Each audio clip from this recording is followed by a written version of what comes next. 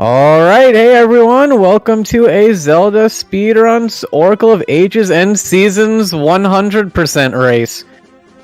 We have got an awesome, probably 11-hour showcase for you guys today with three really cool racers, Dren, Mashy, and Nitros. And starting off on comms with me are Fiery Blizzard and Phenomenon? Phenomenon. Close. Close enough. He's around. He got in. I'm here. Alright, guys, to start off, 100% Oracles is actually going to be 3 playthroughs, 2 Seasons playthroughs, and 1 Ages playthrough. In this race, you will see 16 heart containers in both games.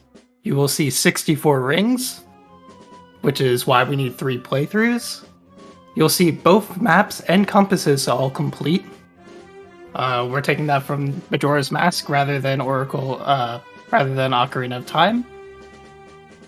So you will see quite a bit of gameplay. So to start off, we're actually going to start off with an Oracle of Seasons speedrun. We're going to do this sort of at any percent. Then we're going to go into Oracle of Ages. We're going to have the Link game. And then we're going to end with a Seasons Link game. And so we're just going to wait for these runners to ready up and to start. How are you doing, Phenomenon?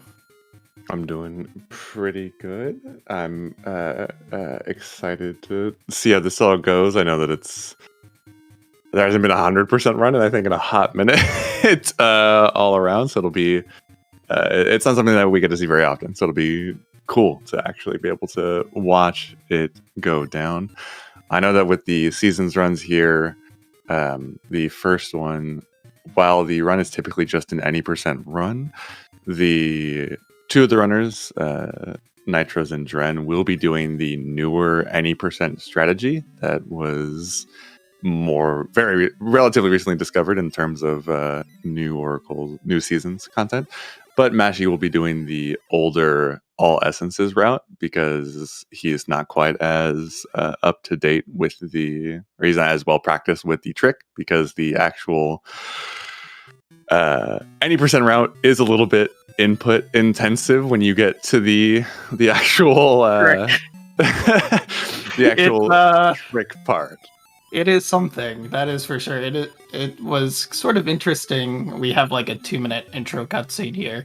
It was sort of interesting how that developed, because I remember Dren was just working on low percent, and he had the skip in D8 where you didn't need the hyper slingshot or the cape. And then like, a week later, Dren's just like, I found a way to skip everything. Yeah,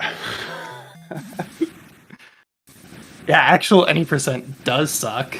As you said, Nitros and Dren are both going to be doing it. You will see actually an upgrade seed satchel from them, and you won't see that from Mashy.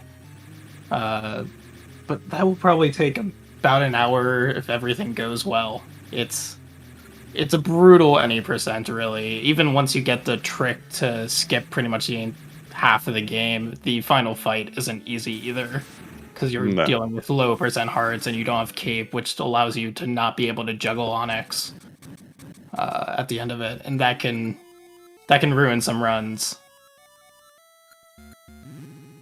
But yeah, you'll see. So this sort of started out back. Let's see. I was the one who originally routed this back in 2014. At the time, it was 4 playthroughs because I couldn't solve an issue even with one of the major glitches you'll see sort of at the probably 7-hour mark or 6-hour mark of Varan Warp. And so the first run I did of this back in 2014 took like 14 hours. And since then, Nitros and Dren have both done runs of this. Nitros has actually done quite a few runs. Surprisingly, I didn't think anyone would ever do this. Actually, like, I did it once just because I thought it was an interesting routing problem. And then Nitros and Dren both started doing it. Then Nitros continued on. And it's gotten down to, about 9 hours or so? Yeah, around 9:22 from Nitros. It's a quick 9 hours. So to start off, it's going to be pretty much sort of the vanilla speedrun. We're going to go to Hero's Cave, and we're going to pick up the sword. and then we're gonna do the first 3 dungeons pretty much as normal. And then that's when we're going to start to deviate between Nitros and Dren versus Mashy, because Mashy's going to actually just pick up all the essences, which is probably going to increase his time by about 45 minutes compared to Dren and Nitros. And then once we get into Ages, the real interesting stuff starts to happen. So the reason why is because in 100% we only care that the final 2 games have all 64 rings and has all the upgrades and has, the completion percentage. So the first season's playthrough is just to get to the point where you're doing a linked Ages run. And the reason why we need to do linked versions of this game is because of Hero's Cave. We have the Armor Ring L3, which is in Ages, and then the Power Ring L3, which is in Seasons, and both of those are only available in the linked games. And so, if you were doing this casually, you need 4 playthroughs, but there's a massive glitch in Ages, which actually gets you into this weird state that you're able to get both unlinked and linked things in Ages, and so that actually took out an entire playthrough, which saves quite a bit of time, because Ages is actually a pretty long game. And then that's not even the worst part about the 100% runs. The big thing about it is the rings themselves. So there are 64 total rings in the game, and most of those are pretty easy to get, even if you're not trying to do a sort of a manipulation. You want to talk about more about RNG manipulation, we can start doing that. But the big thing is that there are 2 rings in particular that I would consider sort of the problematic rings, and they're in Ages. So there's the Bomber's Ring, which is by doing perfect Platinum Goron dancing. And Platinum dancing is actually sort of a pain if you've never done it before. And you have to do this perfectly, and then once you do it perfectly, you have 1 in 8 chance of getting the Bomber's Ring. So you have to do this aggravating pattern dancing where you have pretty tight timings at the highest level of difficulty. And then you have to get lucky enough to get the Bomber's Ring. And the second one is the Light Ring L2, which is also in Ages, where you have a 1 in 32nd chance of getting that particular ring. And so, a lot of the way 100% will work when you start getting down to getting these rings is just, you're going to be doing a lot of random number manipulation, just to make sure that you get the rings you need. And so, Fee, do you want to talk about how we do sort of the RNG manipulation? Because that's actually a pretty big deal, even in the vanilla playthrough that they're doing now. Yeah, so I'll relay back to you for more of the 100% versions of the RNG manips, but it's fundamentally the same. We're going to see the first RNG manips happen towards the end of Dungeon 1 here, which all of our runners are in. But the way that it works is that by hard resetting the game, so effectively powering off and powering on the console, you reset your point in the game's RNG, as it were, and you can progress that RNG in a number of ways. The way that we most often or most commonly do it is by swinging the sword. Swinging the sword does come with 3 different sword tones: a low, a mid, and a high tone. And through a lot of trial and error and just tools that were developed, we were able to basically find different sound patterns that allowed us to manipulate enemy movements, bosses, certain drops, as Fiery mentioned, for those ring drops. Using that RNG manipulation is key to ensure that, as opposed to having to get lucky, we can ignore that altogether, because I don't know about any of you, but I would not consider myself to be lucky by any stretch of any imagination. And if I had to get lucky in this particular category, we go from, 9 hours to 14 hours to 20 hours. It's terrible.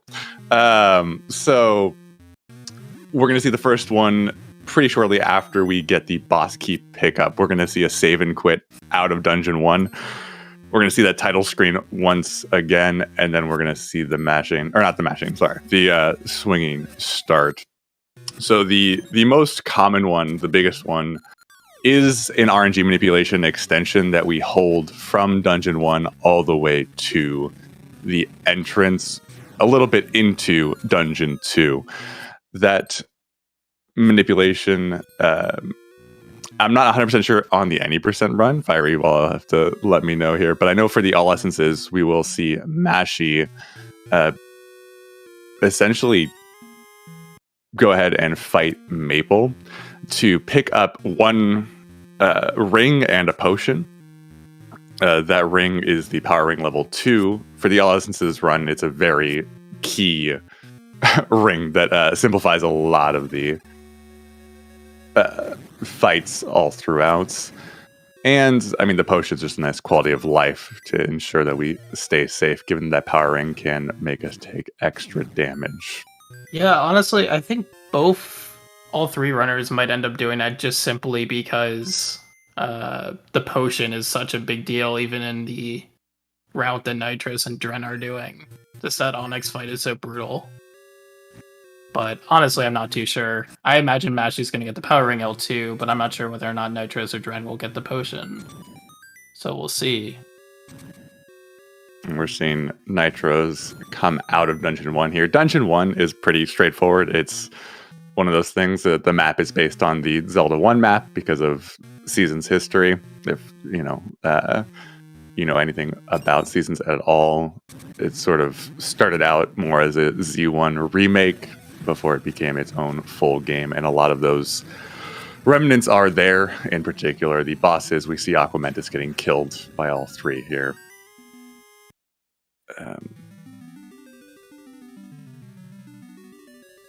He just won this poll. Yeah, okay, so we are seeing Nitros do the manipulation for Maple. There's the potion. Again, the potion, just like it does in most games, once you are depleted of hearts, it will just refill all your hearts.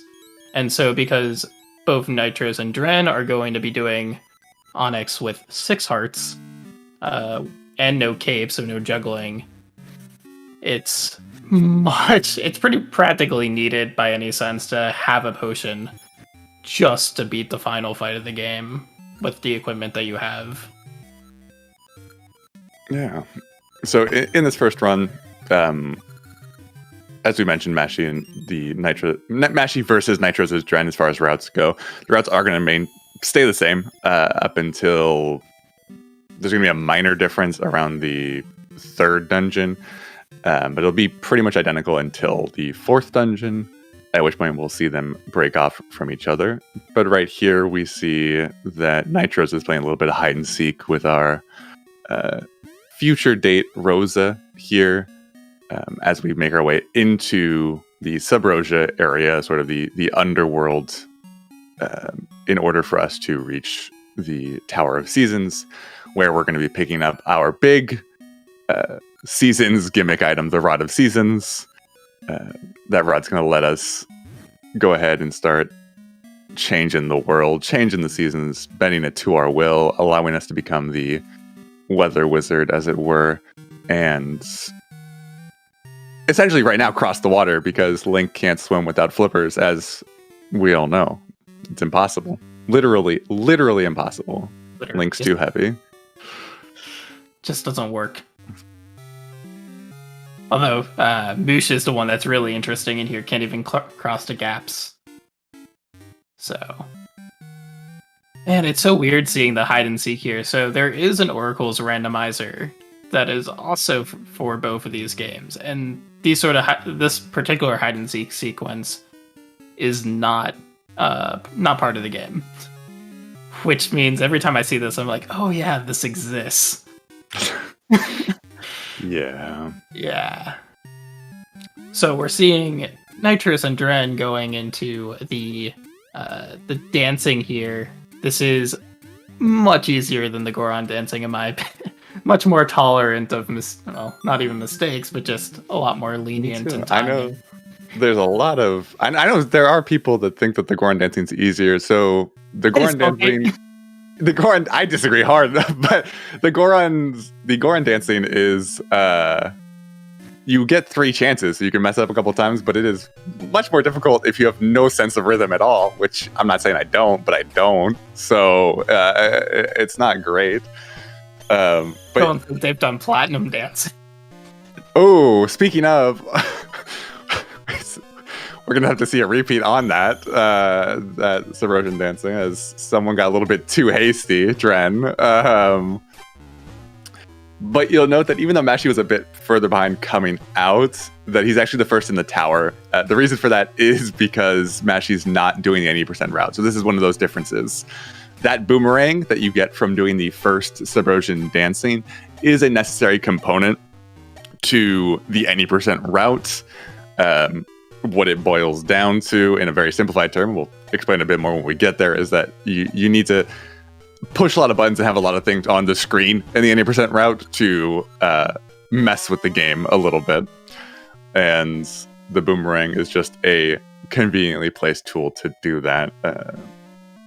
Fill up the game with sprites, as a lot of games are continuing to learn, is that you can do a lot of weird stuff once you start filling up those addresses. Yeah, there are times you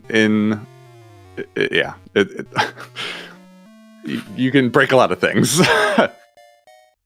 Here we thought that Seasons would be the game that doesn't break compared to Ages, although Ages is still a lot more broken. I always think about it. I wake up in a cold sweat thinking about how for the last 7 years, every time I've done a run of the game and anyone asks about it, I'm like, yeah, Seasons versus Ages. I'm a big fan of the more unglitched runs. Season doesn't really have any glitches. There are a few small ones, kind of, with regards to certain bosses. Like, I guess we won't see it here because this is the English version. But I know, the D2 mini boss in the Japanese version of the game, Facade, he just doesn't spawn if you don't go far enough down, but his hitbox is still there, or his hurt box is still there, so you can still kill him just without ever spawning him. So there's that, and there's just a few little ones. And I'm like, yeah, I mean, Seasons isn't really that glitchy. You have to do all the essences, you got to do everything. And then I watched the game get destroyed entirely, and I'm like, no, what has happened? It's all falling apart. In the span of a week. I don't know if he was prompted because he was doing a lot of making a lot of hacks for the game at the time. So I'm not sure if he was prompted to look into that just because he was trying to see what was possible for his hacks. But yeah. I honestly have no idea what caused him to look into roosters out of all things. Yeah. So right now they're on their way to D2, and they're currently still in the process of holding an RNG manipulation. That RNG manipulation that they're holding is, at this point, intended to hold the mobs in good places here, these moblins. Back before... Ooh. Looks like it might have slight... I don't think... That just might not have cared, or they dropped it earlier on. Just going for it. Or he's doing a version of the manip that I'm not familiar with, because that did not look very pretty. But nonetheless, I know that before the manips existed, that making your way to D2 was a very easy way to kill your run. So having the RNG manip just keeps everything clean, and it'll make these next couple of rooms pretty convenient here. Well, the big reason why maybe Nitros just didn't care because he doesn't have the power ring L2, right? And so he's not taking double damage. Maybe, but still, it's just a nice thing to have. it's convenient. Yeah. This is going to actually come up quite a bit later, but what the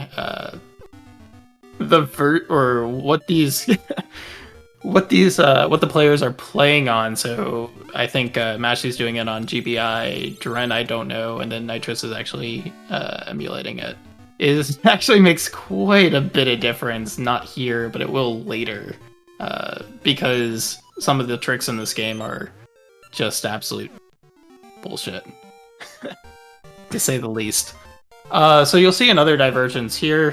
Both Nitros and Dren will be getting the secret rubies in D2. That's to pick up the seed satchel later for the main game-breaking glitch that we see at the end of the run. and with regards to a couple chat things, as far as despite the run being 9 hours, luck is not involved. It's 2 games that you have to play back and forth, but there are RNG manipulations to take the luck out of it. And then so Mashy did skip the boomerang. The reason for skipping the boomerang is because Mashy's doing the all essences run, and Fiery, I don't know, for 400%, do they care? Does Mashy care about getting the boomerang because he can get the magical boomerang without it? Does he still need to pick that up at some point on the second playthrough? I believe that we decided you didn't have to on the 100% playthrough. Yeah. So the way that items work in the Oracle games is that they're not progressive. So the level 1 boomerang and the level 2 boomerang don't require each other. You'll see, like, in a normal season's speedrun, you do always get the level 2 boomerang from Dungeon 6, but you don't ever need to pick up the one from Subrosion Dancing in order to get there. So since you get the final state of the item, it's effectively getting that item. So the reason that that Nitros and Dren need it is for their any % route, because it's a required item. Mashy doesn't need it for the all essences route. So because he's doing that longer route, he's not going to pick that up. Yeah, so the only sort of questionable item, well, people would say mapping compasses, but since I was the one who originally routed, I was like, and I actually am more familiar with the Majora's Mask run because I did that back in like 2007 or something. So I decided mapping compasses were going to be a part of this, but probably the most questionable item in this, a whole 100%, is doing both trading quests in the game. So in Ages, it's required because it's required for the sword upgrade. In the seasons, you don't have to do the trading quest for the sword upgrade. As long as you know the riddle and you know how to navigate Lost Woods, you can get the L2 sword. But we still required grabbing the phonograph, and simply the reason why is because I just simply wanted to include it, and no one could convince me otherwise, and I guess it's stuck in the route. So you'll see both trading quests here. Can't believe you've done this. I truly... Get the music box so that the Deku Scrub can tell me what I already know. How cruel. So the reason why the estimate here is 11 hours is simply because although there isn't much RNG in here, Mashy is doing a longer route that adds probably about an hour or so. Maybe not that much. More importantly is that there are things that can go wrong. The RNG manipulations are there, but that doesn't mean that you get them first try. Several of them are actually just difficult enough that you might spend a while trying to get it. The main glitch in Ages can be absolutely brutal for no reason whatsoever, to the point where no one knows why. So there is some time buffer for that particular glitch, but the RNG stuff has been pretty well manipulated out. Because if you weren't gonna sort of plan the RNG manipulation in the game, this run would take much, much longer. Particularly if you're talking like, there's one not only just for the 64 unique rings, but you're required to get 100 rings throughout the run as well. That can take an incredibly long time unless you do, there's a chess game in Oracle Seasons where just by opening a few chests, sort of similar vein, getting sort of the Lens of Truth in Ocarina of Time, you have to open up 3 to 5 chests correctly in a row. You have a 50-50 chance. And that's our main ring farm at the end of the run. If we didn't have RNG manipulation for this game, it would just take forever to even get 100 rings. Yeah. Nitro's making me laugh out here, dropping Dodongo straight on the ground. What a guy. Helping Mashy out, since Mashy's gonna have a longer first run here. Dodongo, second boss fight, pretty straightforward, pretty easy. Throw a bomb into large mouth, pick up Spiky Boy, throw Spiky Boy into spikes to make him cry, and all is well. So the reason why the runners are in English is that there are certain glitches, particularly in Ages, that do not work in Japanese, that are required for 100%. They actually do work now, but I don't think you can do it without corruption, which is a big deal.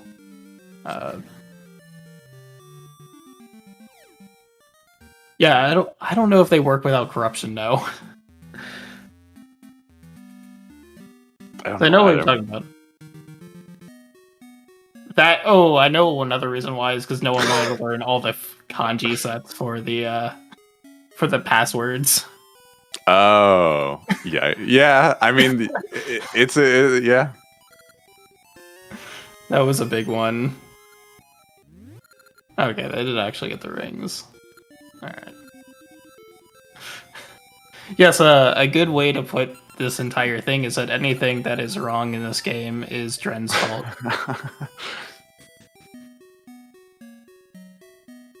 Everything.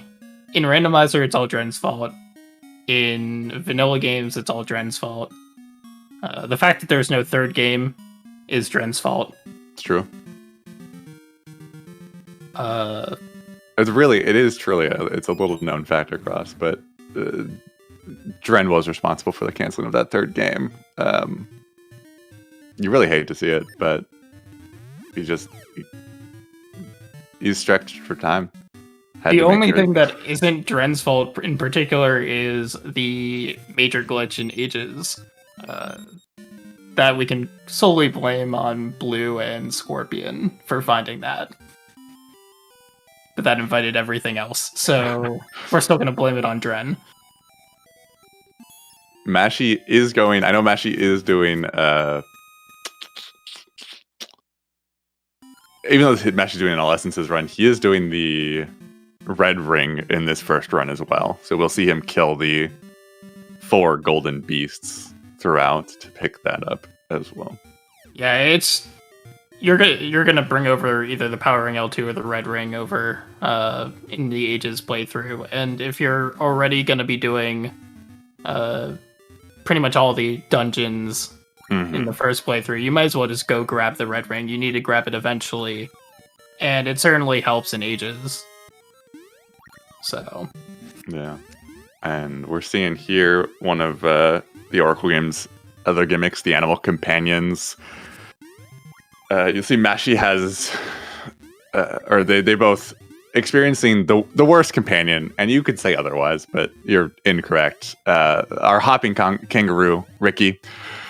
Ricky is, in theory, seems great, can hop holes when you don't have the feather, does a little bit of jumpies, but what Ricky also does is not transition screens unless he's on the ground and walking. So if you jump into a wall, to do a screen transition, you just don't transition. Now, there are going to be people that argue about which companion's the best, and some people will also, it's already happening in the chat, some people will say Dimitri, and I understand that opinion. It's also still wrong, but like I can appreciate it, I can understand where you're coming from. Dimitri is just a red Dodongo, he can swim, he can go up waterfalls. The best companion, the third companion, is of course the giant blue bear that can fly, and you're lying to yourself if you say otherwise. I don't know what to tell you. It's okay, but cannot fly over water. Well, I don't see how that's relevant to the situation. Really, I don't. I mean, you know, if you couldn't swim, would you want to risk flying over water? Really, if you think about it. I rest my case. That's a good point. So something we should mention is that animal companions in Link games do follow the unlinked version, and so because the route gets Ricky's flute, the animal companions in the Ages game and the Link Seasons game will also be Ricky. That does change the layouts in, say, the Nazi region, and also the other region, Ages. And it also changes where the spawn points are for these animal companions. If you were to carry over Dimitri's flute from Ages to Seasons, Dimitri would be in a particular place, or if you were carrying Mush's Flute, you would see him somewhere else as well. So we are going to be stuck with Ricky, except for sort of the predetermined events for this entire run. Honestly, the worst part of 100%. We're going to see... That's the worst part. We're going to see Mashy here. He's going to take a slight detour for the All Essences route, as he needs to pick up one of the 4 jewels that you need. Oh, wait, no. No. He needs to pick up one of the 4 jewels you need for access to Tarm Ruins, which gets us to the Dungeon 6 entrance eventually. The 90% routes. Spoilers. This is the last... The next dungeon that's coming up is the last dungeon of the 90% route. So, needing to access D6 is not really important or relevant. Nitro's taking some time, going on a nice little date, showing her the sights of her home. Yeah. It's bold to go on a date with someone in their home realm and show them around. It's cool. Link's he's a lot of confidence in what he's doing. Not even just the first date, just the first time Link saw Rosa. Also, first time Rosa saw Link. First time Rosa saw Link. Yeah, okay. Hide and seek's the thing. Yeah, I mean, hopefully it's the first time Rosa saw you. Otherwise, you messed up earlier in the run, and then it's just a big mess. Rosa's key is pretty cool. This is so Rosa's key is a master key, a skeleton key that can unlock any lock. So in Rando, particularly in the entrance randomizer branch, you can have an entrance to a dungeon inside Subrosia, and if you enter a dungeon in Subrosia with Rosa, she can disregard the need for your small keys in said dungeon altogether. So you can just take Rosa and have some fun, do some things, open some doors. It's an interesting, quirky little quality of Rosa. She's pretty busted, all things considered. Yeah, the only issue there is that it requires you to do entrance rando. So, I don't even know the last time anyone did an entrance rando. I did one like 2 weeks ago. It's fine. Did you? Okay. Yeah. They are doing different routes on this first playthrough, but they are going to be going through multiple times. It's just that Mashy is not as practiced in any percent, because any percent does have a very precise input requirement involving a lot of cuckoo grabbing. So because he's not as comfortable with it, he's just going to do the All Essences route, which does add 30 to 40 minutes, depending on how optimal the 90% runners are. I know that neither one of them is a active 90% runner, so I don't know how practiced they are in it. But they will save a significant amount of time nonetheless on that. So I would never say we're that. seeing from Nitros and D3 that normally you'd use the shield to flip over the beetles and then hit them, but you can also use your shovel. That will also flip over the beetles. And so we don't have to buy a shield at all in this run. Mm-hmm. Which is good because if you get grabbed by legs, you don't have to deal with a dumb text box that shows up. You just have to mash. What, if you get grabbed by a leg, it's like 16 mashes. If you hit 16 times, your shield won't get eaten. So just something like that. There's your Oracle's fun fact. If you have a shield and you get hit by a light leg, just mash the buttons and you won't lose your shield. It actually becomes important in Ages, although is that incorporated in the route at this point? I could not say. I'll relay that to the Ages commentators when they happen. Yeah, so again, the main reason why we have to do multiple playthroughs is actually, it's not solely because of it, but one of the main reasons is because you need the Heroes Cave in both Seasons and Ages, and those are only available in the Link game. Just to get the Power Ring L3 and the Armor Ring L3. There are a couple other things, such as return secrets and stuff like that, but the main reason is because you need those Hero Caves. So it's a little bit time-based, but as we get into the major Ages part, both Herediman and Glyph will be coming into GlyphDX will be coming in to do commentary in the ages heavy part, and then once we get back to seasons, at the end of the day, Mighty Mouth and Jangler will be coming in to close it out. Did Mashy get grabbed? Yeah. That's always terrible, but it happens. Pretty big time loss. The floor masters can be manipulated based on your positioning and where you're basically where you're pushing your movement buttons at the time of spawn, but it is still very tight. It is definitely one of the worst rooms in seasons for sure, especially early game seasons. If you guys are interested in sort of the hacks that are available in seasons, I'm not even sure if we're technically allowed to talk about this, but there's one in particular that you have to do this dungeon with 1 heart and no weapons, except for bombs. And by far the worst dungeon in that entire thing. Just not even getting through the floor masters, but also just killing the final boss in the dungeon. It's a great puzzle hack, but it's brutal.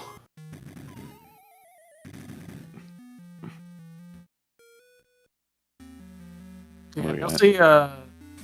Again, these are sort of the vanilla ways to beat these dungeons. You'll see later on they'll grab the mapping compasses in their second playthrough seasons. At least that I had standing ground to include in the game just because of Majora's Mask. Yeah. It is nice. I mean, 100% is rough. I mean, 9 to 10 hours is definitely rough overall. But it is cool, at least on the season side of things, that you do get to see what is essentially, in this case, both an any percent run and an all essences run within the context of the Oracle's run, because those runs are not very long. An any percent run is under an hour. A all essences run, I mean, Nitro's very recently, a couple days ago, just got a new world record in the all essences category at a 137. So the any percent route is, 45-ish minutes faster than an all essences run, but you get to see the sort of full breadth of both of them with, a few minor adjustments for the sake of 100% in the all essences route. You're required to get all essences, so you're required because of 100% definition. Yeah. So you wouldn't see that. I don't think anyone really runs all essences anymore in ages. Simply because D7 sucks and D8 sucks. I don't know. I hear a lot of people talking about how Jabu Jabu is actually incredible. I don't know. Maybe. Are they the same people that think that subversion dancing is easier than run dancing? Maybe. I don't know. But some people love their water levels. I think it's great that the ages any percent skips the water levels. I think that's pretty awesome. See, already the Jabu Jabu apologists coming out, revealing themselves. How dare you? I mean, it's better than D8's music, which I still say is not music, but... Well... Talk about that, too. The worst part about this is, in the any percent route, they skip both... I would consider sort of the two best tracks in this season's game, which is D4's music and the Lost Woods Tarm Ruins music. Wow. Pirate fans in shambles right now. You sort of get that in ages, but... All I know is that I think most people think that the season's music is better than the ages music overall. Do you not agree? Not agree? Oh, okay. Well... No, do you not agree? Oh, no. I do. Listen, I've gone on record saying that I'm pretty music... I know there's a word for it, but I'm pretty music blind insofar that I forget. I've run this game hundreds of times. I forget the song as soon as I leave the dungeon. I cannot tell you any song from any part of this game that wasn't the main Zelda theme once I leave the dungeon. It exits my brain. So from what I remember, Seasons D8 music is scarred into my mind because I've practiced the trick enough times. But other than that, it's I just know that other people think that the Ages music is a little bit lacking for the most part. Figured you'd spend enough time sitting in front of the Tarm Ruins gate, though. You'd think it'd be enough to remember in it. Here I am, not knowing. Couldn't tell you. So we're seeing Nitros head over to the Sunken City area. We're gonna start gearing up for the major trick in Oracle's any percent. Yeah. So Matchy's going to be on his way to D4, and Nitros and Dren, while going the same exact direction for the time being, are just on their way to pick up a nice blue rooster and, be on their way. And we are actually picking up the final vital part of that any percent route. These Gale Seeds. The Gale Seeds are the warp tool. The Gale Seeds allow you to warp to any pre-existing seed tree that you visited. A quick, rundown if you are not familiar with the oracles at all for the seed trees. Those, as opposed to other Zelda games, 2D Zelda games where you have things like the Pegasus boots or like the magic powder that would allow you to light torches, Seasons implements the seed satchel and the slingshot with the different seed types: Ember, Mystery, Scent, Pegasus, and Gale. So that sort of take on those different effects in a more limited capacity, since you have a set number of them that you have to refill. But those Gale Seeds are going to be necessary in order for the any percent trick to work, because you have a lot of frame perfect inputs that involve precisely picking up a rooster and using your Gale Seed to warp you and put you in a sort of glitched state. And while it is possible to do it with the unupgraded satchel, which only has 20 seeds, you are massively pushing your skill if you try to do it with 20 seeds. And so you should see both of them get the upgraded satchel, both Dren and Nitros. I would be shocked if we did not see them. I don't know. I don't know how intense they're feeling. We see Mashy here taking a quick detour. As I mentioned earlier, Mashy is doing the red ring on his All Essences run here. So he just warped over to change the season to summer, as the beasts only spawn on their respective screens in the correct season. So he goes ahead and kills that one, and he's going to need to kill 2 more in order to be able to access that red ring. The red ring is very strong. It doubles your sword's power, which is particularly good for the level 2 sword spin slash. Really will end up doing quite a bit of damage. So we're seeing Nitros go into the second version of hide and seek, where unfortunately there's still no known way in the vanilla game to skip this in sort of minute-long hide and seek. Huh? What? Am I being baited? I'm being baited. All right, I've been baited. Yeah, so Nitros has been trying to skip this. Are we talking about in any percent or? Yeah. Oh, trying okay, to use okay. a triple. Okay. Yeah, trying to use a triple. Yeah, in any percent. Oh my goodness! Vanilla. I thought you said in vanilla, and I thought I was getting baited. So, yeah, you will see. Wow, you scared me. Does Mashy not do it either? Oh, Mashy might not be doing it. Potentially. We'll see.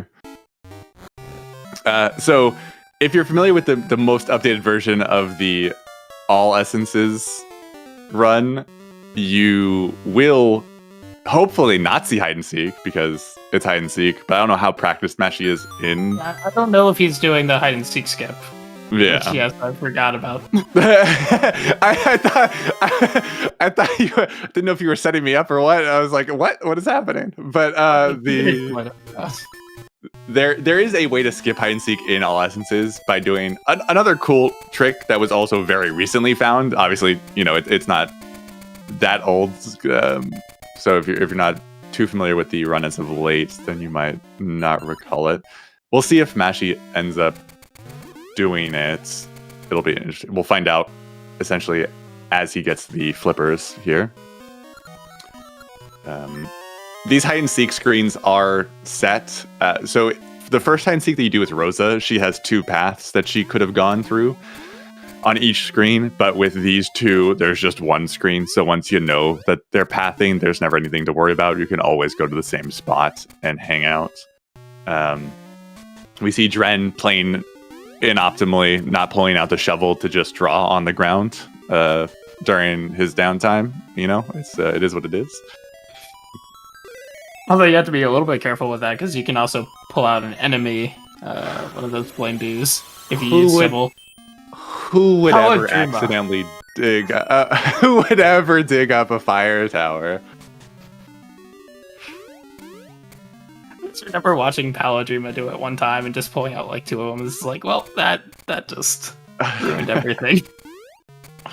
Yeah, you get one spawned on a corner that you have to go through, and your entire life is over. It's fine. Okay. So it looks like Mashy will not be going for the hide and seek skip route. So there's a more updated version of the All Essences route where you do actually go to Dungeon 5 before Dungeon 4. But we're not going to see it here. So we'll just see the 3 hide and seeks. Many hide and seeks. So conveniently, Nitro's just ran out of Pegasus seeds, but he's going to get the upgrade satchel, which refills all the seeds that you have. And so it will go back up to 50. Nitros doesn't have enough rupees. Rupees, but he doesn't. Luckily, there are, I don't know if he's going to go grab the tree or if he's going to do a RNG manipulation to grab 100 rupees. So we'll see. It's kind of on the wrong screen for, I guess he could. Yeah, so he's just going to do the first ruby RNG manipulation. You can pull out 100 rupees from the ground, just like that. And I think we have a chain to like 1,400 rupees or something like that. But all you're doing is basically mashing through the start, which flips the RNG value once per frame, and then doing certain screen transitions, which increases the value by 256. And then, or 255, and then swords, which increment it by 1, and you're just listening for a certain pattern. Mashy out here, properly respecting the shovel tech, drawing the Paladrima P on that first screen of hide and seek. That's what we like to see. I'm now an unabashed Mashy supporter in this race. I know that he's doing the longer route, but it's a long run. I think it could happen. I'm all for it. Good stuff, Mashy. We like to see it. And so Nitros is heading back up to start the main trick in Season's Any %, which is what we call Rooster Skip. The way this works is that if you grab a rooster on the same frame that you Gale Seed away, it will keep that rooster sprite and it will fill up a slot in some sort of memory. I can't remember which boss it is. And then if you do grab enough roosters, you essentially force the game to start putting memory in other places, and then you'll start skipping events if you have enough sprites on the screen. And so what this requires is a total of 14 roosters being cloned on your screen at once. Yeah, we'll see.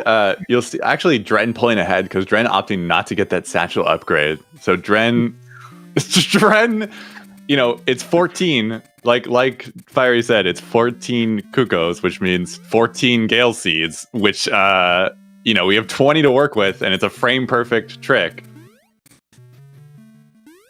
So just do a casual double-digit frame perfect inputs in quick succession, and you'll be fine. Just push the buttons, forehead.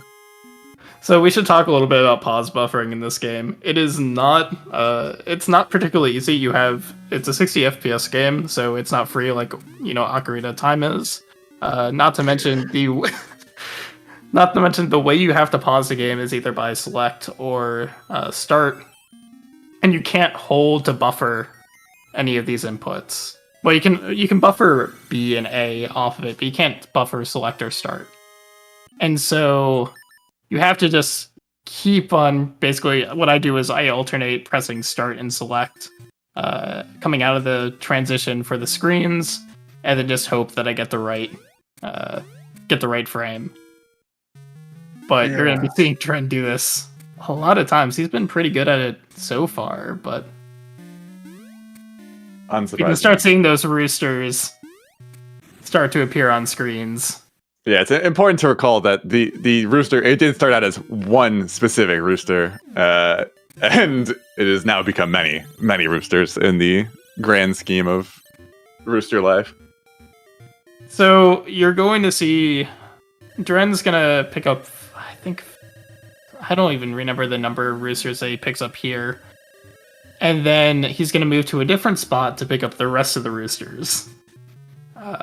Just because of the number of sprites that are available on screen. You cannot simply dupe one rooster. You must dupe all the roosters. I have no idea what prompted Dren to look into this at all.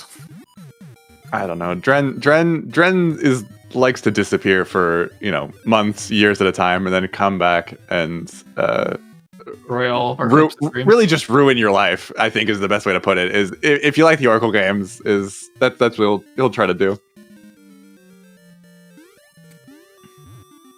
Yo, this no bomb drop. Dren unlucky right now. This is the most RNG you're gonna see.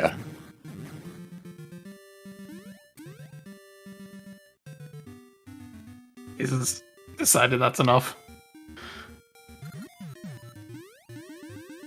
So again, we're trying to fill up basically the number of sprites on the screen before we transition. If you mess this up in a particular way, you just lose all your roosters. This trick is never safe. Really free. Yeah, it's never safe. It's part of the reason why any percent, even though it is, pretty significantly faster than all essences, is not quite as popular of a run compared to all essences, just because of this part. This part is very precise and still risky, and it looks super awesome and super cool when you watch the game break and seeing the roosters bounce around and follow you around from screen to screen. But it's so many frame perfect inputs so quickly. And then ultimately at the end of it, there's one, the last thing you do is you have to do it correctly or you've just lost all your time. Right. Run's dead. So hopefully, good luck to Dren and Nitros in getting the final part of this trick. But we're going to see Mashi head into D4, so our Dancing Dragon Dungeon. We will see I assume Dren and Nitros will probably be in Onyx's castle before Mashi works his way through this. Assuming nothing, that's the hope. I mean, that's definitely the goal. As long as they don't lose it, and at least they're on their way over to the castle, then things should be fine. So the any percent record, I can't remember, is it 54 minutes? Let's see, 52 minutes. Yeah, I think that Shiba was grinding it out, has the any percent record, took it from Nitros. Which we can also say, is almost a low percent record, except they do get heart containers. Yeah, the difference between the any percent and the low percent would primarily just be that in the ring, I guess. What more to do than just, lose your strength and a couple hearts? You can do the same thing, it's fine. We're getting to the end of all these cuckoos. I'm surprised Dren has as many Gale Seeds as he does. Dren's honestly the cyborg. frame perfect inputs mean nothing. They're just, again, just push the button and you don't have to worry about anything. All essence is low percent. I still think Dren's the only person to have done that. Because I never decided to try to learn that hyper slingshot skip without feather. Or without cape. Without feather? Without feather or cape, yeah, that'd be interesting. How you beat Onyx. That trick just amazes me every time I saw it happen. Because I'm just like, I remember Dren did it by task, and he's like, there's no way we can do this RTA. Then like a day later, he's just like, I got it. It's like, how? Yeah, so the unloading or the loading of the rooster sprites that they're doing here, that has no real importance on these screens, but we basically take these all the way to the entrance to Onyx's castle, and before you have, the way that it works is if you enter into the sort of staging area for Onyx's castle, you will get pushed out if you don't have all 8 essences. You get sort of shaky screened and sent out. But if you have enough roosters and do a couple of digs, you can deload that barrier and just walk right past it. So that's what the point of the roosters is. We see, it looks like Dren has his roosters. Dren has the roosters, so now it's just a matter of making sure that he's got the end part here. Nitro still needs to get a couple more. I don't know exactly how many. We see that Nitros has burned through 16 now of his seeds. So here it is. We're gonna basically try to get as many things on the screen as possible. So we're gonna dig, gonna throw a boomerang for a clink. We're just basically gonna fill up all the spots that we can possibly get. Okay. Need more sprites. Need more sprites.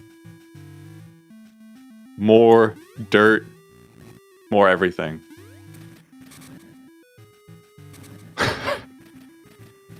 Basically the climax of the trick. Yeah, It's one working. shot of this. Yeah, it's so tense. Oh my goodness. Nitro's now on his way. Looks like he has all of his roosters at this point. Oh, or I mean, I think he has all his roosters. And there it is. And he got it. Easy. Ooh, big shout out to Dren. The reason why you have to even equip the power bracelet is because you have to cancel the dig to get more sprites on. So it's not even just digging. Dig canceling, boomerang throwing. It's everything.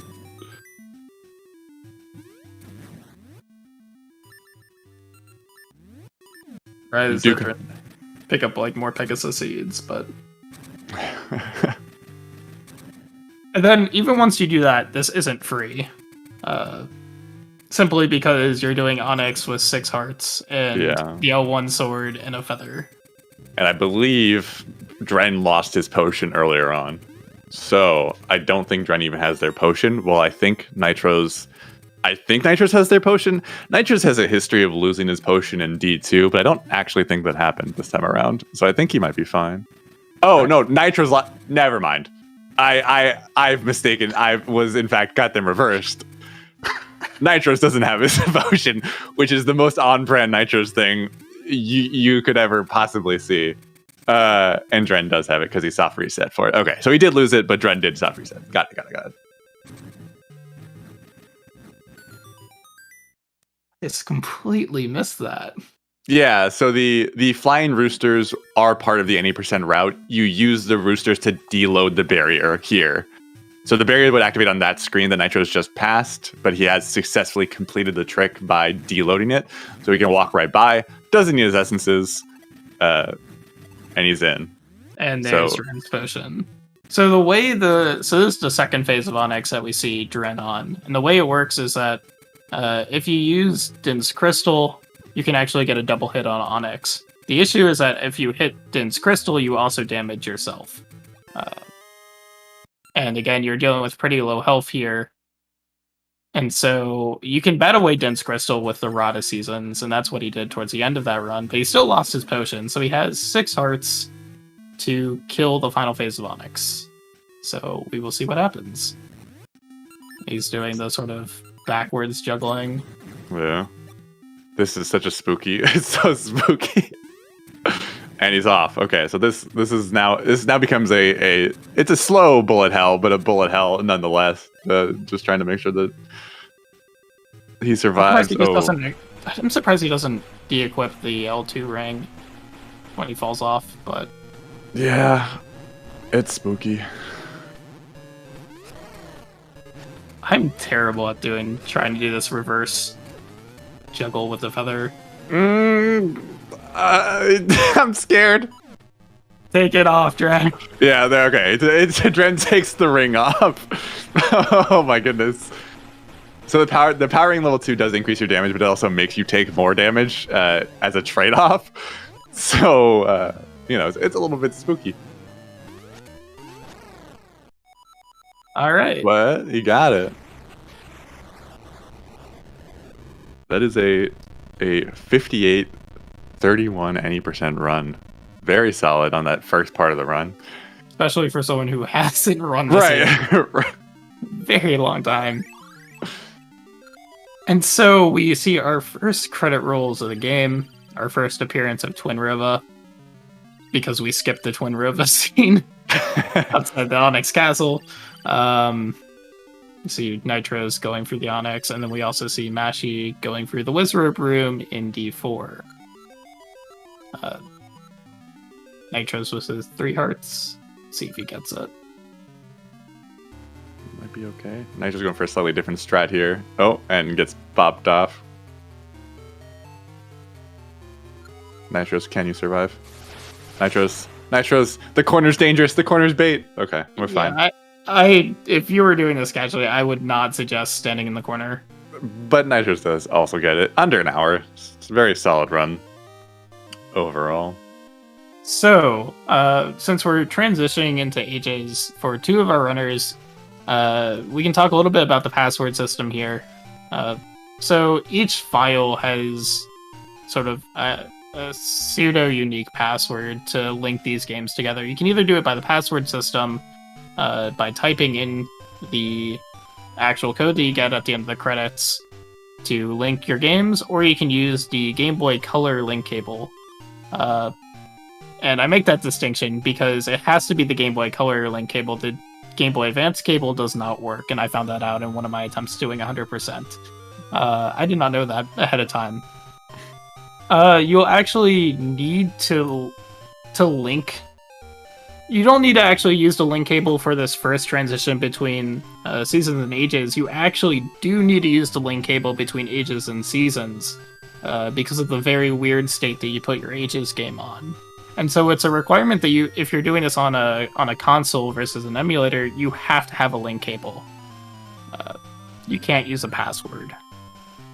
But just keep that in mind if anyone wants to try to sort of replicate this route on their own. It is a requirement to have a link cable versus using the passwords. If you're also interested, there are non-unique passwords that work on every game. There is some sort of... I know there's a website that documents these things, where you can just basically load all 64 rings at once if you wanted to. For rather obvious reasons, that's not allowed in this run. You can't artificially give yourself 64 rings. What do you mean? I can't? That's unfortunate. That would make 100% a lot better. Well, it's also interesting because so I should also specify that you get 16 heart containers in 100%. But in ages, it's almost. I also have to put in the addendum that you have to grab all 12 heart pieces. And the reason because of this is you'll see that ages is a very, very weird skip. That forces your game into sort of a pseudo-hybrid state that you both get unlinked and linked things. And because you're in that sort of pseudo-hybrid state, and you're seeing the green ring from Mashi there,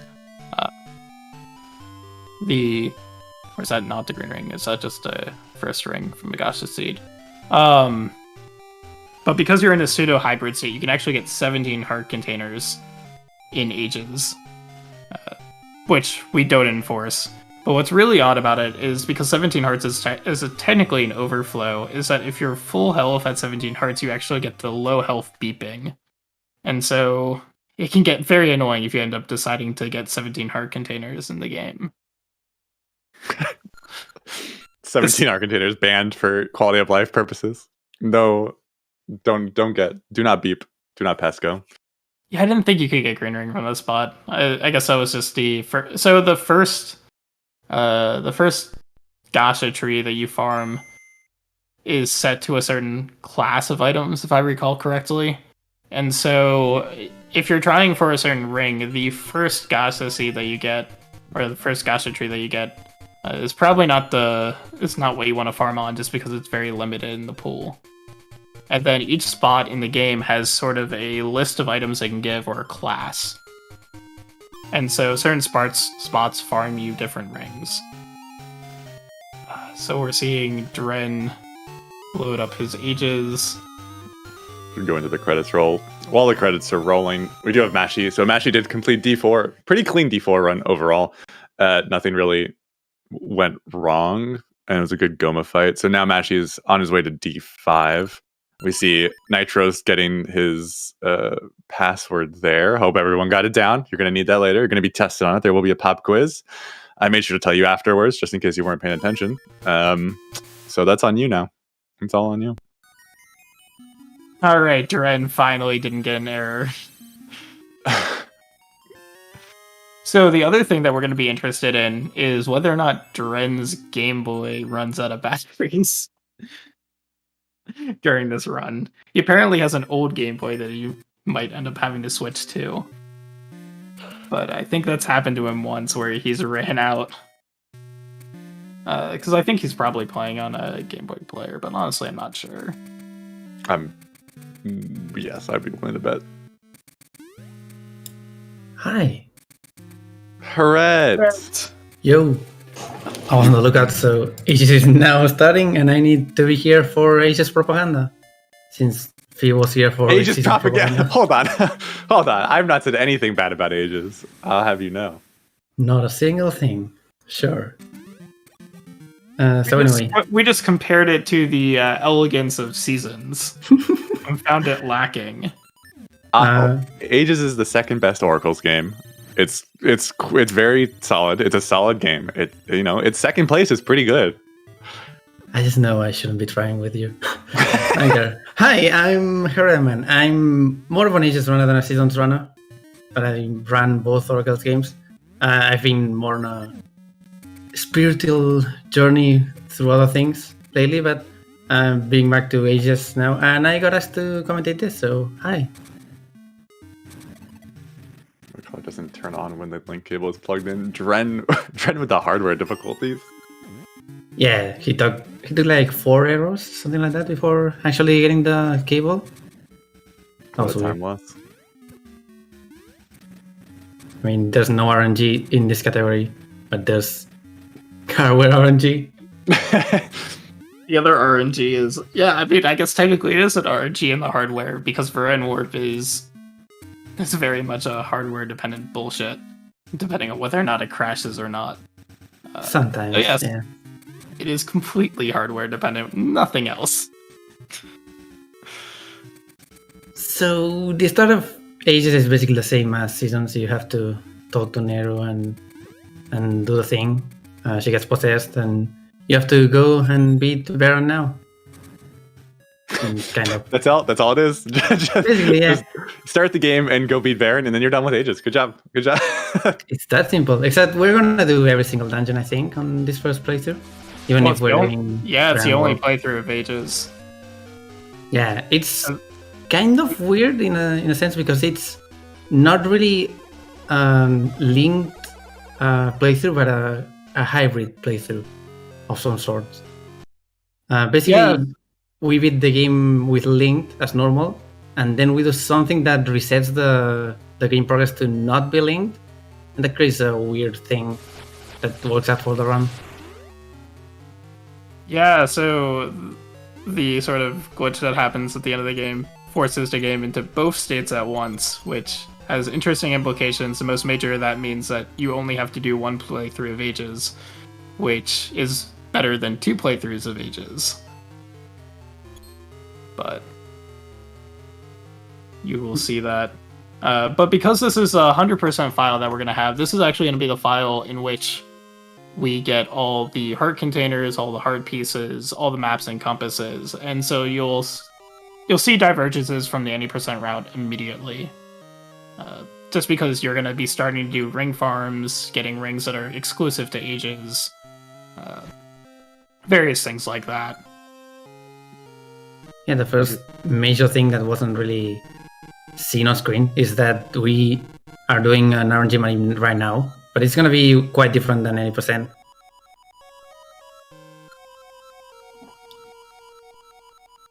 And you also get a shield, right? Yeah. Yeah. That is actually important now. And we see Mashi working his way through Dungeon 5 of Seasons. Nothing really too special here. Oh, Dungeon 5 is a great speed dungeon. It's very, very quick. Wow, can't believe Trez coming in as soon as the best commentator in the world, Herediman, comes on. It's fucked up. How dare you? Can't believe this has happened. Yeah. Alright, we're starting with ring transfer. I forgot about that. Getting power ring level 2 right at the start is pretty good, considering we don't have to money for it. We just get money. Everything will be fine. And back when I did this, or back when I even touched Ages, the Expert's Ring was still a manipulated thing for the Tokay Island. That's how long ago it was. Expert ring was really, really cool. Too bad it's not really around now.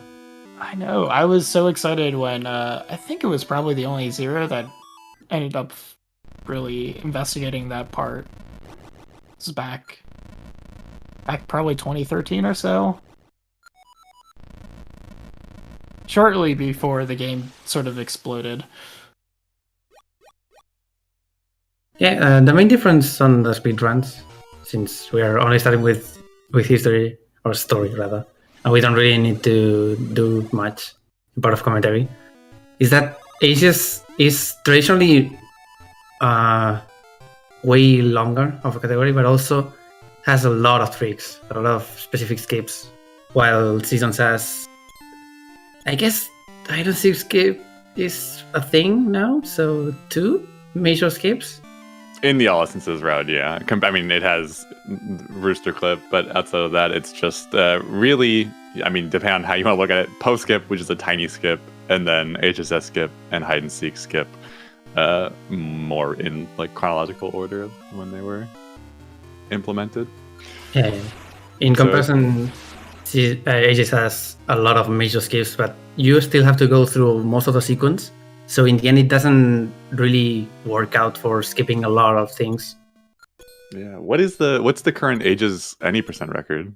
I think I Nitos destroyed it. I think it's 122 right now. Yeah, 122.40. It's a pretty amazing record, and also aided by switching to Japanese, which we couldn't really do for a long time. But it's not the case for this. We specifically need an old 80% trick. Old now. Feels weird to say that. A trick that we used to do specifically for English version is really important for this route. The one that makes the file hybrid. No spoilers. By the way, 100 rupee here, or maybe he already got it? No. No, they both only have 0. I don't know if I are supposed to get 1 here, but I'm guessing so, because they also got the... Oh, that was maybe something. So... Yeah, I'm used to that 100%, or that 100 rupees. I assume Duran's probably going to do... I mean, there are other manipulation points, certainly, in this game, so I assume he's going to be doing 1 later. Yeah, you can basically, at any point, just hard reset, do 7 transitions, and then start digging until you get 100 rupees. It's not that hard to get money. In fact, one of the rings is to get 10,000 rupees, so... one of the most important rings, actually, that you get, particularly in Ages, it's a Ages exclusive ring, is the Gold Joy Ring, which you may not find casually because it's very well hidden in Ages. You need to know where specifically to bomb in Goron's Mountain, but the Gold Joy Ring doubles rubies, doubles hearts, doubles ores, doubles pretty much any collectible item, statistically. So, for instances, if you're trying to do the 10,000 ruby ring, you very much want the Gold Joy Ring. Over on the top right, you'll see Mashi using those mystery seeds to force an Ember Seed to come out and light the torch. It's just slightly faster than switching over to embers on your slingshot. Well, in theory, it's faster. In theory. It's the mystery seeds, when you tap them, shoot them out, they have a chance to do any of the 4 other abilities, so it's a 1 in 4 chance. So you should usually get it pretty quickly, but it can be difficult. You can definitely run out of seeds on that torch if you're not paying attention, which is not good. But yeah, in Ages, they've saved the Maku tree now from her captors, as it were. And meanwhile, Mashi over here picking up his last jewel so that he can get access into Dungeon 6's area. We'll have to go through the Tarm Ruins. Someone asked earlier for the music banger section. Mashi will now be having the banger music according to the general Oracle's community, from what I understand. It's really good, yeah. And then, yeah, that's what they say. People love it. Anytime anyone ever gets here, there's always talk about how great the music is. And this section... One small thing that I want to tell everyone about, and they just said, when you talk to the Maku tree, you can talk to the left, and the seed satchel is going to talk to the right, and that's faster.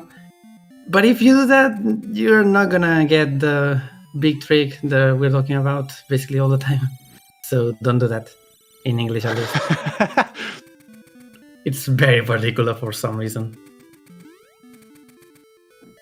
And you'll see Mashi coming up, killing another golden beast.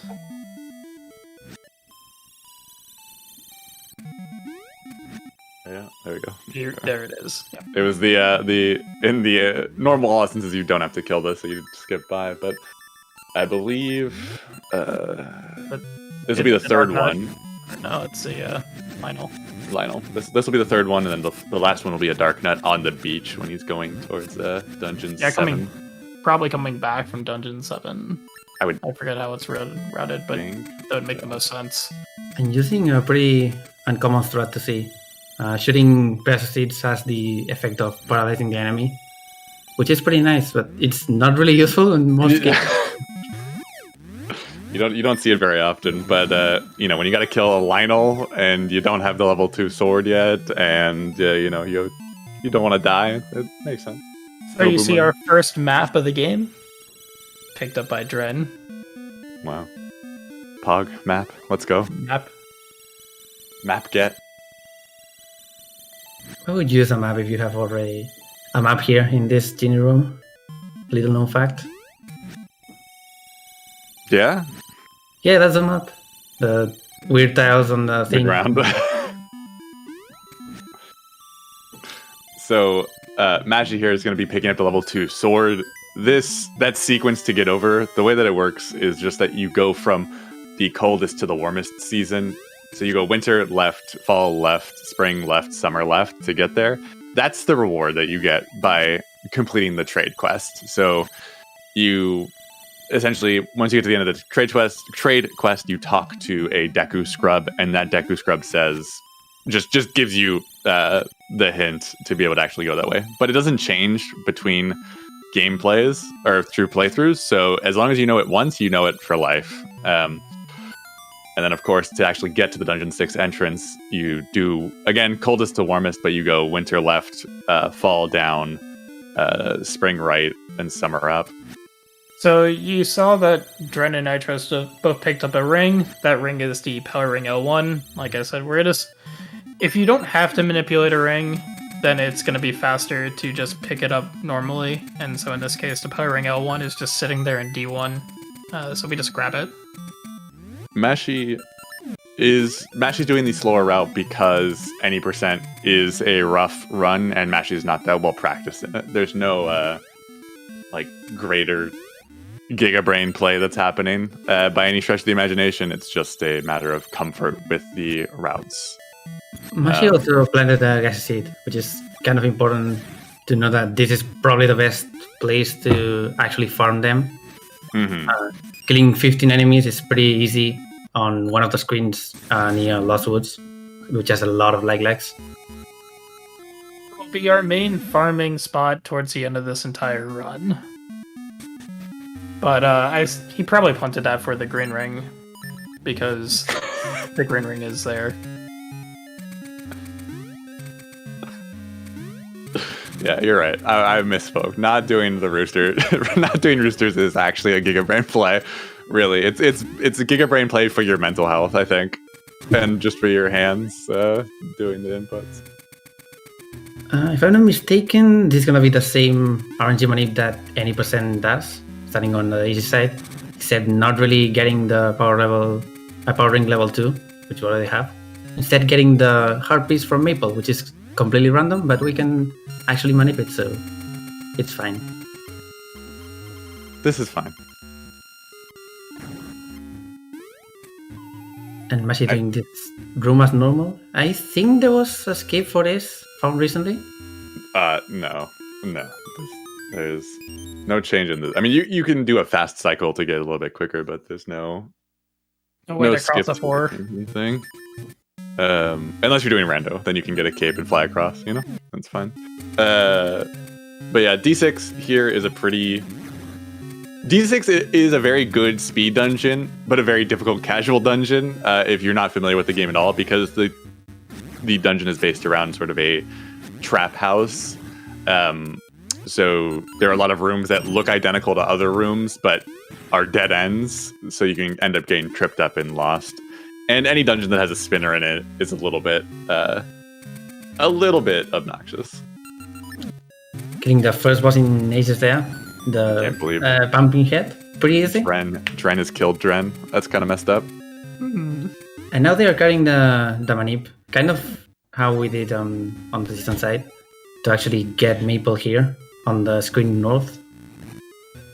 I don't know the actual slashes, but let's just say that they are gonna bump into Maple, get the harpies, and probably get a potion. Potions are more important in ages than seasons. They are part of the story progression. Yeah, so you do need maps. I was gonna say you do need to get the dungeon maps and the compasses. So you're gonna be seeing a lot of chests that you would not normally see if you watch a standard ages run or a seasons run. As I mentioned before, I just took that liberty from Majora's Mask, but that's so. We're gonna be starting the trading quest. What? You're dying. I need water. That's what I need. So you're starting the trading quest in the ages screens here. The poke lock room is actually a very interesting room, although it doesn't appear to be that way. But for whatever reason, and we're not entirely sure why, it sets something different in the game. Visiting that particular screen that causes the ending trick of the H's, that causes the whole hybrid state to crash a lot more often on console. We have no idea why, but it just changes something to do with the state. And so if we could, we would actually we would delay the trading quest as much as possible. But unfortunately, the ending trick, or the main trick in the version here, would make it so that you wouldn't be able to even start the trading quest. And so we're locked into basically making the ending trick here a lot more bullshit than it normally is, and the trick is pretty well bullshit to begin with. Ooh, Dren missing group is there for the gaseous seed. We're gonna need a lot of them, so it's kind of important to have money for that. So he's gonna do a small money here. Maybe? Dren? Yes. Dren? Yep. There we go. He got it, I think. Kind of. Just gonna dig for a little bit. There we go. That counts. He's gonna get more because he's already on the. He's already on the chain and still need more rubies. So Neto is gonna be far in the lead, just from having those rupees before, instead of having to farm them here. And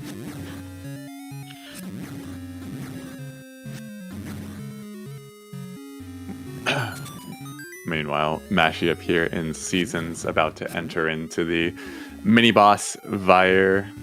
Vire's a real sweetheart in that Vire can ruin your life if he wants to. Is 3 different patterns that he can move around in.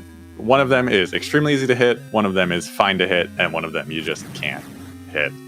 So hopefully Vire's nice to Mashy here. Otherwise it's going to be a little bit... We're gonna see a lot of fire in this run, by the way, since we're doing linked. yep. It's part of the story, basically. Mid boss in both games, and an underling to Twinrova, I guess we can call it that. So he's gonna appear in some history events. He also forces a Donkey Kong sequence in Ages. About that, yeah, we're gonna see that in maybe an hour or something like that.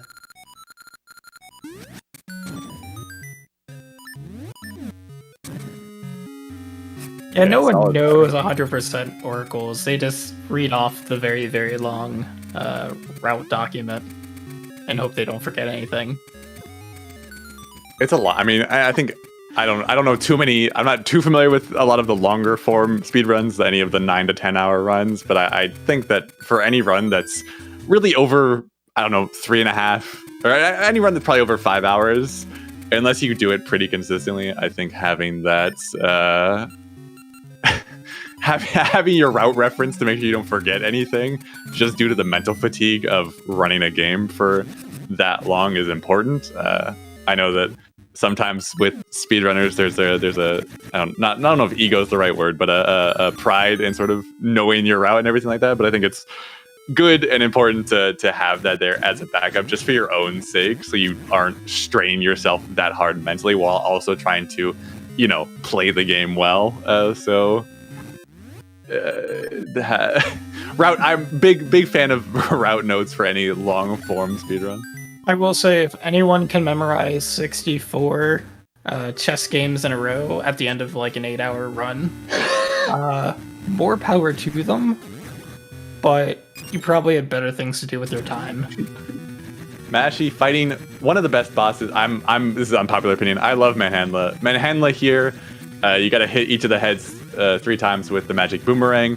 The magic boomerang is very fun. I'm a big fan of the magic boomerang, but also I'm the only person that plays this game with an analog stick. So the magic boomerang is pretty free, as opposed to using a keyboard or the directional pad. As having 4 directions to push is not as ideal as having more. So we did pick up the main gimmick in Ages, which is the harp, and the Tune of Ages. Or not Tune of Ages. God damn it, Tune of Echoes. The task strat for Manhandla is to jump into Manhandla and boomerang him to death. It's I mean, you can make that play if you want to. You can take that risk, but I don't recommend it on account of caring about my life and wanting to survive. And first part of the trading quest in Ages, by the way, giving the clock to the mailman and getting a letter. Just Manhandle is also probably the worst boss in Seasons to die to and then have to go all the way back. Yeah. I'm trying to think if D8 might be longer, but no, I think D6 is. I don't know. It's hard because Dying to Medusa Head is pretty hard, just because you have so many hearts at that point, and Medusa Head is not a particularly difficult boss in D8, but time-wise, it's probably similar at those two. And then there's you get RNG trolled on the switches. Doesn't Jangler have like 32 switches or something like that to get into? I don't think Jingler goes that high. I know that Sagaz famously has posted multiple clips in the Oracle's Discord about his experience with the buttons in D6 because it's a 50-50. It's not as bad. I don't know. One of you may know, is the D6, because there's a 50-50 in D6 in Ages as well, but I believe it's rigged a little bit. It is, yeah. First try is always a fail. Thankfully, I think it was right. But there's a program now to predict the first try every time, or second try rather. Imagine having a 50-50. Less than 50-50, isn't it? It's like 7/16 or something. It's something really stupid. It's 2 switches or 2 levels rather. 25. Not really. It's not consistent. That's basically what we can say. And hey, bombs in Ages, which are not as free to get. We have to go through a lot of things. And we can enter a dungeon 2 there, while Mashi is going to the desert to have a small side quest thing to get the broken bell. It is one of my favorite differences between Seasons and Ages. Just that's like unimportant entirely, but like in Seasons, in D1, you just hit a chest and there happen to be bombs in it, so it's like secondary thought. But in Ages, you have to get mystery seeds to give to the guard, to give to the queen, so that you will become worthy of the reward of bombs. It's just very, very funny to me as a progression item. It's good.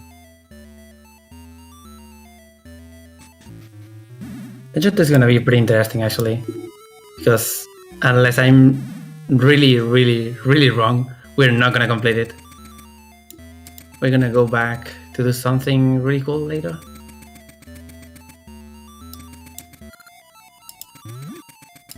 Mashi, meanwhile, picking up the skull. There's a manip here, so it gets first try anyways, never mind. Why manip when you can just get first try? So the desert here, you need to get a bell. There are sand traps, essentially, quicksand that you can fall into. There are 4 set locations that it could be in. Mashi got very lucky with that first one. There's a manip that you can also do to ensure that you get the first one. But if you're just lucky, you don't need to worry about that. Which means that Mashi can now go ahead and repair the bell, give it back to the pirate captain, and then make his way onto the beach, where he'll be able to enter into the best dungeon in either game, and I'll fight on it, is Seasons Dungeon 7.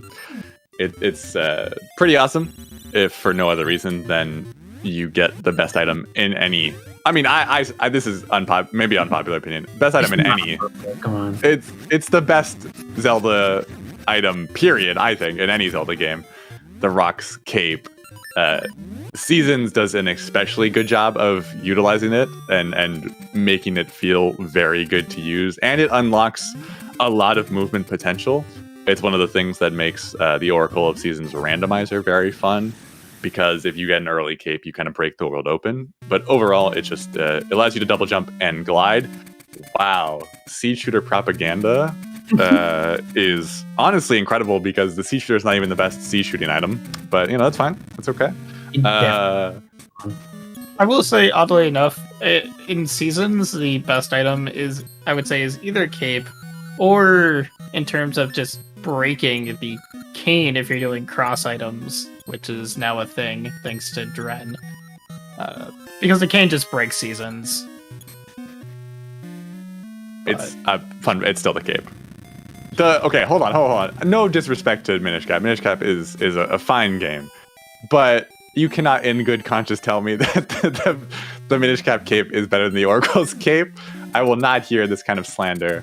I'm gonna super shake on that, because it's so terrible in comparison. It doesn't make sense, especially. It's so weird. It doesn't feel right. You can basically just get a double jump on one direction and have no drift. It's bad. Yeah. So. Mashi here, if you're into, again, Mashi's music, the pirate music is another big fan favorite, I think, I would say, for the music in Seasons. This right here is a 1.5 to 2 minute cutscene that would be a perfect time to take a quick bathroom break, grab a snack, except for the fact that you have to mash through all the text. So you can't do anything. So you just have to sit here and push your buttons. But yeah, Well, sorry, I'll stop talking and let the music play. We're gonna hear the same music in ages later because for some reason it's the same one on the D8 area.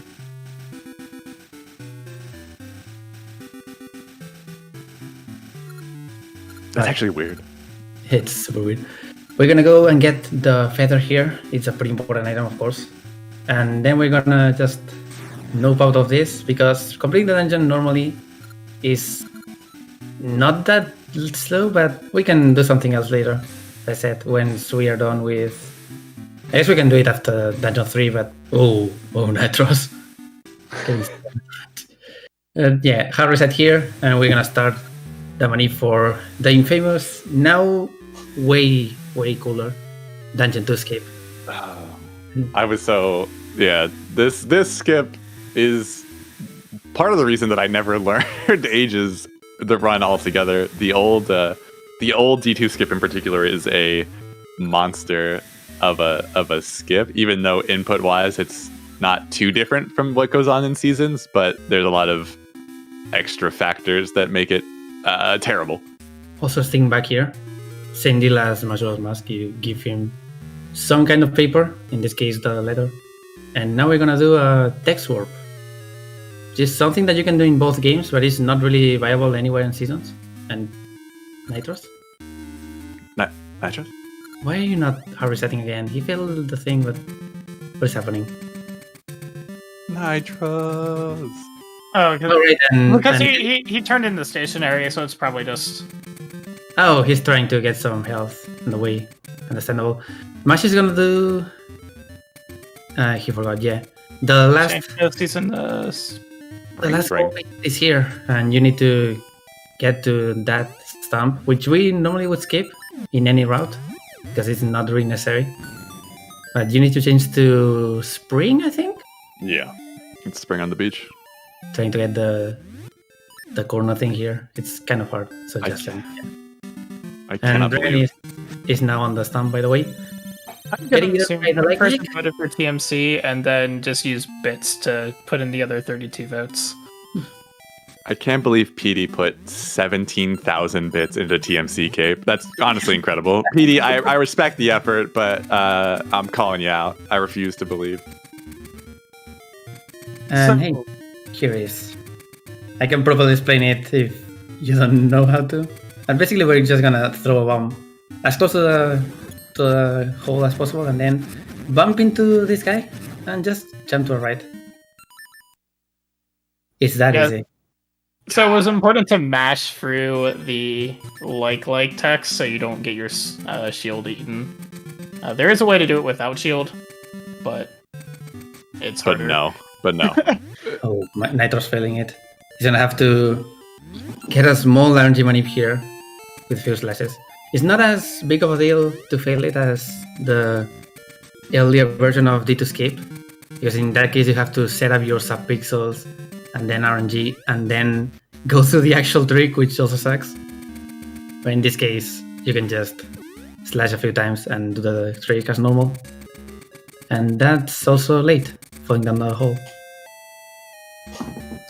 Meanwhile, Mashy in the best dungeon. As the chat engages in the bits war to I don't know who the Minish Cap stands are in the chat. I appreciate you. Minish Cap is great, but you're wrong here. It's okay. You don't have to be better at everything. You can take the L on this one. It's understandable. Mashy in Dungeon 7 again. Dungeon 7, great dungeon, awesome. It's a lot of good platforming, jumping, especially once we get that cape. We are going to see Mashy do a trick here called post skip. So you see that those lights are going out on the torches.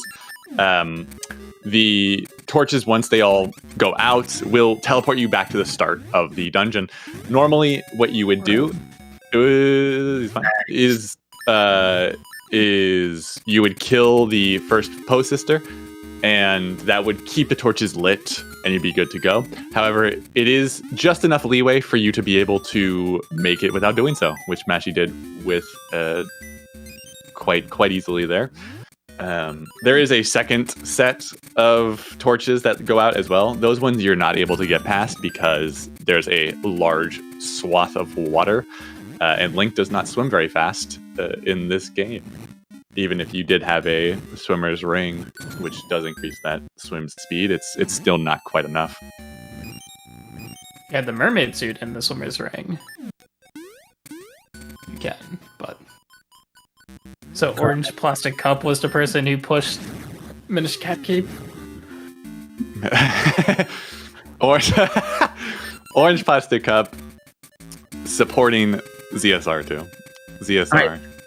Time for some more easy section because doing the escape allows you to get the best seats as fast as possible, which is not intended at all. This is a Dungeon 5 area, basically.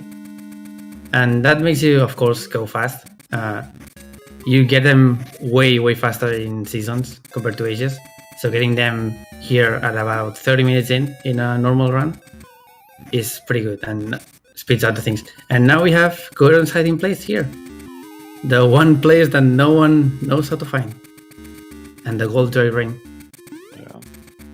Meanwhile, in D7, Mashy here doing these jumps. These jumps, the game actually wants you to have a cape here. You're supposed to come back after getting cape.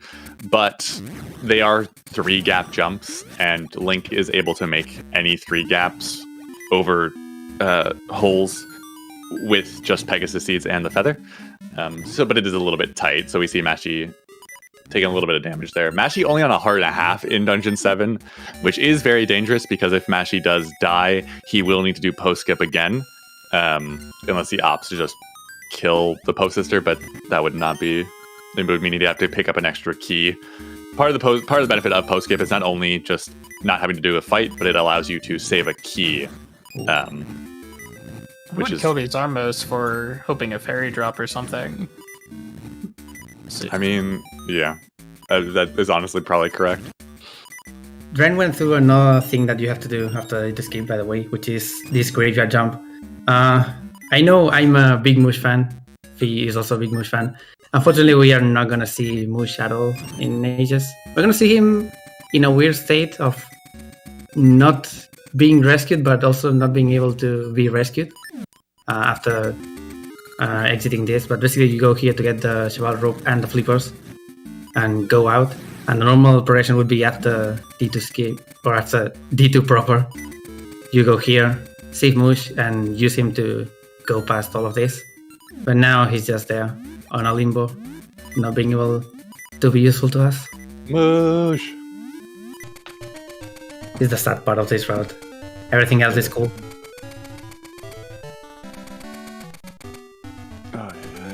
Mashy here, using one of the properties of the Magnet Glove as well. That Magnet Glove, while allowing you to push and pull yourself to any magnetic items, or sort of stationary spots, you can jump out of them. Oh my goodness, Mashy has half a heart going into the room with the cape. This would be the worst place to die. He has the potion, right? I think. Oh, he might have the potion, yeah, you're right. But losing it here is pretty bad. Either way. Yeah. He did get the cape though, so okay. Lise has the cape, and he's survived. Keys were nice in that room. Keys can be pretty bad there. The keys can just sit on top of the chest and then slam into you. And then there is a fairy that is coming up. So yeah. So now he's safe. Now that he has the cape and it's gone out, there's no enemies between him and the fairy, so he doesn't have to worry about dying at this point. As long as he didn't fall into a hole on accident. But with the cape, we don't really see that happen. But now we have it. Now we have number 1 item in Zelda. All right. that was a little scary. If that fairy flies away from you and to the point where you can't actually grab it, it does respawn. So you could just simply leave the room and come back if you're ever actually nervous about it. Nice jump there, by the way. It's not easy. No. But now Mashy fights on the mini-boss. The mini-boss here, same mechanic where this time they actually just go and blow the torches out. If all 4 torches go out, you do get sent back to the start of the dungeon. This fight, the fight itself is not hard. You don't really die to the fight ever, but if you get a bad clang with the sword of the Poe sisters, you can end up like pushing yourself too far away, and then they blow out the torch and get sent back, which is a pretty significant time loss, especially because doing post skip again with the cape is a little bit difficult if you're not used to it, because if you have feather, you can just hold A and jump around. But if you have the cape, holding A means you extend your cape, which kills your speed, which makes the post skip a bit more difficult. And we're seeing here that Mashi is going to go ahead and skip this key on the left-hand side, skip that left-hand side altogether, because we got to save that key by doing the post skip, and can instead go straight to the boss key, doing a little 1, 2, 3 action here. So you will not see that in the 100% route, simply because I think that chest has the compass. So that chest, or is it? it's the key. The key. It's a key. Yeah. Okay, yeah. That's just smart skip. Column in ages, yay! With a small oddity of having such a upgrade available, you're not supposed to be here with 3 seeds, which is the requirement for that. So now we have 50 seeds right on our pocket.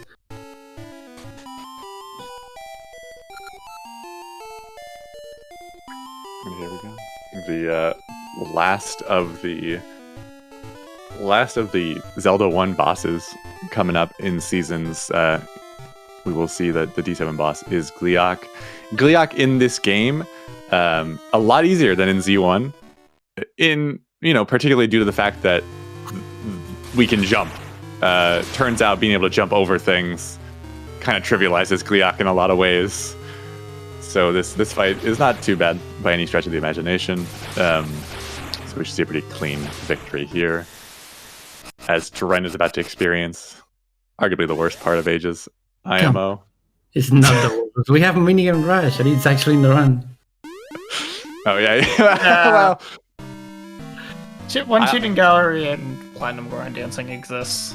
I guess that's fair. I'm just thinking about the childhood Fee who got to Tokay Island and lost all of his items and was very sad for a very long time. I forgot about that. Rosa cameo. Rosa. She remembered our date. Yeah, Crescent Island is basically you get stranded here and you get all your items taken out, basically, and you start with a shovel, get the sword, and then you have to go through a pretty long sequence. Basically, swapping your shovel with either the bracelet or the feather in order to get the sand seeds and then buy both items. We're gonna skip most of it, and it's pretty funny how we have 2 ways to do that. One requiring the expert ring, which Fiery mentioned quite a long ago. But now we can do something else. In case you like shovels, we're gonna see a lot of them. Yeah, this is definitely the sheer difference between how this works in a casual playthrough, if you don't know how to do the trick, and being able to do the trick is significant. But having to do especially if you're a kid, if you're 10 years old, 9 years old playing the game, and you're trying to figure out how best to do your trade so you can get everything you want to get and also get all your items back, and you're still sad about having lost your items in the first place. It's a rough experience. Oh, and Mashi got the red ring, so it's time to praise. One of the best rings in the entire game. Yeah. Doubles your damage output. Exclusive to seasons again. It's that one guy on the stairs that we just visited after beating the 4 golden beasts.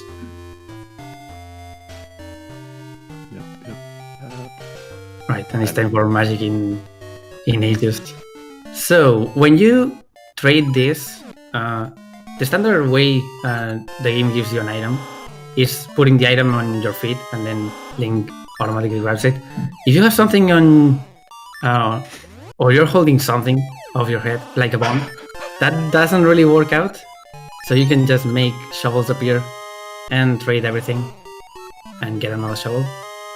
And you have all the items. Pretty clean duping there. The shovel duping is it's pretty good. It's pretty funny. It's a good aesthetically. It's frame perfect, but not super hard. It can take quite a while, but it's not that big of a deal. Yeah. Ooh, Mashi here on his way to D8, getting some bad luck with the little zipper jump here. That right there, those holes that you can jump over, that's a trick. I mean, it's a speedrunning trick, but I know a lot of casual players that didn't realize that you can change the season to fall And if you change the season to fall, that area just gets covered in the leaves, so you can walk over. So there's a lot of people that ended up just brute forcing the jump over and over again with the seeds, thinking that it was just a hard jump. But no, that is a speedrun strat. So we have our first minigame of the minigame that is all of ages, with the what is it technically called? I just call it Tokai Gallery. Yeah, something like that. Beating down. Meat toss, meat toss. You will see it again, unfortunately. Meanwhile, Mashi just decided to destroy the overworld, throwing a bomb in a volcano, causing the eruptions to occur, setting everything on fire. And gets it. What the hell? It's so good. How does he not play this game at all and then still? Dren's very good at just coming back and absolutely killing it. A lot of muscle memory it's already programmed in. We're gonna see how good that memory is towards the middle of ages.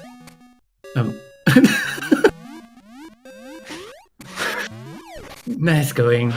What is he doing? Yeah, come on. Just go up.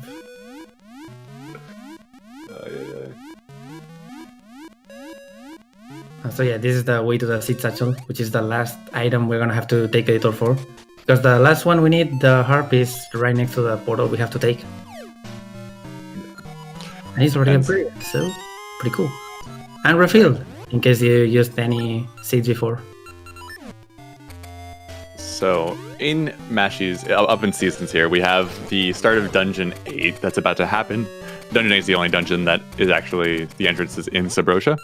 D8's also where we have the most significant skip of seasons, all essences, as we do a sub-pixel dependent, double frame perfect, bomb boosted cape jump. So a quick rundown of how that works. Just to explain sub-pixels really simply, just so that it makes sense, is if you think of pixels as sort of being on a graph of 1 to 2 to 3 to 4, setting your subpixel is shifting your graph a little bit. So instead of going from 1 to 2 to 3 to 4, you go from 0.5 to 1.5 to 2.5, etc. So you can set your subpixel by falling into a hole, and this specific trick is dependent on you being on the correct graph, as it were. So what we're going to see just coming up right now is Mashi go to the screen that we're going to be jumping over, fall into a hole, do a bit of a wall push to make sure he's in the right spot, and he's then going to be going for the skip. Even after setting up your position, the trick itself is pretty hard, due to the fact that, for one, it's double frame perfect, and the Oracle's buffering is not very good. You are throwing a bomb on ice, or you are jumping off of ice, so you're a little bit of sliding going on. And we'll see. A little bit late on that first one here, so he falls right in. Luckily, resetting your subpixel or resetting your position for this, if you don't get a jump off, is not too bad. But if you do get a jump off, you have to sort of do a little bit of extra steps. So this first part right here, the first jump off of the ice, is going to be the first frame perfect input, and then the second one is going to be the completion of this front flip. Ooh. So Link doing a little front flip there when he jumps. The second input wants to be on the frame that Link goes from tucked into a ball to standing back upright. And that's when you want to extend your cape. Doing that will get you across the gap. Essentially, it allows you to skip. If you do it optimally, it's about 5 minutes of the dungeon. It also allows you to skip the mini-boss, Frypolar, and basically all of the lava section of the dungeon altogether. So it becomes more of just a straight ice dungeon, except for the very end. Mashi, it also avoids the ice puzzle completely, which is... Yeah. You get to skip 2 terrible side scrollers, the fire side scroller and the ice side scroller. The ice side scroller in particular, along with the ice puzzle, are pretty terrible. I think D8 casually is very, very difficult. D8 in a speedrun sense, if you can figure out this trick and get it down, even though it is very difficult, even for practiced runners, because I think Harette said the term first, or I heard it from Harette first, but this trick, it feels like just mental RNG sometimes. RNG, yeah, it's just brain RNG, where sometimes your brain's just not functioning correctly and you can't get it down. But hopefully we see Mashi get it here on this one. Oh, that looked good. Yeah, nice. There we go. Very good. Cool. Five attempts. Moldorm trying to be a little bit rude, but he gets it. He is going to be able to progress forward and skip a whole lot of that. This is still a very significant time save, even on 5th try. This trick saves so much time. So it's very good to get that even still. The main detriment, it's kind of it stacks, right? So if you get a first try HSS skip, what that means is that you have a lot more Pegasus seeds at your disposal for the second half of the dungeon, which means you have more speed later on, which means you're going faster at the end. As you get later and later attempts, the success still saves you time, but you're down on those Pegasus seeds. Being down on those seeds isn't it's not, you can still finish the dungeon, but you're going a lot slower, it feels a lot more sluggish, and it's just more of a time loss that racks up on top of itself. So the earlier you can get it, the better. 5 attempts, solid amount of attempts to get. Didn't have to do a reset. So that's what we like to see. So very, very good stuff there. And then he'll just be throwing the ice crystals down to get to the boss. And now we have D3 and Aegis in Moonlight Grotto. Alright, you wanna... I assume they have to be doing the RNG manipulation here, right? So I'm gonna assume it's part of the manipulation, since the only real detour from it is getting the compass, and that shouldn't advance RNG. It's a pretty long manip and pretty hard. I don't know if Ren has the powering level 2 manip down, because it's different from the normal one. But basically there's one room in this entire dungeon that sucks a lot, like massively, and that's the Armor's room. He's not even doing the manip right now. That's what I was confused about. I'm like, they should be doing it, but... Nitro is gonna do it, for sure.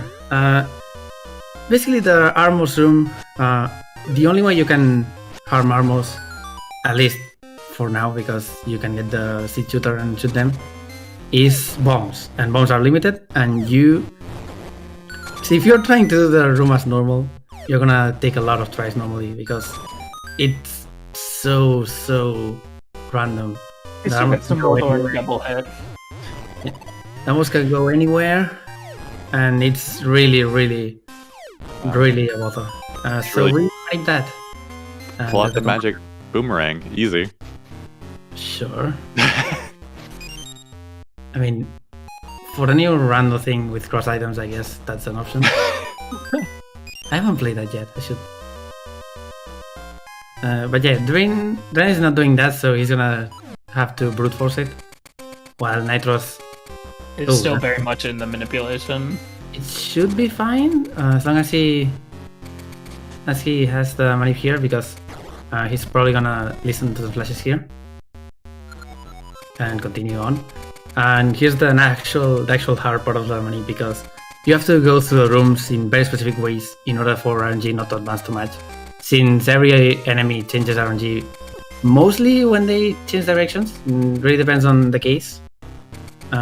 So you have to be pretty efficient of your movement to actually get to the Armor's room without RNG having passed too much time.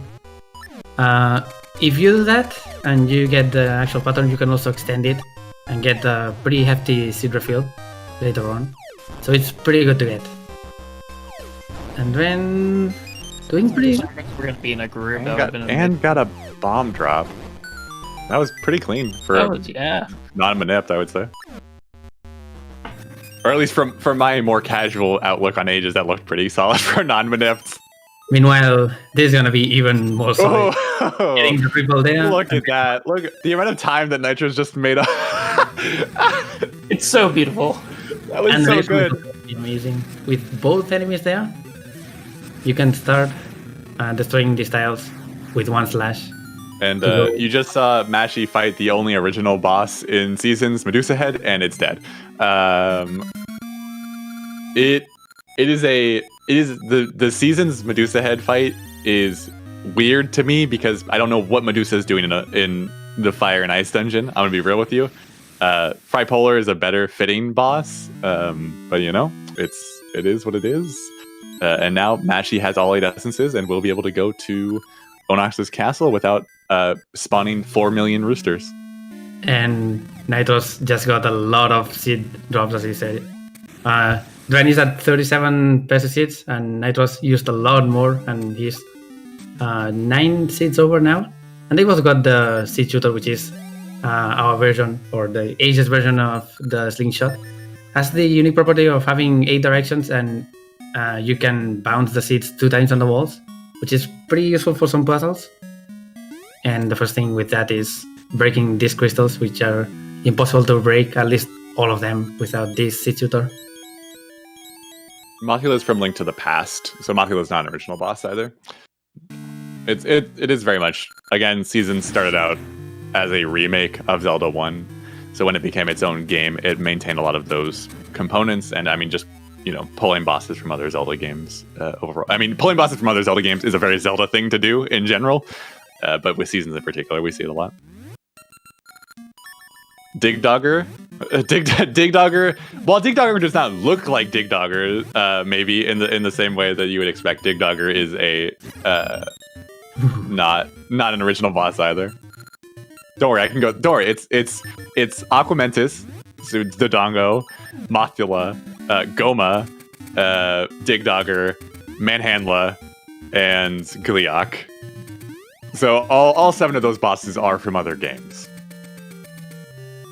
And some mid-bosses too, since Facade is from Link's Awakening. Some of the mini-bosses, I believe there are more original mini-bosses in Seasons. Bayer is an enemy in Zelda 1 as well, so it's technically not original in any of the games. I mean, listen, Agunima is technically original, just don't think about it that hard. And then Agunima's an original boss, trust me.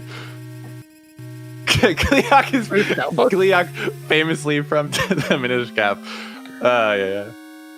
Alright, the important thing on the route. Those pushes that we have around here drop senses despite we not having senses. They are not a hard requirement to actually finish the game, but they are faster for one room in particular, so we actually want to get them. It's kind of important. Yeah, there's a couple of places that have... Normally, if you don't have a seed in your seed satchel, you would expect the game to not give it to you. Does Dren not know the sword trick here? It's technically slower than doing the thing, but yeah, the sword trick is cooler. You can just spin on the corner and hit the switch. I think Nitro is gonna do the same as Dren, except probably it is faster, yeah. Better. Except not mess it up. There we go. Oh, and all of my dreams are buffering, but we should probably be seeing Shadow Hack now. Yeah. Bounce the seeds on the wall.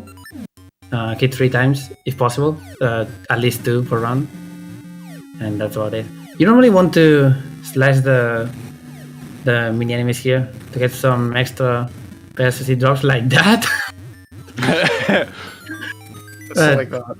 Yeah, you can just not do it. It's risky. That's for sure. I think the 3 hit is not super hard, but it's also not easy. So nice from Nitros.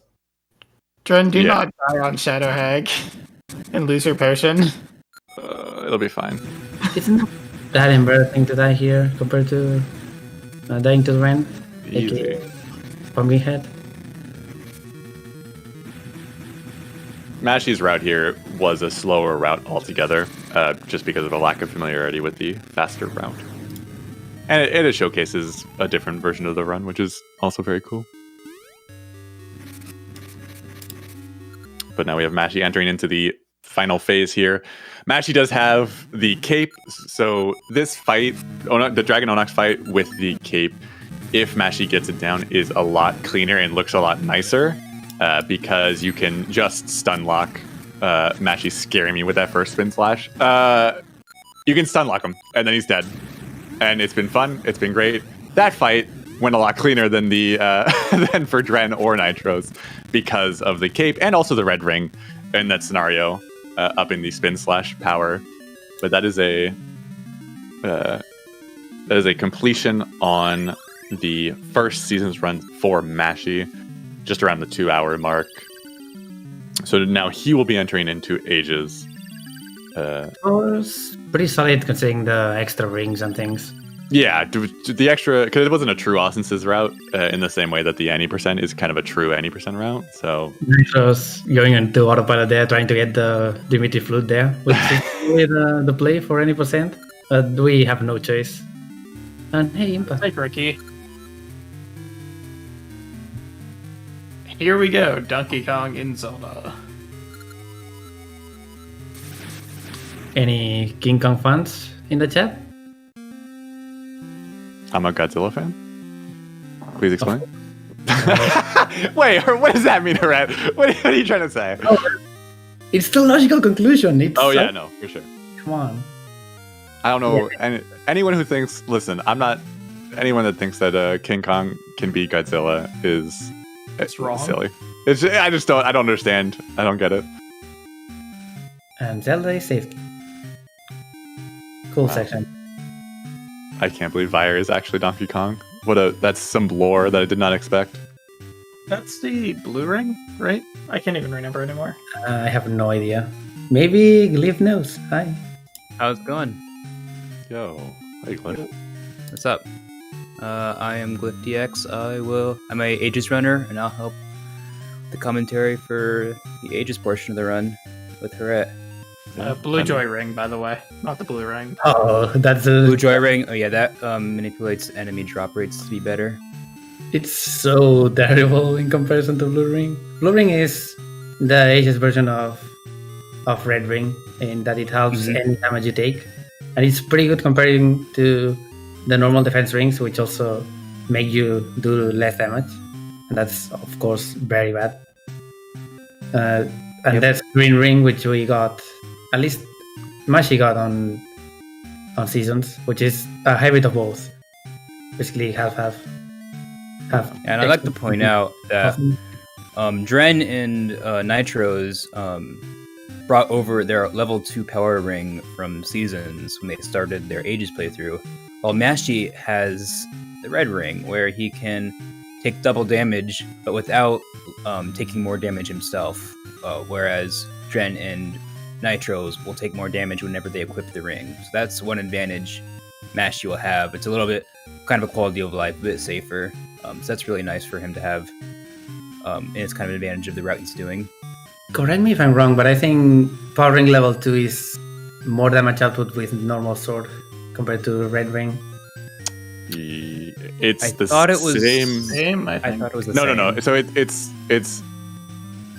Maybe I'm the wrong. same for a slash, and for a spin slash, the red ring is stronger. Is essentially because the way that it works is that the level 1 sword has a strength level of 2, and the power ring gives you a 2 buff to your sword, but a spin slash doubles your power as well. So a slash does 2, power ring level 2 bumps that up 2 to 4. The red ring would double that to 4, but a spin slash is going to benefit more from the red ring because it'll double the spin slash damage, whereas power ring will just add 2 to the spin slash damage. So for the most part, it's going to be similar, but spin slashes will be stronger. And as Glyph said, the quality of life with the not taking extra damage with the red ring is going to be probably a more visible benefit for Mashy as he's going in there. He doesn't have to play quite as safe in any of his fights. Right. And you'll see as the runners go, they'll kind of go into their inventory and unequip and equip the power ring as they go through, where there are times where they don't really need it, where it's not as beneficial because it's a little bit safer to not have it equipped, where Mashy can just keep it equipped until he needs to use a different ring. Yeah. And with that, now that we are in Ages, I'm pretty useless here because I'm a Seasons person. So I'm going to go ahead and hop out here and let the experts guide you along the way. So it's been fun. Oracles is sick. Good luck to the runners. Good luck to the comms. And I will be in the audience. Take care. Thanks for the pretty good Aegis Seasons commentary, as usual. Definitely. We have some off-screen action, by the way. You can't really see it on the Restream layout, but Mashi has a webcam with the Game Boy Advance SP that he's linking right now. So we got to see that if you were looking at his stream or like we're seeing it. So one thing on Dren and Nitro's screen is that they're going through the area where the game changes depending on which animal companion you've chosen. In this linked playthrough, we have Ricky because we needed to choose Ricky for seasons, whereas in normal 80% you would have chosen Dimitri because he's far faster than any of the other animals for this portion of the game. But in this case, we're forced to choose Ricky because Ricky is just so much faster in seasons. Dimitri takes like 6 or 7 minutes out of your way to get in seasons. It's ridiculous. If you want to see that, you can watch Mighty Mouth's GDQ run from a few years back where there's a donation incentive and he had to get Dimitri. So that was fun. I think you get to play the Subrosion dancing 6 times, something like that. I think it's 6, yeah. It's more than you incredible. want, for sure. Yeah.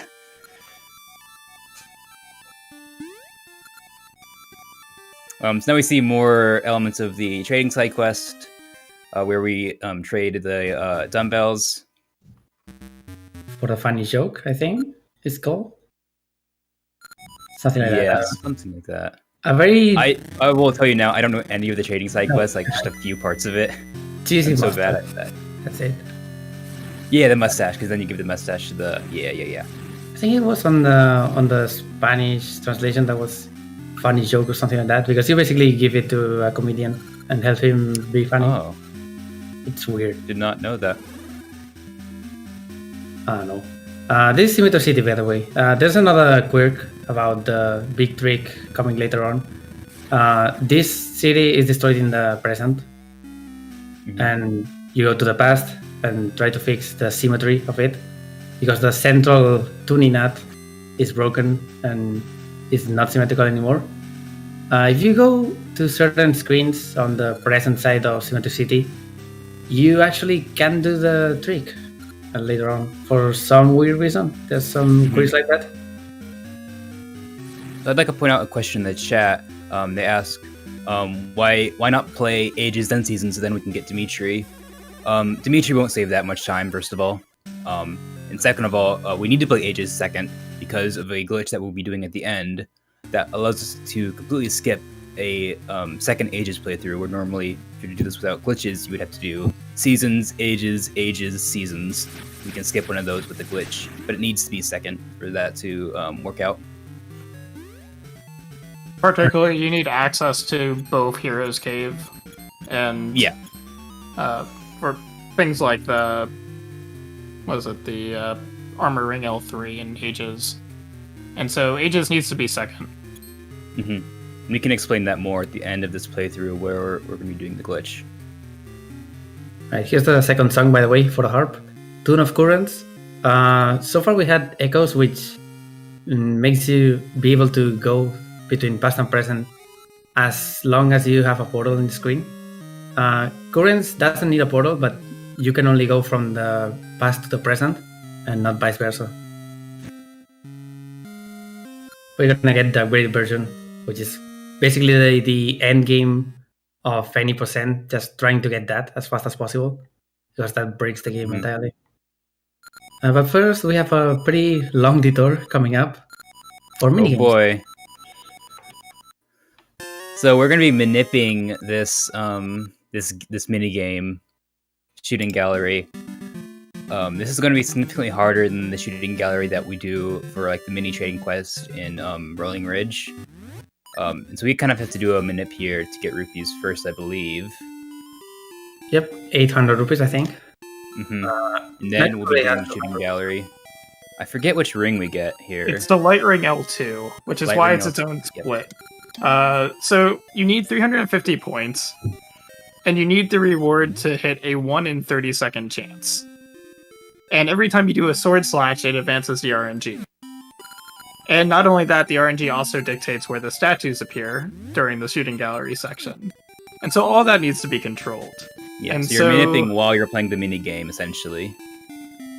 You just to also get the need to make 150. sure that the statues are in an order in which you can do it, so you can hit 350 points without really any issues going on.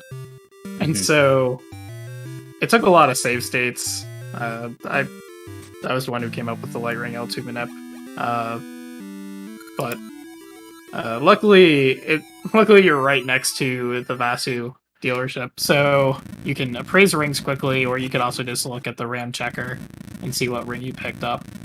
But this is one of the two rings that I'm just amazed that Capcom put it the odds that they are casually. Because I just don't see how someone who's casually playing for the game would ever pick up the Light Ring L2. I think I played this minigame once, and then never again. Not 32 times to try to get a 1 in 32 chance ring. It's incredible. Oh yeah, first we take a small detour for the secret shop. In Seasons, you have to buy a membership card to actually go here. In Ages, you can just enter it as long as you have currents. And there's a piece of art, of course, and there's the light ring level 2, the ring box level 2 rather. That is pretty useful. It holds 3 rings instead of 1. But we mainly want the hard piece, of course. Oh, Nitros. Come on. Yeah, if you try to warp between worlds while you're over a solid tile, it just sends you back.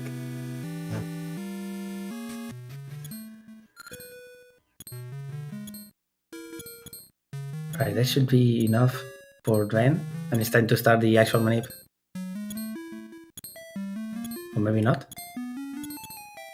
Oh, you gotta dig until a green rupee. Oh, right. I know the setup by heart. I have the page been open, but I'm not gonna be reading everything. Almost every a lot of manipulations are basically dig until you find a green rupee, because it's a really easy start point.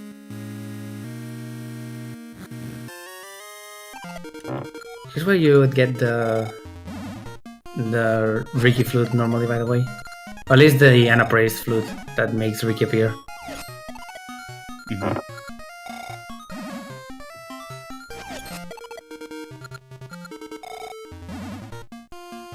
So yeah, our goal in this minigame is to get 300 and... how many points was it? 350. 350. 350 points while slashing our sword a specific number of times to keep a manip going in order to get the correct ring. So a lot of stuff going on. Now you can just zero strike it. Missing is nice because it doesn't take away any points, and the text is also fast. Well, you have to be careful. If you don't hit the ball at all, then you lose 50 points. So you have to strike it, and you have to strike it down. Right. But anyways, that was a really good attempt from Dren, especially as someone who probably didn't practice this at all. So that should be the Light Ring L2. I'm sure he's thoroughly prepared for this.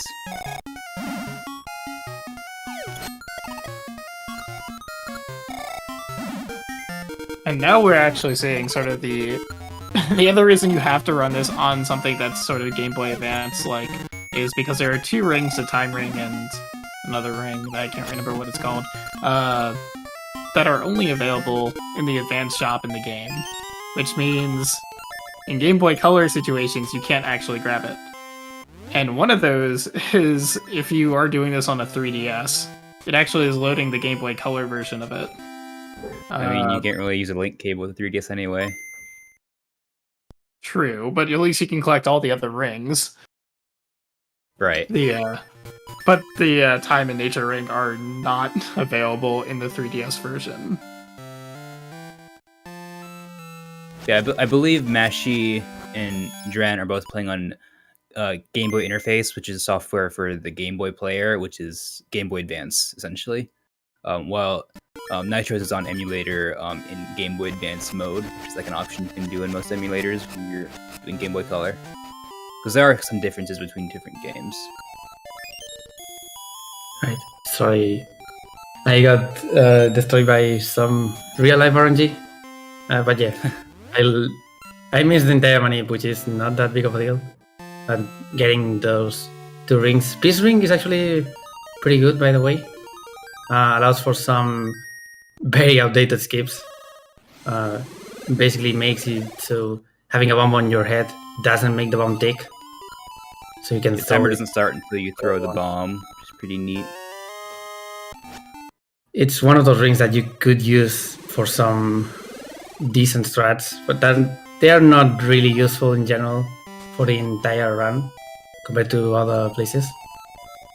Like if you were doing the ring that 3 Baron things, it could be worth it. Another ring that we're trying to get right now is called Bomber's Ring. Bomber's Ring is really cool because it allows you to have 2 bombs on the screen at once.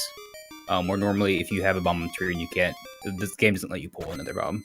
And that allows for us to do double damage boosts in one specific location, which we'll see later.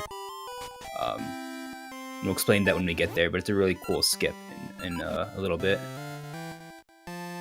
Oh, and that's Easy Mustache and making this super sad kid actually laugh for the next part of the trade sequence. And hey, also the toilet warp.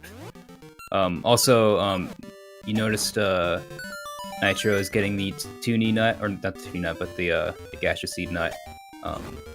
We have to plant 2 in this playthrough of Ages because the first one will always be just kind of a junk ring that we don't really care about, whereas the second one is one we care about, where we can manip a heart piece.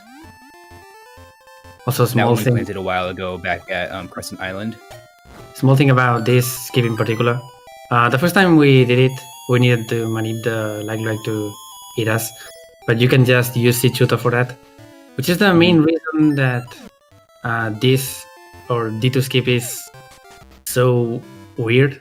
In that you can do this toilet warp and actually take advantage of it with the Seed Shooter after Dungeon 3, but you can do it much earlier and still have to manip everything, make it so you're not really making it faster in normal, but it's faster in the long run to get the seeds before. Right. So now we're doing Platinum Dancing from Nitros. This is the normal dancing. Oh, this is normal dancing? Yeah, to get the emblem. Oh, yes, okay.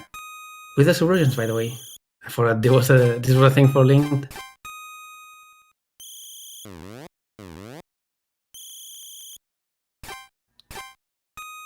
Yeah, the Subversions advance their dance from 3 buttons to 2 buttons. And the first versions of Gordon Dancing, you only need to get 6 right, because there are 8 total and you can fail 3 times. You can intentionally fail 2 of those. Normally you want to do the last 2 ones, but you can also skip the longer ones in case you feel brave.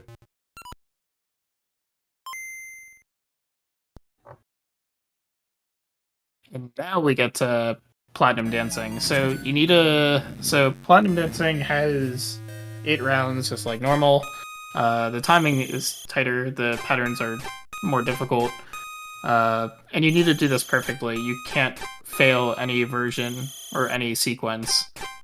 And all to get a ring called the Bomber's Ring that you have a 1 in 8 chance of getting if you were to get a ring from the game. So... But obviously we manip this. This can be difficult, or they could get it first try. It just... The patterns are long enough, and it's... I tried to find a pattern that was not terribly difficult to replicate, but... Whoops. Yeah, that's Platinum Dancing for you. So I personally, when I was doing this, I like to use sort of the sprites versus actually listening to the sound, but I guess everyone has their own way of doing this. Yeah. And one nice thing, as Fiery said, that when we nip it, we actually... an oopsie for a sec. What is happening? I just want to commentate. For the exciting adventures of trying to get one of the worst rings. We're also manipping what patterns we get when we do Platinum Dancing, which is makes it a little bit easier. We won't do... the runners can practice each pattern next to each other beforehand, rather than just getting random patterns, where it can be a little bit more difficult.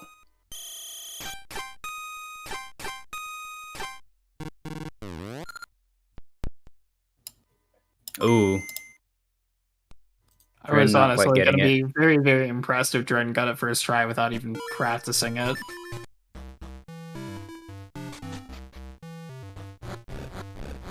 If I remember correctly, it's the 7th pattern that's probably the most awkward because there's a double pause in there, but that's just running off of I'd memory. like to point out, this is like a really hard part of the game where it's just the game being hard, not any sort of speedrun trick. Just the game. We're making it easier by manipping.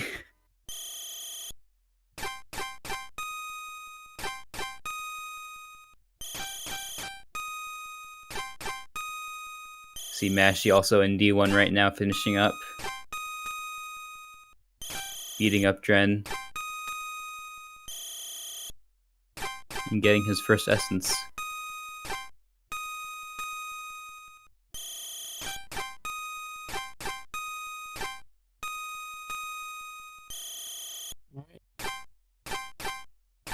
That second try for Nitros. Not bad. Not bad at all. I think it's second try in world record as well.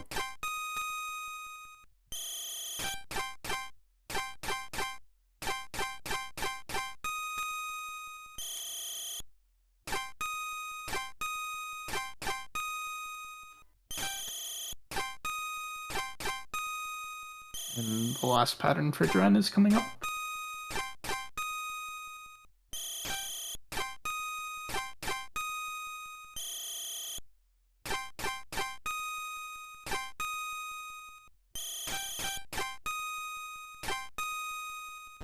Alright, second try for Dren as well. Not bad. Alright, I think I'm fine now. Also, Hi. Mashy successfully getting the Manip. Getting the Heart Piece and Potion.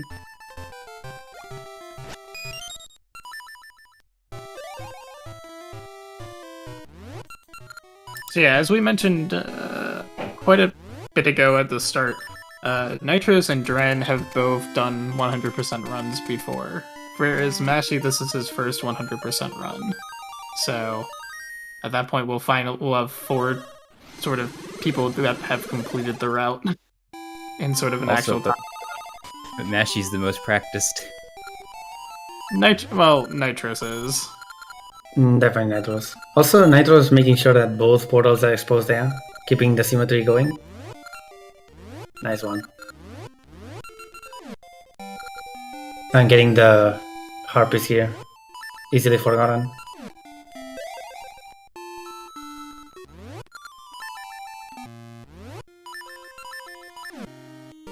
This part of... I don't remember what the mountain is called, but it's basically a Tune of Currents tutorial of sorts. Having to go back and forth within time to actually go to the restoration minigame and fix the tuning net to actually enter Dungeon 4. I don't know if they're gonna do Dungeon 4 Escape. I don't think so, because they need to get the Map is the issue, right? map Yeah, and compass. you can go and get the map, I guess. I'm trying to think of go getting back and this. do it. Yeah, I'm trying to think if getting the switch hook would help at all, but I mean, I would think that doing a D4 skip is just going to be faster because the map is in the middle of the mine carts, and that's the last of the 2 items. So I would think just get the compass and map are both early enough that I would just do the D4 skip immediately after. You save about 3 minutes over doing the normal route to the tree cook, so I'm gonna assume that it 90%. saves time. It's a pretty impressive skip. I don't know if it's worth for this particular run, but we'll see. Or maybe they can do... I know there was another skip in a similar room that it can be useful in run, but I don't know if it's useful here. Guess we'll see. Yep. I don't know if anyone has actually tried to route the skip or has done it 100% run after the skip was discovered. Not No, I yet. don't think so. So we got the bomb upgrade in Nitro's green. No one's even done all essences with D4 skip yet.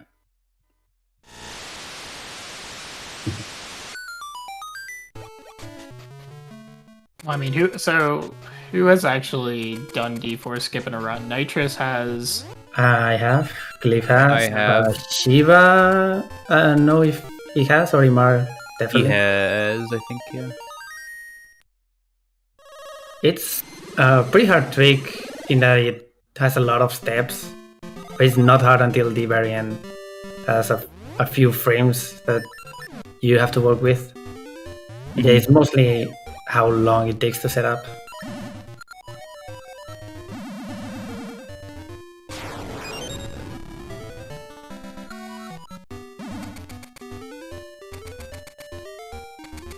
Oh, and I saw someone dreading whenever we get to patch. There's a pretty extremely easy strat for patch, thankfully. So we don't have to suffer through that minigame. As long as you have a sword. Because if you're trying to do it with Kane or something, it's pretty much impossible.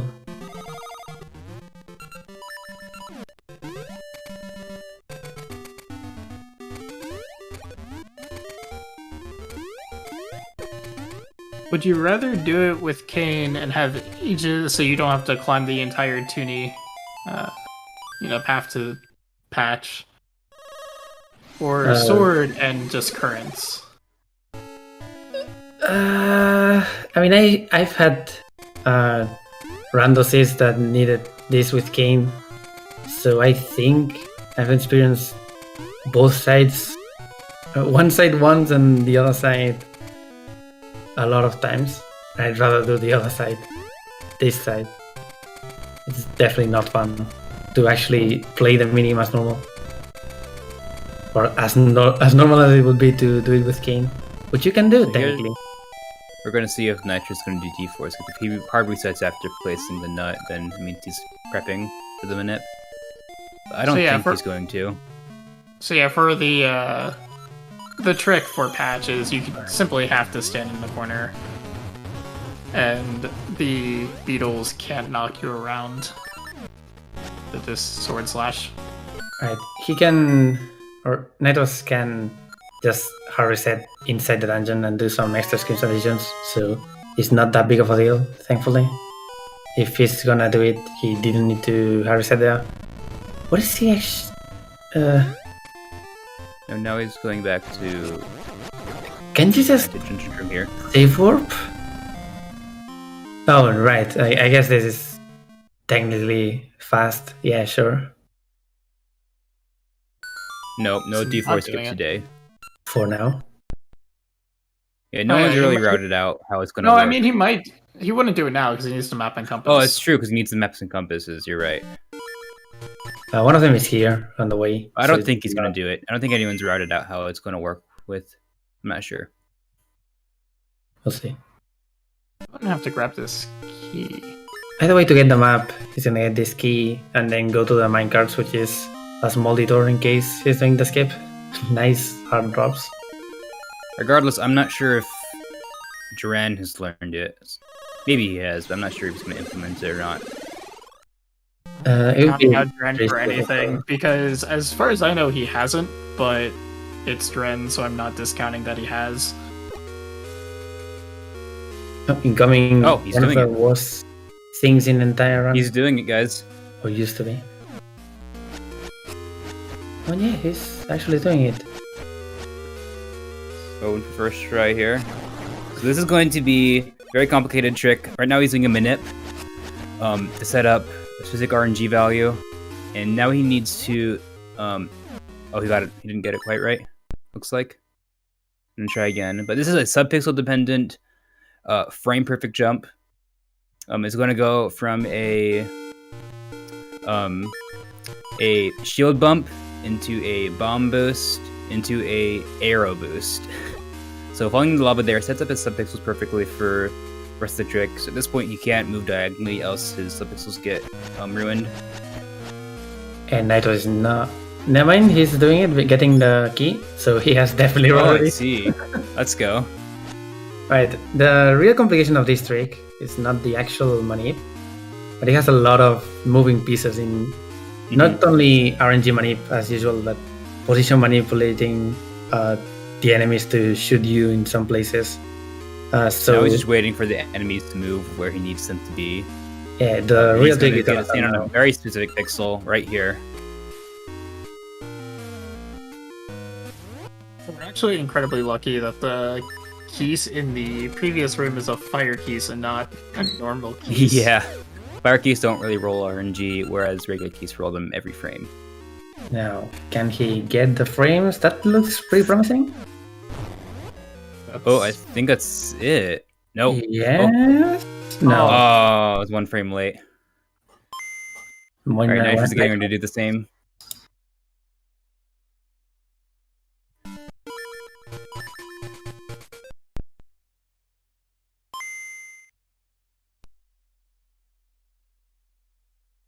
He doesn't have shield. That day. Okay.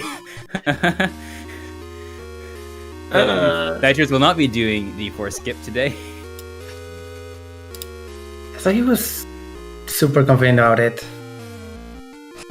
Wait, he doesn't have. Never mind. I was so absent-minded that I forgot about the shield. He did enter the shop to grab a shield. Technically, Where did Dren get it? Did Dren just get it from the shop? I guess. I guess so. Got shield for D2 skip. He was. But you lose it Oh, after you lose Tokay it to Island. Tokay Island. Yeah, that's right. Yeah, you need the extra rupees for that reason. 90% now. Mm-hmm. That's right. Nitro's entered the shop mainly on autopilot to get the flute, since you have to also get it there. But didn't get the shield, I guess. It's that simple. We're gonna see D4 in its entirety, which is a super linear dungeon. It's not that great for that reason, but it has some pretty amazing music, so... Ooh. Should not quite getting it. Don't really know what went wrong there, actually. Yeah, I don't know either. I think the bomb throw might have been bad, and that's kind of what it looks like when the bomb throw is bad. That you get the right jump frame. The bomb throw is a 5-frame window, but the 5 frames shift based on when you pulled the bomb. And so it's a little bit awkward to kind of...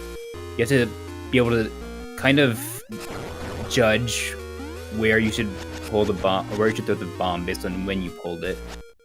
So it's lenient, but you need to have proper judgment.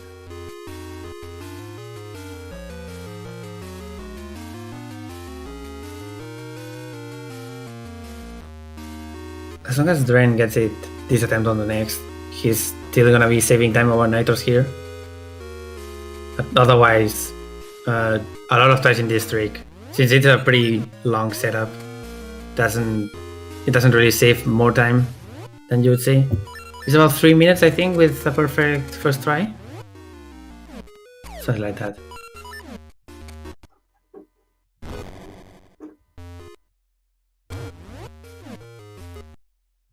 Oh? More frame. Oh, that looks good.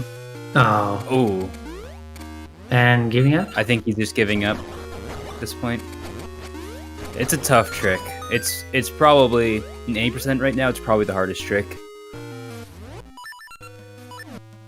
And it's very, very new. It was just discovered a month ago, 5 weeks ago, something like that.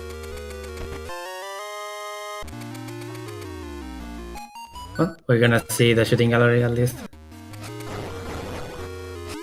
And one of the worst rooms in ages, the moving platforms that don't work as intended ever.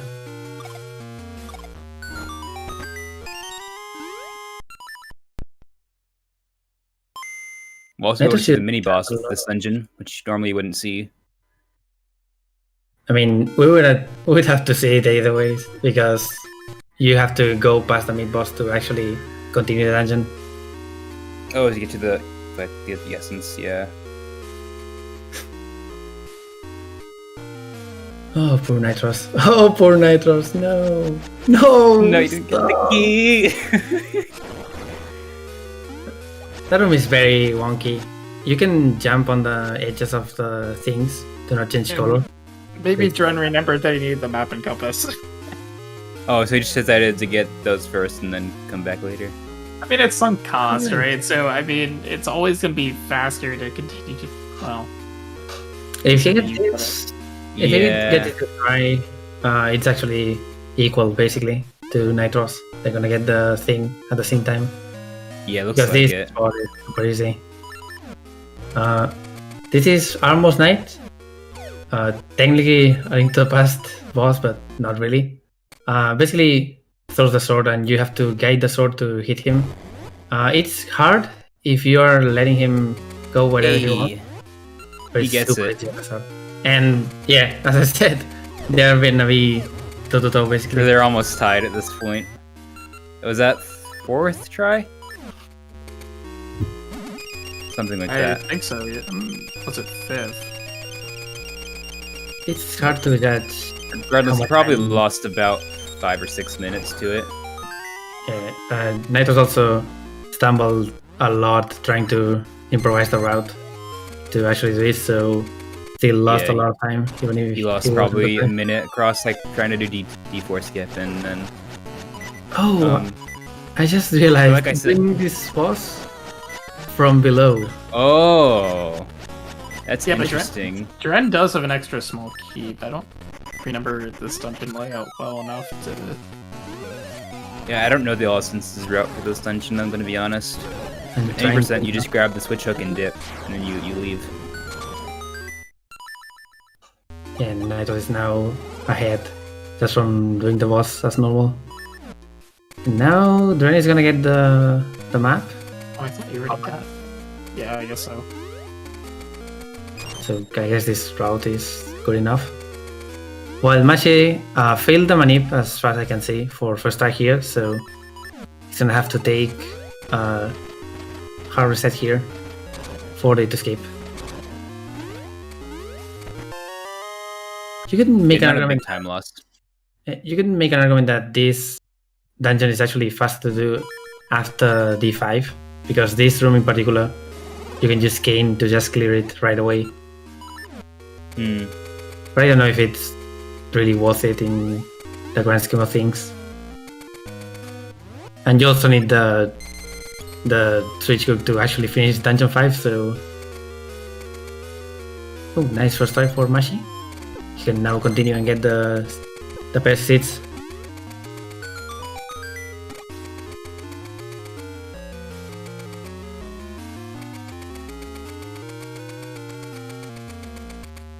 That was on one of the worst rooms in the game again, because this dungeon is just that cool.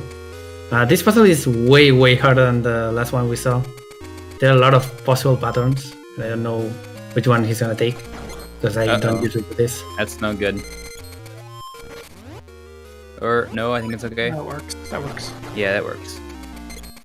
D8 can be tricky. The main one that I think almost everyone has at least some issue with is the one in Hero's Cave for good reason. Because it's not entirely obvious that you need to do something else in Hero's Cave to clear out the puzzle. Because it is impossible if you're just doing it by movement. Oh, Nitros. Trying to not die here. Or not use the potion, I guess. And time to take the detour for the boss key. By the way, if you switch hook something on a 2D section, for some reason you're invincible for quite a long time. We're gonna probably see it on the way back if it doesn't save word, which I would doubt. But we're gonna see a save word here. It's definitely not worth it. You're I having guess- a little bit of trouble with the tile room. So one thing that was never talked about, even I think during grabbing the shovels or open the flippers, grabbing things in this game, it's fastest if you let go of the position you're going in. So in this case, letting go of down is much faster than just holding down for the entire time. Because then you continuously pull it rather than stopping every once in a while. So you'll see that sort of weird animation all the players are doing is pressing down and then letting go and then repressing down.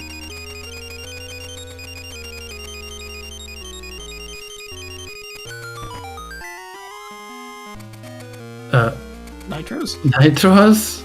Well, okay, he can reset with that. Never mind. I thought he was gonna have to take the long walk of shame. Doing the entire thing again. It's too fast. You don't have the power glove, Nitros. And now we go back to fight the boss here, which is also from Zelda 1, technically. Not really a dungeon boss, but it appears. It's Patra.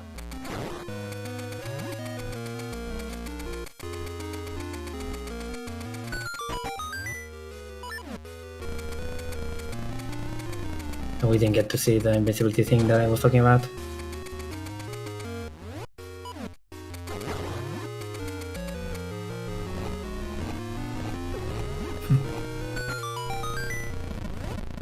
So just switch hook there and hit the main body of Patra.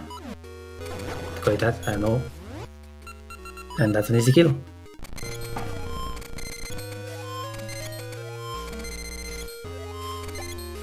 All part of the plan, says Nitros. Yeah, you gotta get a shield later, it's fine.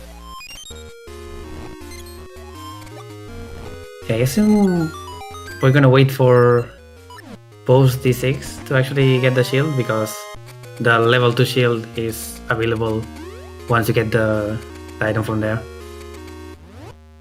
I think that's what he did in his previous route. I mean, you need mermaid suit, so...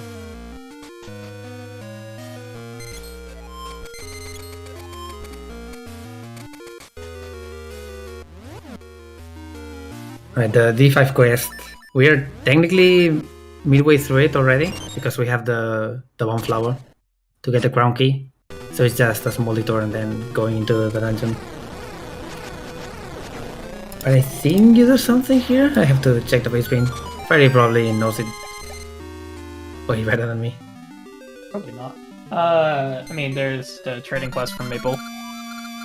Oh yeah, right. Yeah. Trade the book for the ore, I believe. If I'm not mistaken. And then you can go to you get the Rafton. ore here. So here on Mashy's screen, you kind of see the same mechanic where he grabs it and then he continuously pulls it with the down button.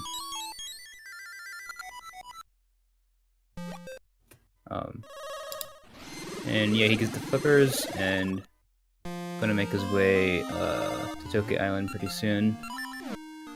Well, Nitros and Dren are surprisingly close for being almost 3 hours in. They're only like a couple minutes off each other. Yeah, that D4 improvised routing really made things equal, because they both stopped there for quite a while trying to think or trying to get the trick. Yeah, so the last thing that we really want to see in terms of races is... I certainly hope, and I imagine both the commentators next to me also hope, is that Varan Warp goes smoothly for all three of these. Oh yeah, sure. Because the last thing we want to see is the Varan Warp, which is the trick in the game, take a long time for both Mashy and Dren, who are playing on console, versus Nitros, which is a possibility because Varan Warp is pain. But we're really hoping everyone sort of gets it first try, or if not first try, at least second try. Yeah. Varan Warp tends to be a little bit nicer when playing on emulator for whatever reason. Mashy seems to have had success when he's played on his Game Boy Advance, as opposed to his Game Boy player. So he might switch to that for that specific trick. That is actually why he set up the webcam like that for his gameplay. I'm guessing he'll try it once or twice, and if it doesn't work, he'll switch to the GBA. And if that's the case, you can just, I don't know, pull up his stream in another tab or something, because he'll have it on his stream. But it will be carved out. Wait. Trading sequence is done. Kind of. So, one thing you could think of is you might be tempted to finish the trading sequence and go get the L2 sword. The reason why you don't is because it would require you to go through Talus Peaks again. Versus if you got Aegis, then you could just basically skip the entire section. So... Let's monitor here for a ring. I think. I don't know which ring it is, but it's right here on a pretty hidden room. The Armor L1, I believe. Oh, wrong ring? Armor ring. Armor ring. Alright, never mind.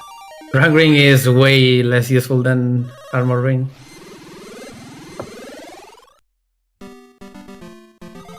Of course, you gotta wait until everyone's using the whimsical ring for their speedruns. Oh, whimsical ring. There are a lot of pretty cool rings in this game that are not really used in any Like run. ring is the best. Like the ring is so good. There is a sort of work in progress task that I think is no longer being developed that was using the whimsical ring.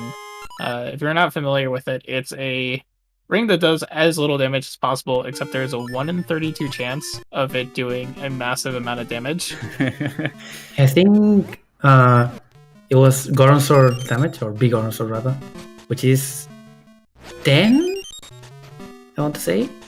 Something like that. It's 5 times the normal damage of the wooden sword, basically. But the point is, there was a task that was using the whimsical ring to complete the game. I forget how long they got. I think they got to like the middle of like the second dungeon. I saw Who's the testing that? It sounds like such a pain. Oh my gosh. It's a lot of random slashes. It's pretty Trying to fun. manip the sword slashes every time you need to deal more damage. Again, dungeon 5, by the way. It is a pretty long dungeon in terms of how many things you have to do. There are 6 keys, I think, in total, and you have to go to all of them to actually get the boss key. In any percent, you just enter this to get the King of Somaria, the actual item route, because when we did Dungeon 2 skip or any kind of toilet warp, which we've done twice, I think, already in the run, you would get to the Dungeon 6 area, and that means that you can just skip Dungeon 4 and 5. In this case, since we have to complete everything, it's not quite the case. You have to go to all these little rooms just to get one key that you can use later. Right, 80% are not worried about collecting essences. We only collect the essences that trigger cutscenes, whereas 100% we obviously need to get all the essences to complete the game. And if you ever decide to hop into randomizer, this is actually probably the fastest dungeon out of any game. If you're lucky enough. If you get, I think it happens fairly often that the first 4 checks or so has a boss key. Yeah, there's a chest in front of the boss room, which has the map, I think, normally. So we're gonna see it. If there's a boss key there, you can just... assuming you already have the key, of course, that's random things. You can just go ahead and go. But having to traverse this dungeon as normal is really sluggish. We're gonna see the same thing for Jabu, actually. We saw Nitro's there do actually, is he opened up his map menu as he entered that room with like where he had to bounce the seeds to shoot the torches. When you open the select menu, it changes the cycle of how the flaps move. And so you can use that to get a faster cycle. And King of Somaria here places a block as usual in most games. Doesn't really explode into 4 or any projectile really, like in some others like Link to the Past. So it's only useful for blocks. In this game that's not really broken, but it has its uses. It's good enough. And you see Mashi on the completing his Tokay Island quest, so we'll see some more shovel duping for those Worst of you trick in the game. But you have unlimited tries. Oh hey, worst mid boss in the game, by the way. Smasher. I hate this guy. Not sure. It's amazing how much easier it was in LADX, and then it's just like, well, here's the same thing again, and it's just like, we're gonna make it so much worse. I'm sad Smasher isn't in the LADX route anymore. He used to be. He's the cutest boss, for sure. The cutest mini-boss. And here's the compass, I think, yeah.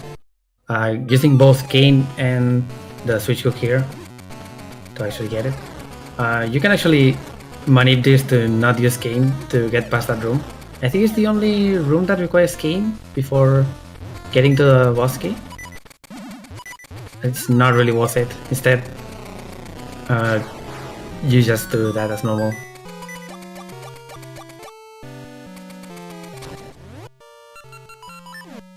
Nitro's getting trolled by the knight there. And if I'm not mistaken, we're gonna see the peace ring manip, or escape rather, for this. Skipping 2 keys? I think, or 1? I don't know. Yep. You can use boomerang for this actually, but getting boomerang right now is quite the big detour, so Yeah. not worth it. Again, peace ring allows bombs to timer the bombs don't go off while you're holding them. And the timer doesn't start until it touches the ground, I believe. So that skips the small key.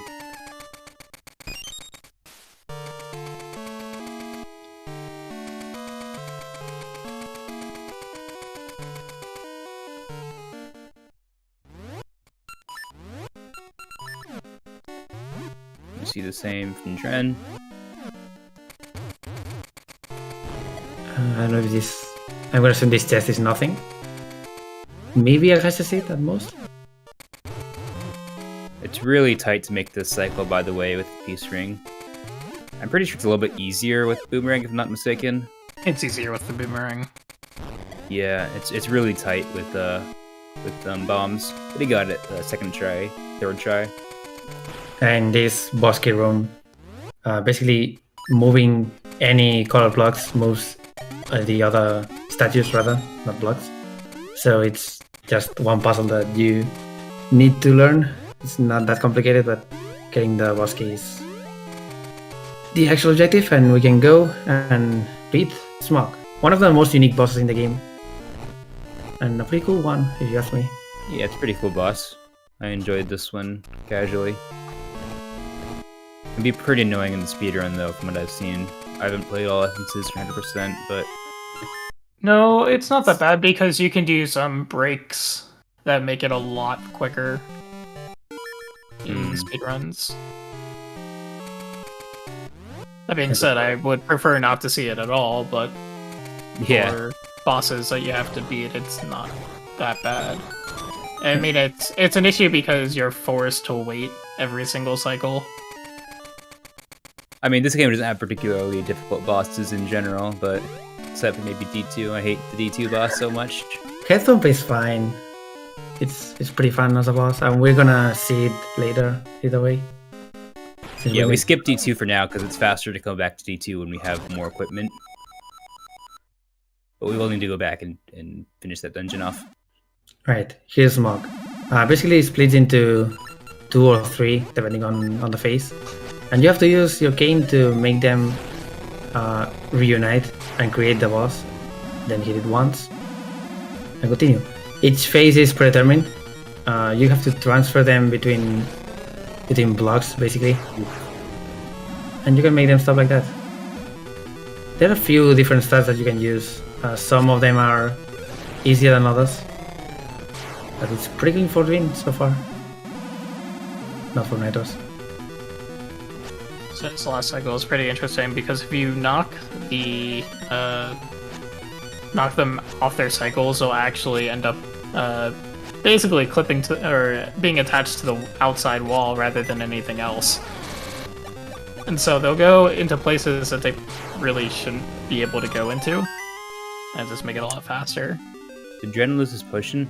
I think he did. I think he was getting health for hitting Smog, which is bad. Did he get the heart container? I didn't see where it dropped. Well, I think he gained back health, so I assume he lost his potion. Yeah, that's pretty bad. Can manip some rupees and get one for 300.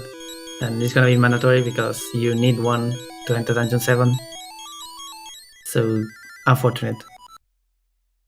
Alright, at the end of D5, I am going to have to head off, so again, good luck to our runners, and thank you guys for commentating, and thank you guys for watching. So thank you for being with us. Appreciate it.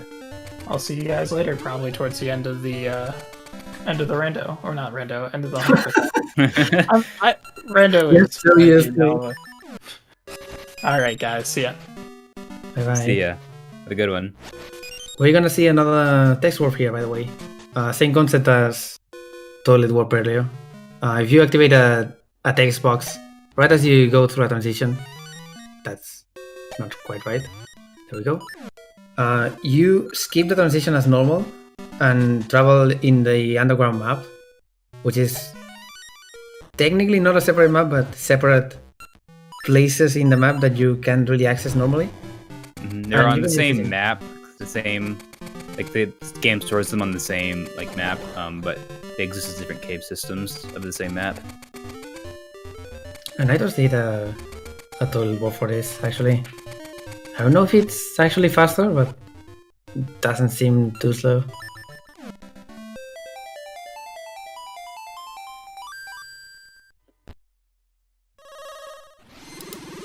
And hey, in case you like minigames. Yeah. Oh boy, I hope you liked Goron dancing because we're gonna play it 2 more times. Actually, once. Since we already got the thing. We already got the. That's right. We already got the. Yeah. I know what I'm doing. Clearly. There's basically a second trading sequence here with the Gorons. There's a lot of Goron items that you can get and need to get in order to advance to the... I think it's old memory key first and then normal memory key. That sounds right. Get the old memory key from the bomb game. And then the regular one from dancing. And then he's gonna do this first? No, he doesn't have Gornate. He's super confused. No, the actual sequence is starting with this shooting gallery for the rock brisket. Brisket? Something like that. Brisket? It's meat. Rock meat, actually. Some nice swag carts from Nitros. I'm always afraid of doing that. Failing here is super hard if you know what you're doing, but I'd rather not take the risk. I'd like to say I've never failed that before in a run. But I cannot say that, because it is untrue. And I was ready to say the same about D3 money, but Mash is not a pet meat, apparently. Not even... I'd also like to say I've never continued to mash and hit yes, I'd like to play again on target carts. Yeah, you can do it in 3 of the 4 minigames. Everything but it'll give you an option, hey, do you want to play again? And the cursor starts at yes. So if you just mash, then you'll hit yes by mistake.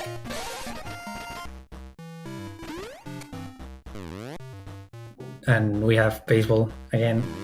You only need 100 points here, so it's not that big of a deal, and you can just not do anything or get an intentional strike, hitting it down so you don't lose points, and basically wait for one pattern with the angel statue and a normal block directly upwards. That one. And yeah, it's random if it'll come up or not, but it'll always come up at some point.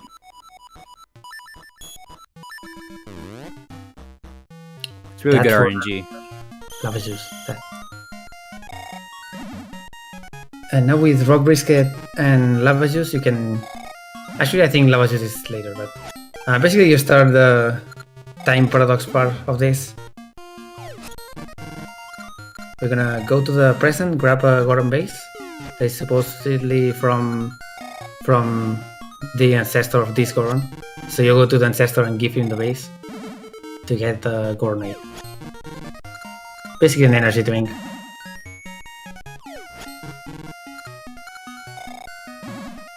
Now we see armors from Mashi. Used to do them without a minute, like Dren did. Definitely really tough, not something that you wanna actually do. Getting pretty lucky. Yeah, it's really good for not using Manip. That's really really solid.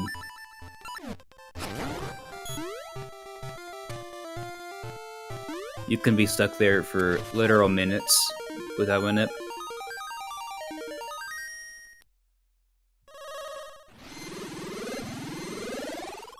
Okay, now for Bomba Wedding minigame, which is the one Dren tried to start for some reason.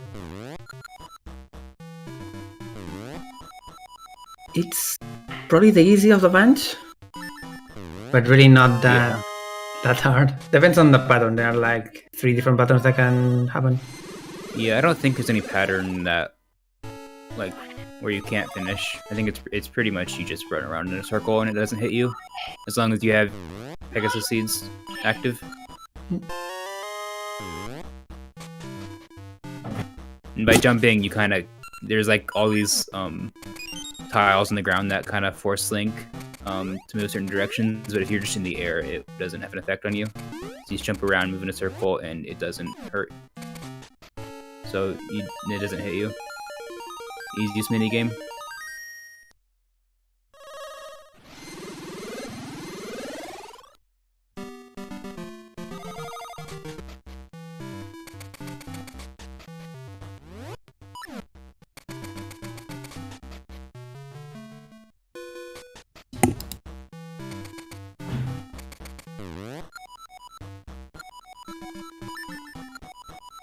Alright, so now we show the key to this guy, and he gives us the letter. Then we show the letter to the Goron dancing guy, and he will give us the mermaid's key if we win. Yep, another dancing. So we need to get 6 out of 8 of these. The last dancing we're gonna see in this run, I think. I may be wrong, but I think so.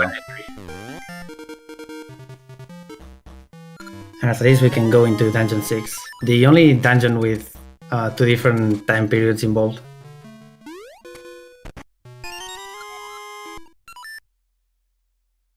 Not entirely sure why Jen got the gaseous seed. Not sure what he needs it for.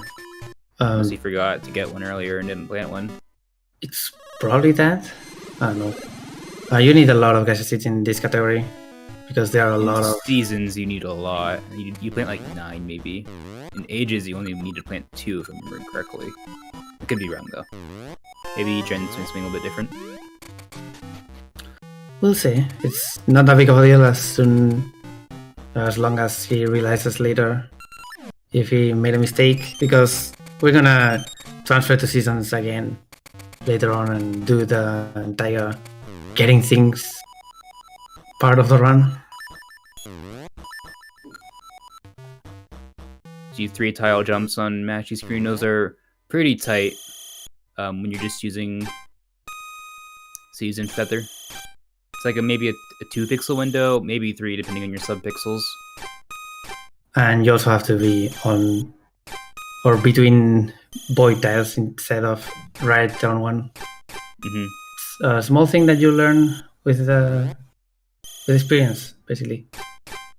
Oh, and I forgot this room existed, yeah. Here's the map, I think. Both Dungeon 6 in the past and the present have separate maps and compasses, but they have unique or single boss key. So you only need to get 1 of those, but 2 of the other.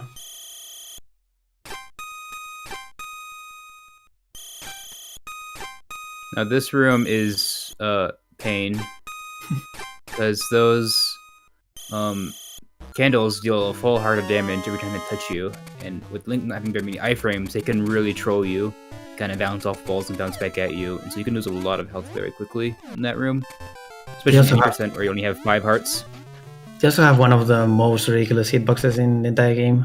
Like, yeah, exactly. It extends to basically half a tile in both directions. We'll have to fight them 2 more times as well in this dungeon. And here's the young wizard room, which is also pretty lovely if it decides to troll you.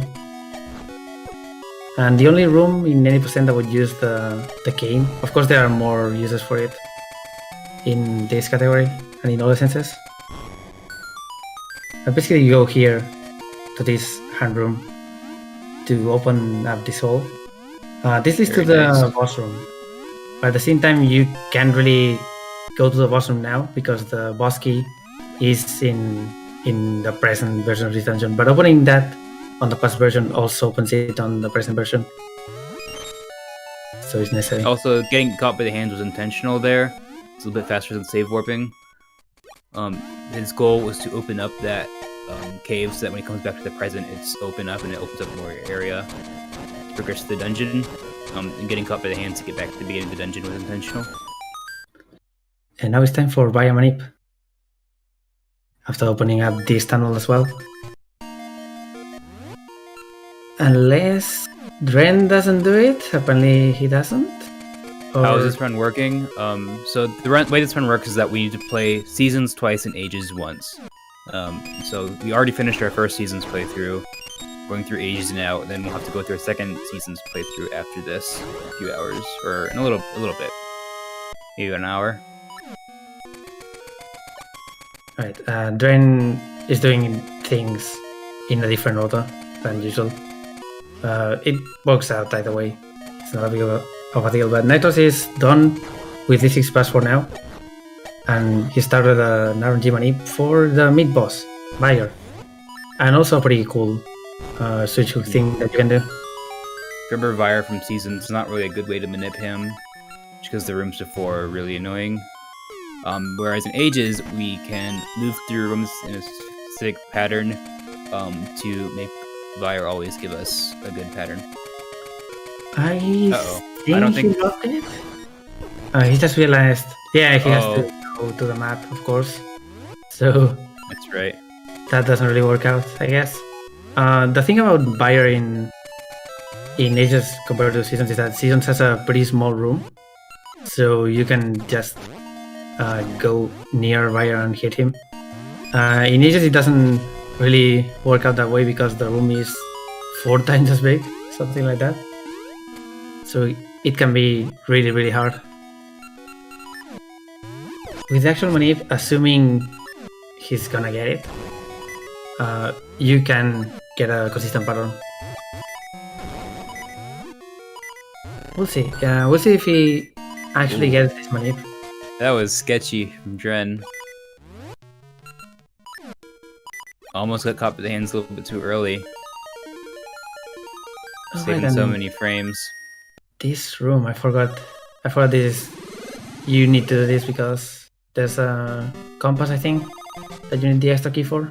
You would normally skip this entirely. Oh yes. This room is kind of annoying.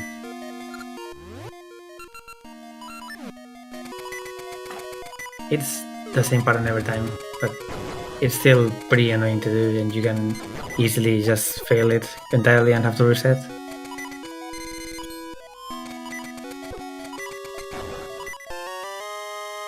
Small key.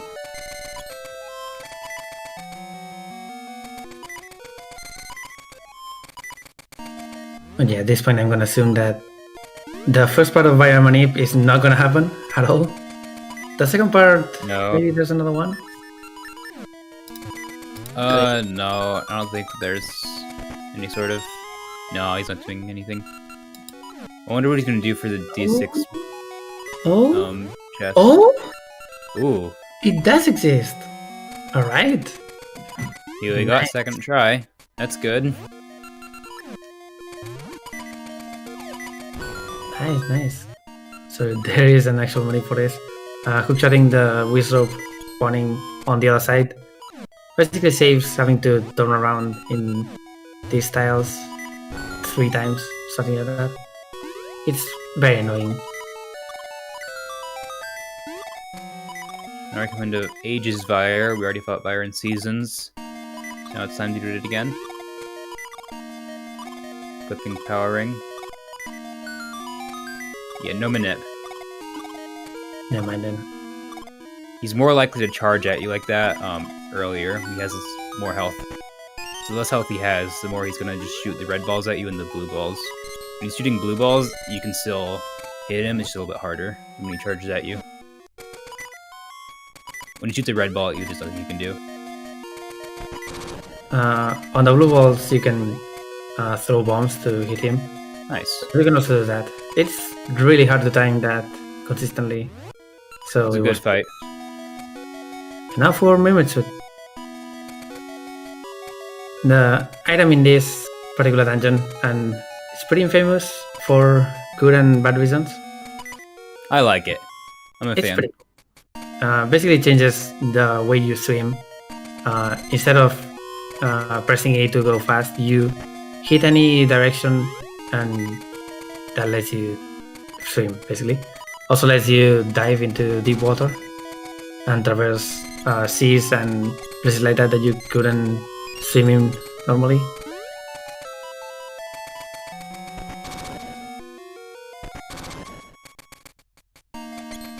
And here, the detour I was talking about. You already have to go here either way, so taking this route to get this compass is just good enough. I think Nitros is just going to be brute forcing the chest in this room to get the boss key, whereas Dren might use a program to inhibit that he wrote. Yeah, this He's is fighting fire right now. We talked about this quite a while ago, but basically the first try in this room is never possible to spawn the chest, and then you have a weird chance of actually getting it, not 50-50. 1 in 4, or like it's close to 1 in 4, I think. Yeah, it's bad. You can stay here for quite a while, but fourth try is pretty good. Oh, nice. Wow. Yeah, it's really decent. I was like 3rd try, 4th try. So.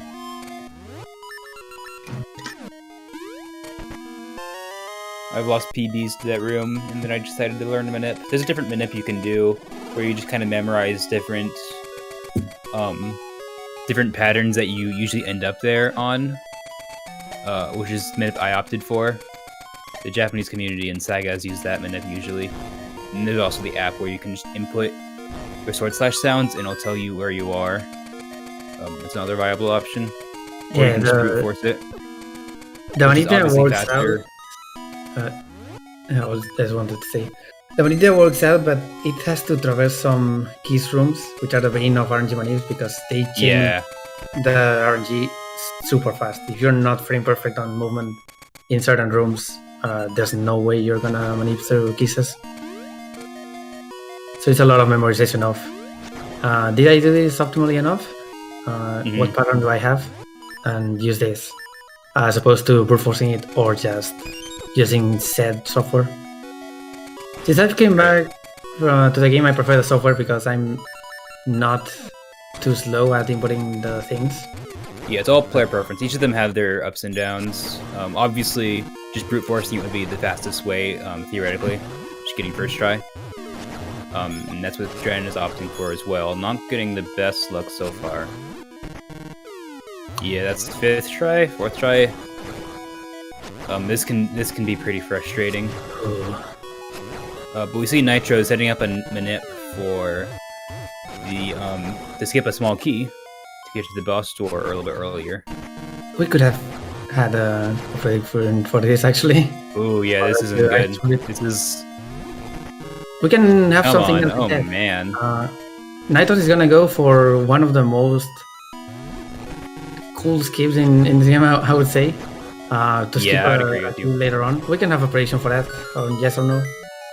And there we go. It's a little bit too late for that. It's because it's nearing to certain just a moment. Yeah, I guess so. I guess we're super late on that. Basically, started a manip there to make some of the rooms a little better. And then, right before entering this last room, he's gonna submerge and then go up. And then slash the sword a few times to actually manip keys to be in a very specific position to get a damage boost and skip said small key here. Very difficult trick. Good. Yeah, that should be good. Yeah, he's good. Oh, yeah, that's good. Just needs to get the frame now. Oh, nice. Amazing. I don't know if Dren is gonna do that, but we can do operation for that, I guess. Here's Octagon. This is a pretty risky boss to do with Power Ring, because normally he charges you a lot. You have a lot of health in this category. There's a lot of health, so it's no nice. big deal. Very fast. Oh, getting that heart container seems weird to me. I always skip that in any percent. But you need to get it, obviously. 5%. But yeah. That's SN6. Actually, the fifth one we get, I think. And now, I think we're gonna go get the second one. Not entirely sure, to be honest with you. Let's see, we have a small detour first to get a harpist that is right on top of the mountain. Meanwhile, Mashy working on the manip to get Light Ring.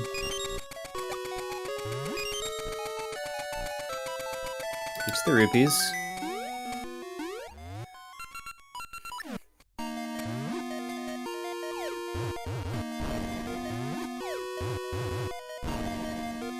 Oh, fall down. There we go.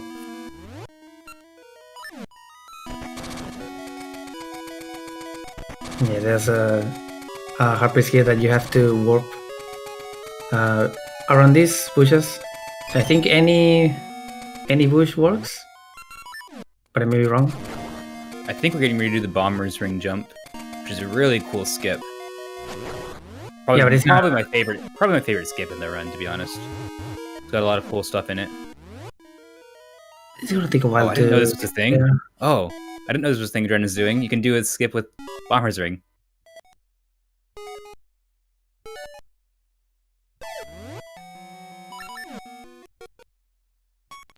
Alright. I just realized what you were talking Nice. about. I didn't know that existed. This is the Let's go. actual original incarnation of this trick, as far as I know. So that's pretty cool. Dren is not doing the trick we're talking about. We're Both runners are getting this the key skip though. Yeah, one more Imagine thing. match. What Yeah. But there's another application of Bomber's Ring that we're gonna do in a little bit after we fight Varan. The first fight. First, we are gonna skip quite a lot of things here. There's a long quest here, avoiding guards, hitting some switches to actually open the way to the castle. You can do something called guardscape, which is distracting these guards with a sensit and just walking past them. Just like that. It's actually really easy. It's so easy to fail as well. I'm gonna... There used to be a really stupid setup that was really hard, and then this setup is free. get this ring, and we're gonna take a small detour to go underwater. For a reason that is not gonna be immediately obvious, but we talked about underground parts of the map. They are actually out of bounds in the map screen, and you can select them as long as you are also out of bounds. And this one is one of them. This particular screen is super important for later. Yeah, we'll get to that when we get there. It's kind of a little bit hard to explain now. It might not make sense, but you'll kind of get a better understanding of it when we actually do the trick, and we'll select tiles in our map that aren't actually part of the map. You'll see. And small money here, since we're gonna fight Nairo here. Also, Mashi doing shooting gallery.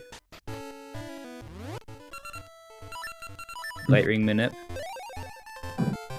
Oh, Mashi.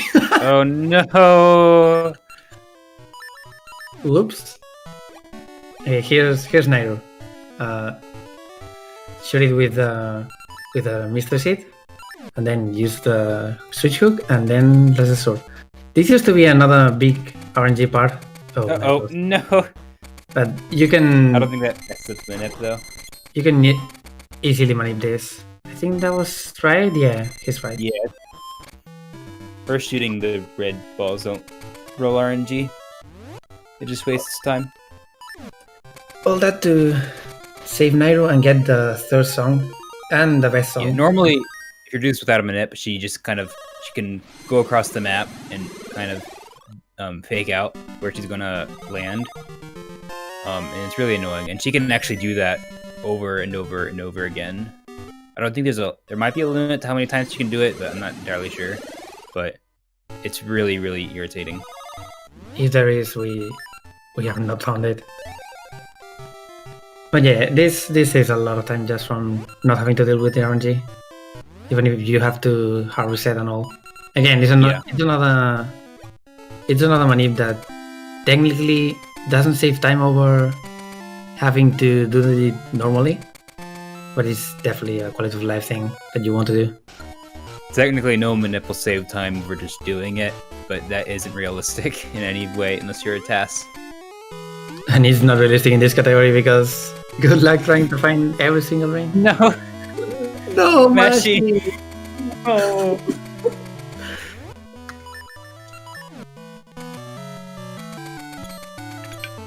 Oh, Dren's doing the old method, the harder one.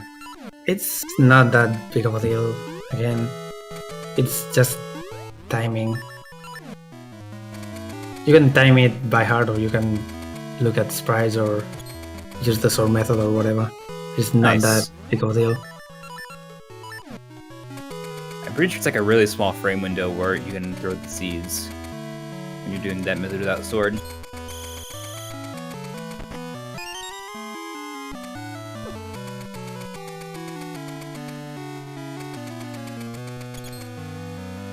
And now we get told to go to Jabu.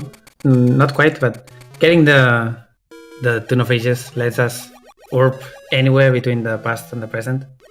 No need to find a portal, no need to be in a specific era to go to the other one.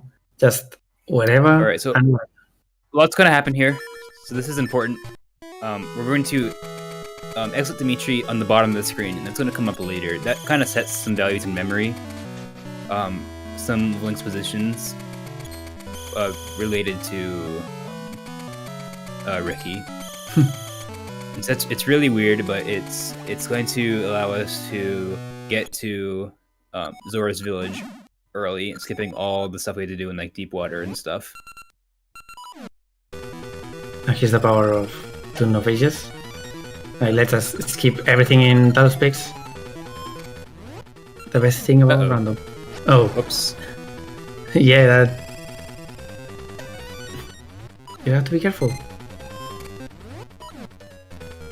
Tune of Ages is the main thing that it wants us to use it for right now is going to the Zora area, the D7 thing. By the way, Dren is not doing the manip here, and it's showing. This is what we were talking about. There's a pretty long. I don't want to call to look at the puzzle, but basically you have to go to the past and present and land in a lot of places in order to get to Zora. But you can do something else here. There's one exception to Tune of Ages, by the way, which is the D8 area. It's right where the Dungeon 1 area was, set on the past. And there's a mysterious force that lets you, or makes you not be able to do it. That was really close from Nitro's. That was really close. But now he's got the Noble Sword from finishing the trading side quest.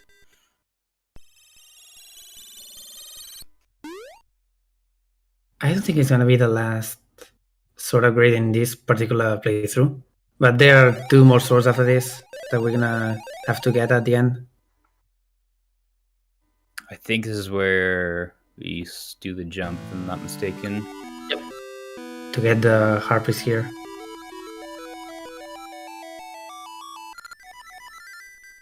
Well, not this particular cave, but this area.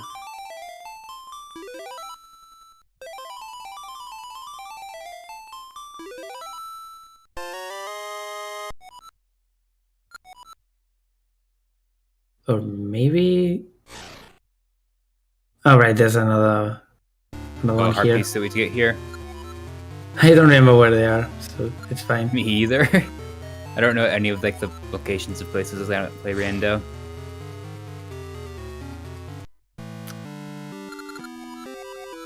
Yeah, here's Okay. the actual thing.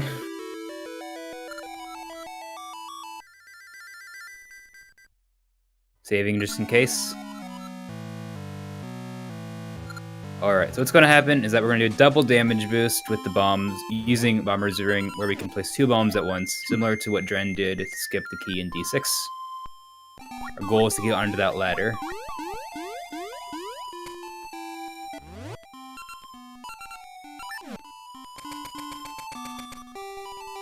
Oh, that keys might get in the way. I think it's fine. Jerks. Not quite getting it, but it's okay. You can just retry it. You have the bomb upgrades, it's not a big deal.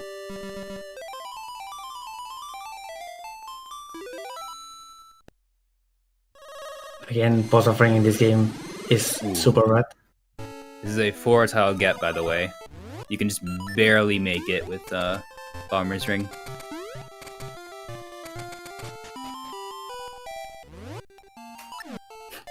Shandor really showing that he doesn't really play this game enough.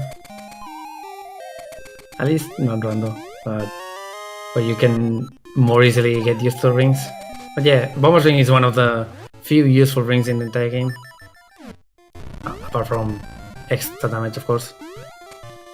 If he does run out of bombs, which he shouldn't, he should be able to get the next couple tries. But he saved before. Nice. But he could have just hard reset to save. So we're gonna see something a little bit wacky here. We're inside the bush.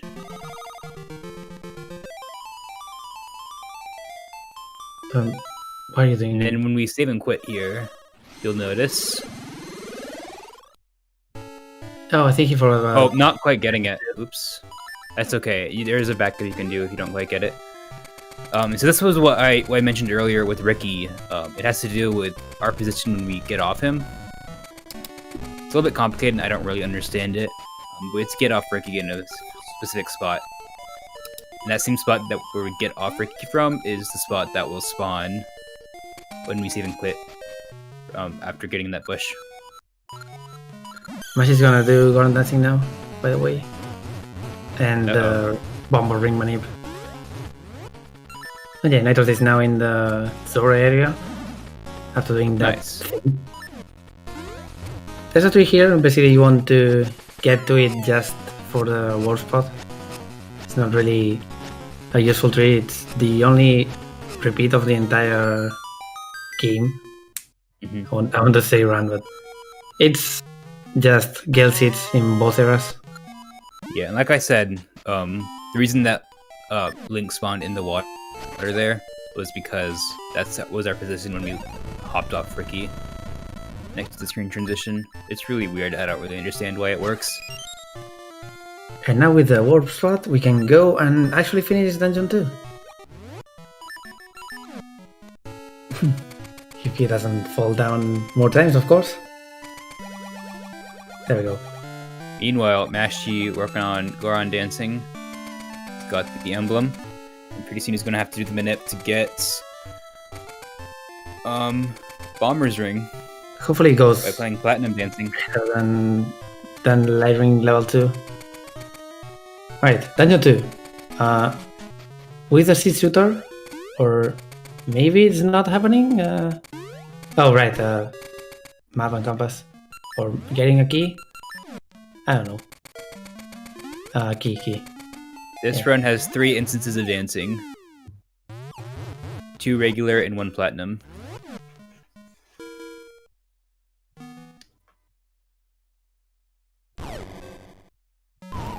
I'm not quite sure why. Where's the map? Yeah, I guess that makes sense. Yeah, there's map and compass are detours, at least compass.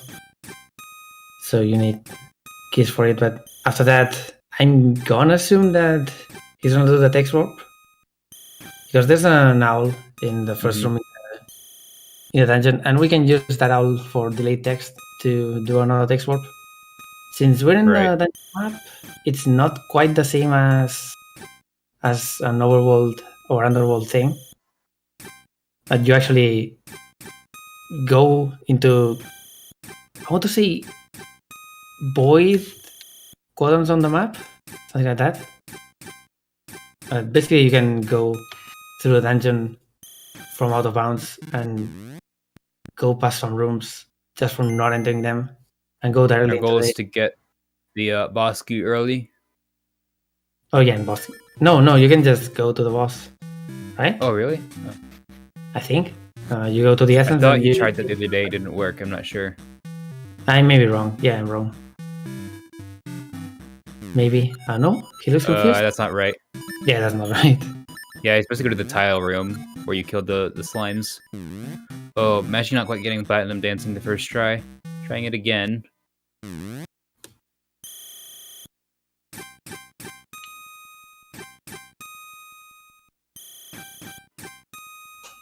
Right, we get to see the text point, so it's fine.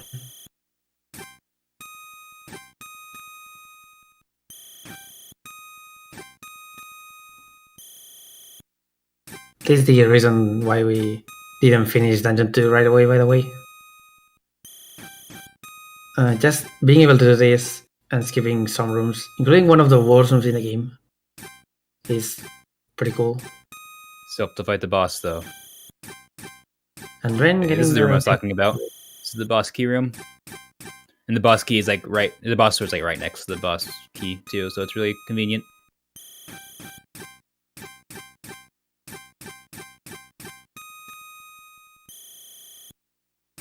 Missing one.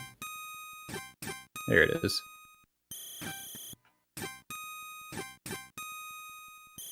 And now I'd assume that we're going right into Headhome, yeah?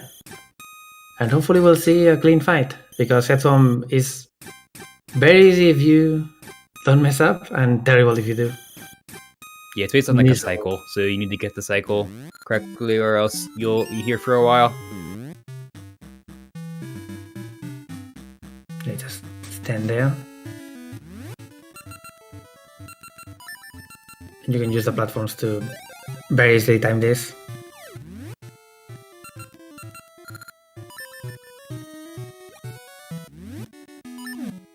I think casually this might be the hardest boss in the game.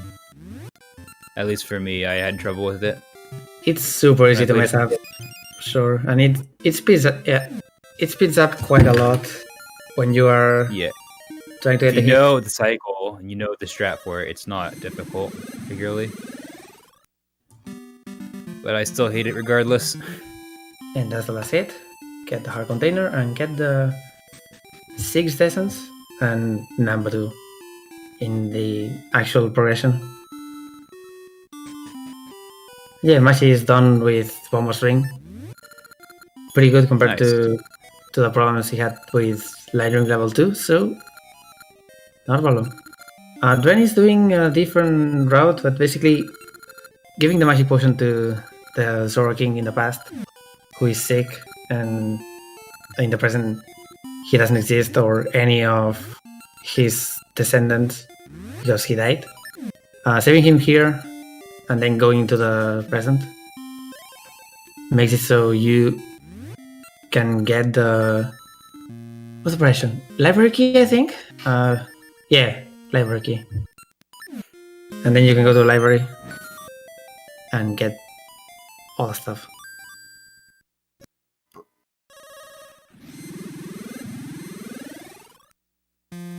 Dren going for the 3-tile jump there.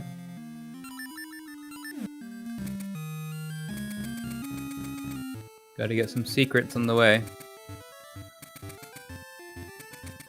Rombos 4S 5R. I don't remember what it's taking notes, chat. I think this one is just an extra heart, but I may be super wrong. I know when I played as a kid, I had the notebook where I put all the secrets in. There's another place in the game, in the tree, with Faroi that you can just look at them. So yeah, that's before I knew that existed. I just kept it all in the notebook or something. Yeah, it's actually pretty useful for this one in particular. When did I play this as a kid? I don't know, like I was probably 12, something like that. On 3DS. 26 years old already, so somewhere around that. Just between yesterday and 26 years ago, you may have played it. Because that's our anniversary. That's why we're doing this run. 20 years today. But no, I played it on 3DS. This game came out a little bit before. It came out a few days before I was born, actually. Never mind me. I don't know why I said 26. Whatever. We are progressing towards Dungeon 7 on Nitro's screen. We're gonna see the king here, get the library key, and go to the library. And there's another pretty cool jump in the library that is also really hard. At least for me. I don't know if it's hard in general. I barely practice it, but it's useful in random sometimes.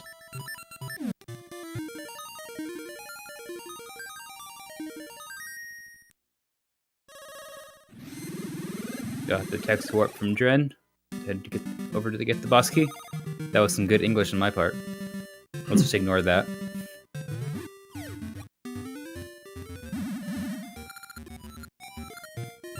But now we can get into the library. Yeah, the library quest works in a weird way. You have to go to the past and to open the library, and then go to the present to get the Book of Seals that lets you not only know the path through the library, but also walk on the library. Yeah, it's got a failsafe where you need the book, unfortunately. But you can just jump to that other book and open it in midair, and that makes the path spawn. And that was first try, pretty good. Nice.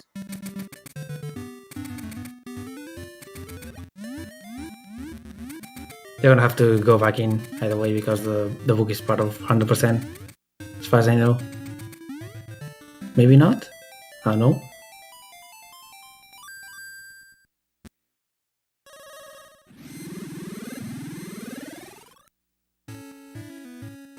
Whatever. With Fairy Powder we can now go to the Curse Fairy. Oh, Dren fell Uh-oh. This might get a little spicy. Yeah, this is now improv. Enjoy. Is there a backup? Probably not. Not in particular, as far as I know. You Just just gotta time it. yeah, the timing is different because it now spins faster. So the platforms are misaligned with that. You can't really do anything about it. Healing the fairy here makes so the Zora Sea is clean, and you can now enter Jabu Jabu. Dungeon 7. Pretty famous for sucking quite a lot, but also has pretty good music. At least one of my favorite tracks in the game.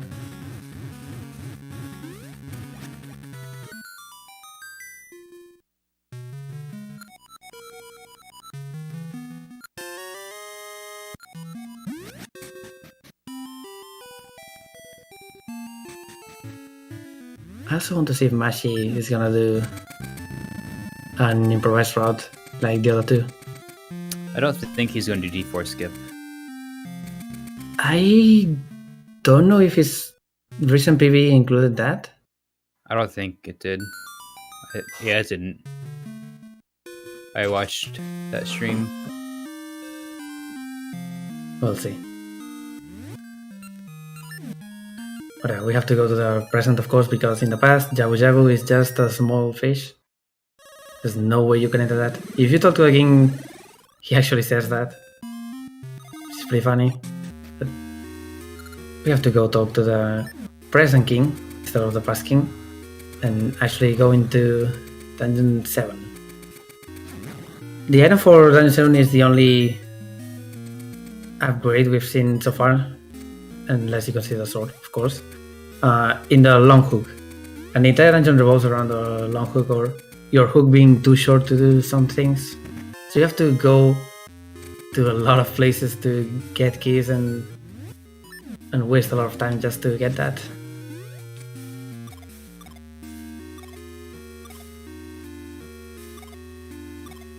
There are in total 7 keys, I think, in this dungeon, which is way too many. Also, the whole gimmick of this dungeon is going between different levels of water, kind of similar to Ocarina of Time water dungeon. Kind of inspired by that, I assume. So that's the whole like. It's Jabu, of course. It's somewhat inspired in OT, yeah. Yeah, of course. Same creature. So the first step with that is getting a key and going here to actually lower the water level. Because most of the keys are on the first floor, but we can't get them because we don't have access to most of the items underground or underwater.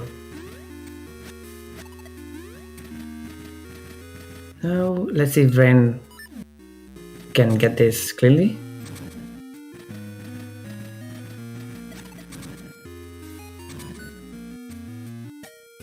not quite. I think. Oh, Oh, got it. Nice. First try.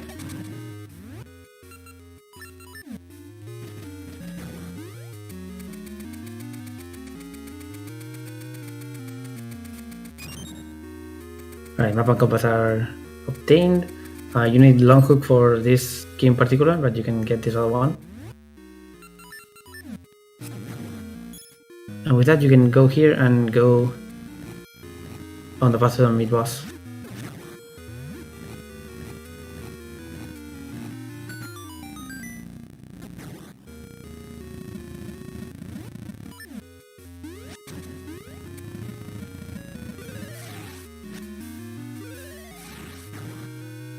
Oh, of course, you have to reflood the thing to actually fight the mid boss. I forgot about that.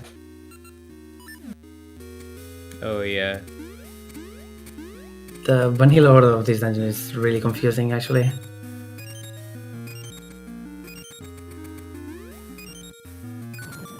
And there's another gap that you can't cross with the normal hook. So we have to go back here later. Yeah, the whole point of this dungeon is going in between, like going back to that room over and over again from different places, going from different entrances, to get to the different switches. It's all the same room.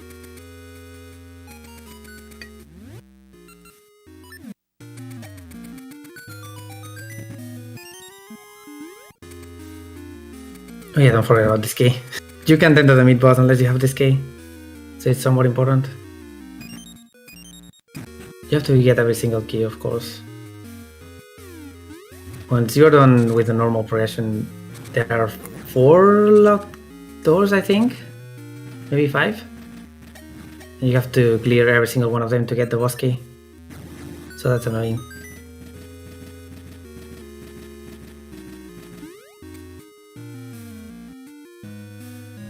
Oh yeah, and you fall to the lower floor underwater, but you can't swim up to that other floor. It doesn't really make any sense, but trust us, it works out.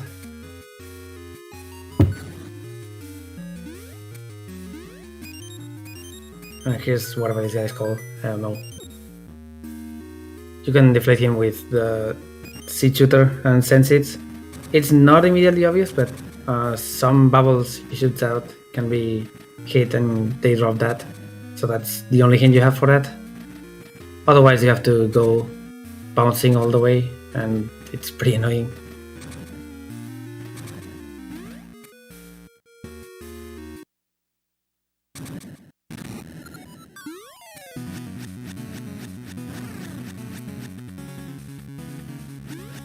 I always forget how fast the long hook shoots out. It's really impressive. It's basically the same animation length, so Yeah, like it takes the same amount of time to get further. and here's the first actual use for it, kind of. It's really long.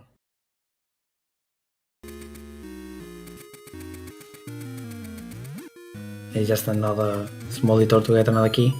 There are a lot of those in this dungeon.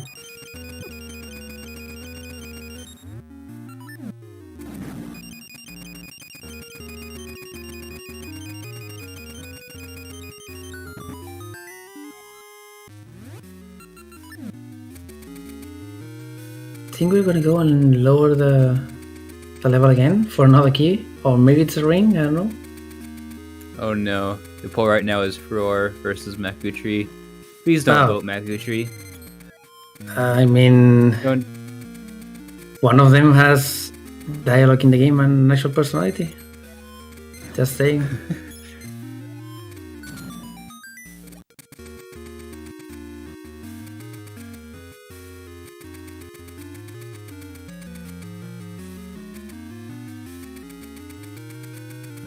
Would you rather Data 3 or Data Librarian? That's the actual poll, by the way. Don't question it too much. We have more keys to get. The slack part of this dungeon is pretty hard. You have to not forget any keys, which are really random and easy to forget. You have to go. I think it's 4 laps around the entire dungeon to actually collect everything. It feels so long. This is why Rando is fun for this dungeon, because entering this with the long hook already unlocked basically lets you do the Whereas there's a lot of backtracking when long hook is. Even we're playing vanilla. All like the early rooms have puzzles that need it, but you can't complete those puzzles until you get the long hook. Right. Mashti getting the big room here. First try. Nice. He's almost done with D4. Didn't skip, as we said.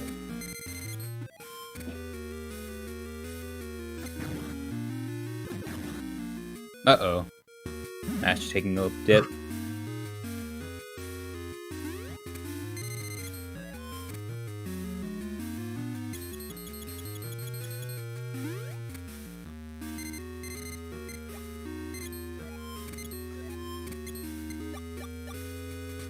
Right, with water level 2, we can go and get this last key. Or there's another key that we're forgetting probably. Yeah, the southeast one on the last floor. Oh, I just noticed this that particular one. Nitros and Dren have all the heart pieces at this point. They just need the 2 heart containers from the next 2 dungeons. Oh, right. I wasn't counting on that, but sure. Isn't there one on the trees? Or did they already get that? Extra trees?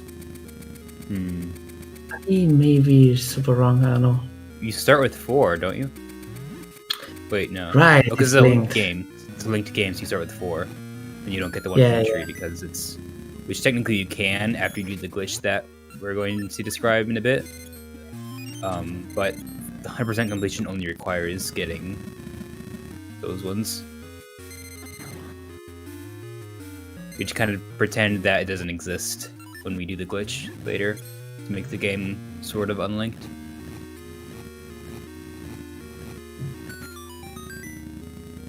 Alright, last key finally.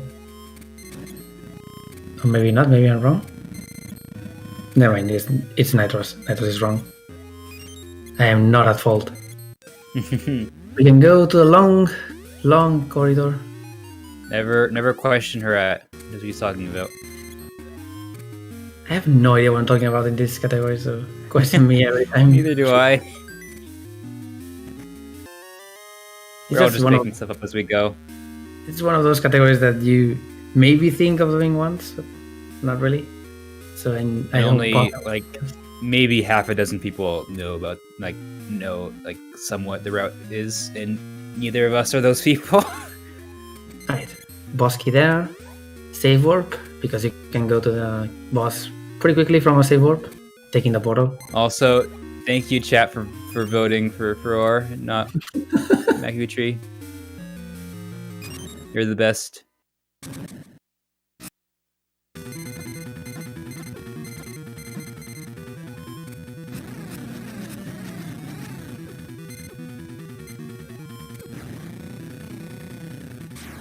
Alright, here's Prismarine. I don't know the name. Just it's a weird boss. It's kind of gimmicky that you need to make it hit itself with its own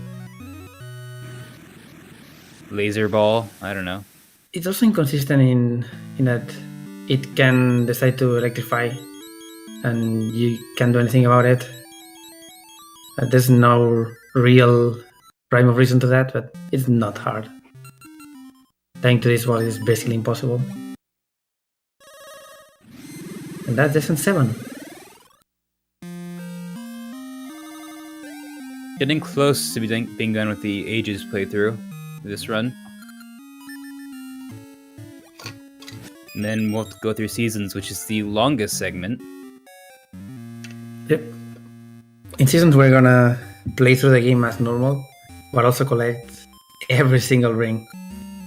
Or the ones we can transfer from mages.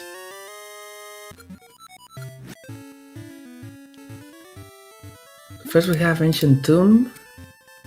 I don't know if they're gonna do the skip to enter. Maybe, I don't know. First we have a small detour to get the key to Dungeon 8, the Tokei Eyeball. It's one of the smallest intersection parts of the, or the inter-dungeon parts of the run. It's basically just going to one place and getting one item, compared to stuff like Cheval Rope plus charge plus getting to the sea.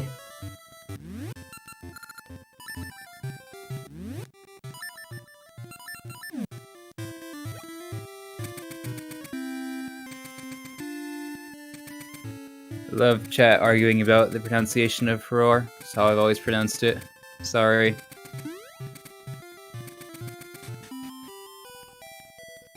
You can probably just use the Japanese pronunciation and use that. Probably Furore. Alright, this guy is also here. The Sunken City Diving Master. Nice code. I think you can call an ambulance. He's having a seizure.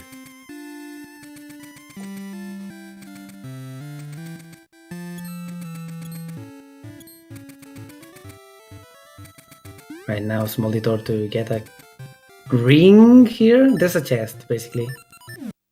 Or maybe I'm wrong and we're just going to... Yeah, never mind. We're going to the Sea of No Return. But that's in the past, right? I trust. Oh, there's another guy here. Maybe this is part of Linked and I don't remember that. That's also a possibility, I don't know. Also, shoutouts to the ZSR3 for the raid.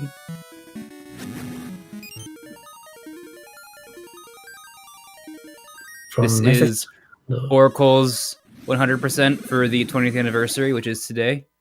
Right now we're going through our first Ages playthrough, our only Ages playthrough. We already went through a Seasons playthrough earlier, but we're going to do another from a brand new file after this. That's what's required to get 100% in these games. Tren is using the little no strategy of shooting this guy instead of switching. Uh-oh. He has no potion. This is a little bit spicy. He gets it. No big deal. And yeah, Nitros found the pirates here. And got the Tokei Eyeball to go to Ancient Tomb. Maybe something else in between. I should probably check the base bin again. Oh right, Iron Shield. We have to go that. Yes. Underneath Tokei Island. Fun fact, Iron Shield is actually a downgrade from the Wooden Shield. Because the Wooden Shield actually gives you more knockback when you want to do shield bump strats like for Dungeon 2 skip and D4 skip. So all the upgraded shields are actually nerfed. Yeah, they're supposed to... It's never specified, but as far as I know, Iron Shield protects you from fireballs, and Iron Shield protects you, or Mirror Shield rather, protects you from lasers, specifically I think, like that beam was there. So they're very gimmicky, essentially the same. Just be good and don't get hit. You don't need a shield for that. Shields are for bumping.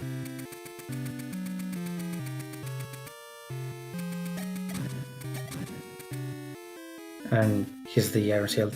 As I said, you don't really need an actual shield to get this. It's just a supposed piece of wood that Tokei found. And Tokei is here for some weird reason. And once you get it here, every single shield that you can buy turns into this level 2 shield. In the shop it gets 20 rupees more expensive. I don't know if it's the same for the Dekus that sell it to you. No, try it. I'm not entirely sure. Or I think it might be 50 after you already have the shield. I could be wrong though. It might just be in rando, because I know that might be the case in rando. But I could be completely wrong. And now for one of the most hidden things in that game, I'd say. There's a chest in mini labyrinth that is here, right underneath Crescent Island. I didn't know this until I played random. Thankfully, it's not that confusing to navigate. Just go down as much as possible.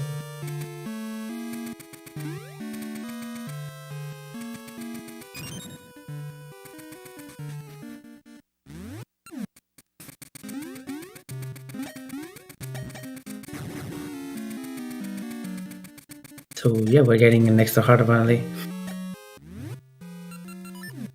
Don't worry about it. It's not gonna appear. Are we actually getting extra heart? That would be interesting.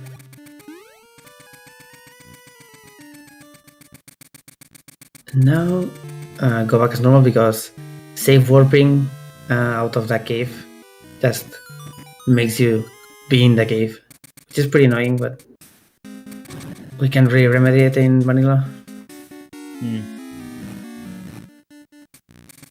Meanwhile, Mashi working his way through Dungeon 3. Just got the Canis Maria.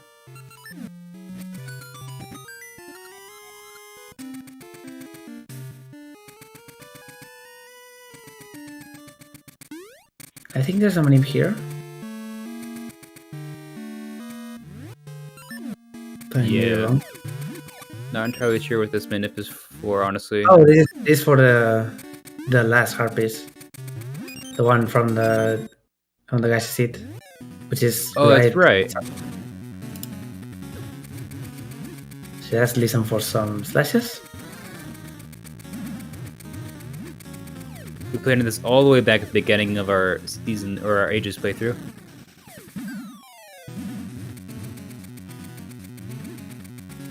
And a quick refill, I assume. Save and quit, and we can actually go to Dungeon 8. Dungeon 8 has the cool pirate music, so at least the area. And then it becomes gibberish for some people. So we can definitely hear that and jump for a bit. First you have to clear some trials. They're supposed to represent the Triforce, courage, force or power, maybe, I don't know. This is courage, for sure. Just running from things, that's courage. And then you have an invisible path that is somewhat annoying, but you can just jump upright and clear it. But Nitros is not having the best time here.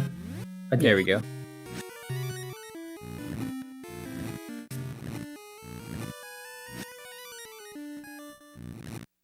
Mashi getting this key?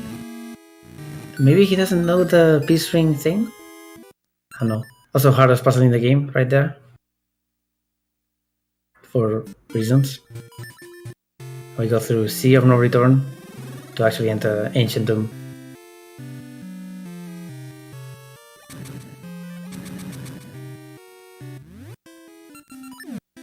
I hope you like bosques because this particular dungeon has 5 bosques. This area on the map is the same spot on the map where the graveyard is in the present. If you were to try to warp there with the Tune of Ages, it will send you back. Yeah, so something like a strange force has sent you back or something like that, of that vein. As far as I know, there's a way to enter that through some out-of-bounds shenanigans, but they are not using it and I have no experience with it, so... this dungeon is very restrictive, really, despite looking very non-linear. First of all, you can't really advance unless you get that key, of course. And there's a small room here that basically makes sure that you have every single item in the game to actually enter the proper dungeon. Now, one of the gimmicks of this dungeon is it plays with the tiles that they're like the switch tiles that are either above ground or in the ground, like those red and blue ones. I forget what they're called, but regardless, the whole the gimmick of the dungeon is turning on and off the switches, which access and restrict certain parts of the dungeon. You have to go through in a very specific route to make sure that all the tiles are in the state that you needed to be in. And there's also spinners, at least on the first floor. Then we go to the lower floor, and it's pretty much an entirely different dungeon.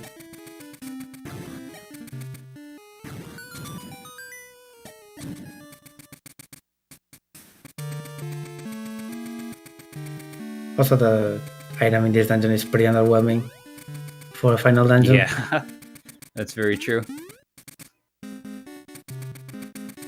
But we have to take a small detour here to get a key and then go get that item.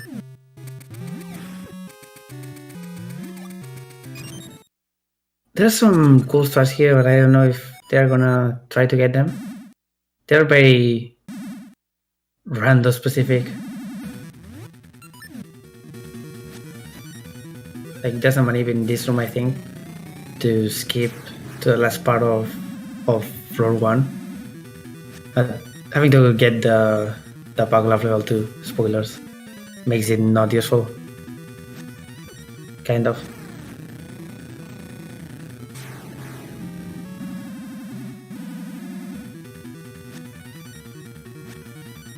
Oh, and we also have an instances of Zelda 1 thing of an enemy having a key inside, and you can see it.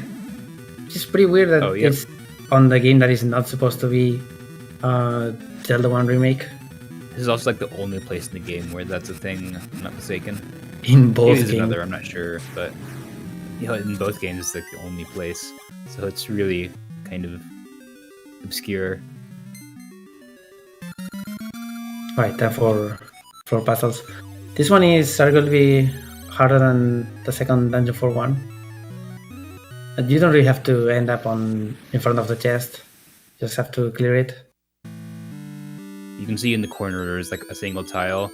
That's the tile that needs to end on.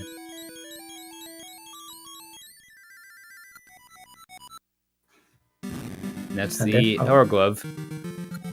It is almost useless. Almost. It makes you push spots twice as fast. And lets you... I don't know what they are called, but you can lift those blue things. I guess they are sarcophagus? Sarcophagi, rather? Because plural.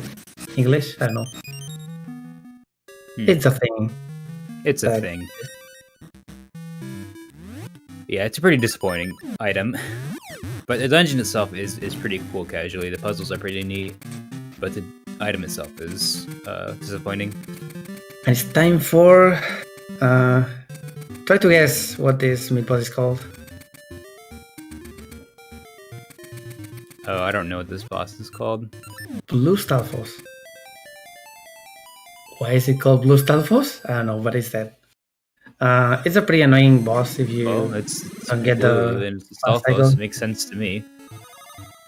Yeah, but there's a Death Stalfos, something like that, later on. Or early on, whatever. It's not a good name. It has a pretty cool thing that catches you. That also... Oh, right. And that pod, you can just grab it. Mr. Death is like 10 times better than Blue Stalfos. Definitely. We should make that new canon. What I was trying to say is that he has an attack that turns you into a baby. Bern also has that. I have no idea why that's an attack, but it's funny. You can't do anything while you're in baby state. And now we have to go around and get the other 4 boss keys. As well as the actual boss key, because we don't have it. Yeah, in this dungeon we're collecting all these slates. And then when we get all 4, we can put them inside that statue to open up the next floor of the dungeon. You can technically do them in any order, but the way the dungeon works, there's a pretty obvious order to follow. Yeah, it's pretty linear. Here's infinite seeds. It's a pretty good respawn point for it.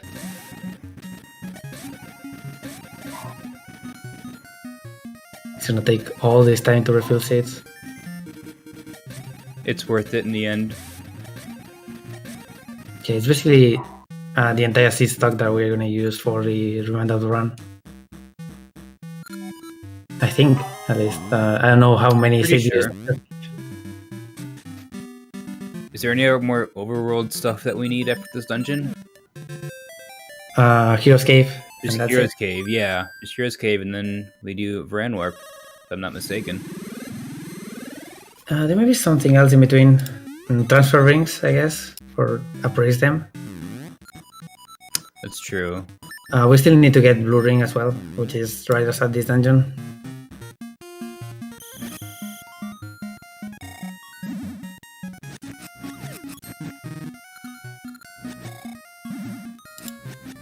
Oh right, Dial Room, by the way. Nothing you can do about this, just wait.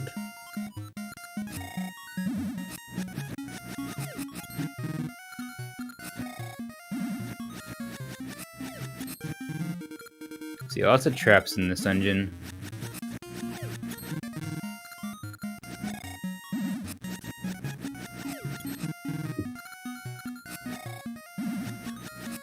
We're gonna enter one of the two ice rooms. Just pretty annoying to... Sorry, go for it. No, never mind. I was just talking about how there are two ice rooms in the entire game compared to Seasons that has an entire dungeon. ice thing and a dungeon. Yeah. But the annoying one of the ice rooms is this one. This dungeon is a little bit weird. I like the dungeon. It's like the puzzles are neat, but it's kind of got like this dungeon isn't nearly as hard as Jabu Jabu, in my opinion. Casually, at least. It's It's super kind long. of weird. That's for sure. Yeah, it's kind of a weird difficulty curve, in my opinion, at least.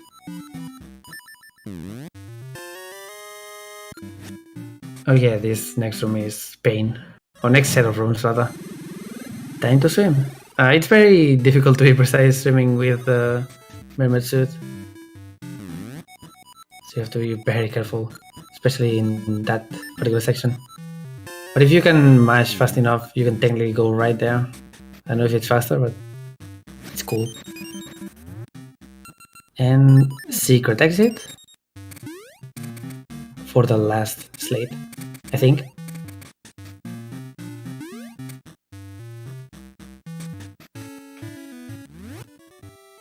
Yeah, definitely last. So I think this is a good time, while we're just kind of finishing up D8, to kind of explain a little bit about differences like Japanese and English. Because you saw a save and quit from Nitro's. Save and quits are much faster in Japanese. And the reason we play on English is for the glitch that we're doing in just a little bit. But there's actually a new arbitrary code execution setup found by SPD recently that works in Japanese, and it's used for any percent now, and it could actually be used for 100%, but unfortunately it was only found a few weeks ago, and it would take a lot of work to route out 100% with this new arbitrary code execution stuff, and a lot of rule discussion. No, I think it's not worth it in that there's one property of Baron Warp that actually makes it really Right, good. but that could be done with Ace. I guess so. But I think that's what they were discussing. And so it can be done with using the child name thing, where you can keep on entering new code. It's kind of complicated. I don't really understand it, but the sprinters all decided to, instead of trying to route all of that out before the race, to just run on English and use the old route. Oh, by the way, this is Ramrock. 4-stage boss. The way to enter the room actually shows you what you have to use for each phase, but Natos is really struggling here. For phase 1, you just return the phase as they go. And then there's the annoying phase, the bomb one.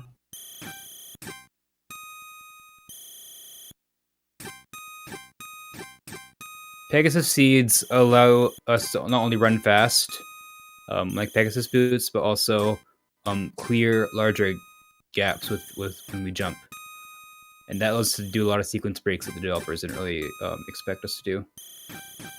Oh, and this thing, this particular phase, you can wait for it to attack you in order to skip some cycles, some animations. It makes it way easier. And that's Dungeon 8.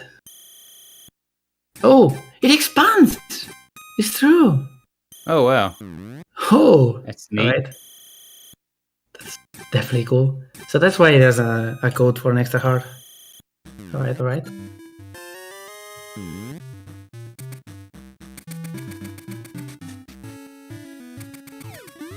And it's time for Hero's Cave. This is a linked only dungeon. You have to actually play the game in linked state to enter it. It's to the right of Mako Path, and there's exploring, by the way. In seasons, you would get the sword right away, and it would be on the normal Hero's Cave, where you get the sword normally. So you can skip that trip on the next playthrough that we're gonna start in just a little bit. But here you have to go to Mako, and that on the present as well. Of course, it doesn't exist on the past. And creating it gives you the Armor Ring level 3, exclusive to this game. So we actually need it.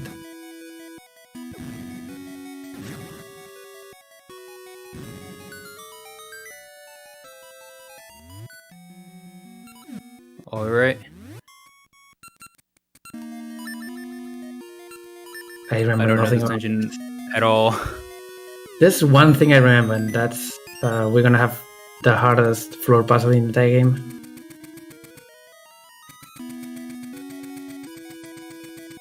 You actually need to use the Kingdom of Mario to clear that one.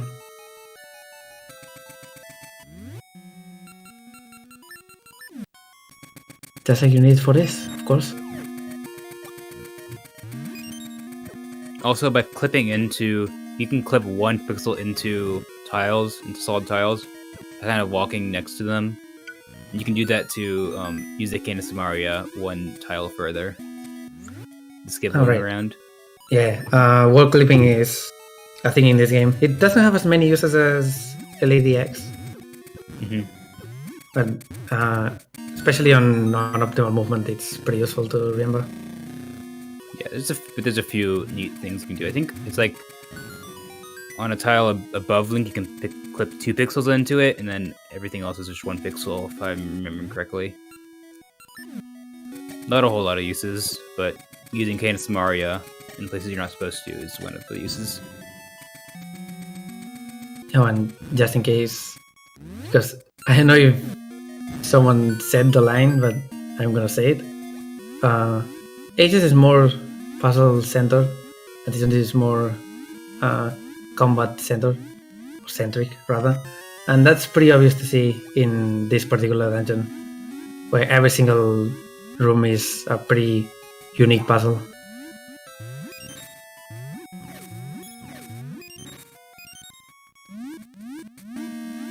That's not how angles work. It was. There we go. Okay. Just for you guys to see. And back to the start. Just kidding. It's the only teleporter that doesn't lead to the start. For some reason.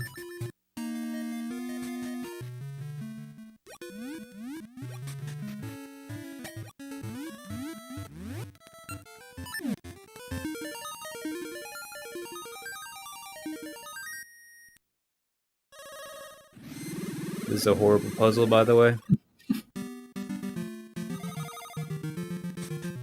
Any statue moving puzzle is bad.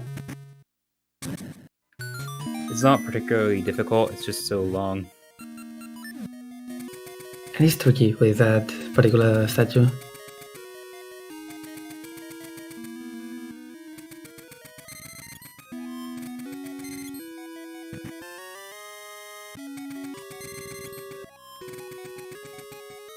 Oh yeah, kill those bats for sure. Fire keys are terrible, by the way. Normal keys are also terrible, but fire keys can deal a lot of damage. Also, Dren also entering Hero's Cave now.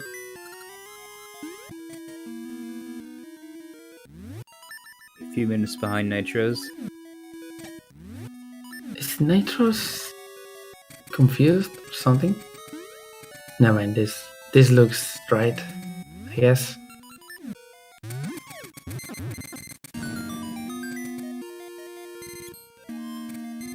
What is he? I'm confused. Okay.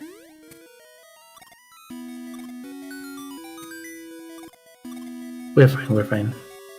He's got it.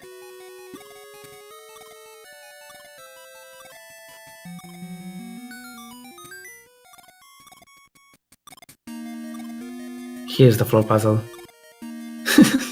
Filling it in the most terrible way possible.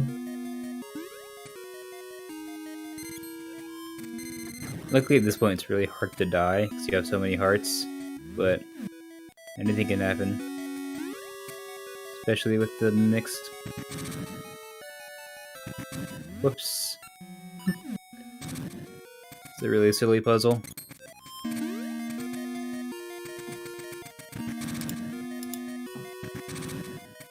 Whoops. Wait, no, I think it's fine. It is? No, it's not. No, it's not. I don't know. No, it's not gonna work. What are you doing? Okay, matter he's that playing with you- enemies now. You need to Who's use in the lead? the key for this, but... What do you do? Nitros is in the lead. Yeah, By a few minutes. Dren is about 2 or 3 minutes behind. It's still anyone's game, honestly. Especially Invested a with lot. So, yeah, especially with in seasons we're gonna have to do the ring shop. Ooh. and of course there's also Ganon, because we're gonna have to see him twice, actually. Yep.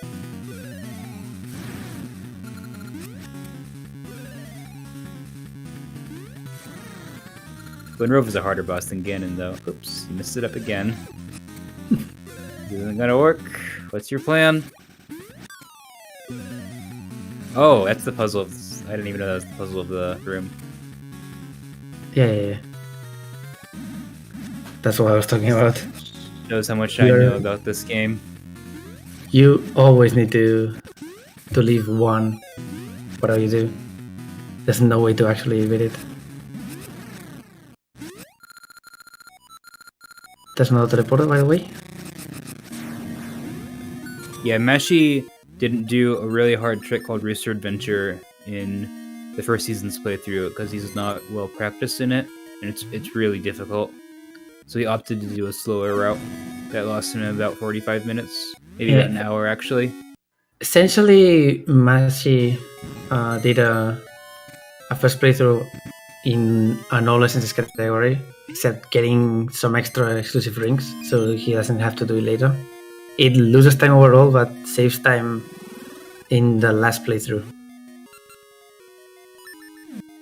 Yeah, but not enough to make up the time you lost from just not doing the 80% route. But it's understandable because it's just really, really difficult. Really frustrating.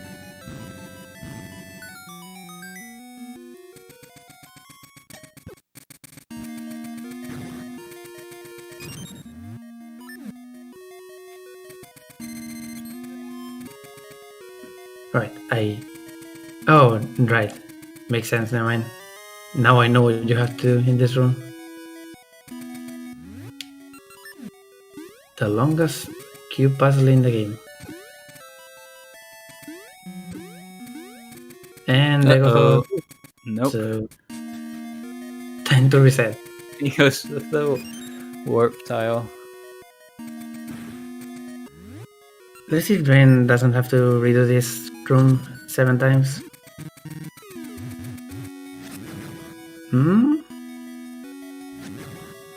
No, he's got it, looks like. Wait, no. Nope, he doesn't.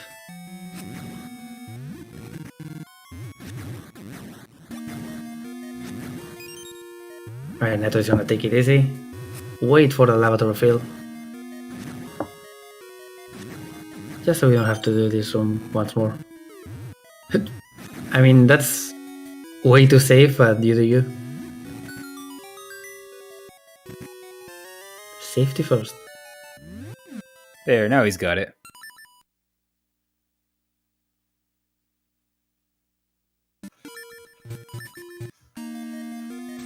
Yeah, Did Drain Drain- catch up to Nitros? Absolutely. There's a lot of things that can still go wrong. We have a lot of big sections of RNG manip. We still have over 5 hours left. So absolutely, Jen could catch up. Alright, the Nitros has him now. At least I think so, but he has to jump over. Oh. Okay.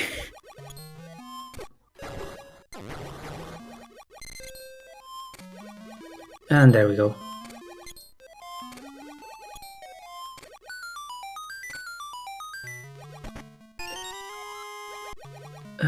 Not having the boomerang is gonna hurt here. It's a pretty neat little 2D section trick.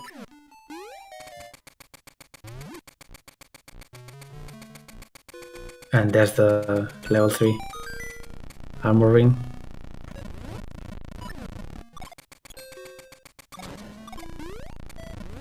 Our ultimate objective. See if we can really get it now. Or maybe I'm wrong, maybe it's here, never mind. I don't know.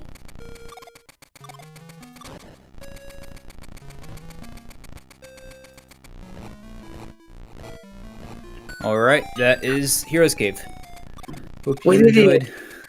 Now it's time for some voodoo magic. Alright, so a lot of stuff is going to happen very soon. Yeah, basically, for those who have been here for a little while, remember when we went underwater on the way to Nairo to enter some room? That room is on the overall map, one tile down from the normal map limit, to say the least. So if we are out of bounds in that particular place, we can select that tile now because we have visited it. And selecting that tile, for some reason, makes the game do cool stuff depending on some conditions.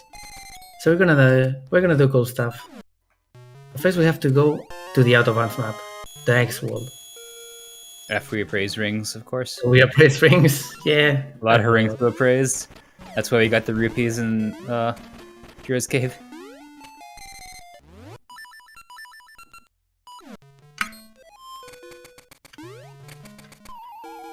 These should be all aces only rings, or most of them. Yep, at all least. these rings that we're going to bring over to our seasons file where we'll get the rest of the rings in there. Then we'll have to open ages back up to transfer them back to ages so that both files are completed.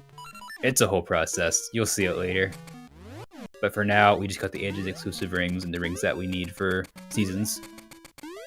Okay, and now warp to Rolling Ridge, the D6 area. And we're gonna go to the entrance of D6 in the past. So we're going to start with a text warp. Where is he going? Oh, he's trying to get some seats. Okay. Yes. Oh. Yeah, sure. And Drain is too. Just need to grab the Mako seat and do the same process of appraising. Oh, just to get seeds? Yeah. I guess on the way to Ganon, seeds are still useful. Oh, Mashi knowing the bomber string streak, but not really getting it first try.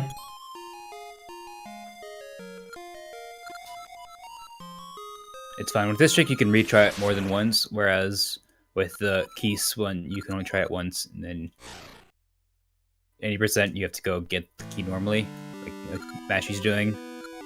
It doesn't waste too much time. Nitro's starting to pray. Alright, here we go. So we're going to start with the next warp.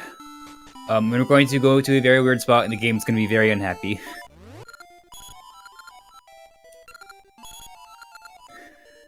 So, lots of junk tiles on the screen.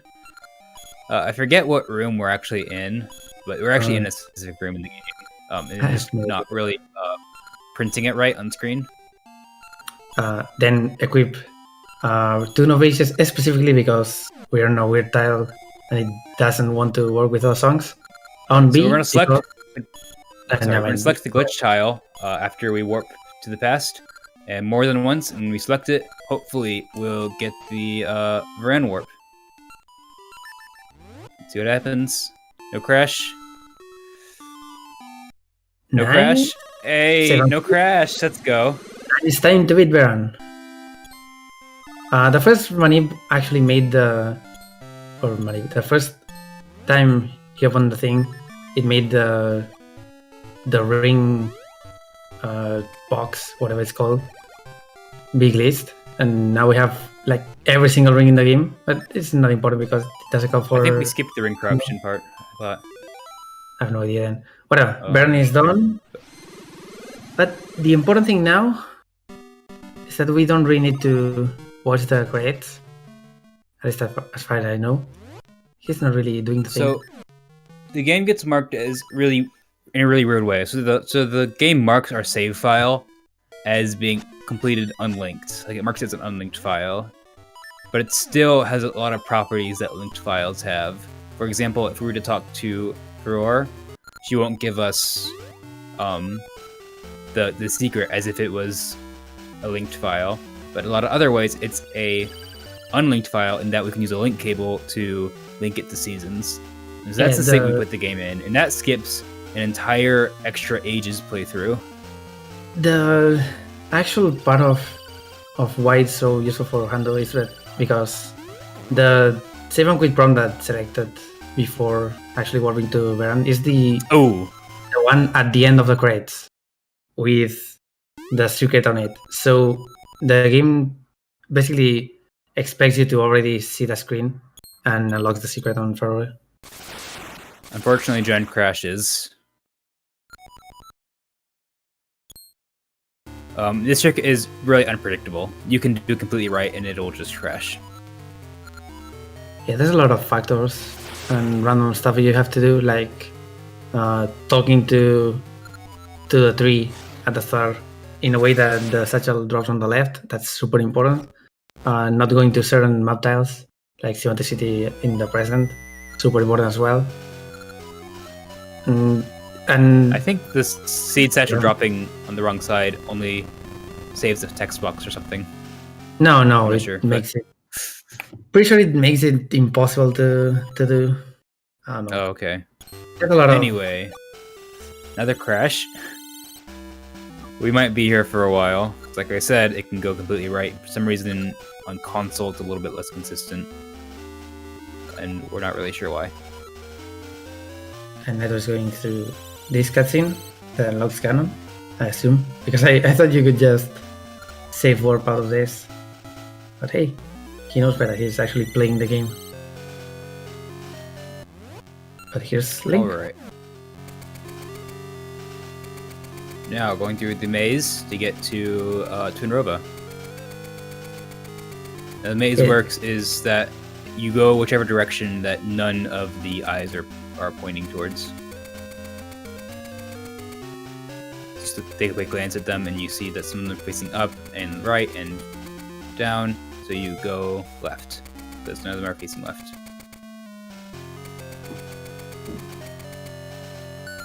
Mash on his way to fight Varan, or Nairu rather. He's gonna do the same thing with unlocking the tile that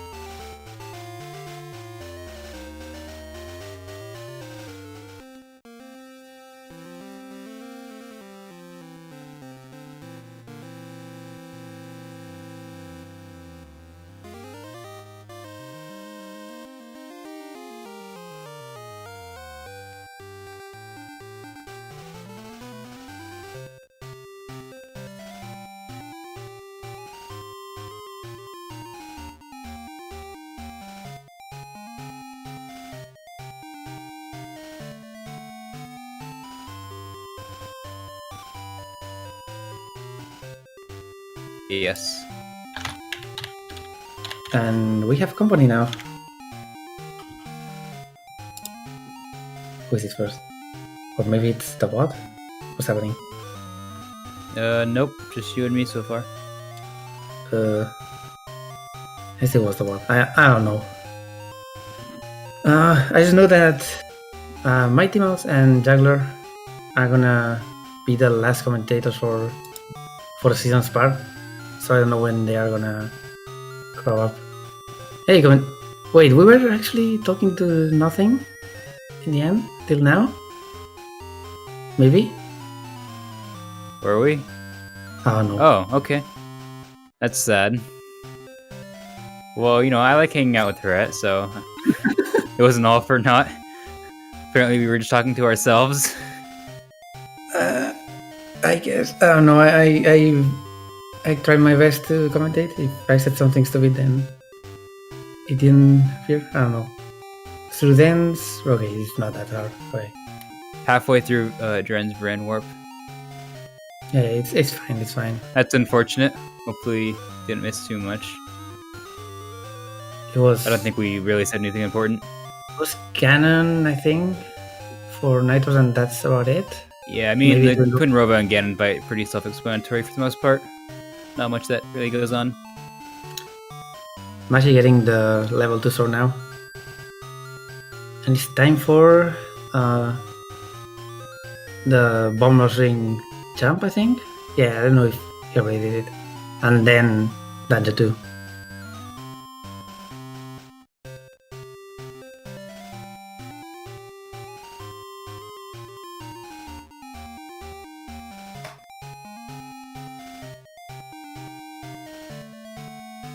Alright, time for so- Twin Robo. Again. Meanwhile, I'm actually working on the warp glitch, or the I don't even know what it's called. The glitch where we swap our position with Ricky. Was it a 3-4-3 for the Ren? That was super fast. Wow. What a beast. What else do they need? We need every single ring. We need every single secret entered in both games. So we can get That's Bomb Choose, Bigger on Sword, all of that. Mirror Shield, the extra heart, the Master 99 Sword. of course, Master Sword as well. We're probably missing something, but yeah, every single secret entered in both games, all rings. Thankfully, you can link to transfer them pretty quickly, but they are exclusives, of course, and we still need a lot of them. Good Twin Robo fight from Dren, though. Yeah, that was super clean in both phases. So yeah, even if Ages is done here, we need to do a lot of things in seasons, and then after that we have to transfer everything to Ages as well. So there's a long way to go. Working on the early Zora's Village trick. Very precise. Nice. Really, really good. It's a tough trick. There's the goat hero secret. Hope you took note, or clip that, of course. I guess you can do that in Screenshot. And now Nitros is ready to change the seasons. We're gonna see some really cool secret inputting action. Let's go.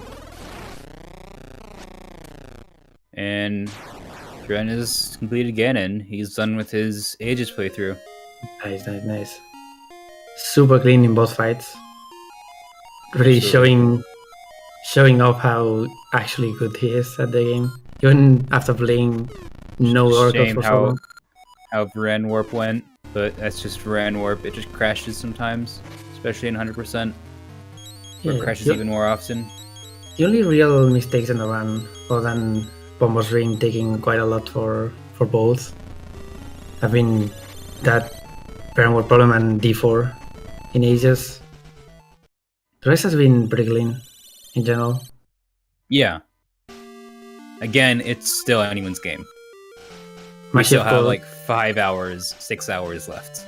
Mashi, of course, being behind mainly because of the 80% and knowledge difference for seasons. Also, this is his first run. Yep. Of 100%. And hey, we are in deja vu mode now. We learned the route just for this race. Now Nitrous is in seasons. Yep.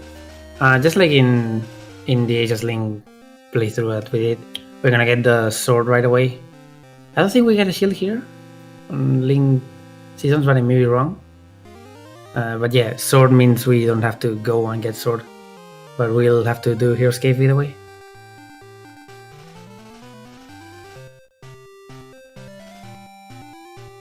Get the Nehru baguette on the screen, and the text for up on Mashi's. Mashi cleaning up D2. Do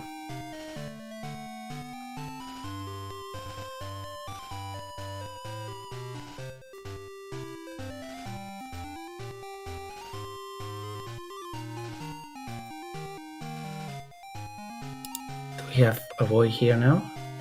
I am Yeah, here. not a boy. Hi, Jangler. How's it going? Hope you're doing well. Yeah, not bad. You too. So I think this is just gonna be the Heroes Seasons playthrough, right? You just appraise the free ring and quit. I think. And you do chess game.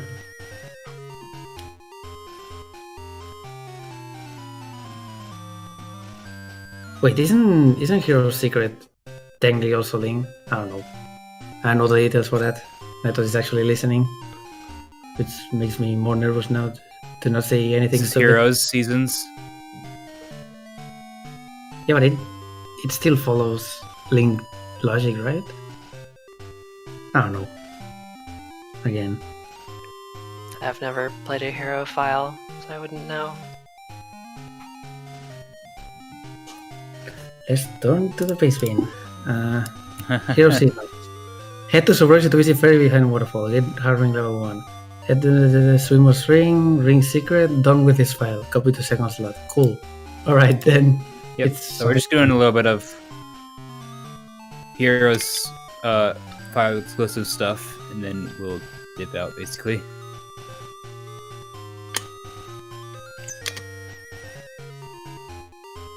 Meanwhile, Mashi getting a pretty clean headphone so far.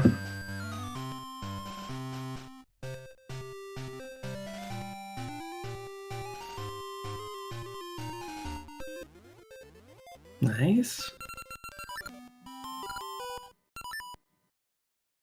One last hit? No, never mind, that was the last one.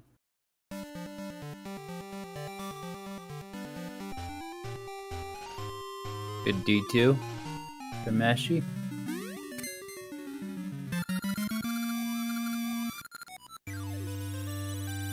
Okay, this is our 80% file from before.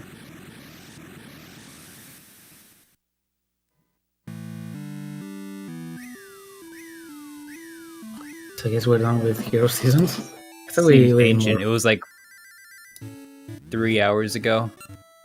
4 hours ago even. Oh yeah, I it's used this file.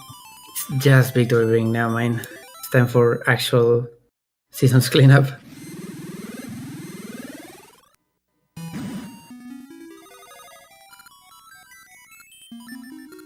So yeah, basically gonna get some extra rings that are around the place. Including Swimmer's Ring, which is one of a fan favorite in general. Yep, I'm a big fan of the Swimmer's Ring.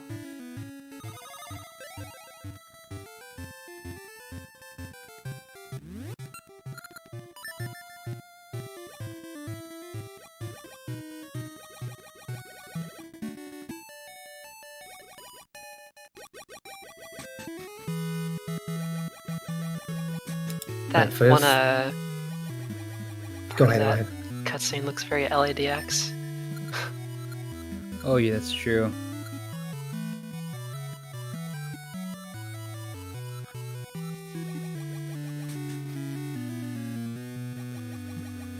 here's the first secret for hard ring level 1, according to notes. Which is weird because you can get level 2 pretty easily.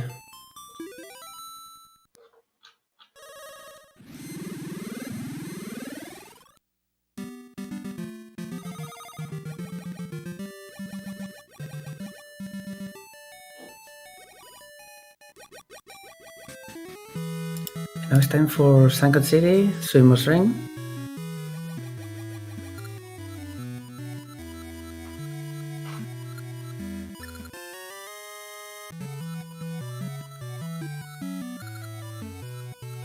We get to see Dimitri again, I think. Oh, never mind, he's here. Never mind. This was boy. the or something like that. I'm for typing speedrun from both players right now, Dren and Nitros.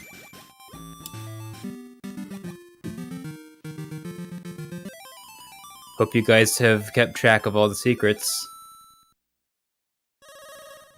Oh, there wasn't many even here. I didn't even know. So I guess we have to clear this. 30 seconds to get to the end. I wonder what the holdup is for Dren right now.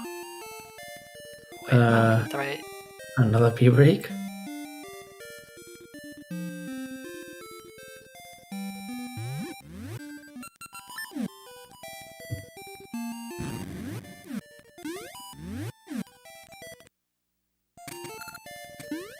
Oh, failing the minigame. Yikes. Minigame sucks.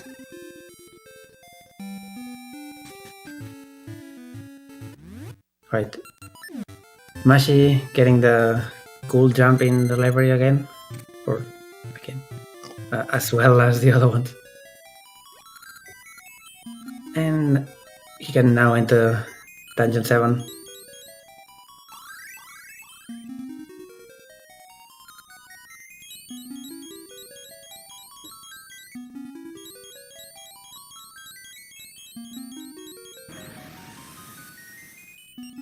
There we go. 30 seconds on the clock.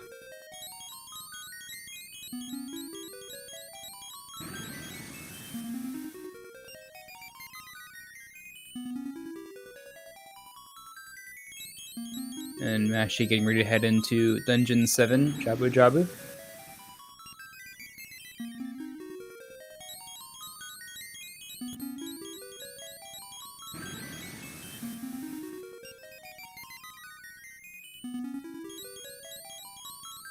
Alright, Nitro is done with Link Seasons and it's time to actually start over from the start.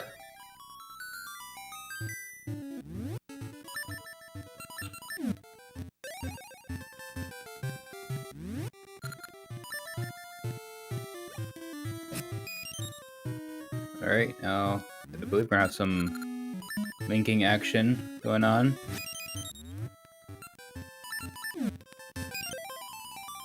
Linking our hybrid ages file, which is able to be linked because of that glitch we did before. If we didn't do that glitch, the Viren warp glitch, you wouldn't be able to link it like this.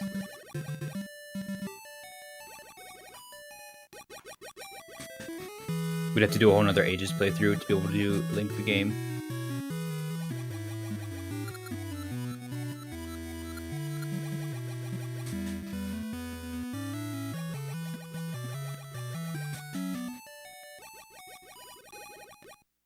So now we're essentially just going to do an all essences run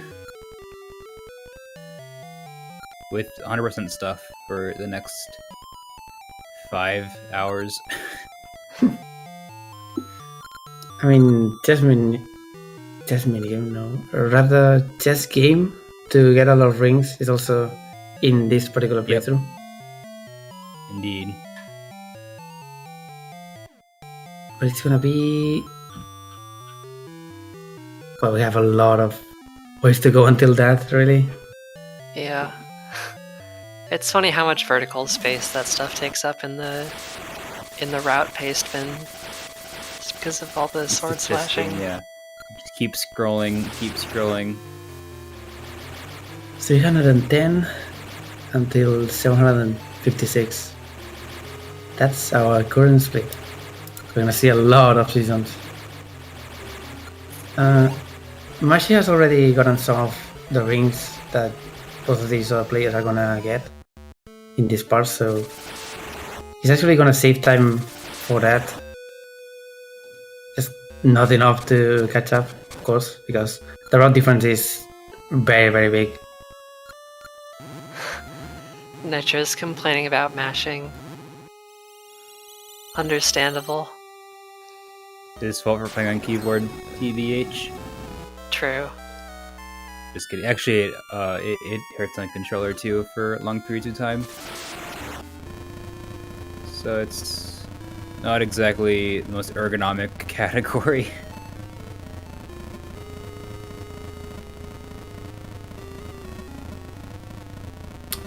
Hey, I've seen this cutscene before. We've seen this cutscene. It's the third time today. For Nitros, anyway. First of all, I think. Anyway, this time for sure we're gonna get a sword here, and I don't know if. Well, you don't get it. You have it in the menu. It's basically the same. You can go right into Mako Tree. But the problem or the thing you have to get a lot of is gacha seeds. So it's time to grab some of them in the way. And the mirror has one of them. I think we're planting like 9 gaseous seeds maybe throughout this run, something like that. We planted a bunch of them. Where in Ages we only planted like 2. That was just to get that one heart piece.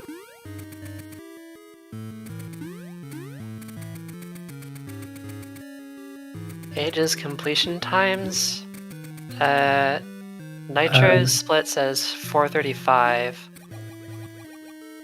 And Dren's also says 435. But it was a... No, 441. Ganon 1 That's is... for Varan. did they have different names for those splits? Yeah. Yeah. 441 looks like. From Dren. So 6 minutes difference. Dren is not ahead of Nitros. He's cleaning up his Ages file from the start of the run, where he played through an 8%. So he has to go and clean that up a little bit before he starts a new linked file.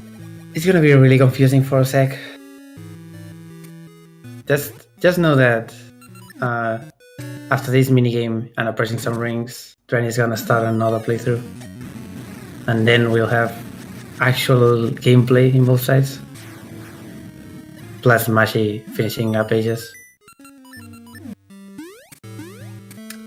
Sumo Ring is super important, by the way. Sumo Ring is the only season exclusive ring that lets you skip something, even if it's not useful in natural run.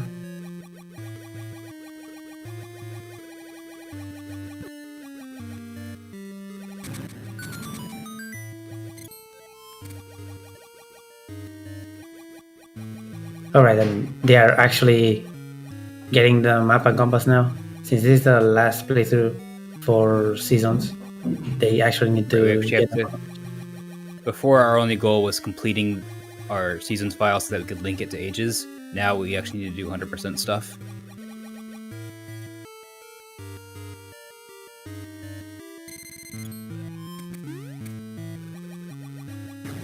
Alright, and I guess the differences from linked and normal here are going to be pretty significant for one item in particular, and that's the keys to Town Ruins, the jewels. They are in different spots, so you have to really take that into account. It's not the exact same. And there's also a bias section, right? I think. Not sure. Kind of like Nitro. Sorry. There's a fight with like moblins or something. There is a fire thing. That's one of the jewels. Right. Okay. Well, Nitro has been nipping a heart piece from Maple after this? I think so. I assume so, After this yeah. dungeon.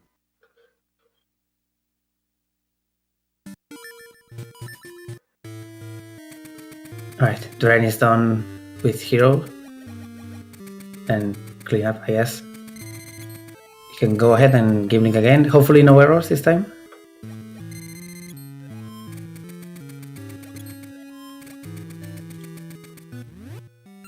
There we go. Nice. Last time you had some hardware trouble with this linking. Yeah, that was scary.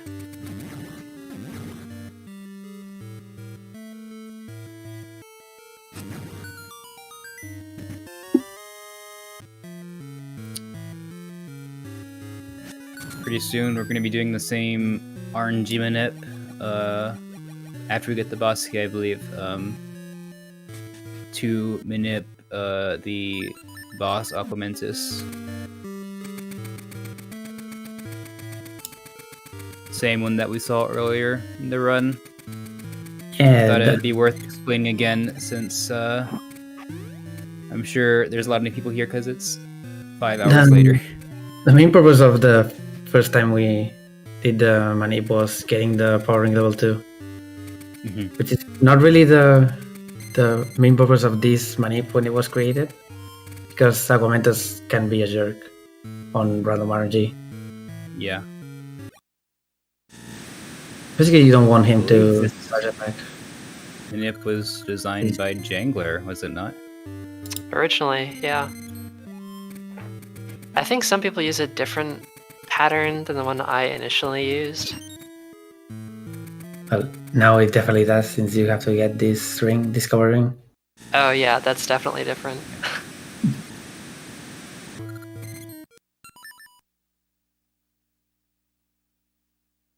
That's interesting that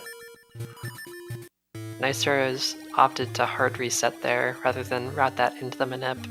I think he forgot to get it before actually doing the manip. Uh-oh. Oh no.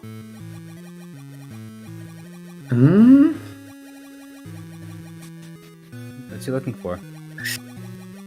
Let's do that again. Did he run out of Ember Seeds? No, he had 14. You need 15. You need 15 to get the right drops for Maple. Oh, I had no idea. Well, nice presence of mind to actually remember that. Yeah.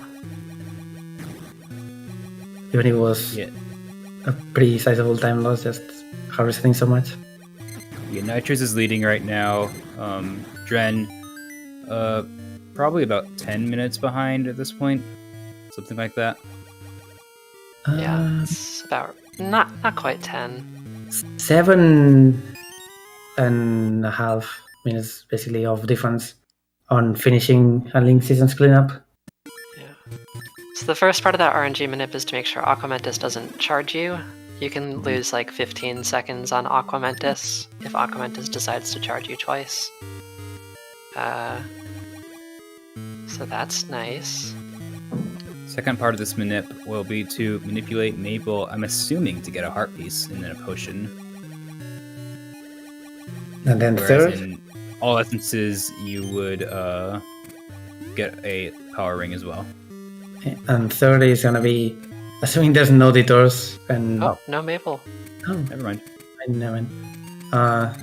Then I'm gonna guess that maybe this is part of the manip. Or maybe, no, this is the Young Ring, of course, it's the first one. What I'm wondering is if he's gonna carry the manip to Dungeon 2 and Rosa and everything. The main reason to continue the manip for that. How long, how deep is the 100% strat rabbit hole? That's the question. Alright, linking for Anyway, rings. Important. Yeah, now we can get the power ring that we got in Ages. Well, technically we got it in Seasons and then transferred it to Ages. Oh, that's true. So we got it in Seasons, transferred to Ages, and transferred it back to Seasons. What? Gold Joy Ring. The Gold Joy Ring for manipulating enemy drops. Top tier ring. Definitely. Really, really good. Doubles whatever drop you get, so it makes farming money super easy. It makes getting a seed drop double the value. 2 hearts, of course, is also pretty good, I guess. Yeah, and that's particularly going to be important or helpful because one of the rings we get is based on amount of money collected. I don't remember how much it is. I was gonna say Nitrous forgot the Kukodex, so I guess it's time to go for that. 10k rupees, yeah. Here's Doctor left. SimCity reference, I think. Maybe. Yeah, he has books. I know we have books. 10k. 777 requirement's pretty bad. There are how many? Do you know how many fixed 50 drops there are in Suburbia? Because there are. So there are only 77 you need to get randomly if you have Gold Joy Ring. I remember 6 gold doors at most. So that's 600. No, it's 50. No, it's 600. Yeah, with Gold Joy Ring.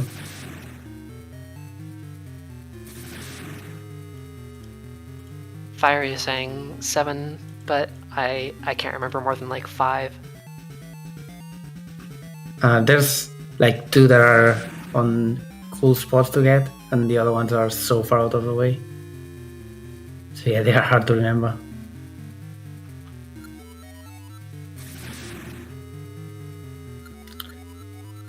The point is that we have to get them.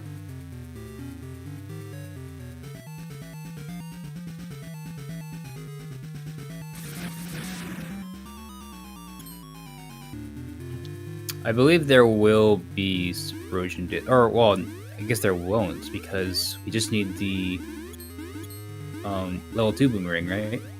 Yep. We don't need to get the regular one. This time the boomerang is not gonna be useful, unlike the first playthrough. We got boomerang in the first season's playthrough. At least Nitros and Dren did, because it was required for the Rooster Adventure skip.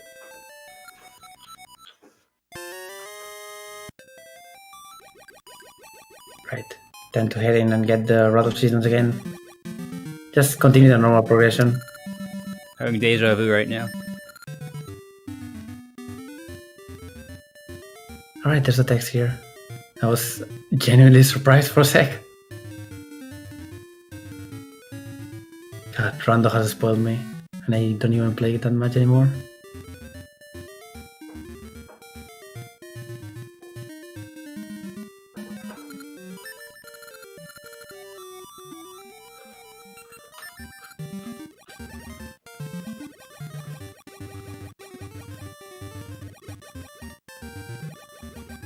Okay, Mash is done with D7 by the way. He's gonna go and meet the pirates here. And start the money for the piece of heart. And I don't remember if I'm forgetting any other steps, but then we can go to Dungeon 8.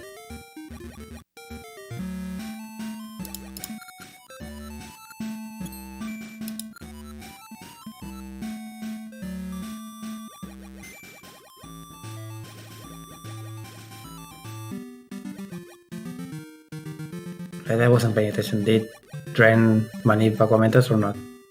I'm not sure either. He didn't get a charge. I don't think he did. He has been brute forcing quite a lot of things, so I assume he can brute force this as well. Although the Geishas brute forces were most likely just not knowing the new manips. I think Dren did this manip though, didn't he? I don't know. I mean, there are plenty of nips that Dren will have to do. Not really. Oh yeah, there's not really... Playing this without manips isn't exactly feasible. We're gonna get tired of RNG manipping already, yeah. Hey, that's the nature of Hando. Maybe we'll see some YOLO chest game strats. Who Right, knows? that's last link of the run for Dren, I think.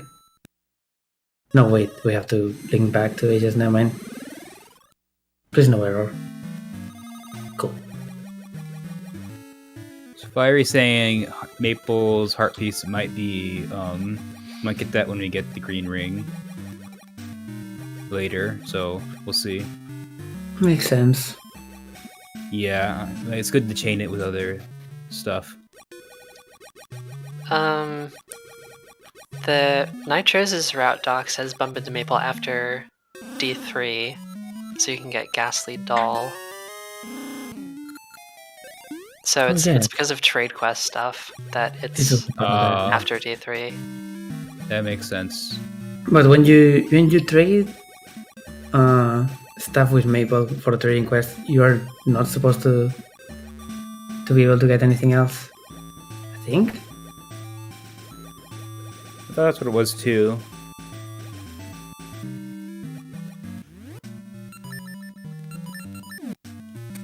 Yeah, that's what I was thinking.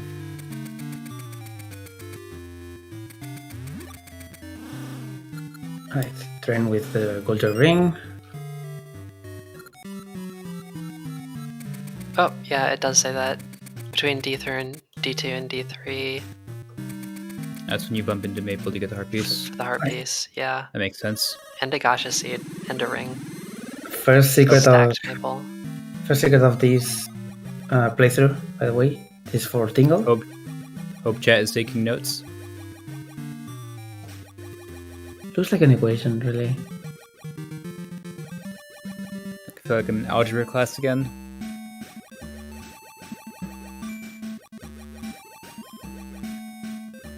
Don't forget.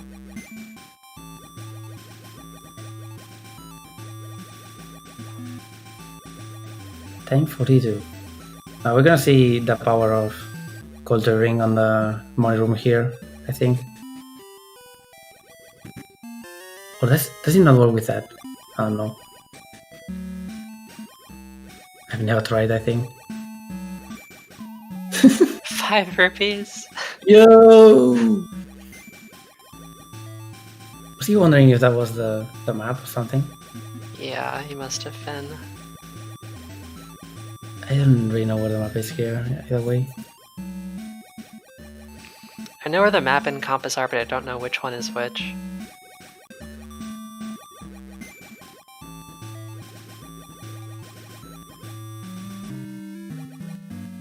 One of them is to the right. Yeah. The And other there's the money one's for it. in the middle of all the pots. So the map is north.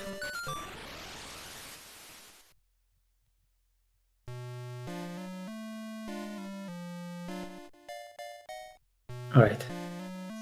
We're gonna actually see the money room. I'm gonna assume that this manip also manips the amount of money you add here because it's actually random Yeah. for some reason. I think each one can give you 1, 5, 10, or 20 rupees. And actually, I gave Nitros a Lewis script that had generated a table of all the different values you can get. You can see Nitros just got like 700 rupees out of that. Yes. Having the gold joy ring.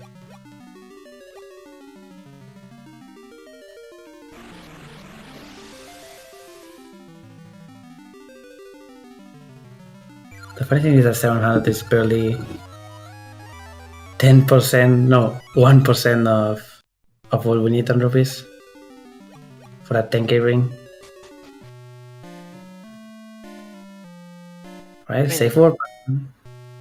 Outside food.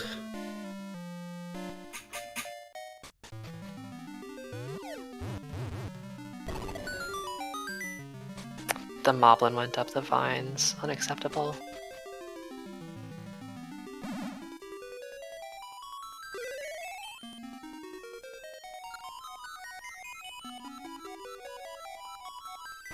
Alright, am I ready for that?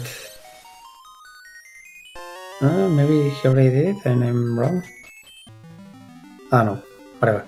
Time to go to Dungeon 8. Dren's Varan warp went poorly. He crashed maybe 5 times. It was a bunch.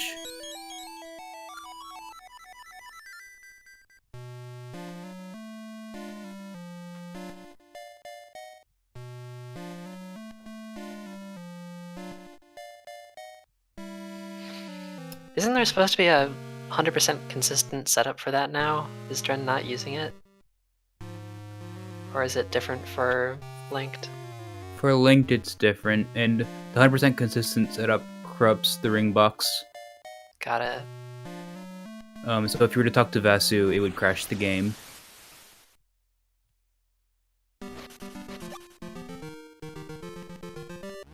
Oh, hardest puzzle.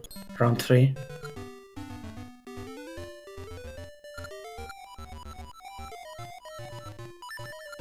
The Poe clock room changes Varan warp. Oh, I didn't know that.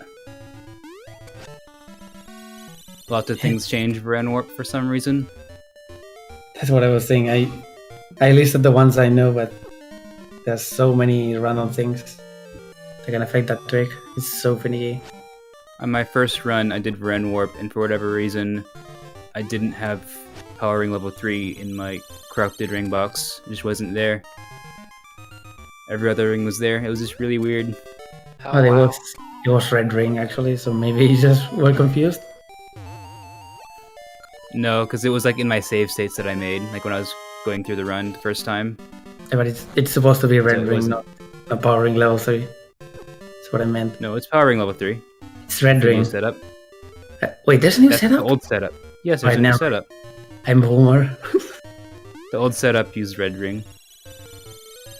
I'm a big boomer. Not like I care now because we have something better.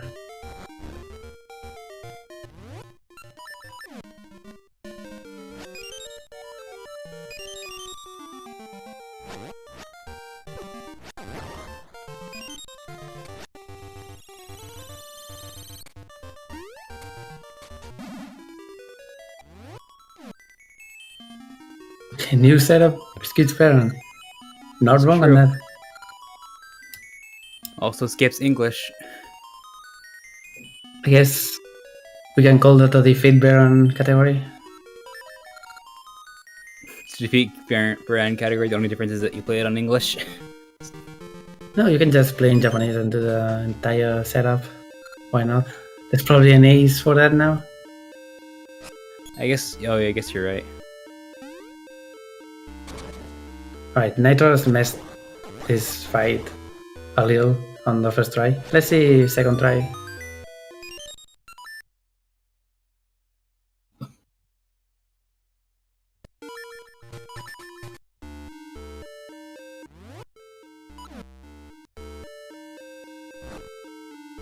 Oh, Oh wow, this RNG. saves it. No! Oh no, he did it again! Nitros! Shame. Just dropping the Dodongo on the ground. Did the exact same thing this first run of seasons.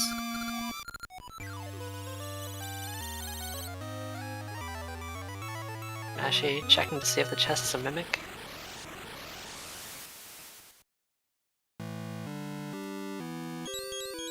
And now, time for big money. For Ren. Should be the exact same, basically, because he was manipulating, I think.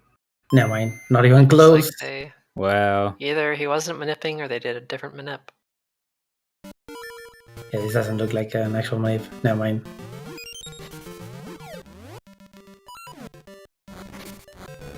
Okay, time for Maple.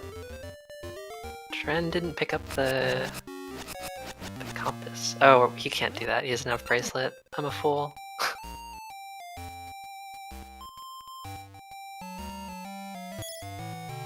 There's the heart piece. And a ring and a gaseous seed. Guys, I see it's Oh more- no!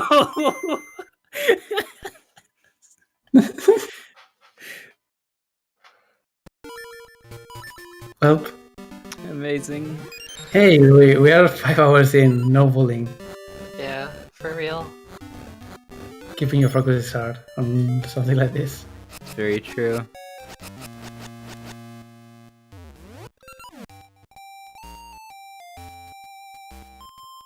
Just giving Dren a chance to catch up a little bit, that's all. It's good sportsmanship.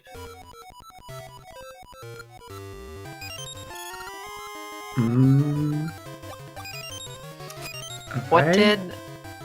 did Nitros not have Rod equipped last time? Oh, maybe not. I didn't notice. Because he might, if he still had, I don't know, Bracelet equipped or something and tried to grab it with Rod, then that would explain. Right. Yeah. Because so Rod always makes the same sound when you slash it, unlike Sword, so you can use it to grab things without rolling RNG. Yeah, that's the only reason that slashing your sword is part of RNG manips. Those sounds.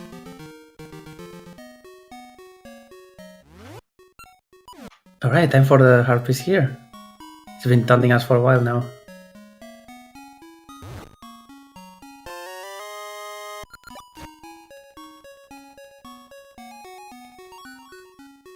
Hmm. Hmm.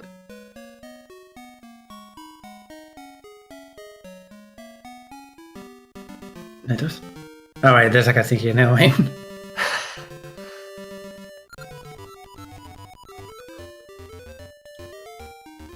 I was very confused. I'm super not used to anything in Linked. That's my fault. Alright. It's I mean, official. who Din really is is? best Oracle girl. I can't see polls. Don't make me open my phone. The best Oracle goal between the two is Nair, of course. Seeds, potions, and Gasha seeds don't have animations, just heart pieces, if I'm remembering correctly. Gacha seeds do have an animation, but not from Maple, I think. At least Yeah, the, like the from ones chests that are, they do. Or from, if you get them from NPCs or chests, but from Maple, just picking them off the ground, it doesn't do anything.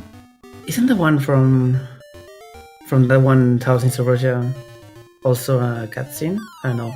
Oh, hey, Zelda.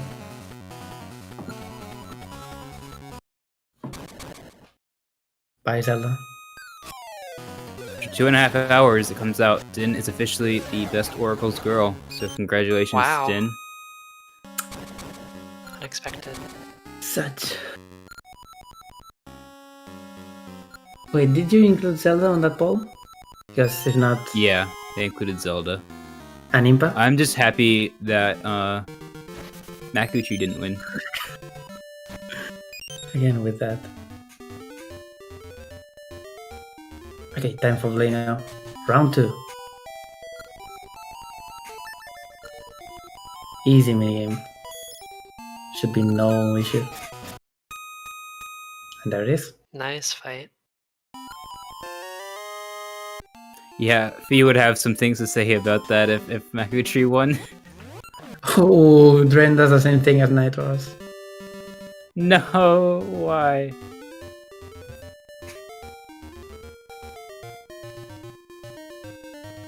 Must be a... probably just Link to Dongo, harder fight. Easter egg from the devs. The runners have completed their Ages playthrough. They Oh, will that have was to so dip sketchy. into. They will have to dip back into Ages in a little bit to clean some things up, but they have completed it effectively.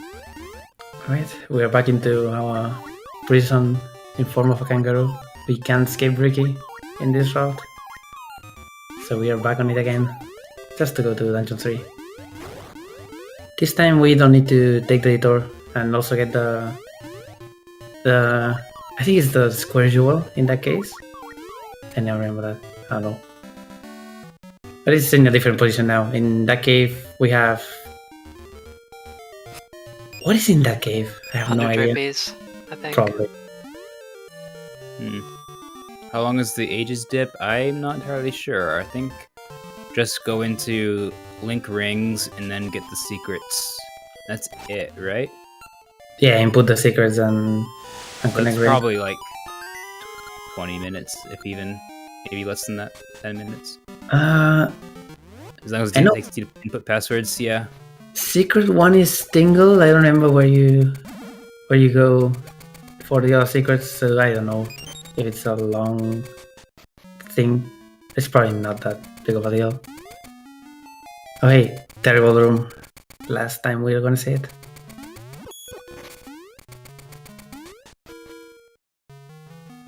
Nice dodge.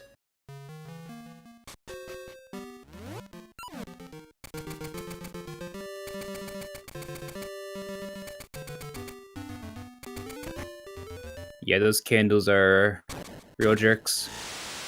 The hitboxes on them are absolute nonsense. And they deal full heart damage.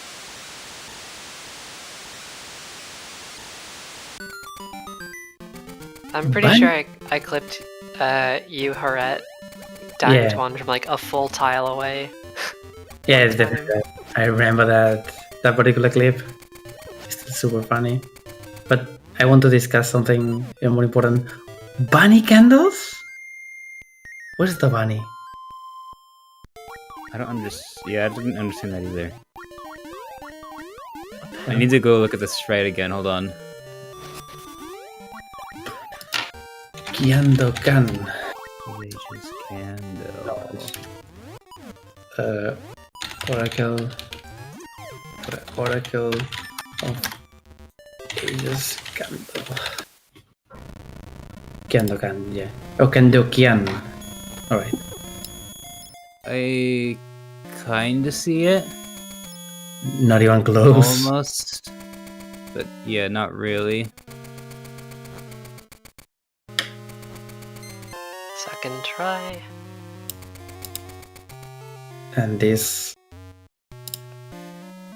wiki I entered to ZeldaDungeon.com. Location Mermaid's Cave. What about that other room? Threat level 5 out of 10? Questionable? Yeah, a lot of content on that wiki is questionable, especially when it comes to these games. Oh, and we got the Red Stone, by the way. What about that? And the bomb upgrade, which is just a bomb you can buy and it explodes for some reason. Yes, and then that exploding gives you 30 bombs, naturally.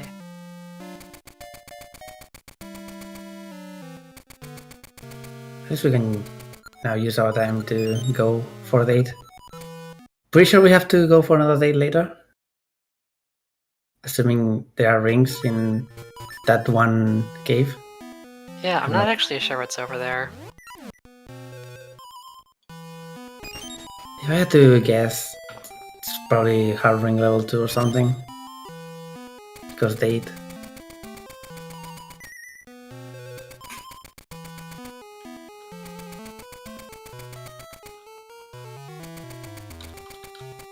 Right?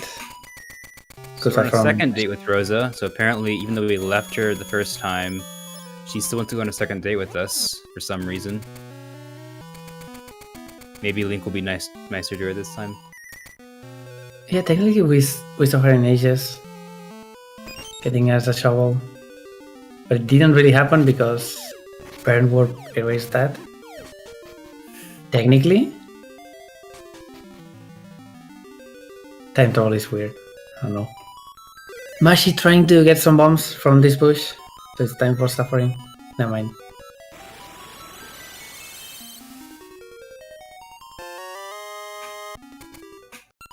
That's Essence 8 for him. Time for his escape, and then he can finish up and go back to Seasons. Yeah, good point, Coops. It'd be... I'm slightly interested to know whether the game bothers subtracting the 10 bombs that it is supposed to cost.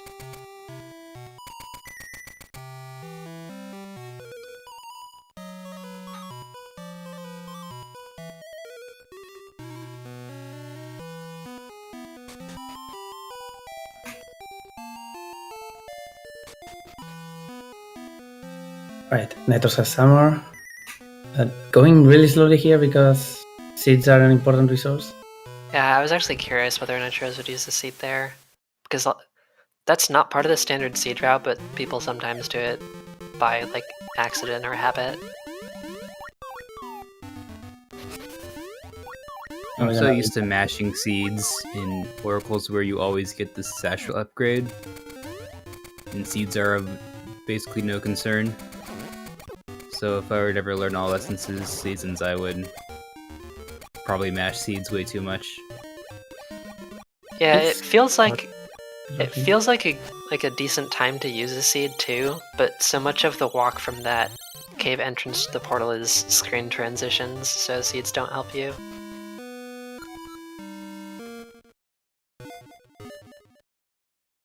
The important thing is that that particular section is the first with seeds, and you only have 18, so you need to ration them.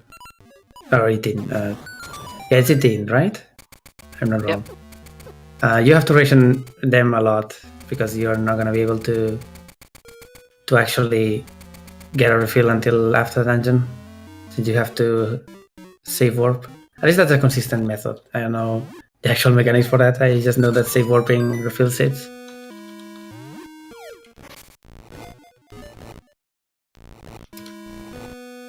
Hunt room. Hopefully we'll be fine. We've had some accidents today with that. Nice.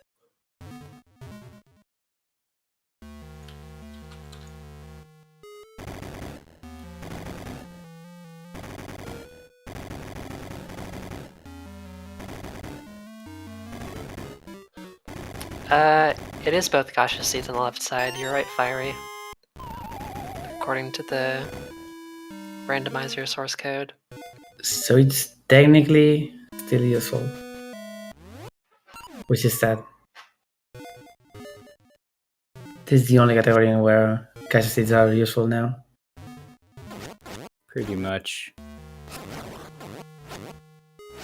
They used to be super important for ages, but Yeah. now we are cool kids.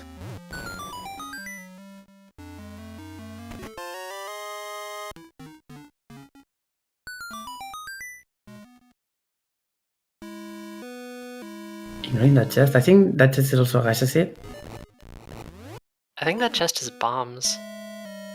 Maybe. I wouldn't be surprised. Yeah, it's bombs. Now we have the cheat sheet, so if we say anything about chests, we can just do that. And now that I have the randomizer source open in a browser tab, I'm just gonna search everything. There you go. Mashi also struggling here in this room. There we go. Nice. Kind of an awkward trick to get all 4.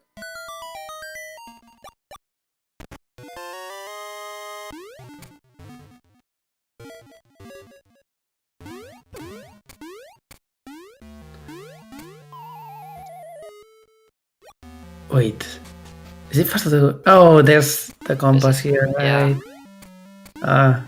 This particular room I am a big hater of.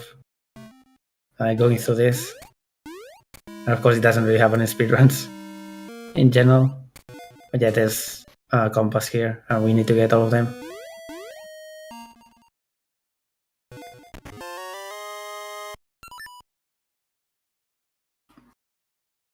But is it actually faster to save warp out of that?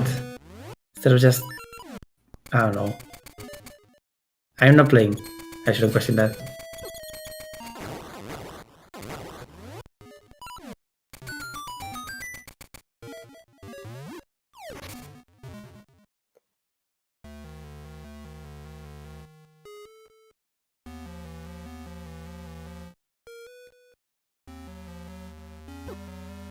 It's unfortunate.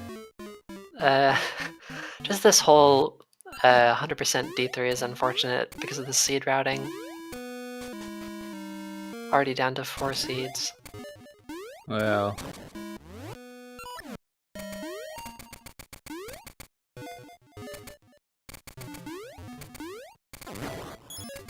Ooh, that kiss was super close to making that room reset itself.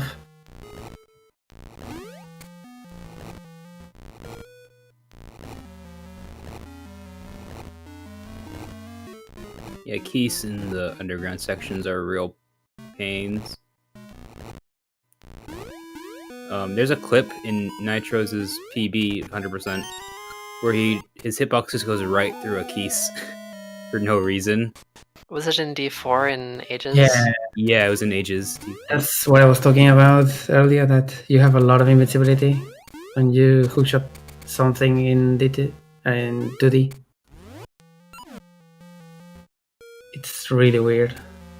And Yeah, this game has really weird like iframe rules and hitbox rules. Definitely.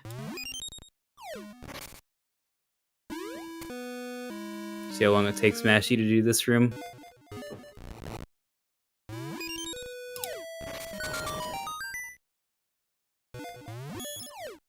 Oh, first try. Let's go. I'm unable to view anything right now. Oops. Whatever. I assume that Nitos is entering Omwai.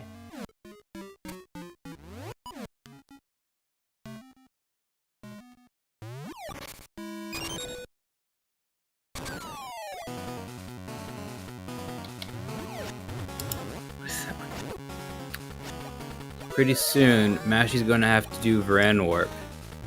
I'm not entirely sure if he's going to do it on Game Boy Player or if he's gonna switch to his Game Boy Advance. We don't see it on Game Boy Player. We have a webcam for that. We can see it on Game Boy Advance, but it's cropped out of the restream on ZSR. If he does end up doing it that way, then you can, I don't know, pull up Mashy stream another tab or something and you can see it. But we'll see when we get there.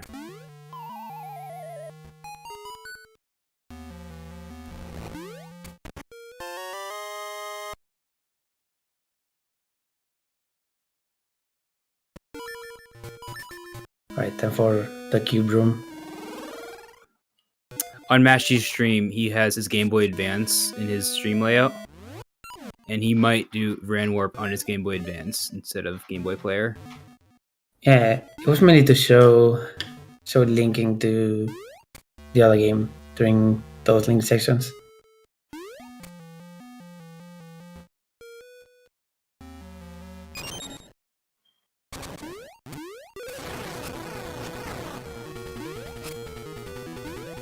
Right, is he fast enough? He is. I'm super late, by the way, sorry. Should have not said that.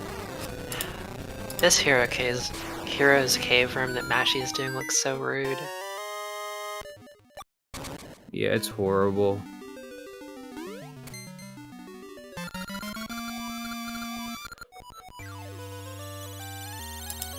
Yeah, I'm not sure if he's going to be doing it on Game Boy Advance or not. I'd assume he's going to try it once or twice on Game Boy Interface.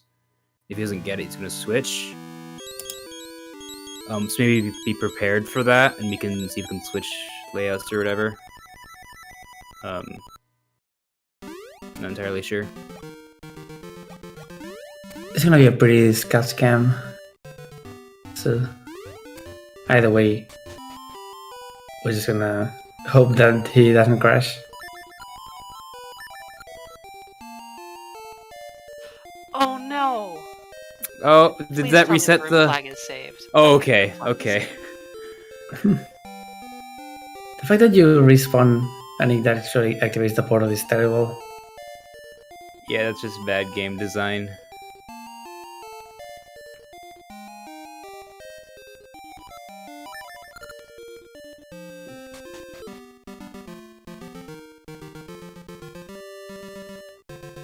Yeah, that can work, Angry Demon. What happened? Mashy respawned after falling in the lava into the warp, and we were afraid that it wouldn't respawn the stairs, but it did. So not a big deal. Right. Train with a clean hands room. This is nice because he got grabbed there on the last one. Shoutouts to Nitros and Dragon figuring out how to make the Twitch Plays Zelda bot do Oh, Handsman the Handsman if on the Twitch plays. That was amazing. Oh, and first Golden Beast for Nitros. We're not gonna see Mashy kill them on this playthrough after he starts it, because he already has the red ring. But both Nitros and Ren are gonna have to kill all of them.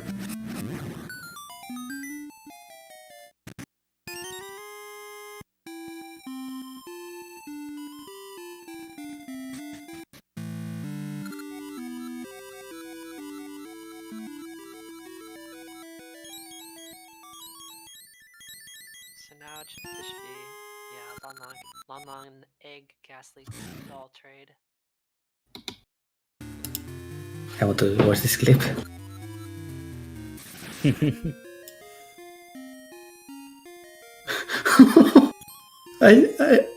I just saw the wall of text on the on-screen chat. Oh, that's amazing.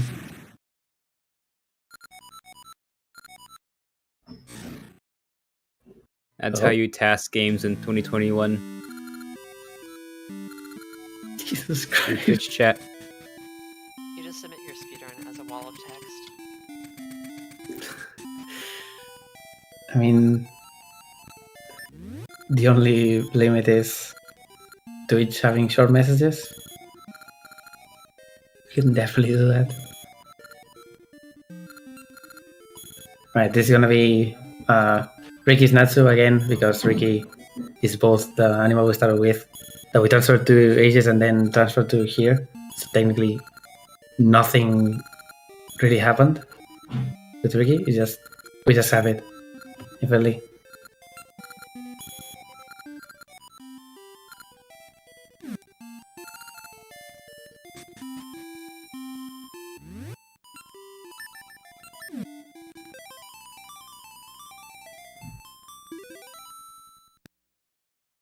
Alright, so now I believe Mashy's getting ready to do Ren Warp. Yep. After pressing everything.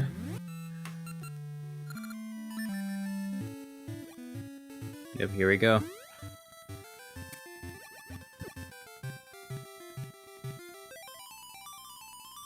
Same setup, same explanation of going out of bounds to a map tile one below the normal, and then selecting a map tile representing one room we went into before Nairo.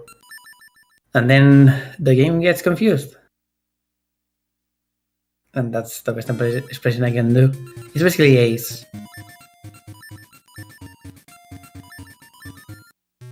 Copying this file over just for safety in case the file gets corrupted. Which can happen.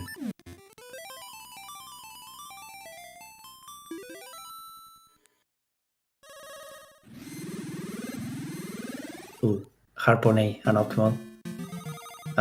The tile right below Link is a sign, and you can actually read it. So if you equip Harpone, you have to go left or right before using it. It's a funny little thing.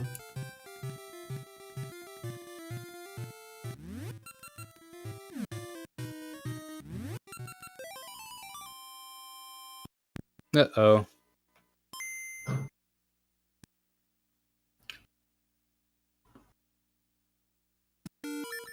You Classic. can also delete every file. Uh-oh. That would not be ideal.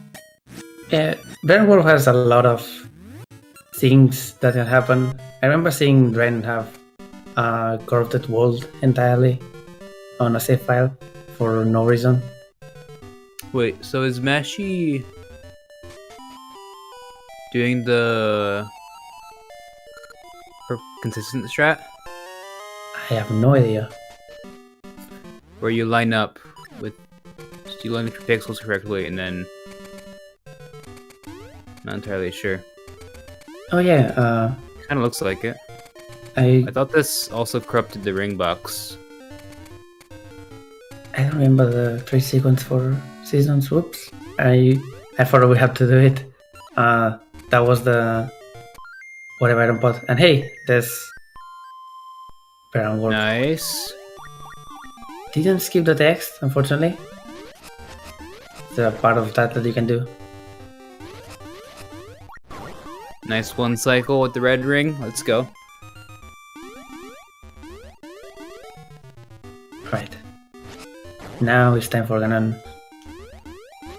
While Nitros is just doing hide and seek and trying to get as many ores as possible on the way. Actual engaging gameplay. So we need One 7... pixel left doesn't corrupt. Oh, sorry. Apparently, one pixel left doesn't corrupt the ring box. Okay. So, still valid. Historical boy. Balloon guy, I guess. He counts. Tingle. Gotta include Tingle. It's more useful than Ralph. Ooh, all the animal companions are boys. That's true. Oh, Nitro's getting caught. It was strategic. Nitro's just wanted more time to farm ore chunks, I'm sure. Makes sense. I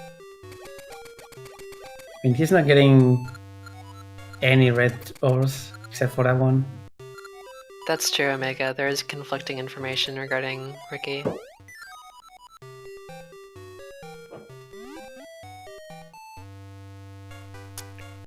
Careful there, Fiery.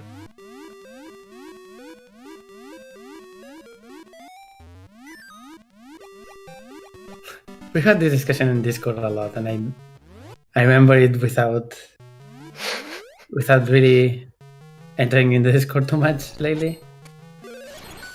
So just let Ricky punch things. Doesn't matter what gender. Ricky is a Ricky.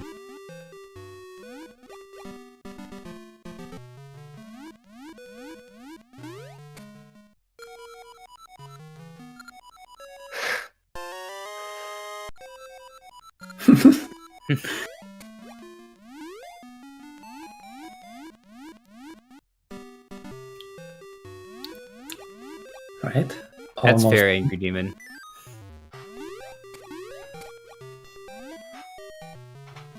Nitro's forfeiting the full sword for the feather.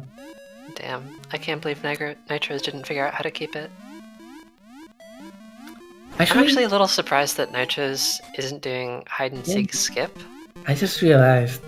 I guess it's a good place to farm ores. So you're not technically losing time. Yeah, maybe. Since you know. need those 77 one way or another. Who knows? Maybe it's just not compatible. There's a cutscene.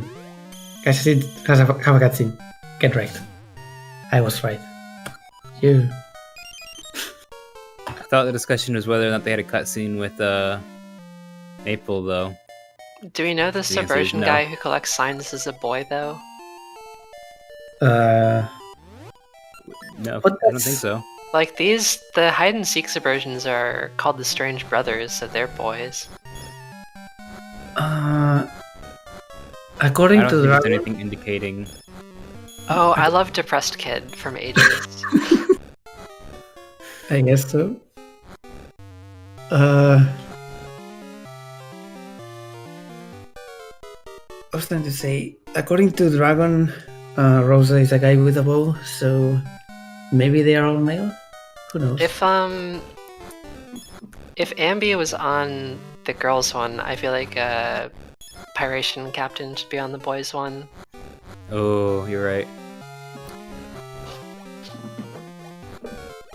Ooh, nice Twin Rover fight. Now into phase 2 for Mashi. The old ball, every single Twin Rover fight has been pretty good so far. Shoutouts to ZeldaSpeedRuns 1 for the raid. This is Oracle's 100% for the 20th anniversary. Nitros and Dren are currently in their second season's playthrough. Well, Mashi is finishing up their Ages playthrough right now.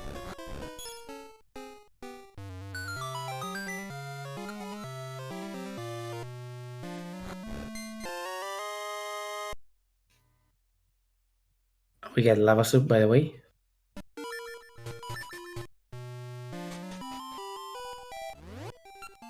So yeah, that's Oracle of Ages. We're done with Ages pretty much, except for some cleaning up that we'll do in a little bit.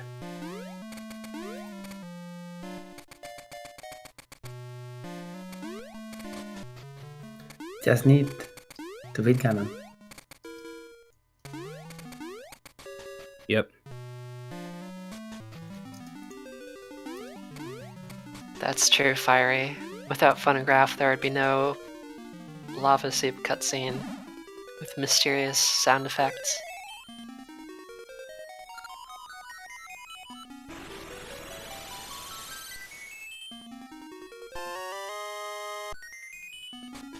Hey, Coco Clip. In case you missed Cocos, now we are back to them. Oh boy. Fun Only trivia glitch is in that seasons. Fun trivia is that it was patched out of the European version. It can't do Kuka Clip, and therefore Okay. can't do. For no reason Wait, can you at all. do Rooster Adventure in European? I have no idea. Isn't the Cuckoo like 1 pixel further right, which is why it doesn't work, or something like that? I think both parts of it were fixed. I think the positioning of the Kuka was fixed, and then like the frame perfect picking up a Kuko and getting picked up by a Gale Seed at the same time is also fixed. Gotcha. Not 100% sure about that, but I think that's what it is. Oh, Nito's getting pretty unlucky on bomb drops there. Not a single one. And Mashi finally free to pee, as he's saying.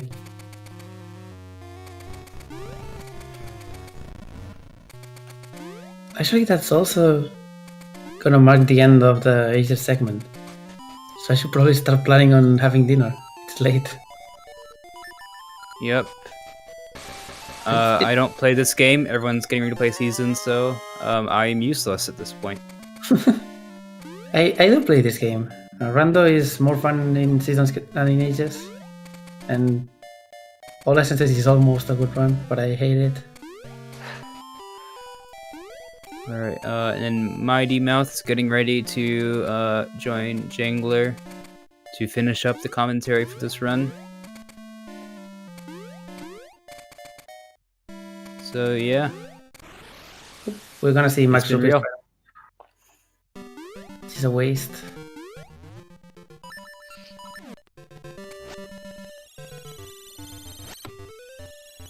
Okay, Nero.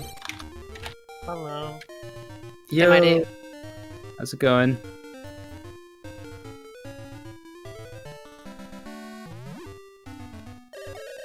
Doing Oh. well. Nitros takes a dip.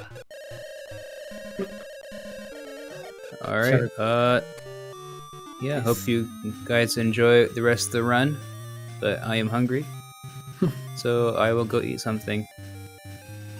I'll see you all later. Bye. It's been another day.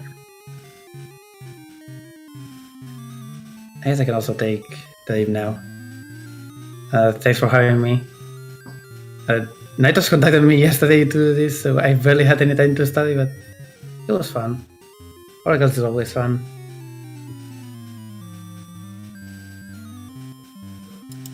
But what's not fun is dying of starvation. So yeah, it's dinner time for me as well. Bye, Harat. Bye, Harat. Good luck on the rest, and hope everyone likes the rest of the 100% race. Bye bye.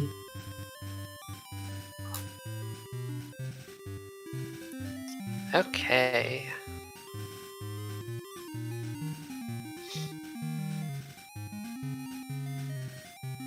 So I think did Nitros got Green Joy Ring, Yeah, got maybe. Goron Face.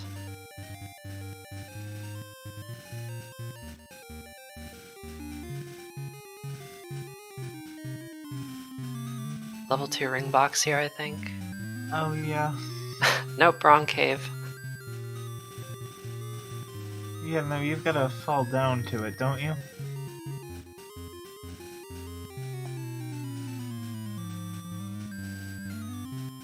Yeah.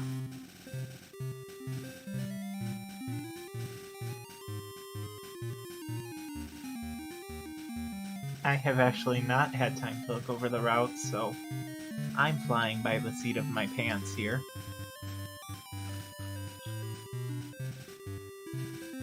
Yeah, I skimmed it. I don't think you need to know it by heart or anything. Oh, I heard chess. Yeah, that's true. Chess game is coming up.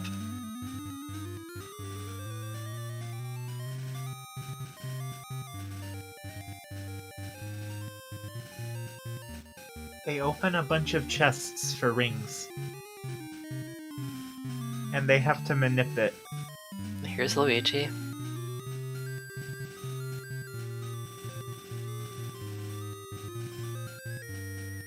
You open like 200 chests.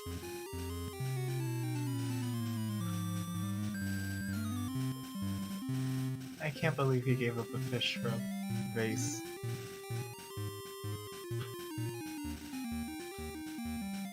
What a chump.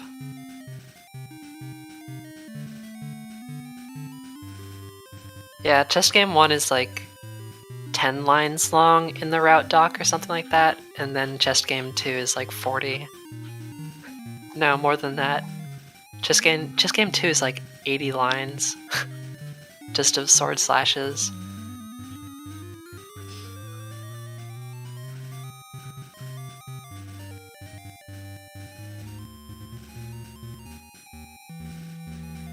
Okay. It's time for King Moblin, who's more annoying here than in Ages. Yep. Because you have to time the bomb so that he'll drop a bomb behind him. Yeah, you have to hit him while he's holding a bomb. Other than that, there's no limit on how long this fight can be.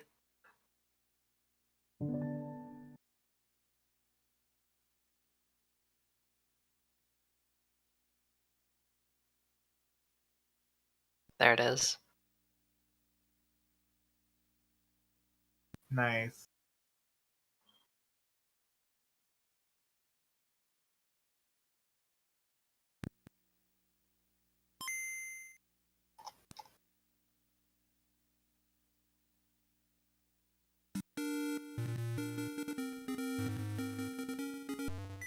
%, does that include all rings? Yes, it includes all rings, compasses, maps. I feel like there's very little that it doesn't include. You don't have to pick up like every gacha seed and rupee chest.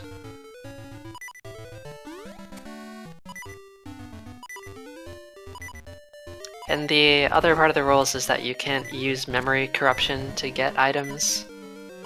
Otherwise, you'd be able to get a bunch of rings via Farron Warp.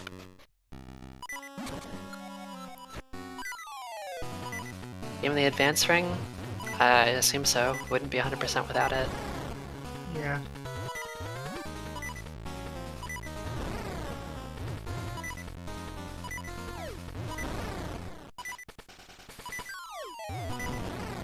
Little ring linking.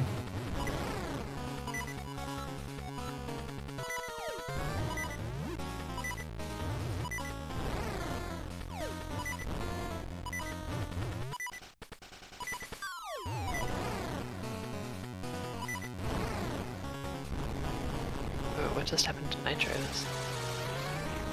Maybe linking.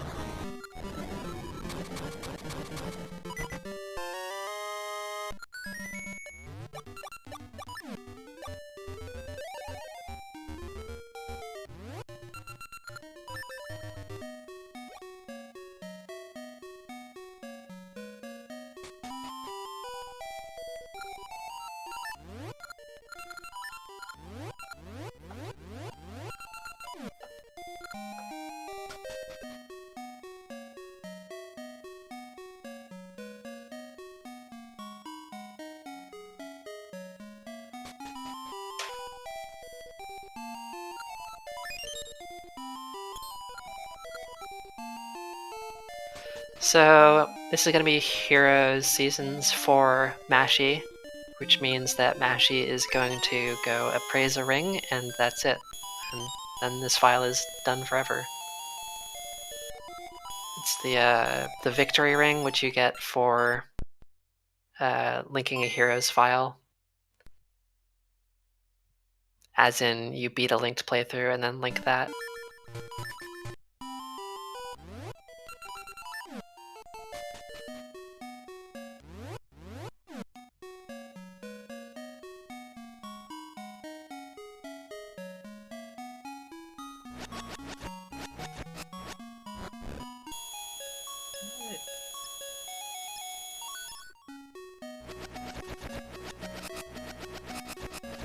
Oh, okay. Jen's manipulating.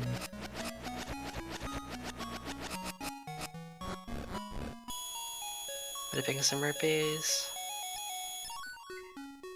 I think this is going to be a long chained manip. Looks like it.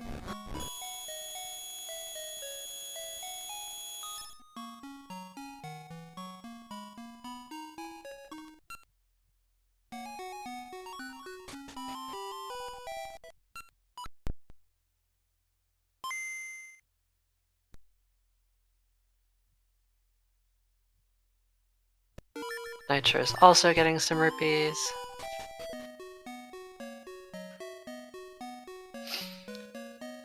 Yeah, so the reason Sword works to manipulate RNG is that there are 3 different slashes, or slash sound effects that can play, and they're chosen randomly.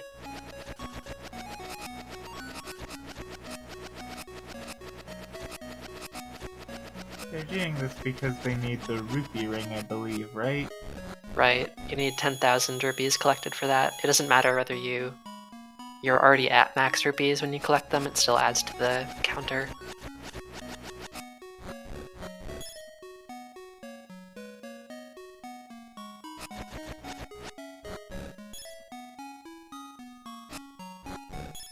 Oh, I don't think Nitro's wanted that.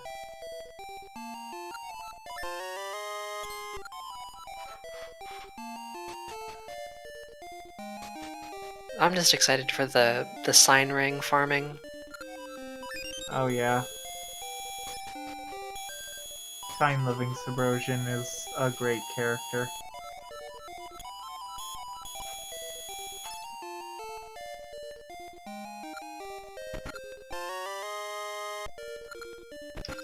Definitely one of the top Oracle's characters of indeterminate gender.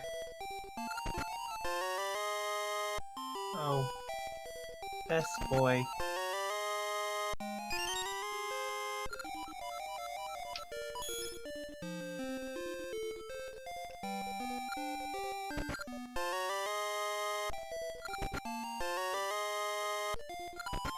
Chapu Chapu.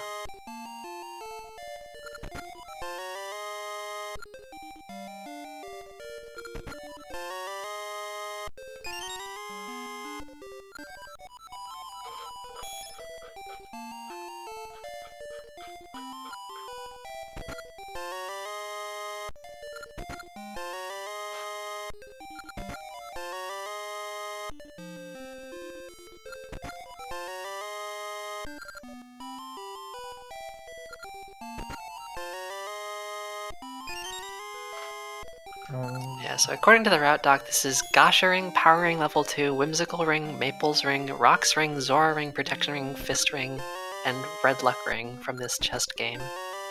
And that's just round 1. Apparently we come back later to get more things.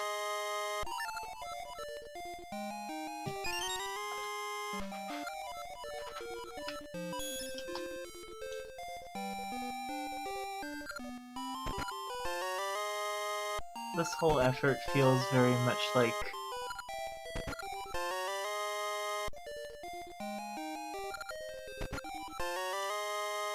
Yeah, so the rings are sorted into 5 different classes, and that determines which rings you can get from which random events. Like different Gasha seed spots have different classes associated with them.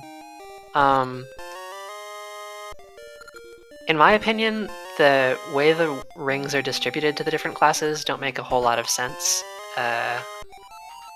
Like some of the rings that are supposed to be like high tier are actually useless, and vice versa.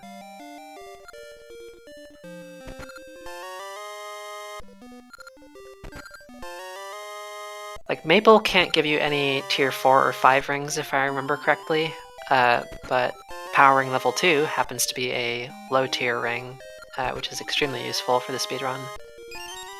So you can manip that off of her.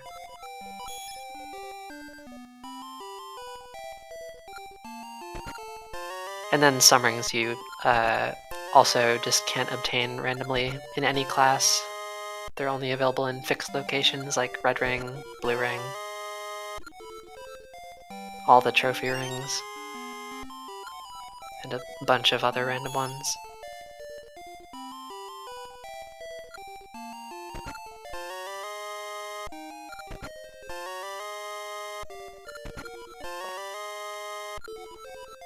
If you could get any ring from Chest Game, that would be way better than doing Platinum Goron dancing.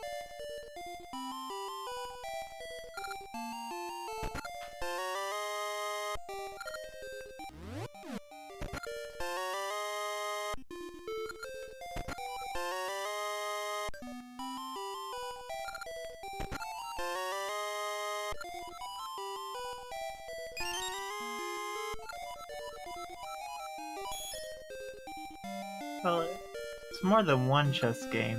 They're just doing it a bunch of times. They'll come back later and do it a bunch more times.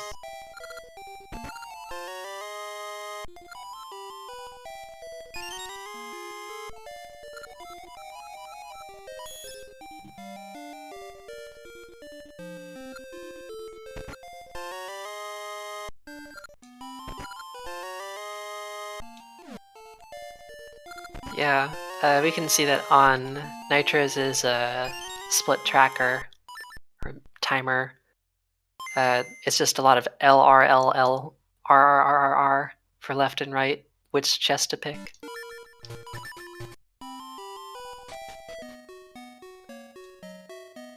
Omega, I would be pissed off if some kid did that to me.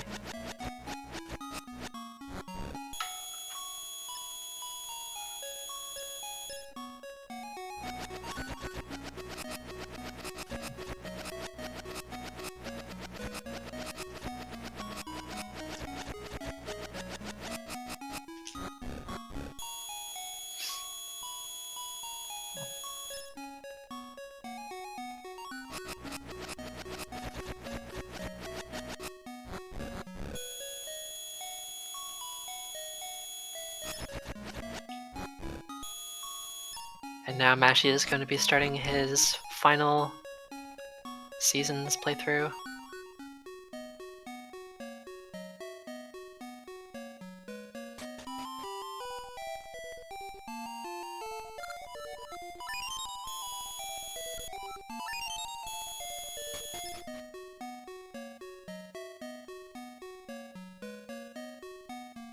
Cool.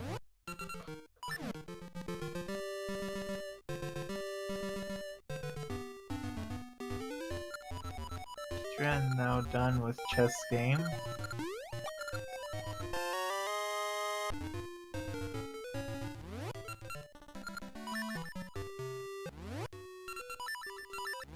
So I don't know exactly how many routing differences there are between Dren and Nitros in 100%. Because Nitros was like several minutes ahead of Dren starting this linked playthrough, which makes me think that Dren isn't actually just straight up ahead of Nitros right now.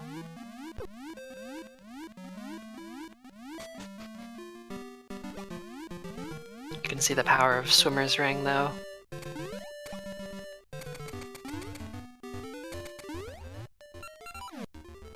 Did Nitros lose a lot of time on linking? I truly couldn't say.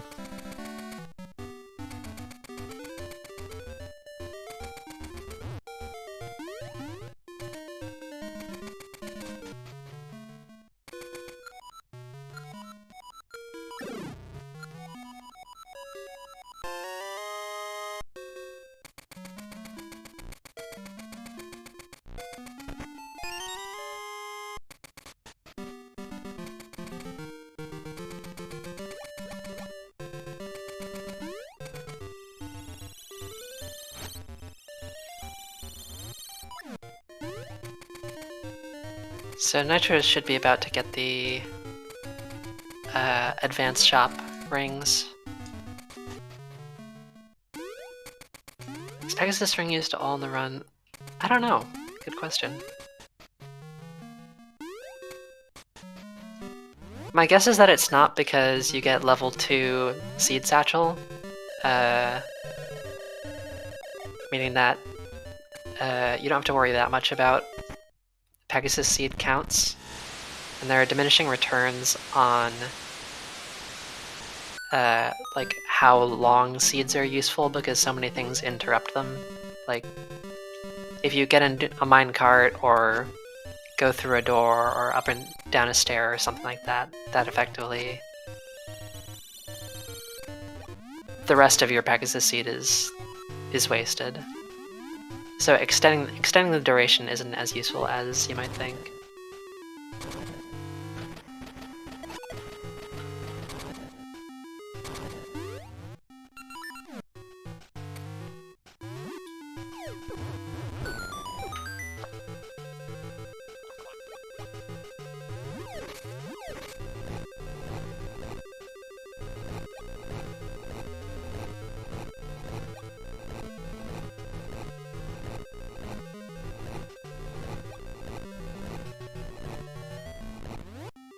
What does Gold Joy do again? It doubles the value of everything you pick up. Hearts, Ah. rupees, ore chunks, seeds, bombs. Well, that's a nice ring.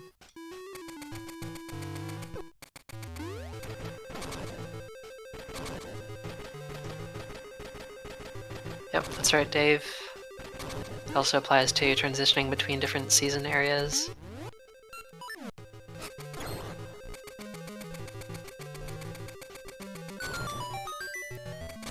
Powering level 2, great ring. Powering level 1, not a very good ring. Powering level 3, also not a very good ring. That's my take. Powering level 2 is at the sweet spot of giving you enough damage to make a pretty big difference in how long it takes to beat bosses and enemies. And also not making you take a full heart extra damage like powering level 3 does.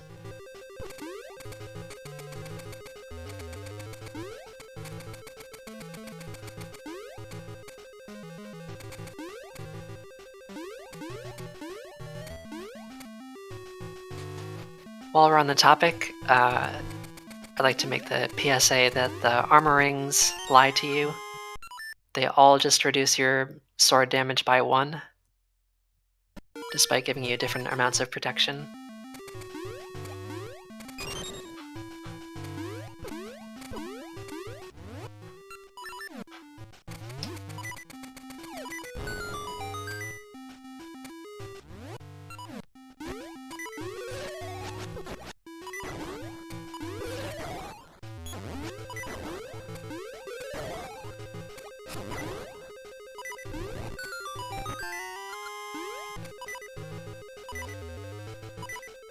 Green Ring used to have a manip that I think like newer runners would do for Onox, but I don't think anyone has done that since I started speedrunning the game.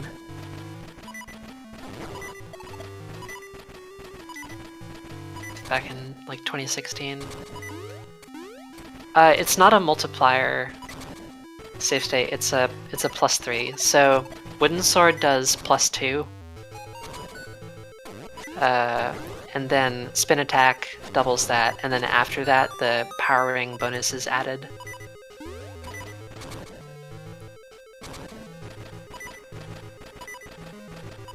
Yeah, there's no advantage to Armor 1 over Armor 3.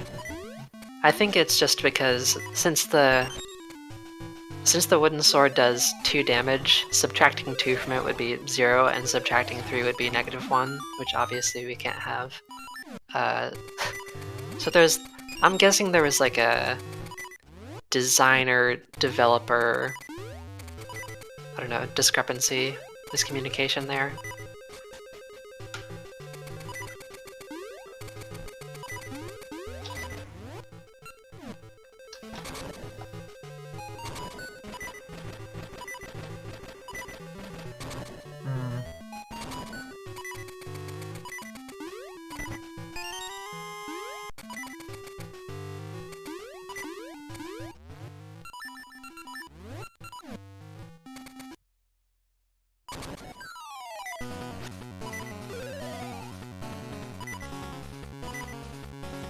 complain about seating.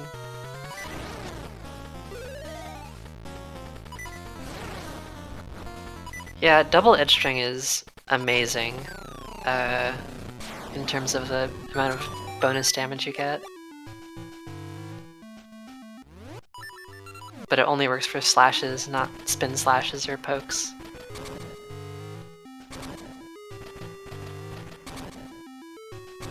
I believe that one's +8. Oh wow.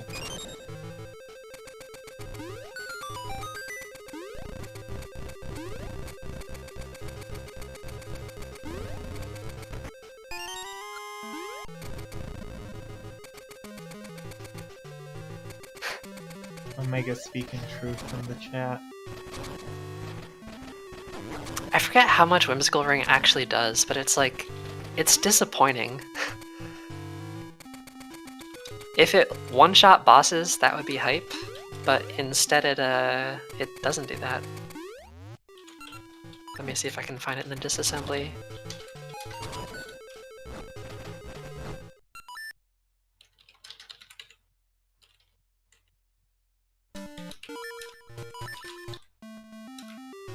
$12 damage. Oh, Oh wow. Casey Necro, thank you for the raid. Hello y'all. Welcome to Oracle's 100% for the 20th anniversary.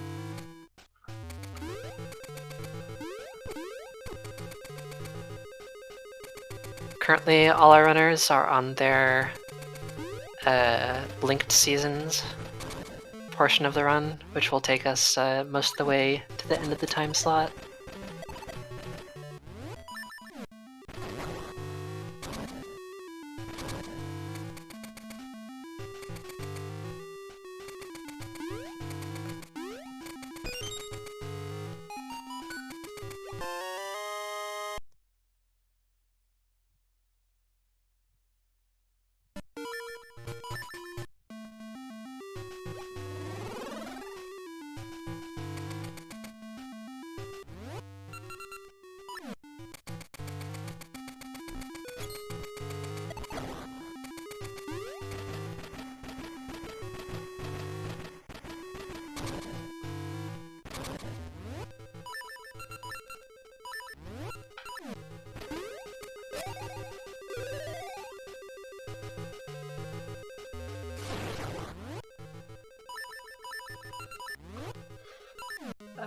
I will reveal that I voted for Ricky in this poll. The longer I play these games, the more I like Ricky compared to the other two animal companions. That's very fair. Like, yes, Ricky is janky to control, but at least he isn't slow. He can walk right through snow, he can punch through walls.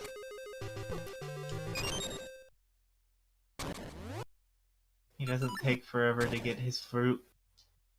It's true. Yeah, he just gives you his flute. What a homie. Is Mashy catching up? So just based on where everyone is right now... Actually, my 100% knowledge is like not good enough where I can just say at a glance how far Mashy is behind.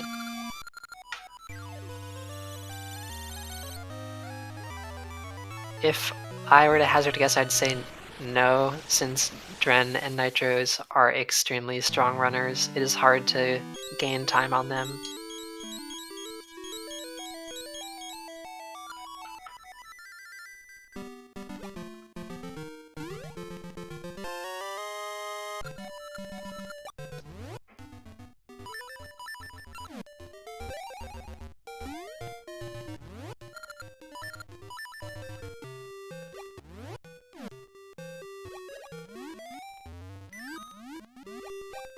Ooh. That is an annoying jump.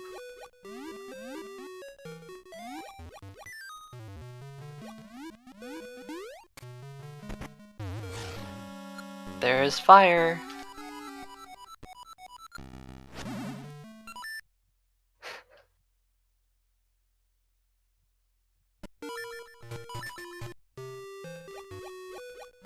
these rando save warp strats. Definitely pioneered by rando, not by 100%.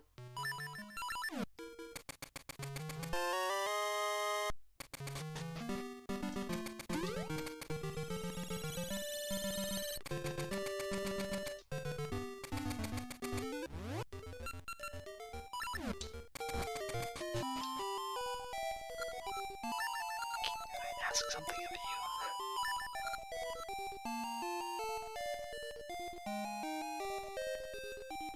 I did not know about this NPC.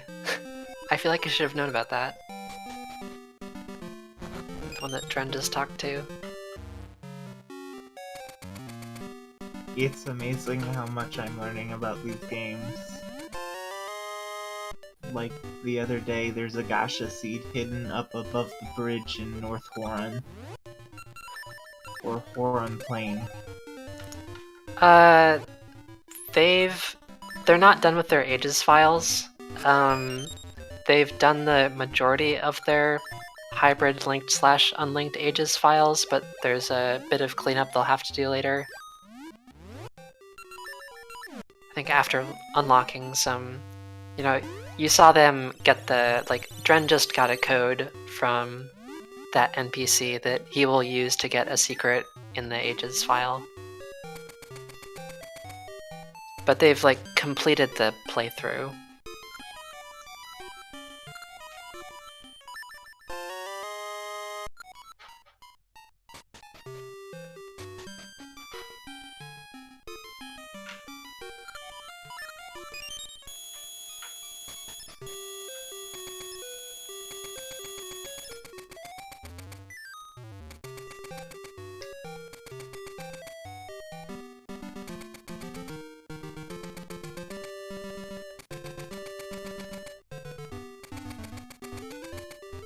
Yeah, aesthetically, Moosh is my favorite animal companion.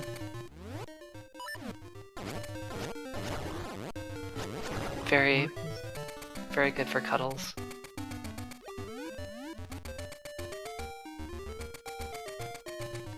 Not so good for, I don't know, utility.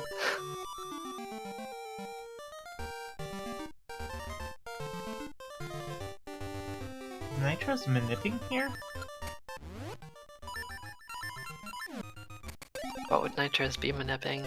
I don't know, he was just slashing his sword against the moblins and over the water. Huh. Yeah, I don't know.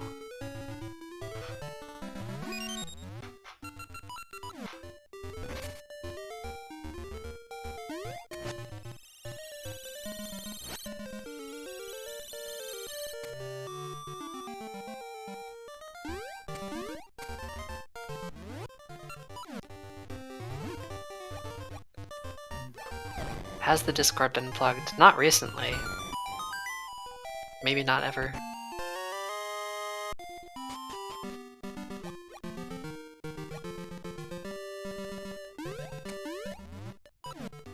There is an Oracle's Discord. I'll post it.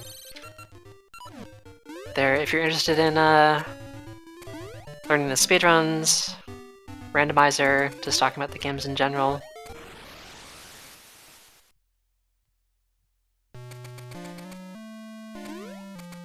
Oh yeah, or if you're a smart person, you could use the Discord bot command.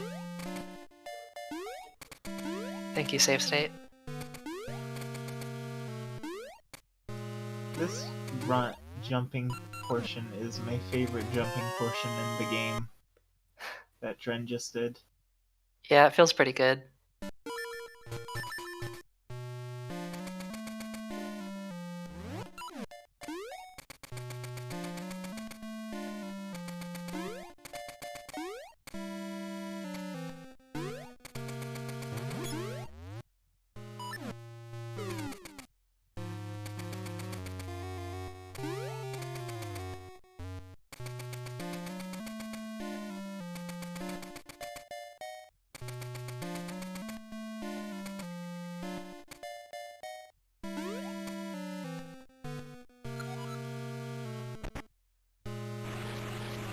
I wonder if the runners use bomb chews on Onox facade? I think so. Nitro was saying that yesterday that they do. That's cool. Bomb chews are...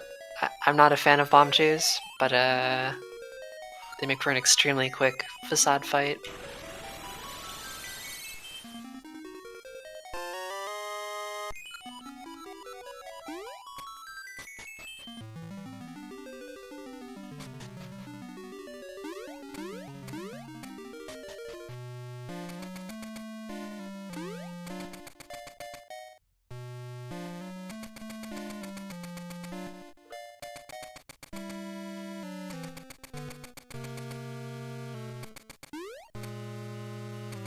Yeah, if you join the Discord, there is also a channel where a bot announces streams when people play either speedruns or randomizers. So if you're looking for people to watch, that's one way to find them.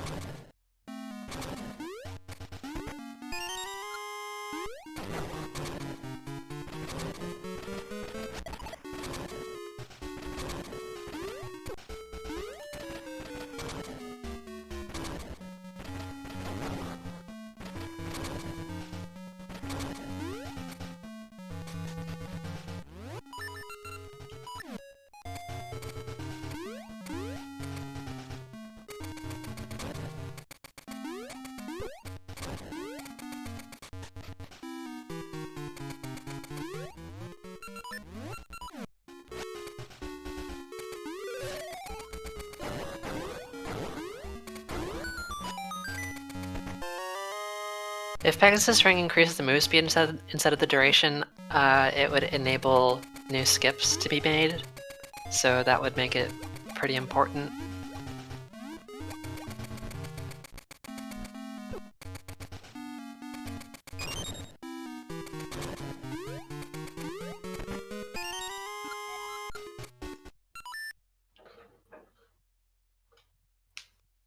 Like, that would make better hide-and-seek skip possible, most likely. One that doesn't involve clipping into a rock using the magnet glove. And HSS skip, yeah, it would make HSS skip free.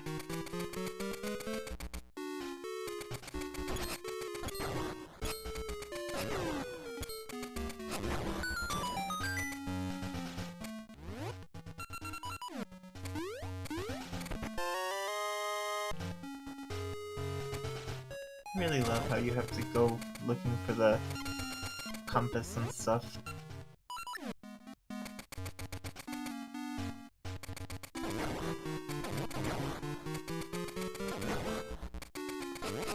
I like when the runners don't actually know which chest is compass, so they... like when Nitro's opened that 5 rupee chest in Dungeon 2. No.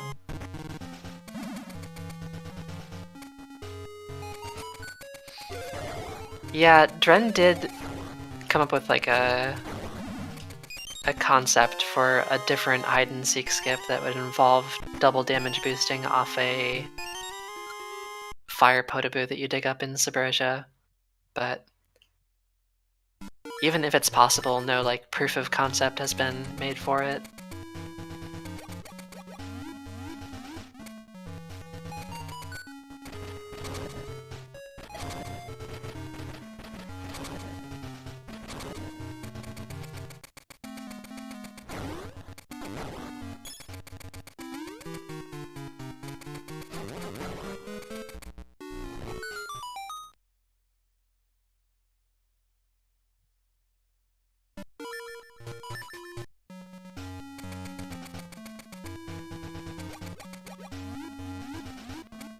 I think that was an uneventful Dodongo fight from Mashy.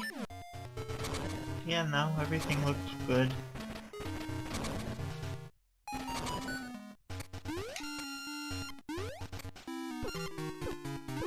Ooh. Oh, That Helmasaur was not being nice. the Helmasaur was out for blood.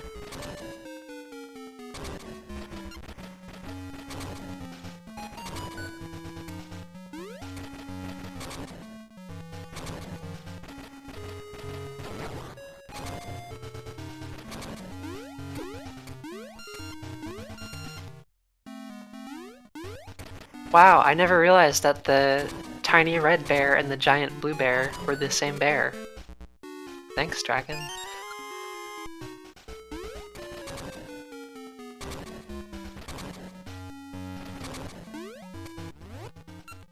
I think the Moosh is just the red bear's uncle.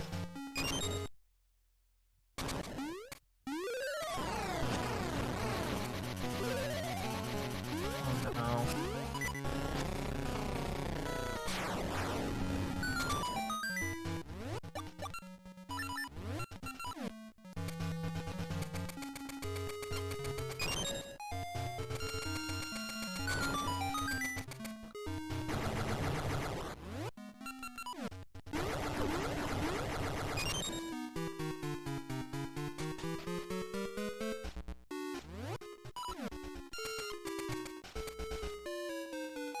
Nice, trying getting the fall down the ladder without climbing it.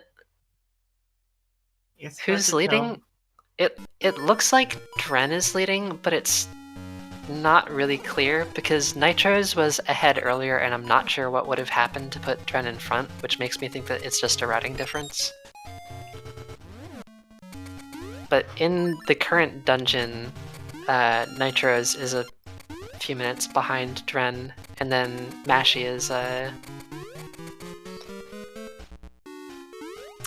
is like an hour behind, mainly from having to do all essences unlinked seasons instead of any percent, just from not being comfortable with the any percent rooster adventure trick.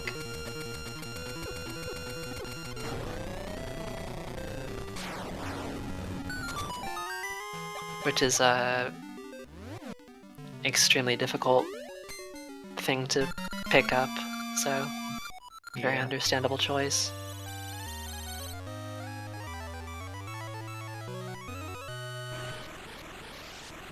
After watching so much Rainbow, I didn't even know the compass was in that chest. I thought it was a ring chest. It would make sense if it were like the quicksand ring. But no.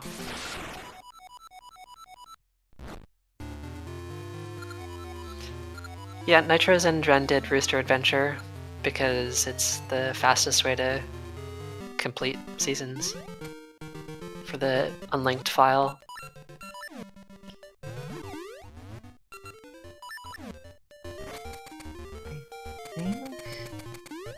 Yeah. Oh, that Moblin's in jail.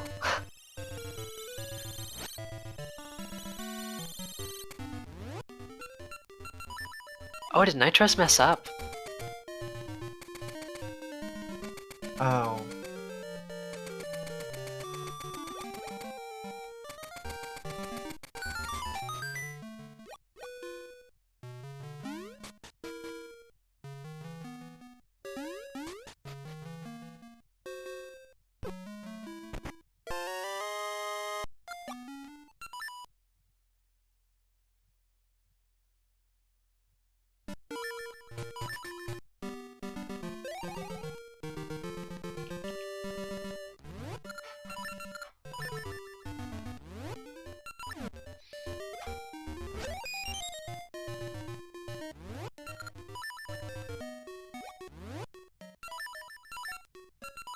Did he get the heart piece up there?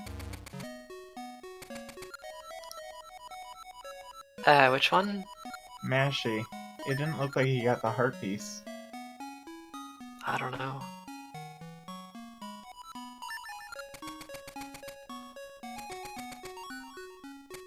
Yeah, I wasn't watching that.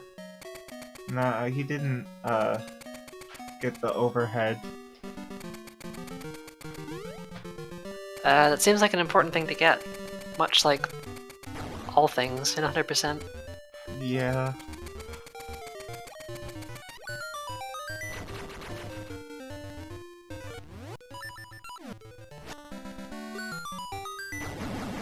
Imagine if nothing else, he'll notice that he doesn't have the completed heart bar at the end.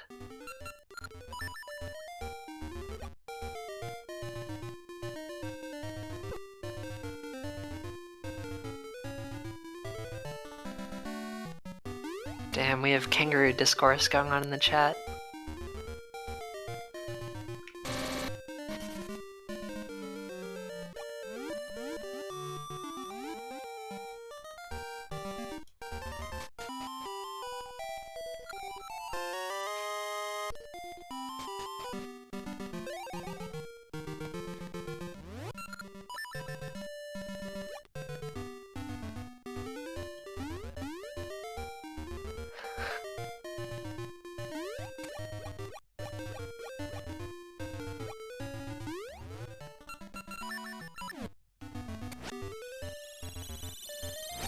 Oh. Yeah, there I you kind of go. have to agree with save state. Like, not to promote being aggressive and territorial, but I have to respect an animal that can kill me by punching me.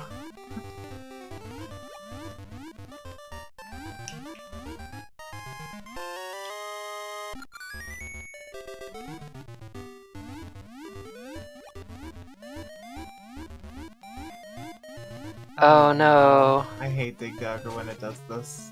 Yeah. I just hate Dig Dogger in general. Understandable. Yeah, that basement room feels super nice to go through if you do it quickly, Mischief.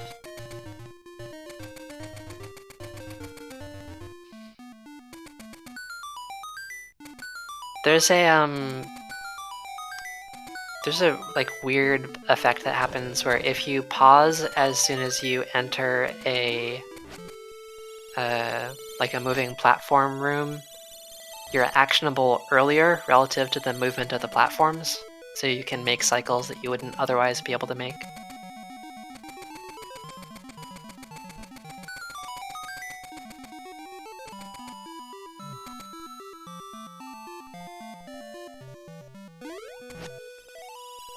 So, for this, do they have to give the phonograph to the Deku Scrub? Yeah, that's a question for Fiery. I don't know what the rules on that are. Because technically you're not getting rid of it.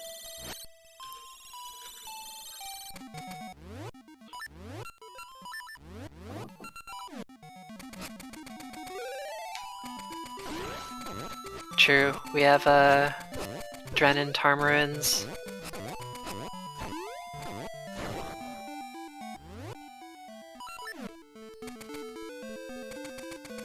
Love some Tarmaruns.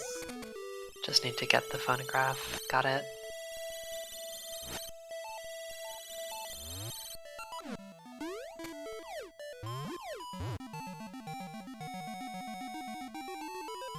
Yeah, so for those who don't know, the phonograph is the last item in the trade quest in this game. The reward in the trade quest is technically information that gets you to the noble sword, rather than the noble sword itself, or the master sword if you already have the noble sword. So normally, speedruns get the noble sword and just skip the trade quest entirely, because you already know how to get to it. But this is 100%, so we get the phonograph.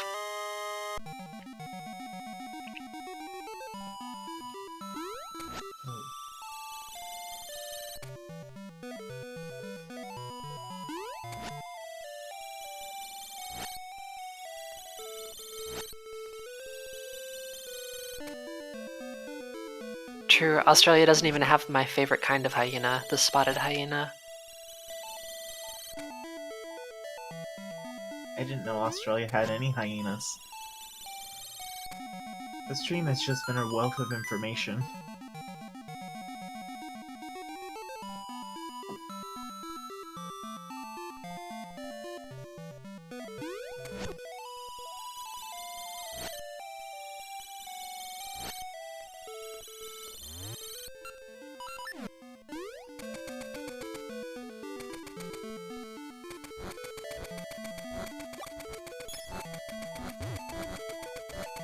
What is...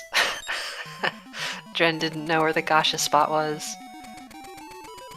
I was so confused.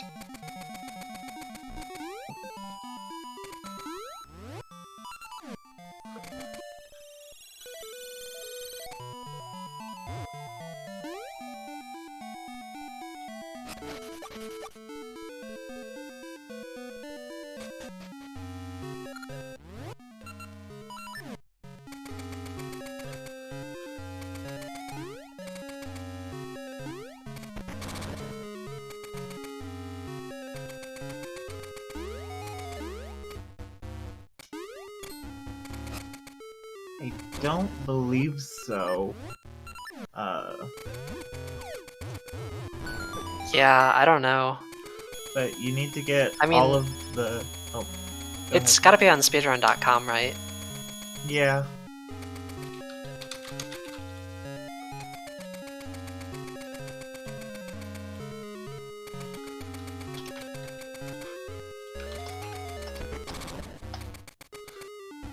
You can click View Rules on that page.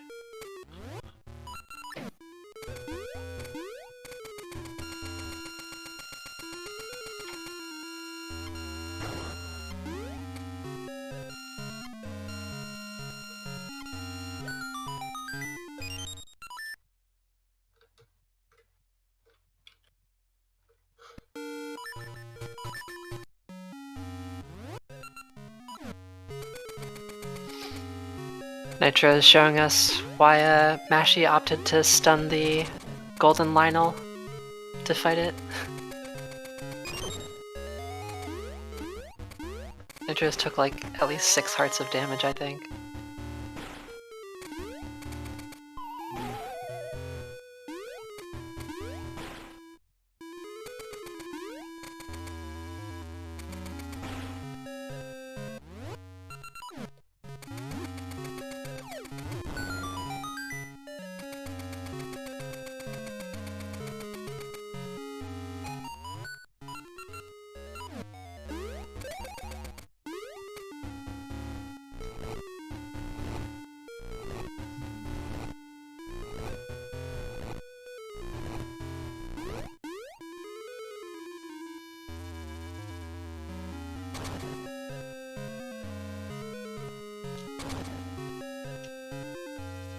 Magic Boomerang is my second favorite upgraded item. Is that after Rock's Cape? Of course. Fee would be Nothing- proud. nothing Fee would be can offended wrong. otherwise. Yeah. Yeah, I think that's probably also true for me. Magic Boomerang is a cool item. One thing I wish was different about this game is that there are 2 different rings that increase the damage your boomerang does, but that only applies if your boomerang already does damage to the thing it's hitting, which is only the case for the level 2 boomerang hitting a couple of targets that it doesn't one-shot. Like, like boomerangs hurt Keese, but the ring doesn't matter because it already one-shots them. So those rings are only useful for Armos and Manhandla, and yet I think one of them is like top tier. I don't remember whether the tiers count up or down in the usual reckoning. Let me see if I can find it. I did not Boomerang realize level that 2. Mermaid Suit was an upgrade, in which case I might have to revise my list soon.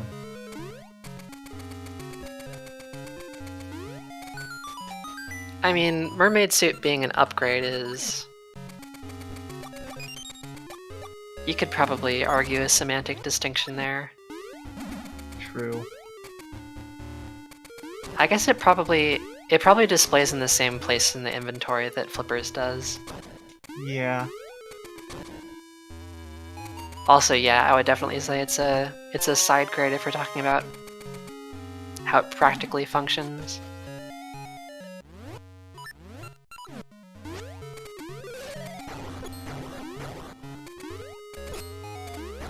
Either way, with it, I get to live out my dream of being a mermaid.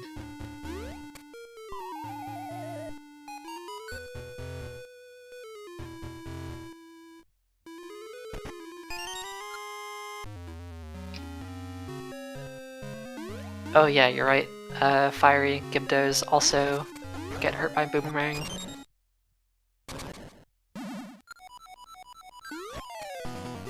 Yeah, Class 5 rings are Green Ring and Rang Ring level 2, which are very different in terms of their utility. That's so strange.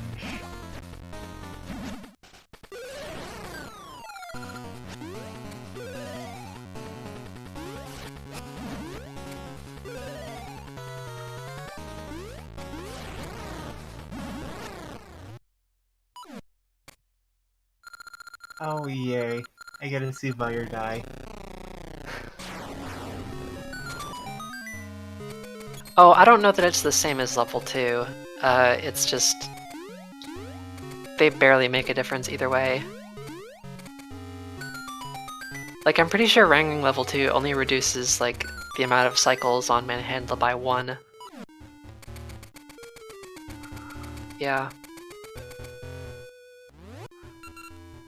Yes, I believe it's only in ages, because the keys going up to Vire in Dungeon 6 here is just very annoying to have to deal with. Plus, having the Noble Sword doesn't make it too terrible. Yeah, there are a bunch of keys rooms in this dungeon.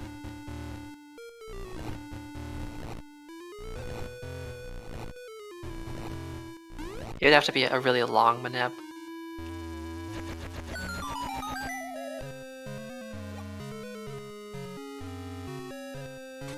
Also, I'm pretty sure in this game, the Vire fight room is smaller than in Ages, which might make it easier to hit him when he circles. But that's unsubstantiated. This is speculation.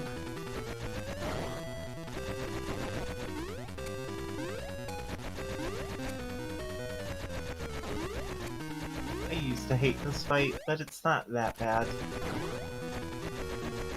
Yeah, it's one of the more interesting boss fights, but it definitely gave you the most trouble as a casual player.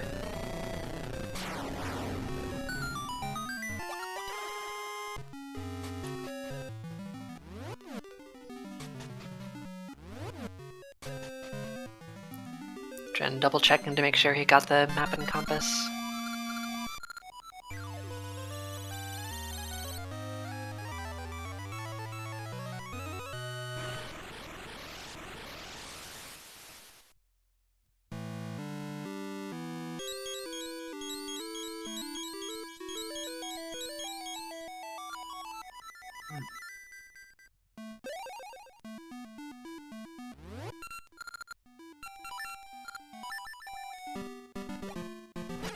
Oh, Sign Ring split is next.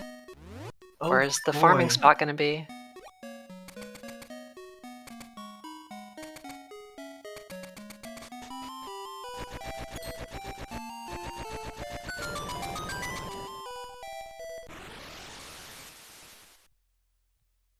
Fire rooms are both full size, but Seasons has the spikes that make it appear smaller.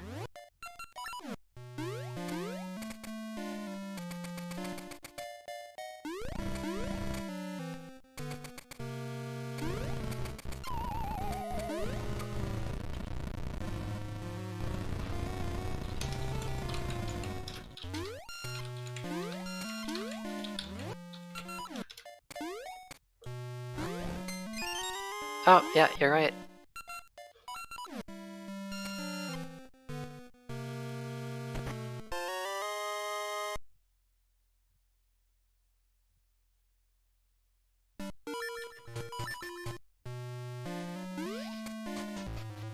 Well, so there are only two sizes of rooms, but, like,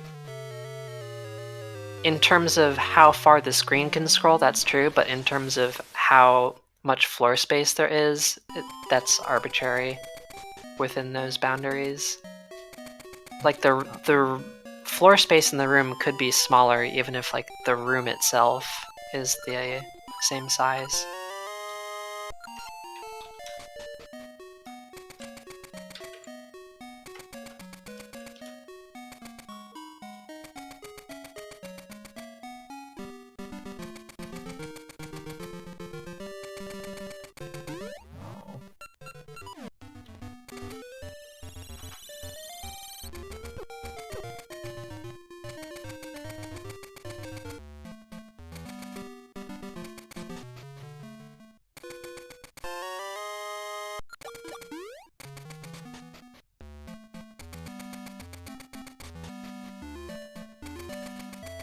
So I think Dren's getting a heart piece here, or... Oh no, part of the trade quest.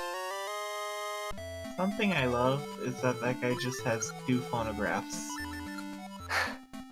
Like, why not? Who doesn't?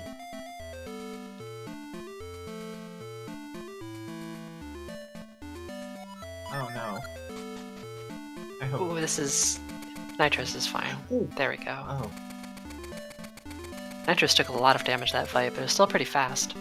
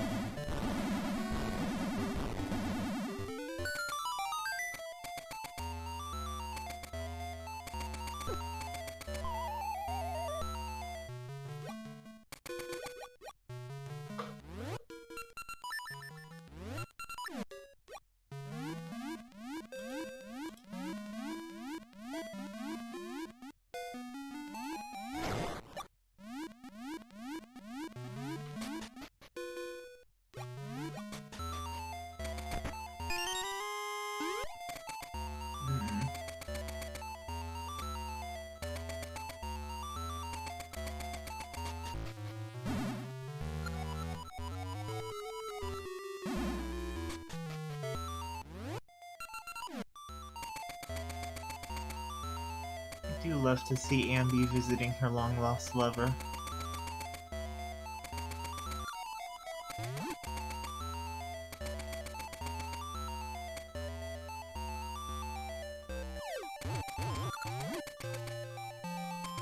Oh, what did Dren do?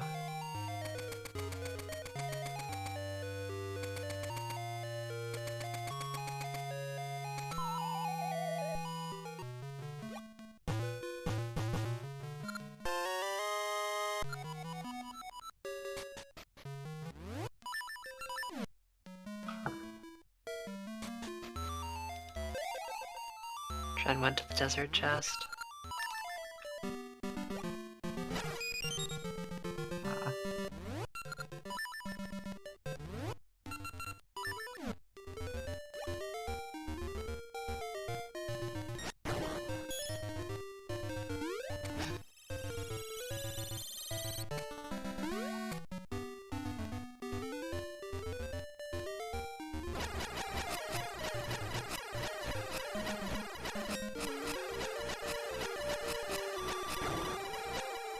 And a climactic battle with the golden moblin from Dren.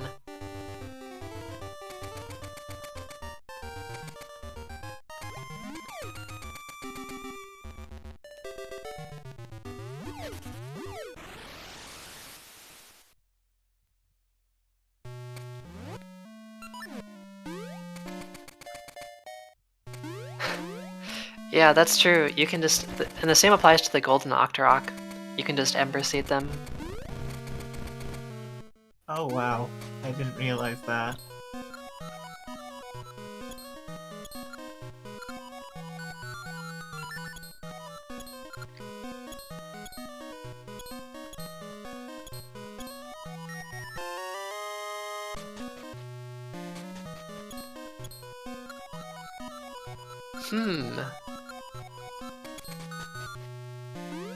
Oh no, Dren forgot to do the ore?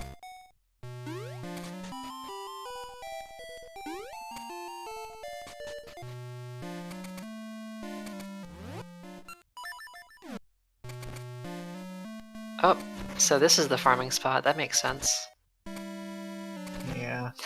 Now Dren's just gonna kill this sign 100 times.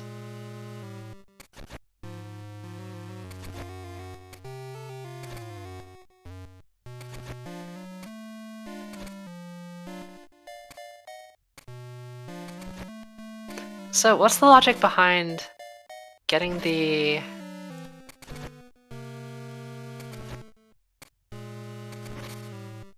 Getting the sign ring by destroying signs if the NPC loves signs?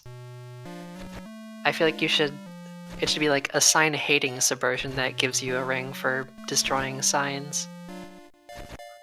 because he scares you straight, he gives you a ring to remember the fright that he gives you, so that you love signs as much as him.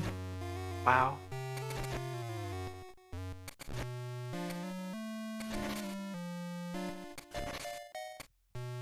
Nitros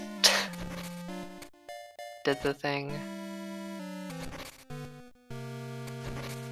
Went to the pirate skull spot before talking to the pirate. Nitros doesn't even play rando.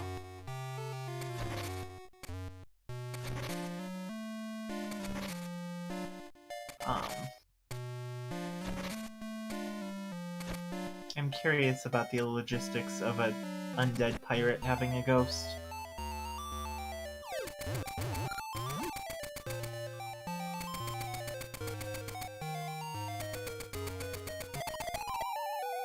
I was really hoping for both of them to have fourth try.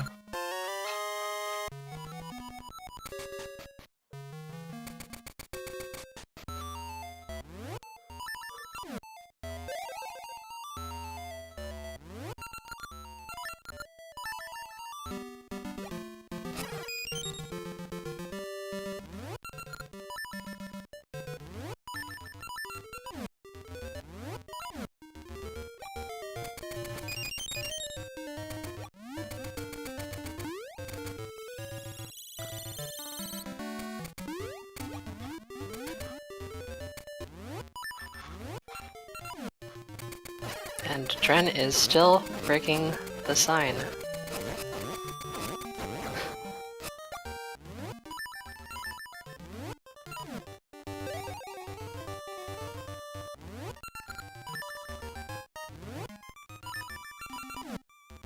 He has to cut up a few signs to get a ring from the sign-loving Subrosian.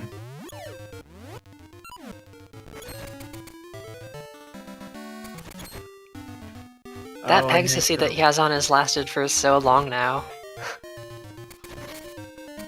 Yeah. Because most of the time it's just screen transitions.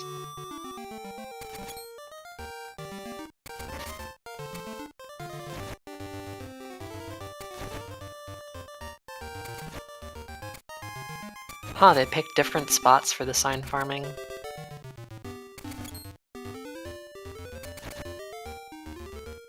This makes sense to farm.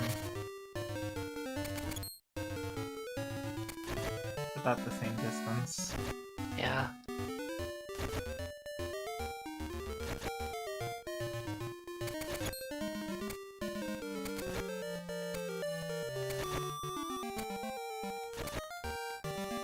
I don't know, the signs have had it so good for so long, someone needs to put them in their place.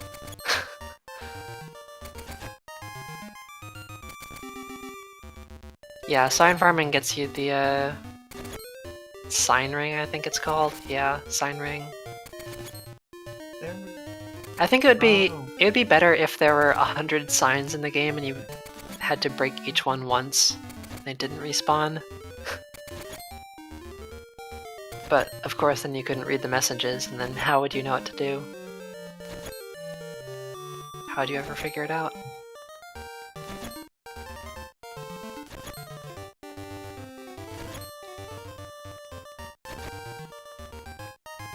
I don't think Did you miss Like Fun? No, they haven't done Like yet.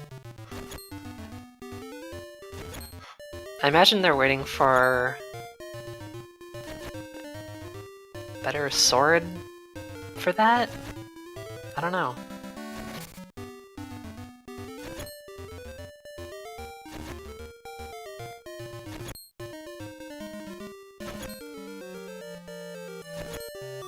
How does this not make them get sick? If you want to speedrun Oracle's Hundo, you gotta be calibrated. You can't be sickened by these screen transitions or by flashing HSS skip pause buffering. No, it has no functionality. It's just a trophy.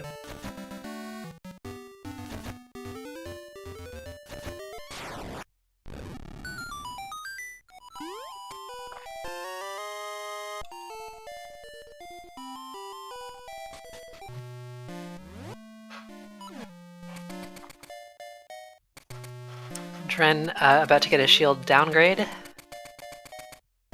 The level 1 shield in this game was recently found to have exploit potential, because when you... For like a normal enemy interaction, you get hit farther if you shield bump them than if you are hit by them, which enabled a new skip in Ages Dungeon 4, skipping pretty much all the dungeon. However, the level 2 shield takes less knockback, so you can't use it for that anymore, and there's no way to downgrade your shield back to level 1.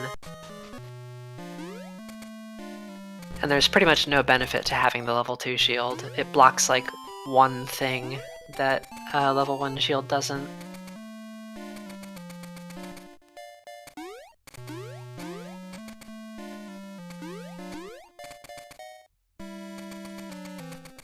I did not realize that it made bumping back worse.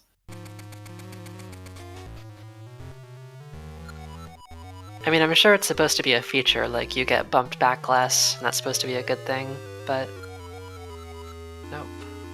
Kind of like the logic behind the steadfast ring, which reduces the knockback you take when you do get hit.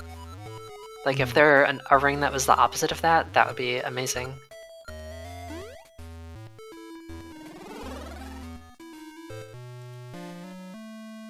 No, the hitbox is the same as far as I know.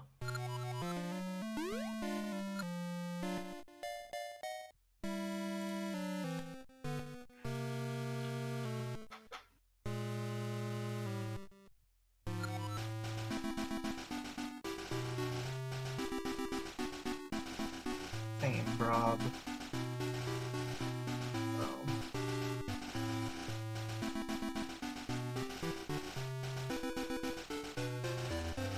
Yeah, the graphics are bigger, but I don't think there's any, like, functional difference.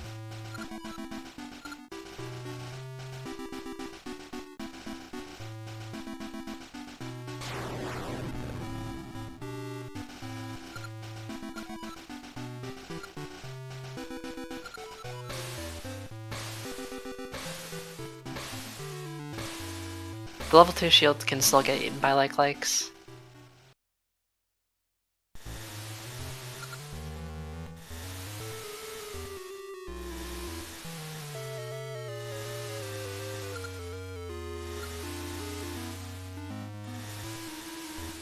Yeah, the other reason it's a downgrade is that it's more expensive to buy a level 2 shield than to buy a level 1 shield.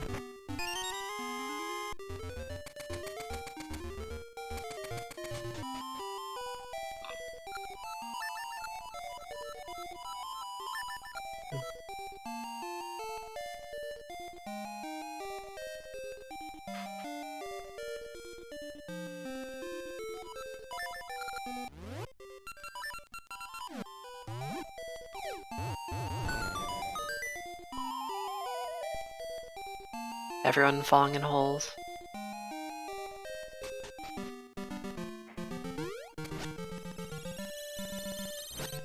So I need to change the season to autumn here for Dren to get the heart piece outside of Dungeon 7.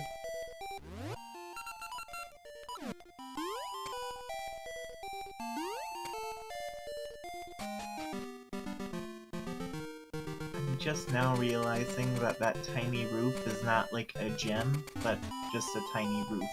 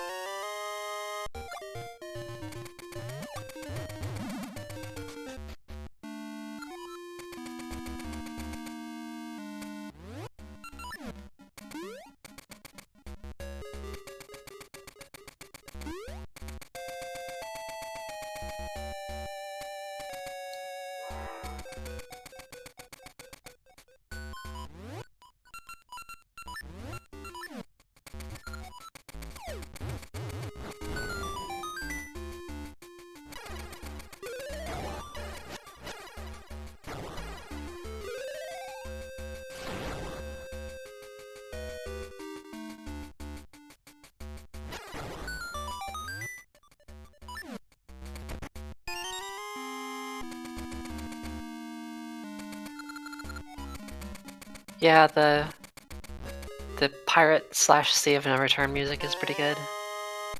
Definitely up there for me.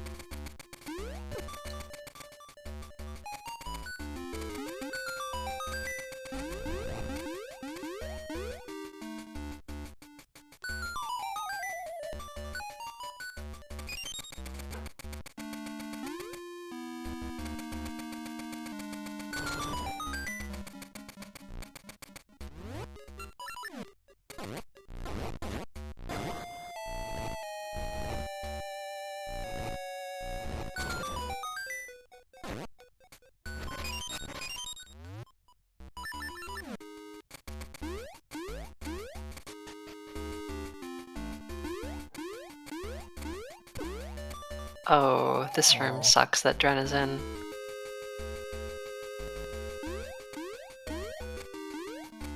It really.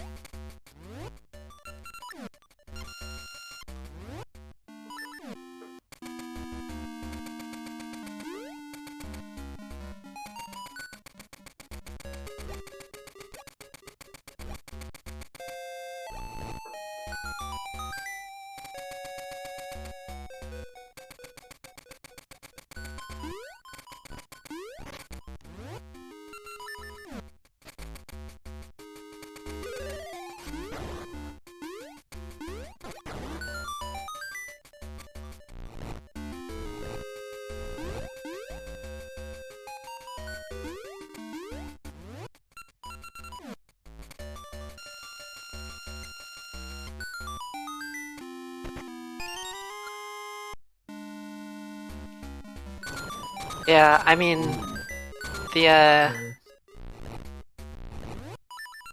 Sorry, what was that? Oh, just a nice placement of the Armos for Dren. Yeah, got good RNG there. What were you saying? I think Dren at one point developed an RNG manip for D7, but then didn't get the manip in his current PB, and that was a pretty long time ago now. That PB was world record until like 2 days ago when Nitros took it. But yeah, I was gonna say that, yeah,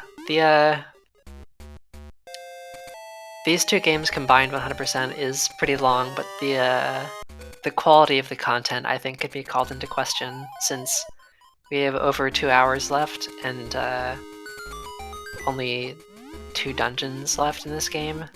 So there's gonna be a lot of there's gonna be more chest game, there's gonna be more farming. I don't know what else.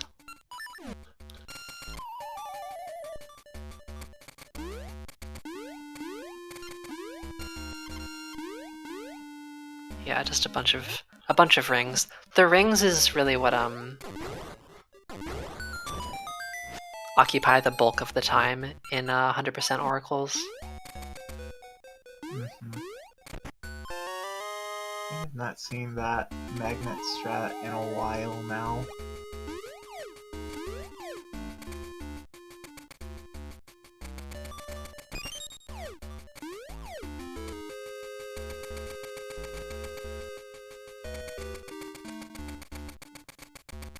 Yeah. I don't believe they've done Heroes Cave yet. Oh yeah, good point. Heroes Cave.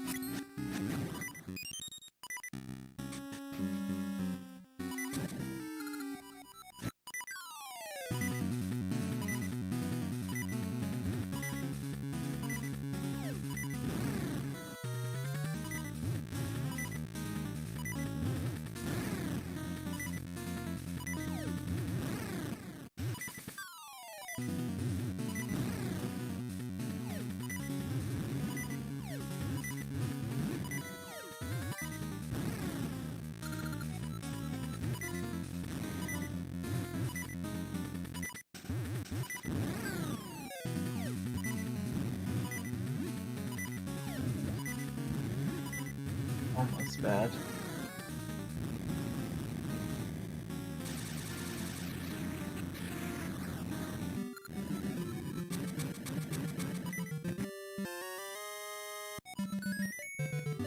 Oh, bad RNG for Nitros. Not Armo statue.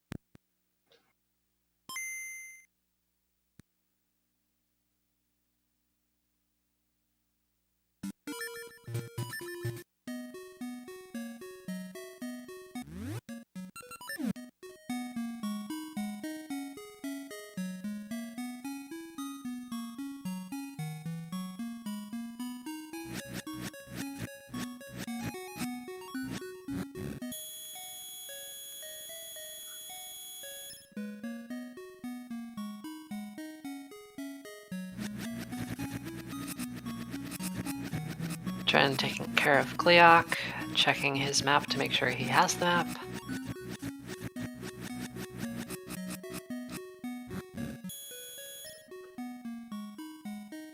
Oh. What's next? It looks like the route is get red ring, since you can do that now.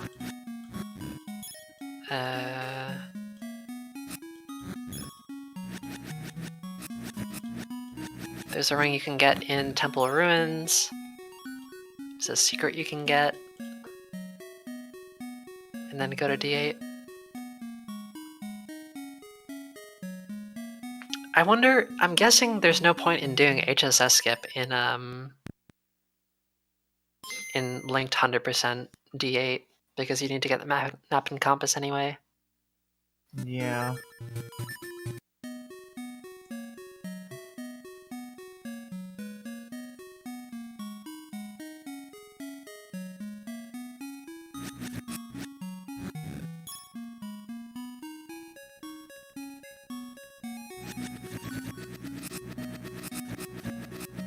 Actually, it looks like, according to Nitros's route doc, it's faster to still do HSS skip.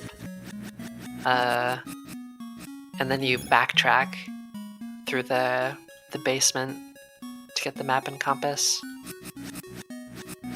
That's some prime rando strats I love to see. Yep.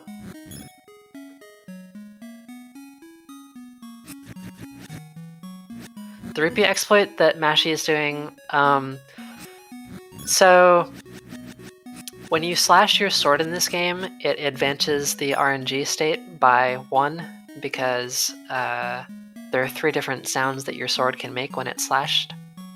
Scrolling screens advances by 256, and resetting the console resets the RNG state to a known starting value.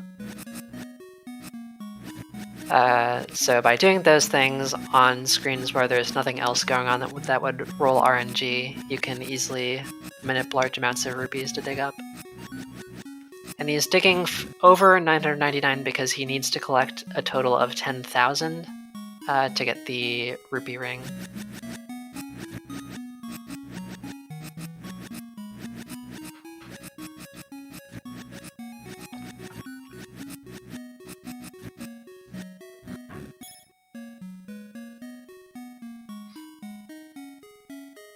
And I guess I was wrong about what Dren's gonna do. Nitros' doc says do Hero's Cave after D8, but Dren is here doing Hero's Cave first.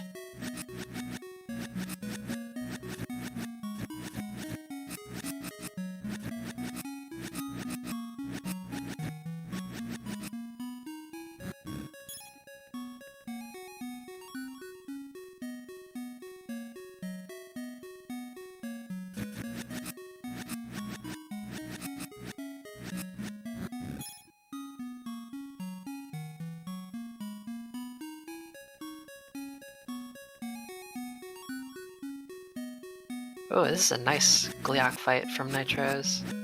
Oh yeah. Who's leading? It looks like Dren is ahead by a few minutes.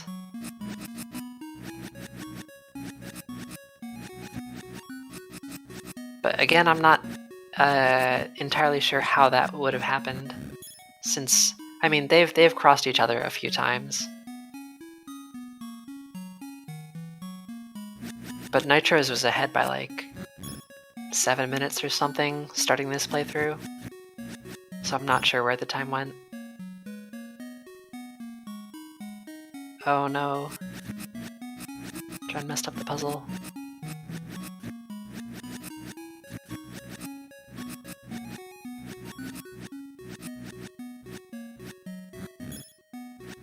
Or didn't mess up the puzzle. Psyched himself out.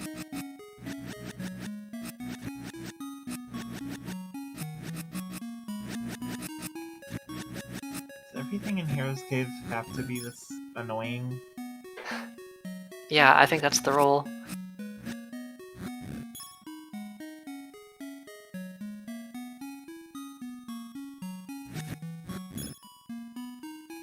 It looks better than Age's Heroes Cave, at least, so far. Very true.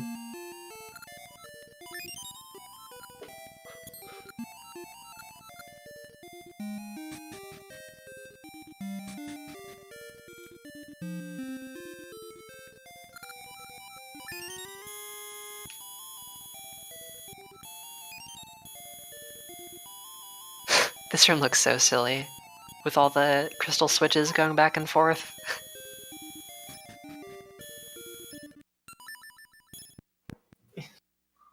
It's very fun how it gets so out of sync. Yeah, I like that they desync.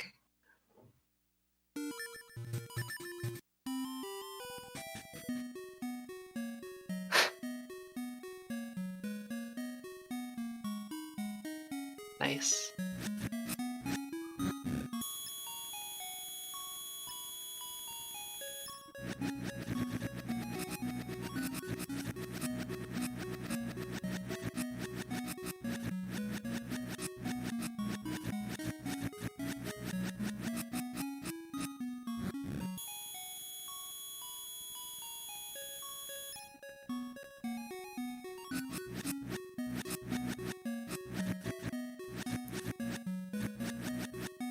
So I think things are going to get a little more confusing because Nitros should be going to D8 right now.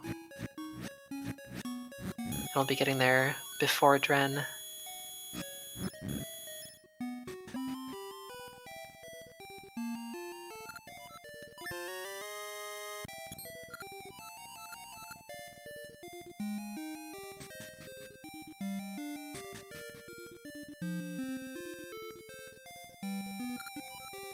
Mighty is winning, that's true. I mean, really everyone who's not running 100% Oracles is winning, in a way. This entire chat is, I don't know how many people are in here. We'll go over 500 tie.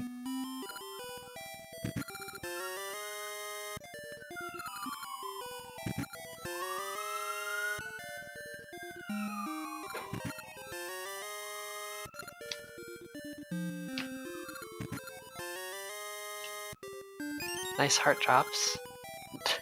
Are these guaranteed to drop hearts? Okay, I guess not.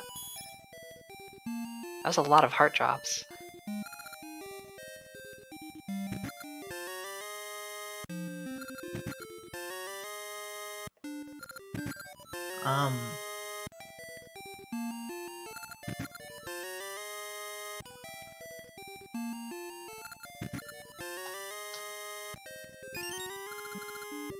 Also, yeah, sorry about my police.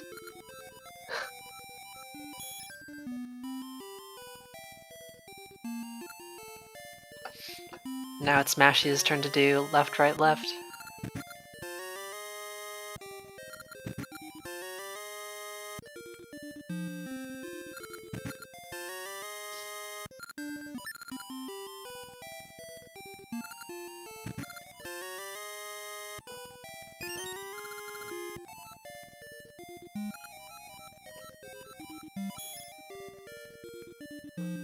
So I don't know how this room works. Is it random?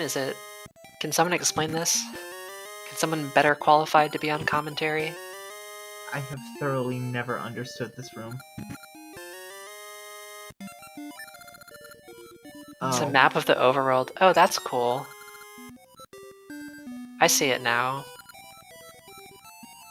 Everybody was just so on top of that.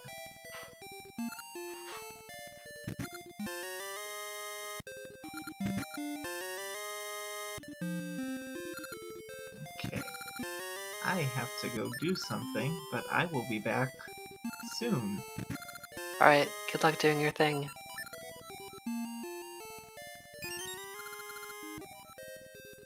Okay, so it looks like Dren is going to be shortly behind Nitro's.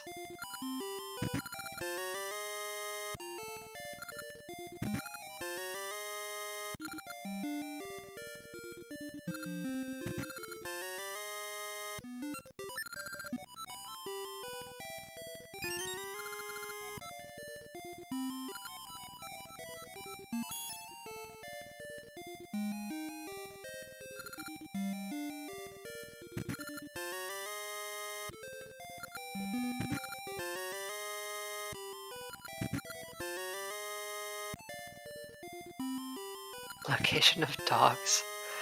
That would have been a brutal puzzle. Notice where all the dogs are in the game. Who's ahead right now? It's not clear to me. Nitros and Dren have been close for the entire run, but they've been doing things in like a slightly different route, so it's not totally clear.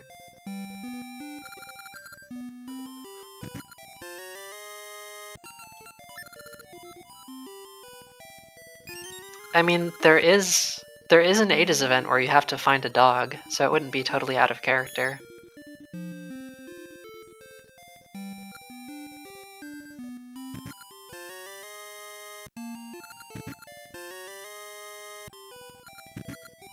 Okay, so is the strat to do the rando thing here? Yeah, it looks like the strat's to do the rando thing here, instead of get hyper slingshot and then come back for this chest.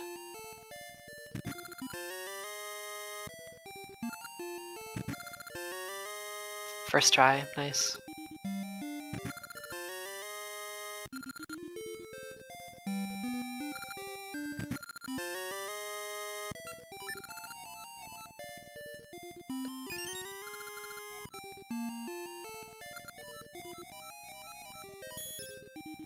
Yeah, very plausible that Nitros sets a new world record, as far as I know, since Nitros has been on the grind for these games recently, and has both world records. Oracle's all permanent flags.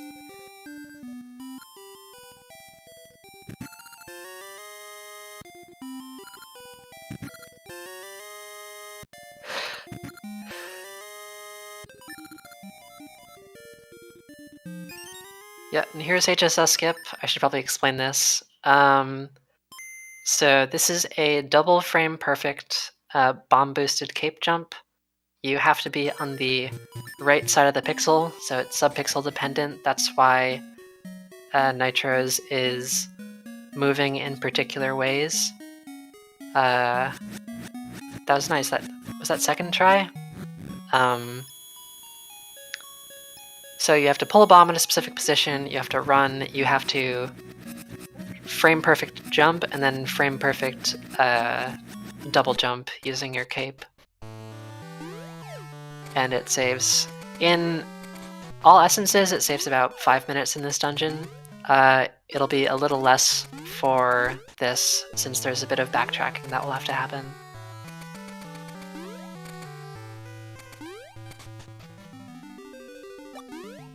And HSS stands for Hyper Slingshot, which is the item that we will not be skipping, because it's 100%.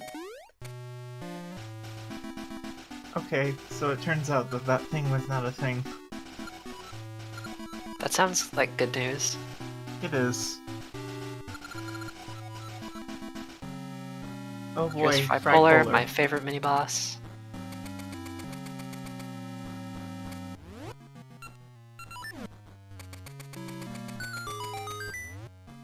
Honestly, Fripolar would make a good boss thematically for this Yeah, dungeon, definitely. but instead we got Medusa Head.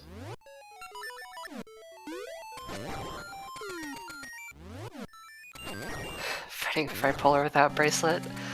I don't know. I don't know what kind of person would have to do that. Probably a horrible one.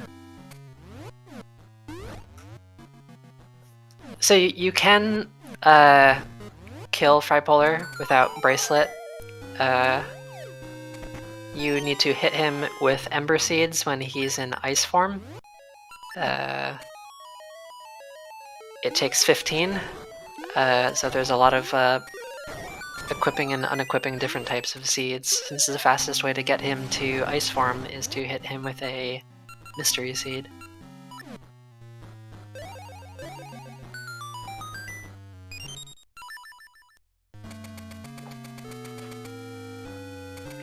Also, the jump that Nitros did to get over here is really...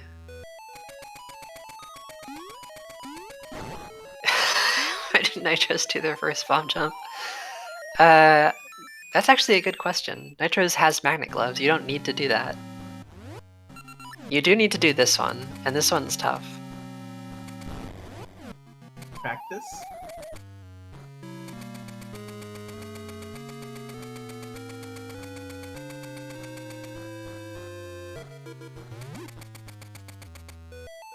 First tension order. I'm looking at his notes and it says do the bomb plus cape plus Pegasus you jump to reach the button, but it doesn't say that for the magnet glove part. Like optimally I'm sure it's faster. Can't you do that without a bomb? No, you need a bomb for the jump onto the button. Or some other source of damage boost. Yeah, if you're doing it like the regular way, if you were like speedrunning it and not doing HSS skip, then you don't need a bomb to jump from the HSS chest onto the button.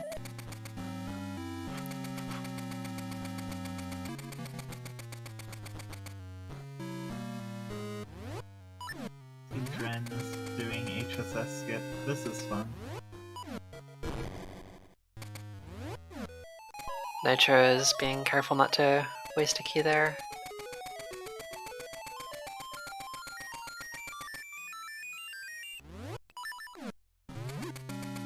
Oh man, I missed the hole.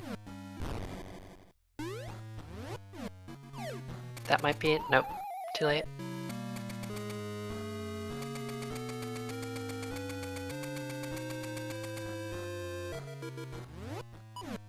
It's probably just because I'm far away from my mic. Yeah, you're a bit louder now.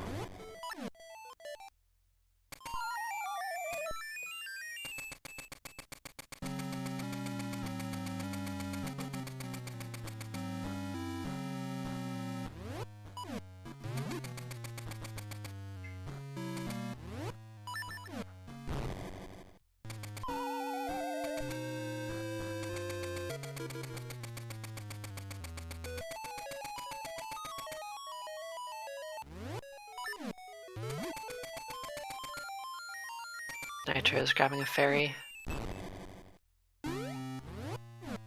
Oddly enough, anti-fairies in this game just disappear when you hit them with the boomerang, but sparks turn into fairies.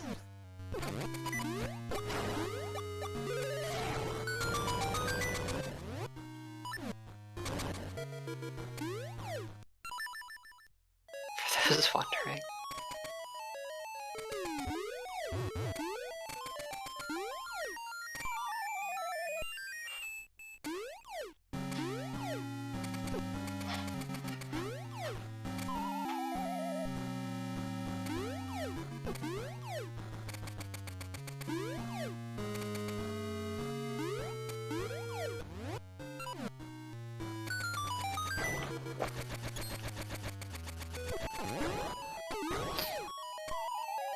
Yeah, you plant it and it grows a Pegasus. Pegasus seeds.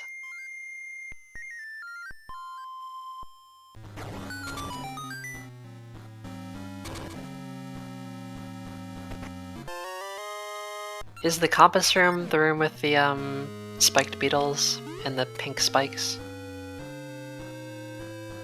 Oh yeah. Because that one is pretty terrible.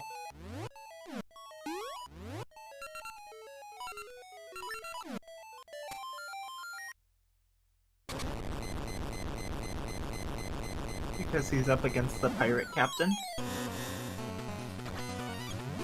Yeah, wait, oh my god. What if you just planted the Maku seed and grew a second Maku, or third, or fourth Maku tree?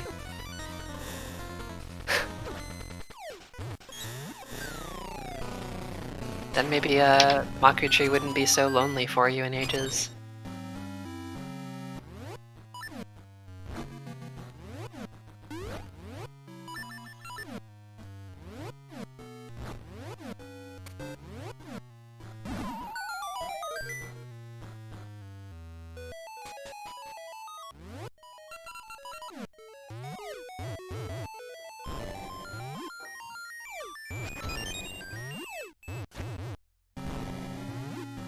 She's not lonely, she's just grateful you saved her life. I mean, I would get lonely if I... Actually, no. I take it back. I was gonna say if I had to stay in one room all the time, if I could never leave, I'd probably get lonely. Horny on main. Yeah, I mean...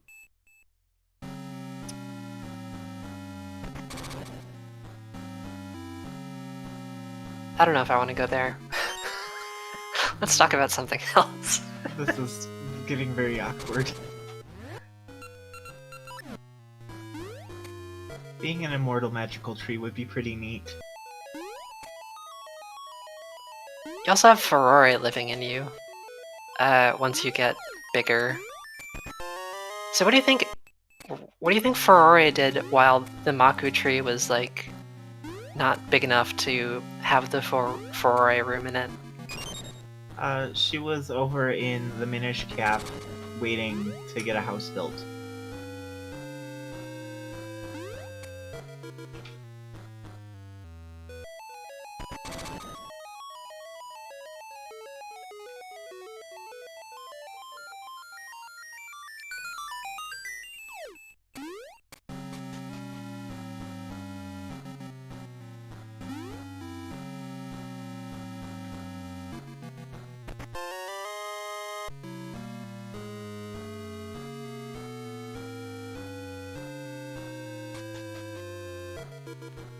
Okay, I guess functionally immortal because if they're allowed to have a seed, they can perpetuate themselves?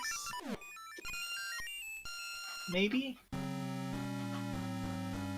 I don't know. I mean, if asexual reproduction is immortality, then we have a lot of immortal things on this earth. I feel like it should be different. I assume they pass on their memories via the seed, rather than just a new tree forming.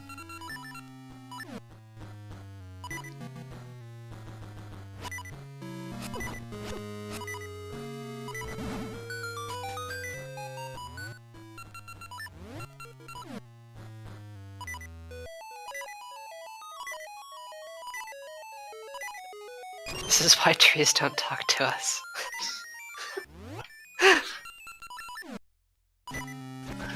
Oh no, I'm so sad.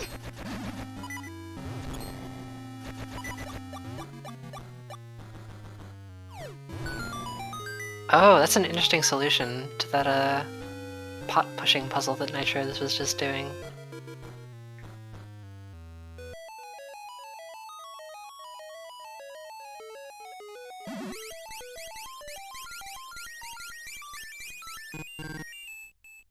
It is Talking about cheeky.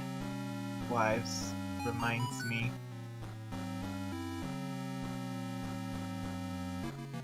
of Link being the real Lord of the Rings here. Yeah, definitely.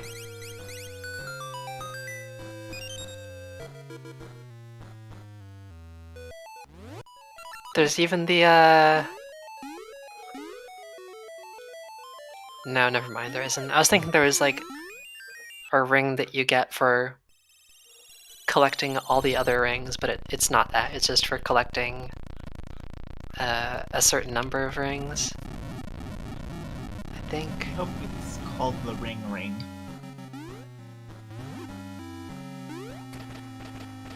100th ring Oh. is the...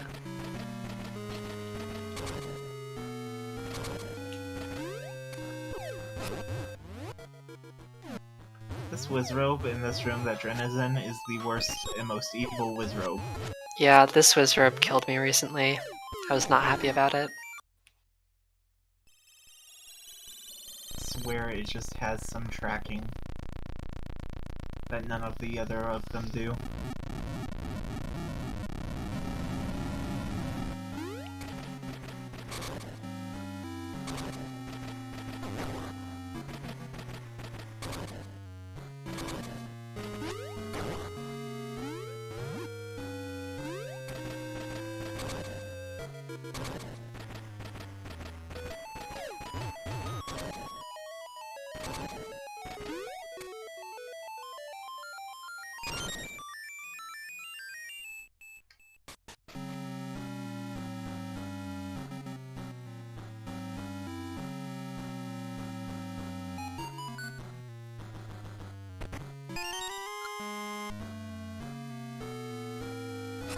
That was me.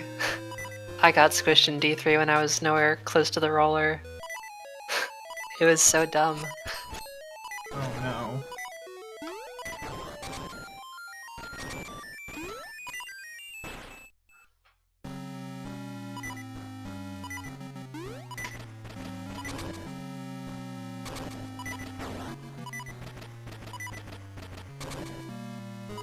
Okay, Mashy's out of D4.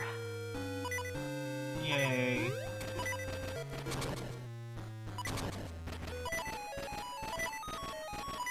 Hey guys, I think I'm back permanently now.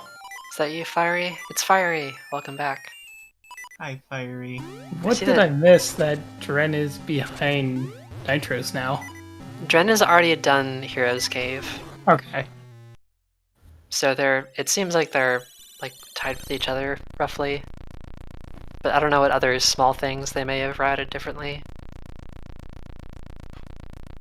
They still got chess game coming up, I think. Yeah. A lot of other things.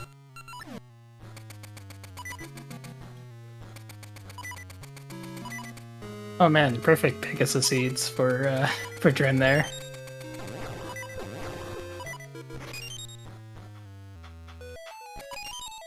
This switch room is probably my favorite room in the entire season's cave. It's really silly. It's so Oh. dumb.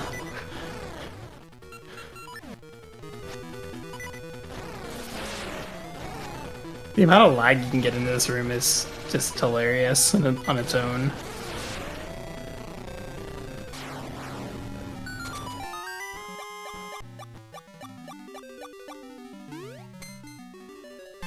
What is Nitro's doing? Trying to remember how this goes. I don't know. The cane would help here too. Dren should work on hacking the Cane of Samaria in vanilla seasons.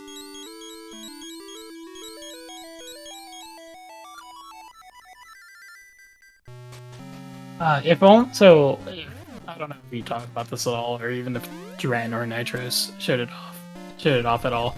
But if the switch were closer to the door by one tile, they'd be able to basically avoid putting one pot on a switch. Mm-hmm.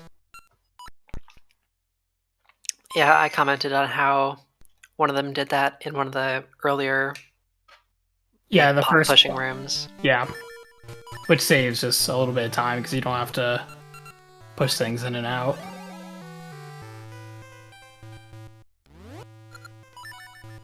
Still doing a poll on the best Oracle boy.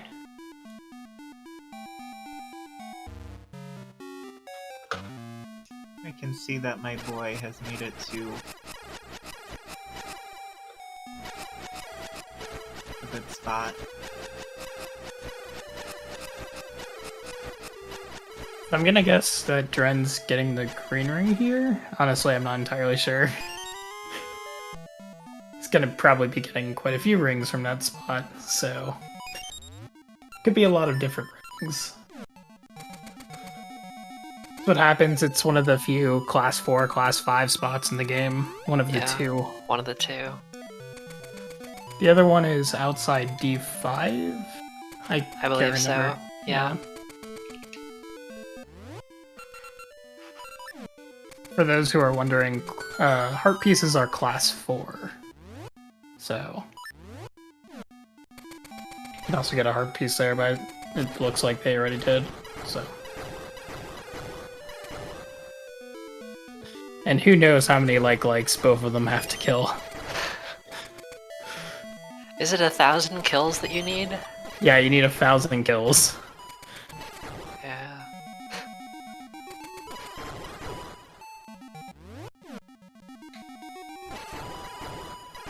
Saving that shield for whatever reason.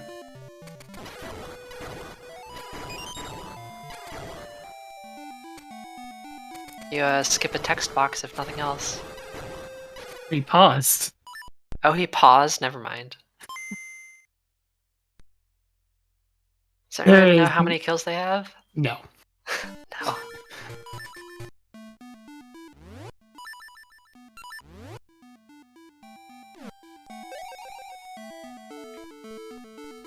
I wonder if it's useful putting on, say, the Gasha ring or something during all this, but you have to kill so many likes that it probably isn't worth it. Like, the problem is that you're using the, like, the red ring or the power ring to One kill shot. the likes twice as fast, so Yeah. it would just cancel out.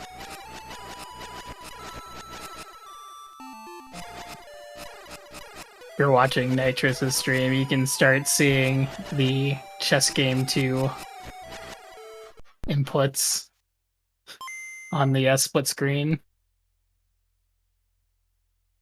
Wonder how many they're doing. And number. Let's see, line 687 to 745. So Oh. it's a lot. Yeah. And there are a couple rings in that last chess game that are actually rings that you wouldn't get before. So it's not completely useless.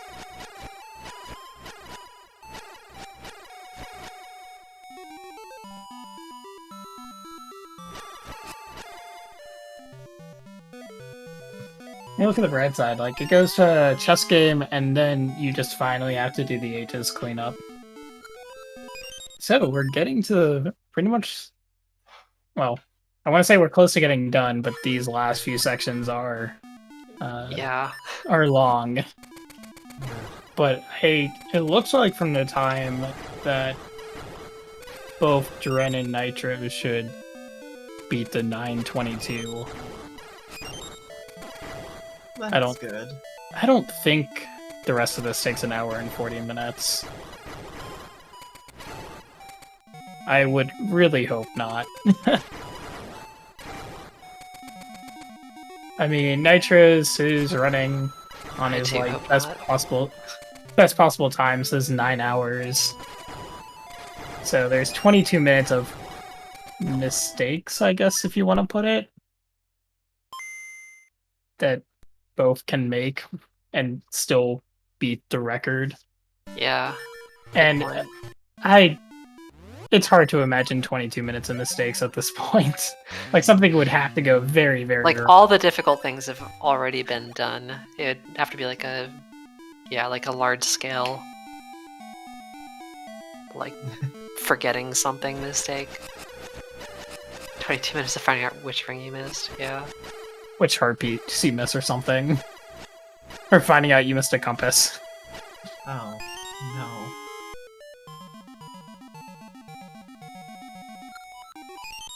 That would be so sad.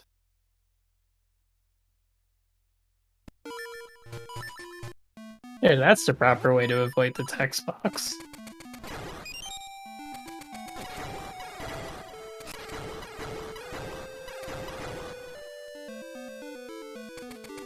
Yeah, they've done signpost breaking. That was like an hour ago or something. They got a hard reset on their game. Well, actually, Mashy still has to do it, so you can still catch signpost breaking again. The first time I ever triggered that as a kid, I just freaked out. I was like, what? What's verification save state? We don't do that.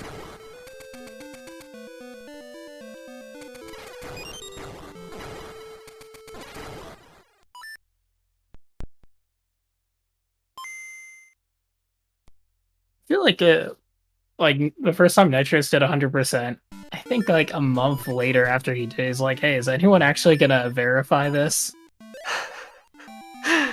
Yeah, good point. This 9-minute, 22-hour run. Does it count if we're watching it on this, streamer? please. Yeah. It took 3 months? Alright.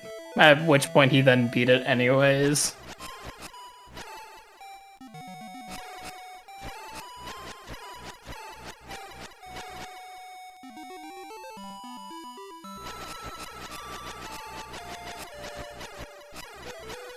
I can't believe we decided to do this at one point.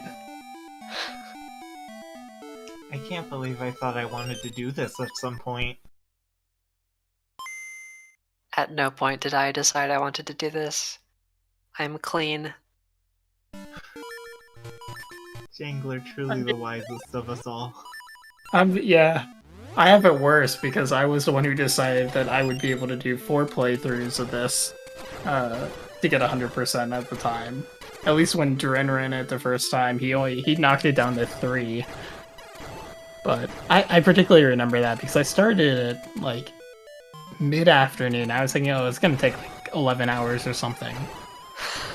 And I had an idiom class the following day. This was back in 2014. And I think I finished somewhere around like 6:30 in the morning. And I was like, okay, I'm finally done. I look at the time like, okay, my alarm's about to go off. I was like, well, I guess I'm not going to sleep. Oh no.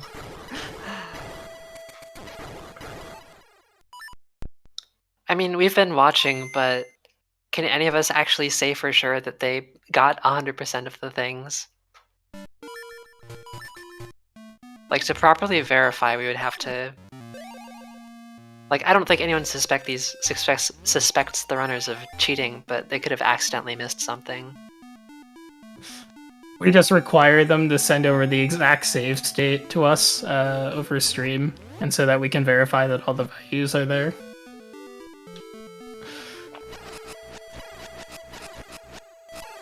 Two of the 3 mods are running. Good So point. that means the third one has to, Who's the third mod then, and for verification purposes? I didn't even know there were 3 mods.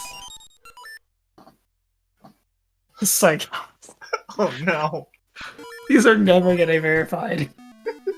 There's Mashy, Disclude, Drennan, Sagas.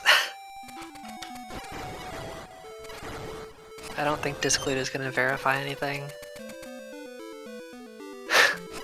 That's pretty funny.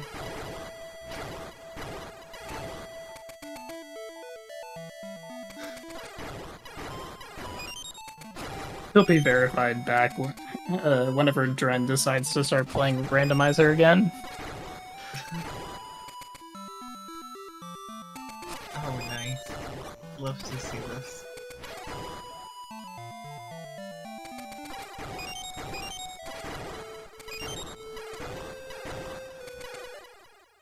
I don't know if I should be shocked that Dren doesn't have 999 rupees at this point.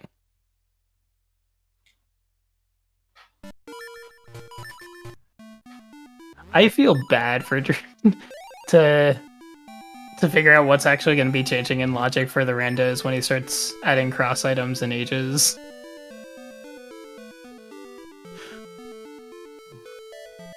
I mean, I feel real bad. Whoever is going to try to do like cross items, entrance randomizer logic. Yeah, that would be Like, nuts. At that point, I'd just be like, well, Eyeglass Lake just doesn't exist. It's been deleted from the game. Same with Temple Remains.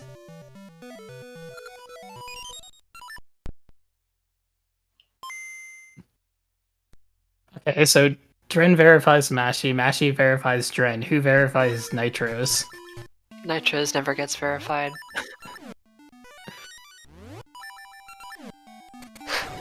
Nitros has the actual world record, but it never gets on the leaderboard.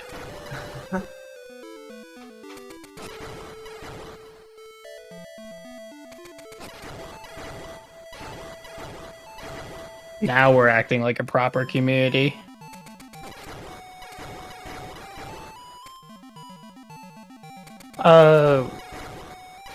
Who verifies the verifier? Was it Space Galaxies? Oh, Or I read Twin your... Galaxies. I read that is who verifies the weather, and didn't know what to make of that. Some reference I didn't get.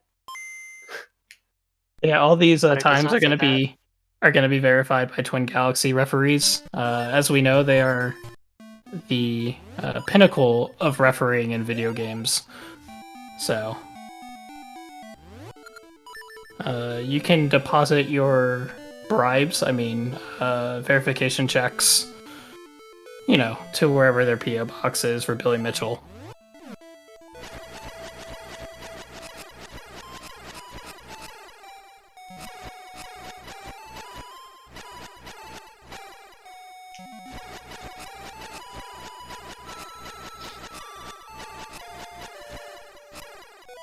Just watching this is brutal. It's like I'm gonna be watching more Mashi than. It's like if you want to commentate on like the Nitros and what's happening on Nitros and Dren, it's just like they're killing like farming Gasha seeds and doing that over and over and over again. Yep. I can tell you what rings they could possibly be getting, but I guess they have. Let me see if the route says. It just says /X time, so there's green ring, yeah. double edge, charged, first gen, bomb proof, experts. At 51 slashes. So I'm amazed that we put slash numbers on there and not tones, because I'm much more comfortable with using tone sequences, but... Yes, they're doing RNG manips with sword slashing and digging. And screen transitions also advance RNG by a large amount. That is why you see hard resets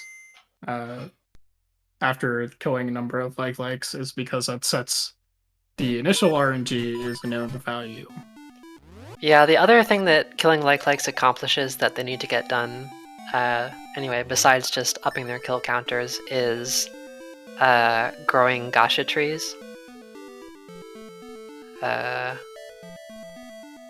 So after they've done enough screen transitions and kills to grow a Gasha tree, they'll go harvest the seed and then come back.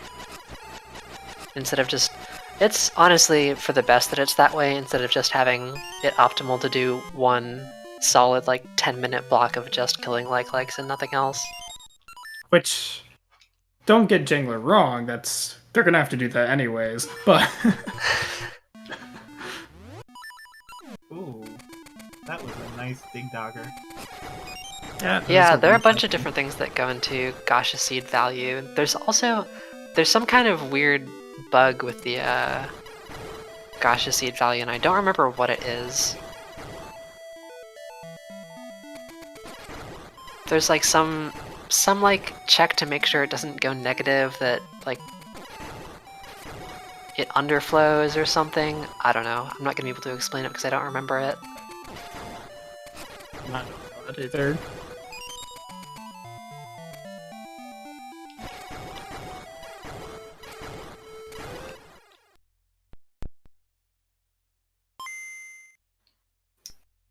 Actually, no. Exactly how many rigs are trying to farm here? I count the pastebin route. It says obtain Slayer's Ring, and then in parentheses it's hopefully. So 40. I guess they're going for 40 rings to appraise. So we'll see how well that We'll see if that's actually true. But it looks like they're trying to get, I don't know, 20 rings or something.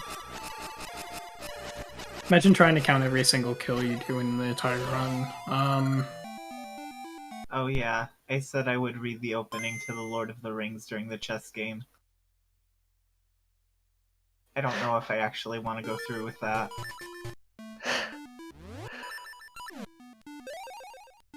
I like the idea, if nothing else. Stomp on the ground every time you kill something. Hope no one lives below you. That'd be a lot of stomps. I was thinking about the beginning of Lord of the Rings, and I realized the line that I know is actually the beginning of The Hobbit. I don't actually know what the first line is in Lord of the Rings. Neither do I. I don't either. I just know that a thing passed into memory and became legend or something like that.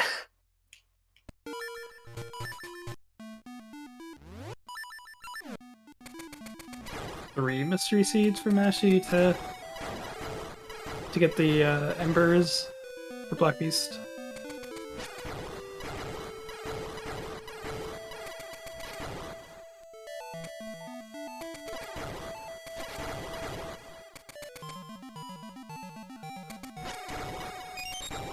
Nitrous is going for something here.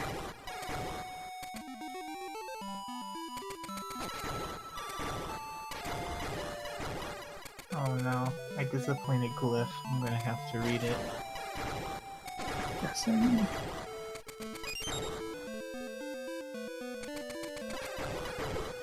Maybe the Rang Ring L2? I don't know. What about the Rang Ring L2? I'm guessing that's what Nitrous just got. Just judging by the manipulation. By the number of slashes. Well, by the fact that he had 2 screen transitions extra. Oh, yeah. Yeah. Then he slashed 5 times, and then the 6th one was at the tree.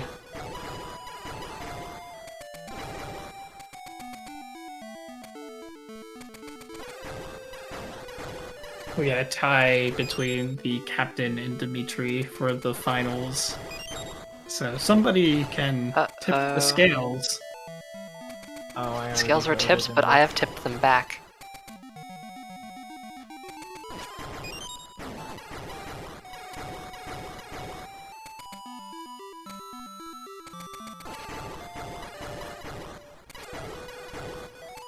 Oh, I didn't notice that.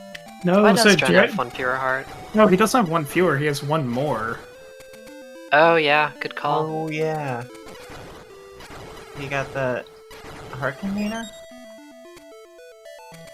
I imagine he actually got the 12 heart piece or something.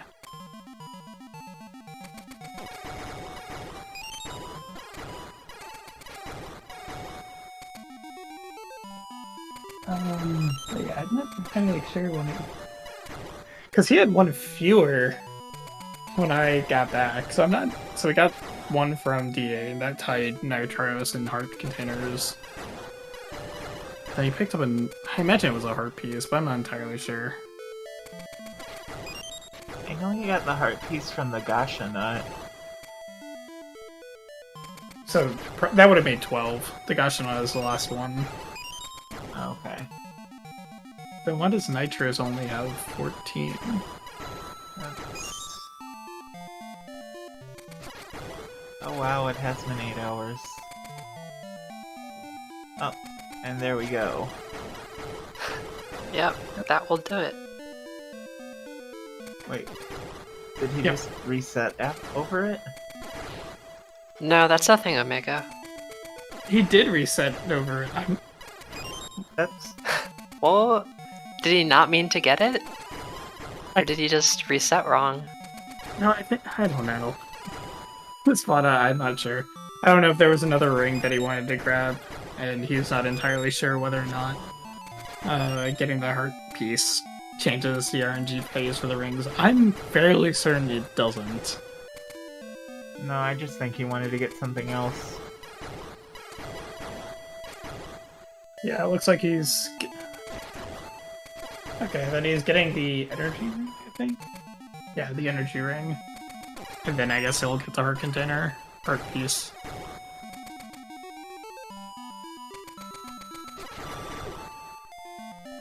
Mashy making his way from Lost Woods into Tarn. He does have to get it at some point, but it seems like he's choosing not to because he thinks it might mess up some of the manips if he does get it now instead of later. That's my guess. Which, like I said, I don't think is true, but I didn't really look into it that hard.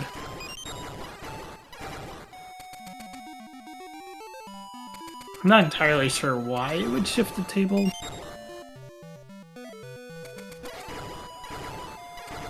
Yeah, everyone's in Tarm.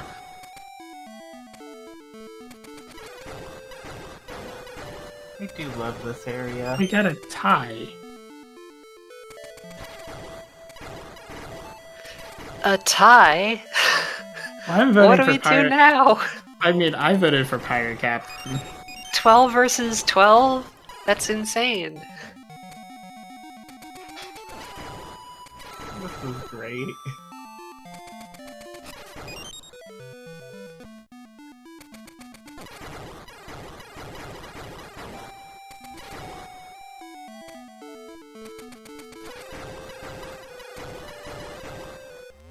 That was the climax to 100%, and we got a tie.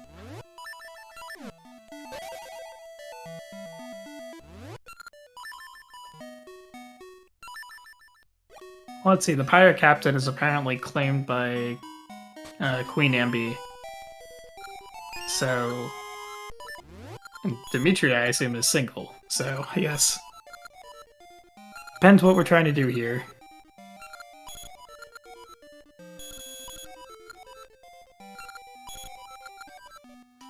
Look at all those rings. What was the like farming? So that's farming kills for the Slayer's Ring, and also farming kills to grow Gasha trees.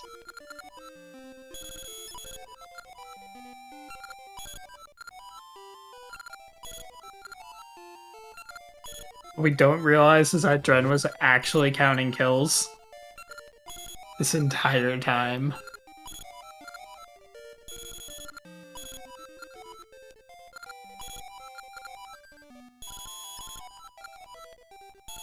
The good news is, because of the way we're praising these rings, is if you have if you already have a ring, you get rupees back.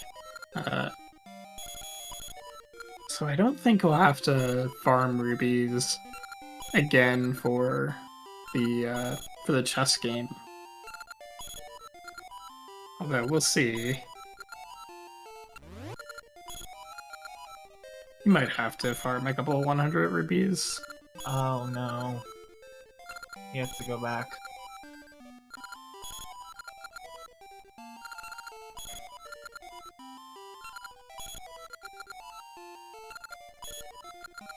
Yeah, I guess if you were getting the Slayer's Ring, it would tell you immediately talking to Basu. So yeah, there you go. Yeah. No more likes for Dren. Now he just needs all the rings.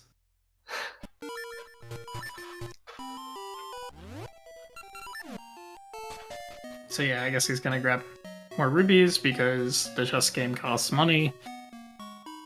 Because otherwise you would just steal all the rings. And then we have a lot of chess game ahead of us.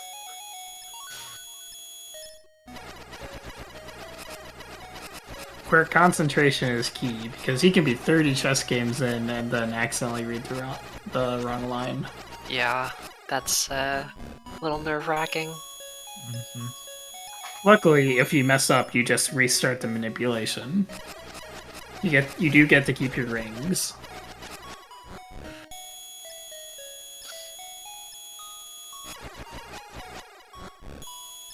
So imagine the Lens of Truth minigame in Ocarina of Time, and then multiply that by about 100 or so. That's what this is.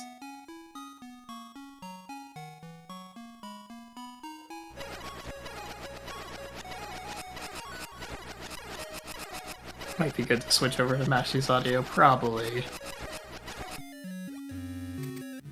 There are 2 chests, you guess which one is which, and if you're right, you get something. If you're wrong, you don't.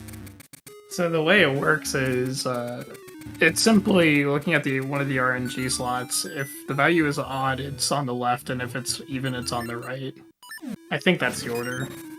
But so, like, if you have a RAM watcher, you know, for Bizak or something like that, finding out what the correct chest is trivial. Thankfully. And the poll is up. Let's not die again. Everyone remember to vote. Yeah. But don't vote if you're voting Dimitri. Be sure to vote for Pirate Captain. Throw them both up against Ralph. No, throw them both up against Din. We have more votes than last time now. We have one more voter than last time. Yay.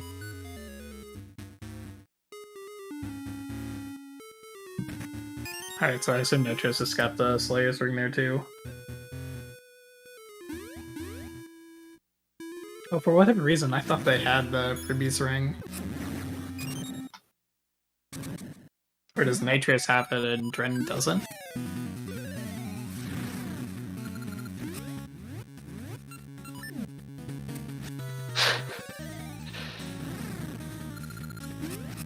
If it ties again, the character that had the least number of votes for the entire thing wins. So let's avoid that outcome.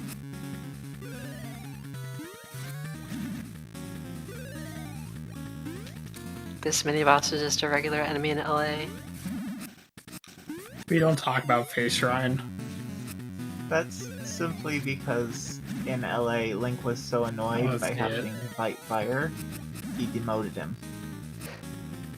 The opposite happened with Blano.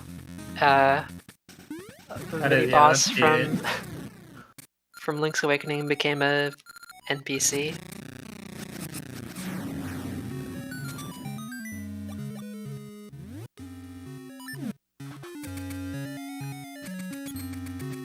Well, Facade also sort of.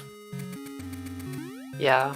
I mean, like, I guess being right before Onyx's castle is probably better than being in Face Shrine, right? Oh, he's the main boss in Face Shrine. Which is probably one of the lamest, like, final or bosses to a dungeon in the entire series, I would say.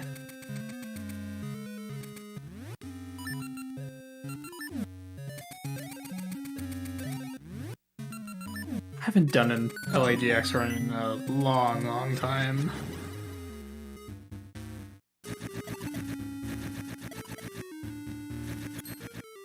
No, Mashi. Oh no.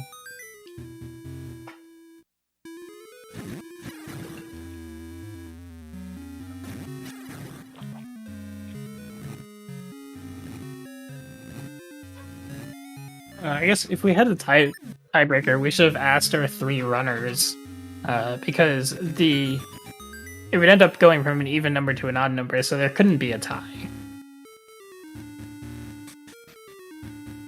Assuming that none of them voted in the poll while playing their own run, which I would not rule out.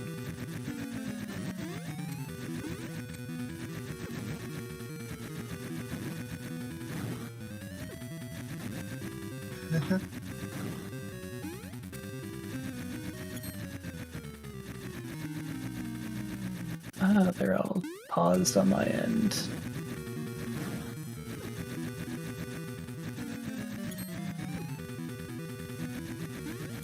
Oh, man. And that's Manhandle for Mashi. So I'm curious if this is how Scrooge McDuck got all his millions. By We're not RNG legally- manipping rupees out of the ground. Yes. We're not legally allowed to tell you how Scrooge McDuck got his rubies or his gold. A pretty comprehensive NDA. I'm so impressed that I know people who work for the McDuck Corporation. It's truly an honor to meet y'all.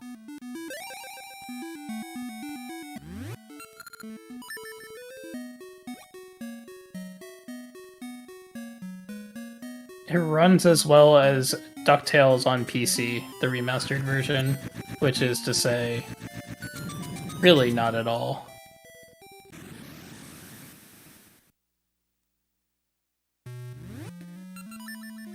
There we go, 10,000 rubies.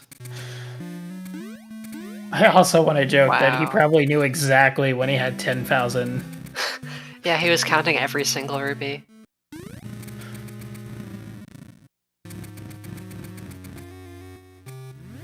And now, chess game number 2.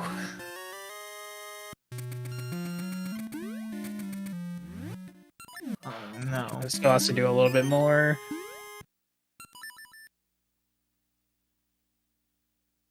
Yes, Dren hasn't split for the Gasha farm being done. Yeah, another- he misses his split sometimes, it seems like. He missed Hyper Slingshot, he missed Hero's Cave. Yeah, well, you're not supposed to acknowledge that Hyper Slingshot's an item, so I understand. Very relatable. If we could remove one item from the game, that would be my choice. I very much am in line with Sagas during randos, and very much wish that I could just reset over Hyper Slingshot every single time.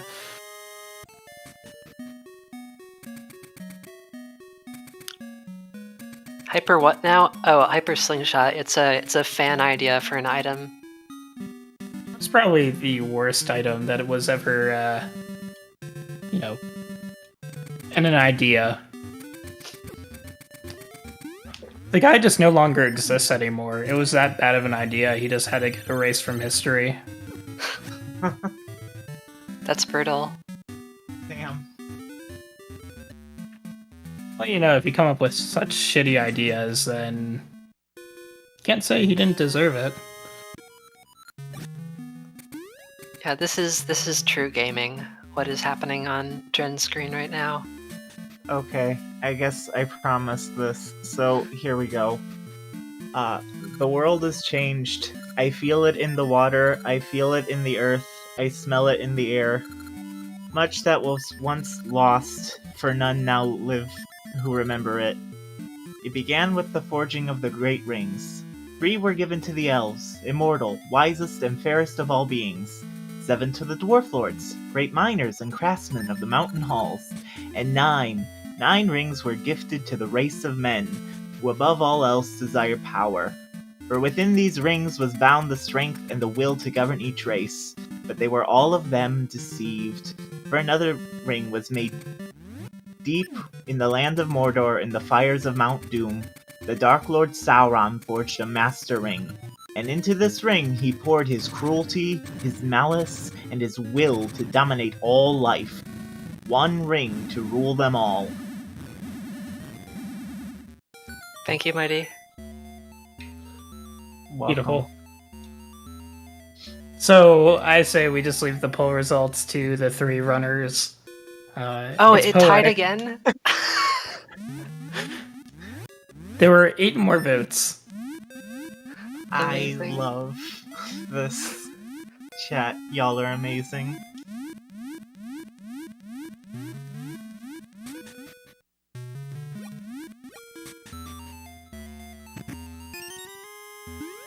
Now we got Nitro starting the chess game. I'm amazed that after 8 hours and 15 minutes that Nitros and Dren are as close as they are, especially given the fact that apparently Dren took 5 tries to get Varan Warp.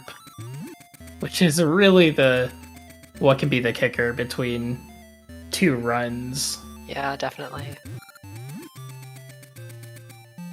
Do they need to worry about getting any rings here, or is it just endless amounts of rings? There are 3 rings. You can tell when they're going for them because they'll open up more than 3 chests. I see. Yeah, so there's the Wisp Ring, which is the first chess game, the Toss Ring, which is the second chess game, and then the Red Joy Ring, which is like number 11 or something, and they'll open up 4 chests for the first 2, and then 5 chests for the Red Joy. But after they get that, then you're just gonna see a bunch of 3 chess games.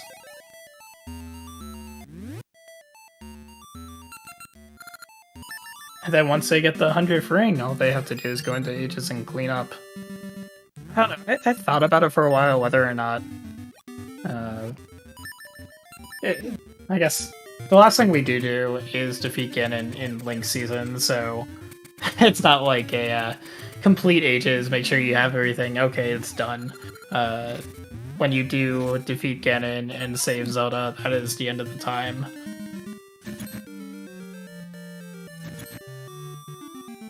If we do challenge the chat not to tie, it will tie 100% of the time.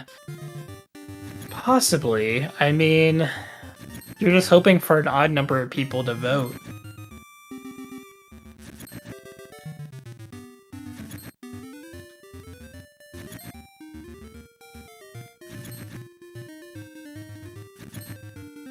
Ralph is winner's bracket. Winner for best boy. Makes sense.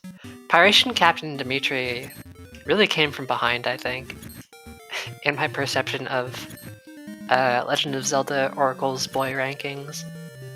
Yeah. I mean, I guess Dimitri's a popular animal companion. He did win the best animal companion poll earlier.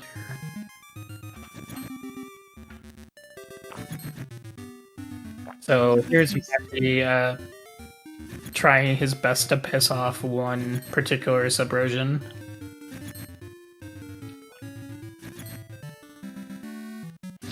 I love the movement tech of getting pushed by the shopkeeper to get closer to the signs. Or the chests. Oh, Nitros. No. Nitros, what happened here? Oh, The chess no. games are on your No. splits. That's tragic. I'm so sad. He has to do the entire manipulation again too.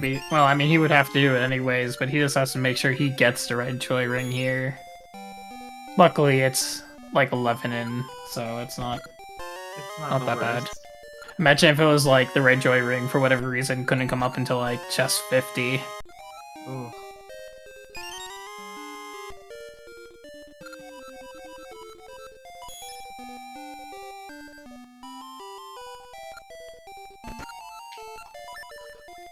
You just accidentally open a chest. I didn't see anything prior to the reset. I'm guessing he just mashed A too quickly or something. Did Dren also mess up, or? I'm guessing Dren finished on his... Oh no, it seems like it's been too quick for him to finish.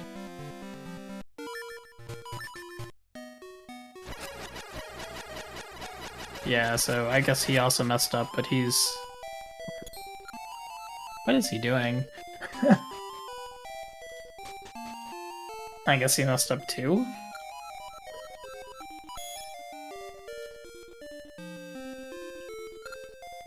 Granted, Dren has all the rings, so...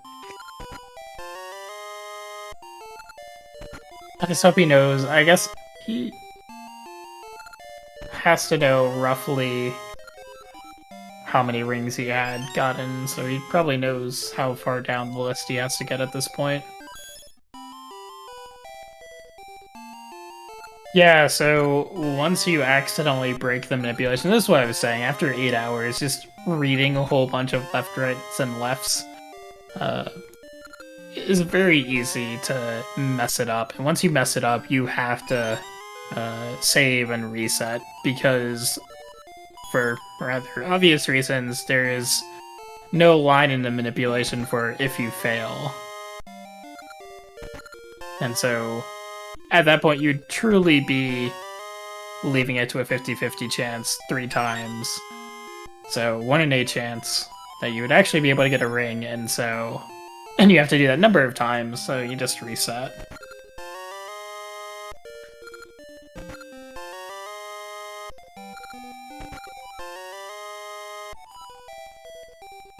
I do not envy either or any of our runners for having to do this.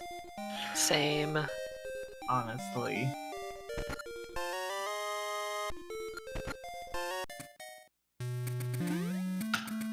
But it is better than having to plant 100 gacha seeds. Or, I guess, probably closer to like 90.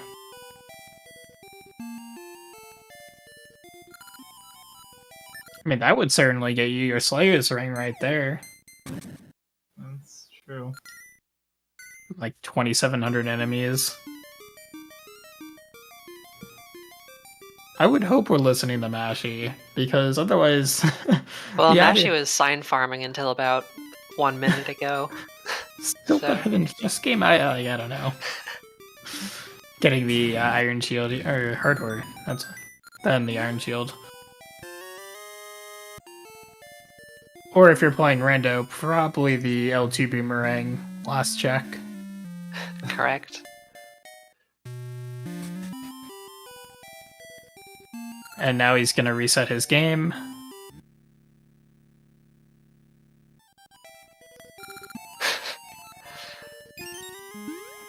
See, he says you're gonna learn you have learned your lesson.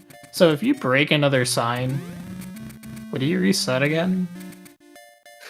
That would be incredible. That'd be incredible and incredibly rude if the game reset your game if you break a sign from now on. No, not if you break a sign and touch him again, and it just like deletes the file. Yeah, that'd be appropriate. I'd be like, okay, Capcom, I deserve it. I'm not even mad. I mean, to be fair, you really do have to go out of your way to break 100 signs just to piss off this one subversion. I'll just have a vendetta against the signs. That's fine. You don't know what those signs said. Ignore the fact that you can read them from the front. You don't know what those signs say. You know what they say in the front, but you don't know what they say behind their back. True. Well, I mean, if you read it from the back, signs. If you do read it from the back, it says you're not able to read it from there. Oh, is that what it says? Is that what it says in the back of the sign? Something like that, right? I mean, if you, I guess, playing Rando, right? It's, if I'm not thinking and I have Power Bracelet on the wrong button when I'm picking up signs to grab ore chunks, then I'll get read it from there. Yeah, something like that.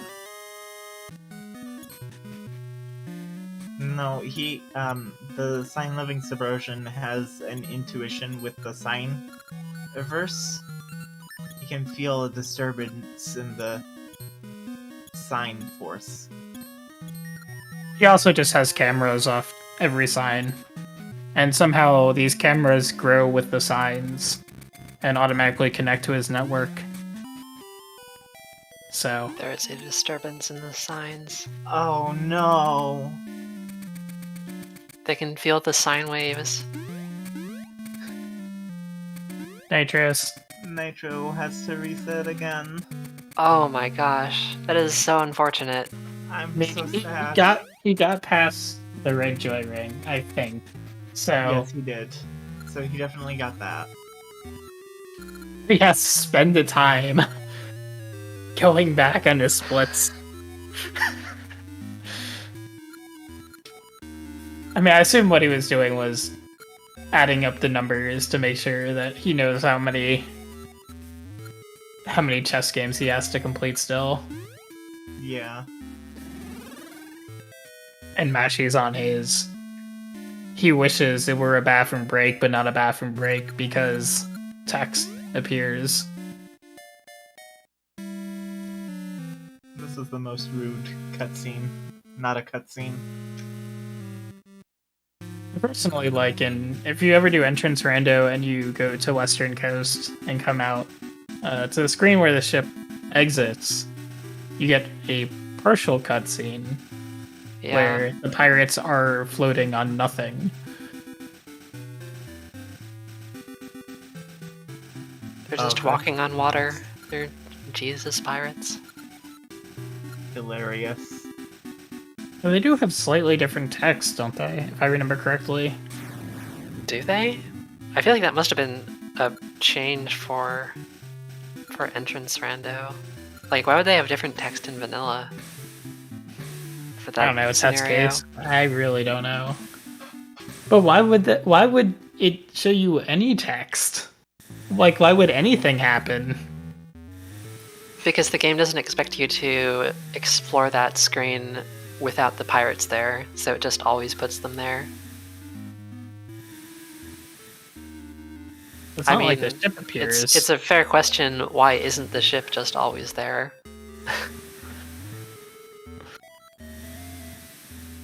Oh. I guess because there needs to be the cutscene of the ship sliding in. I was rubbing my eyes, and suddenly Mashy's wavering pirate ship was on all of the screens, and I was losing it. Yes, they have randos. There's the randomizer portion of the Oracle's Discord where you can go see all of the rando talk.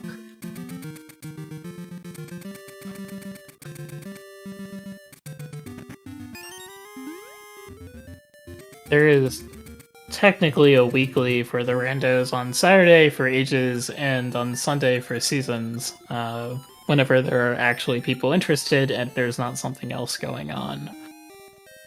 It's unfortunate because recently ages has been a lot more popular than seasons, and by that I mean there are more than just Mashy and I playing seasons every week. That used to not be the case. It used to be that seasons was a lot more popular than ages, but that was simply because Jangler, Fee, and a couple other people would play seasons. Now you guys are just doing multi-worlds occasionally with bananas. Yeah. Which is great fun to listen to. You guys have some very interesting conversations during those multis. That is true. That is certainly true.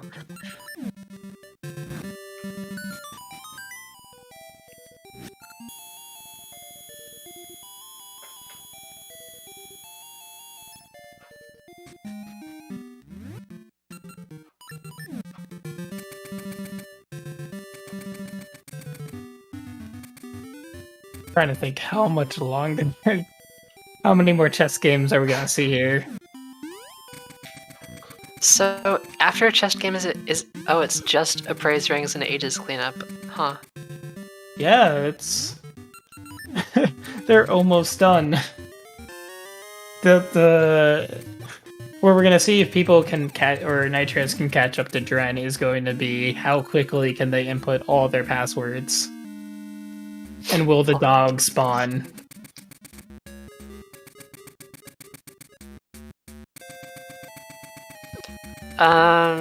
With regard to rando, I think there actually is a web thing for seasons using for Dren's Dren, build, yeah. but not for like the stable version of the randomizer. Dren has a test branch in which you can do cross items between ages and seasons, but it's only supported for seasons at this point.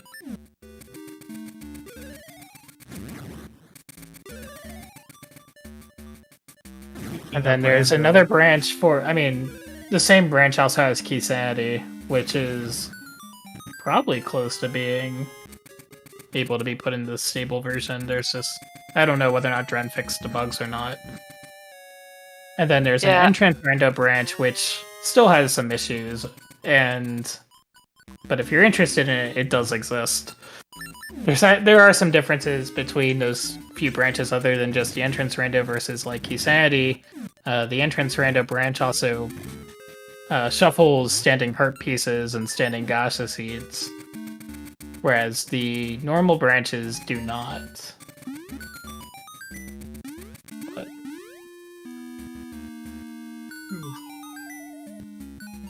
Which saves us the, I guess, a number of questions that we would get if we were randomizing standing gaseous seeds would be, like, in the first 5 minutes of the rando, being like, I have a sword and I can't do anything. It's like, well, did you check the standing gaseous seed in Hero's Cave? The one in, the one you have to dive for would be by far the biggest headache. Oh, yeah. I forgot about that one. The one in Holdrum Plains, right? Yeah, there's absolutely no indication of that one. Right by the bridge. Yep. Alright, we're going to see if Dren counted correctly. Of course, he has to appraise all these rings first. He has 4 pages of rings, so that's a good sign. If only we could select all. That would be nice.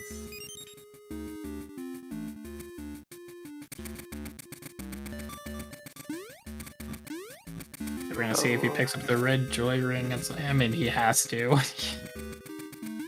And that's the last unique ring. Other than... Is there? I mean, there's... So, the rings that we won't have at this point are the spin ring, the green luck ring, the snowshoe ring, and I'm guessing that's probably it. Spin ring is tragic. So the spin ring makes you spin twice, but it happens too quickly to hit enemies twice in most situations because of how their iframes work. So it's not a very good ring. Charge ring, on the other hand, is a decent ring. Makes you charge your spin attack faster. Spin ring, the ring that you get once, and if you're doing randomizer, you try it once and then realize how bad it is for Onyx. Yep. Because while the iframes on Onyx are too big, Din's Crystal is a different story. Yeah. Your iframes are not that long. This game really said giving a shield to enemies, but not you.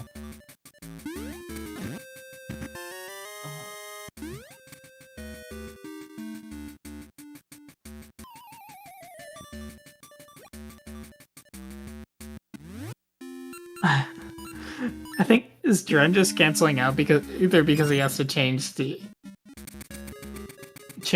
page, or is he just trying to make sure that he didn't pass 100? Because I think the 100 ring, I think just Asu gives it to you after you appraise it. Maybe I'm wrong. I don't know. Is this gonna be 100th ring? What? Oh no? Yeah, okay. Oh, there it is. Okay. Yeah, that's what I thought. I'm like, I don't think you have to cancel it. I think... So you had one extra. Got it. Which is, And yeah, you should have 3 rings missing, not 4. Uh-oh. Oh no. What is ring 28? As I Google it.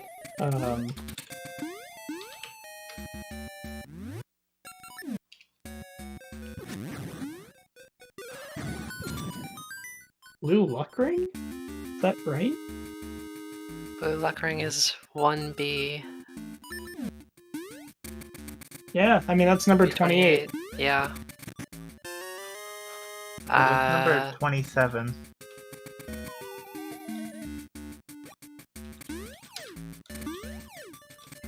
Well, it's number 28 that he was missing, wasn't it? Or No, it was 27. Are we talking 27 1 is indexed or green 0 luck. indexed? Number 27 is green luck.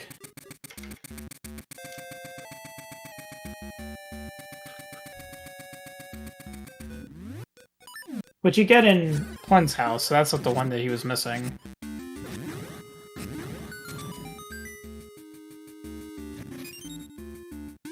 So is Dren good? Is that what he decided? Looks like it. That's what I thought. I was missing. So spin ring, green luck ring, snowshoe. It's 3. I guess like Dren's he's gonna play through and see if he's missing one at the end of it.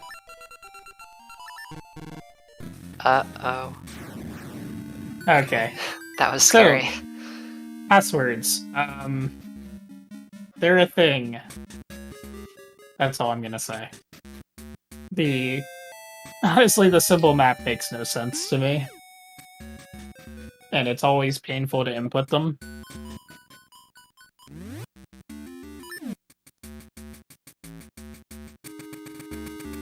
Now he gets to find the dog. The dog can actually spawn. Get the dog actually spawn like slightly outside of the village? I don't know. Or is it just south and Brand Tower? Block Tower? Oh, we do have I feel like another... there's like potentially a weird bug that can happen with this quest, but I don't remember what it is. Oh, Nitro's gonna go do his rings. So, for those of you who missed all the minigames earlier, you will see Oh, there it is. more minigames coming up. My least favorite is actually the Tokyo Island minigame the second time around, because that minigame can be brutal if you get a poor pattern.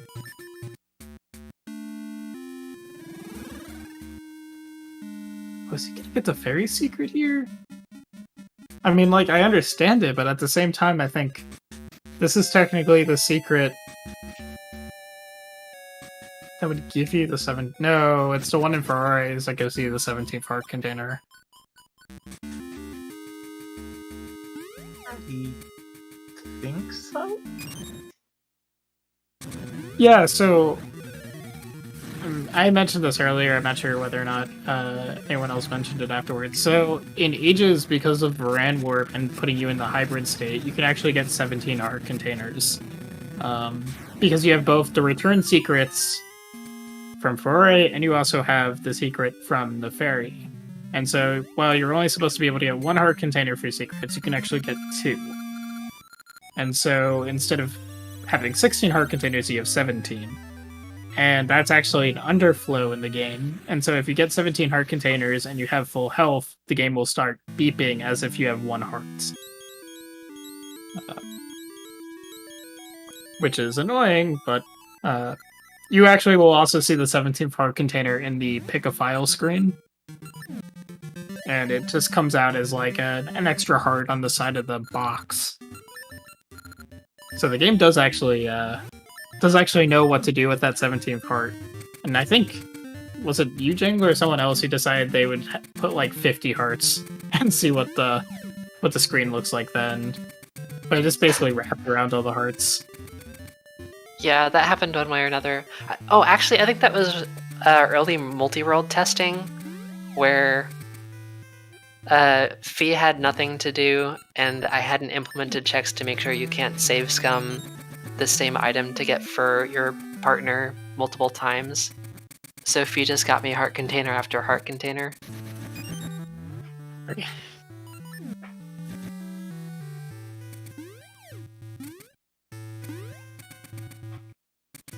So this should be the full list. Okay, so he has all 64 rings. So so now we just gotta get all the upgrades in Ages. So what is that? That is the Master Sword, so that's the L3 sword. The Mirror Shield, which is the L3 shield. Boomerang. Bomb Choose. The Big Goron Sword. The Final Satchel upgrade, which is a secret. And the Bomb Bag upgrade to get to 50 bombs. And the Ring Box to get the L3 Ring Box, which you automatically get in Randos, so no one ever thinks about it. And then with all of that, once all that's done, that's 100% for Ages, and then you just have to do all the return secret stuff in Seasons, and then beat Ganon a second time.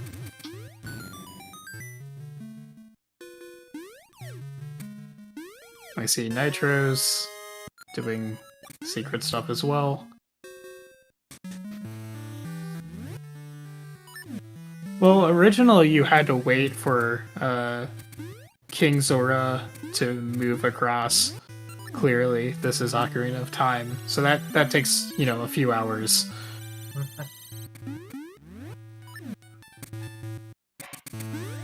We're going to be seeing an interesting jump to get back over to the old man for the library secret. Yes, you guys saw this earlier. Ren realizing that he has one more bomb. Or I guess I thought he did. I guess I read that wrong.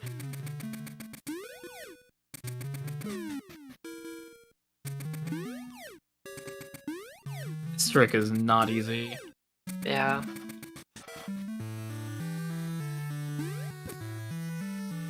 Let's see what Nitrus's dog luck is. I guess he already did it. I just missed it.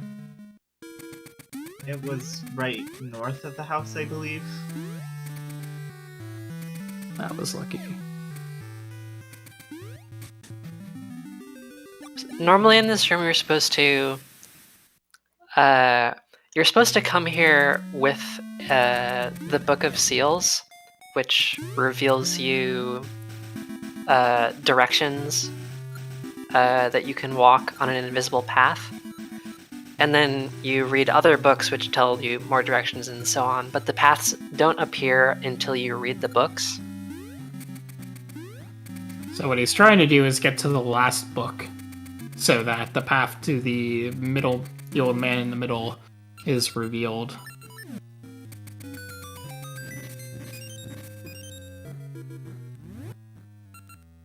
There it is. Alright. So this will be the mirror shield. So we're gonna upgrade the iron shield, assuming that Dren can put in a password.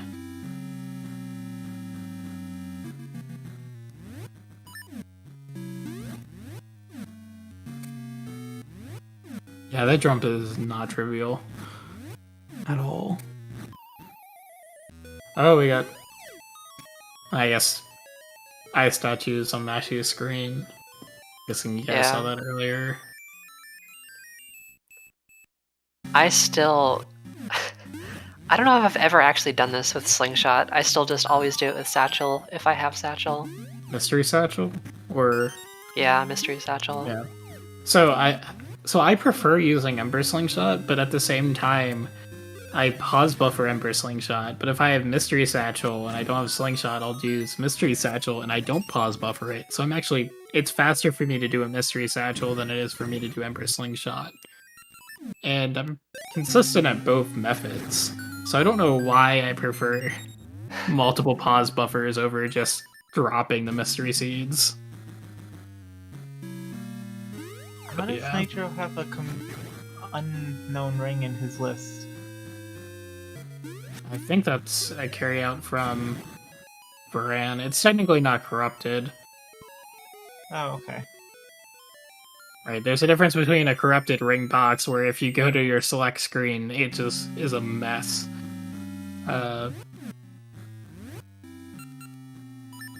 I see. Yeah. And our final HSS skip. Good luck, Mashy.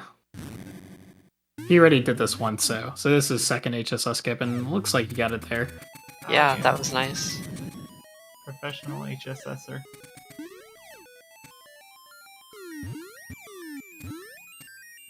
I just find it funny because I find HSS skip, for whatever reason, easier for me to do than that jump across the Switch. It's actually free if you... Oh yeah, I mean, if I take it like slowly, I just line up in the south or something. Or not even slowly. What you can just do is you can like clip into like one of the blocks and then just run all the way to the right, and then you can buffer the jump, and it works 100% of the time. Yeah, I just refuse to buffer it. So I don't know. It's just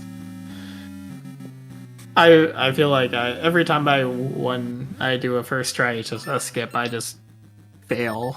Yeah. At doing that jump. Yeah, I feel you. Mm-hmm. So we got the boomerang. We got bomb shoes. Doing these mini games, rando is probably actually really helpful for doing it. Other than Bomber's Ring.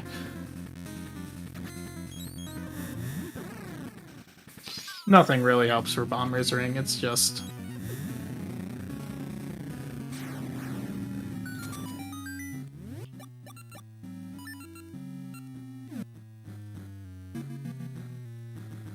Yeah, what is it? Going backwards from HSS still saves like 2 minutes. Just simply because you don't have to do Ice Puzzle. Yeah, or the fire corresponding cycle. platformer. Imagine if you had to manipulate 350 points and a ring at the same time. Using the big Goron sword. Just how much more awful would it be?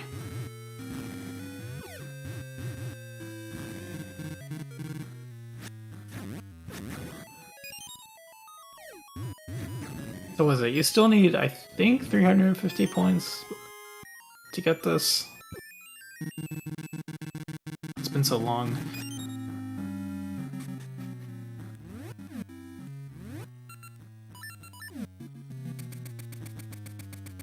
You know, before this all started, I said to Dren, he's gonna come back and just grab the world record. He's just like, no, I'm not doing that. Alright, so it's only like 300 in points. typical Dren fashion. In no practice.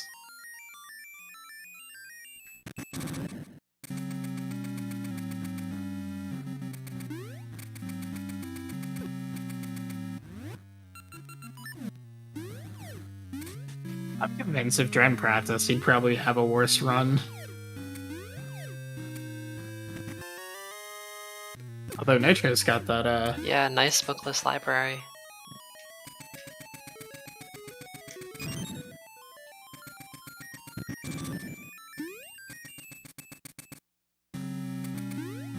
So what are we doing now? We are getting the satchel upgrade, so Tingle's secret.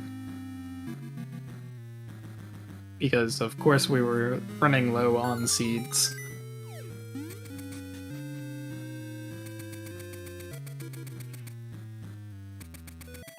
Assuming Tokyo Island doesn't completely screw over Trend, he might...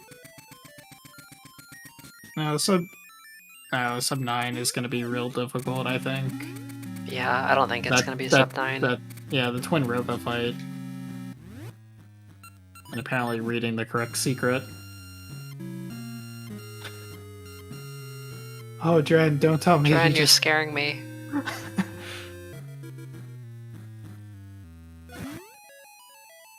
I think when I did it, I had like a piece of like loose leaf notebook paper.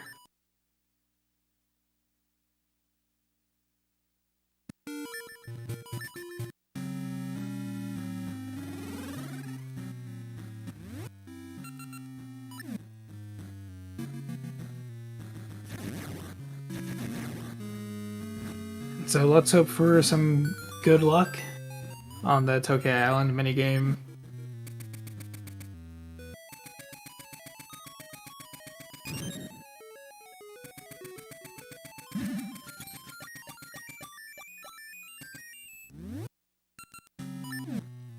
There we go.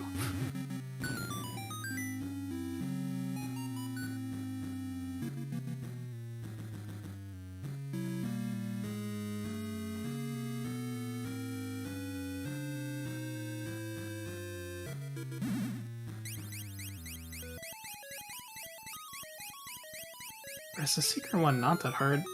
I know there's like, once you do it a couple times, the minigame gets like incredibly difficult. Because all the Tokis come from everywhere, but I guess the secret one probably isn't one of those. Maybe it's one of the, like... Do you get a hard piece from this? I don't remember.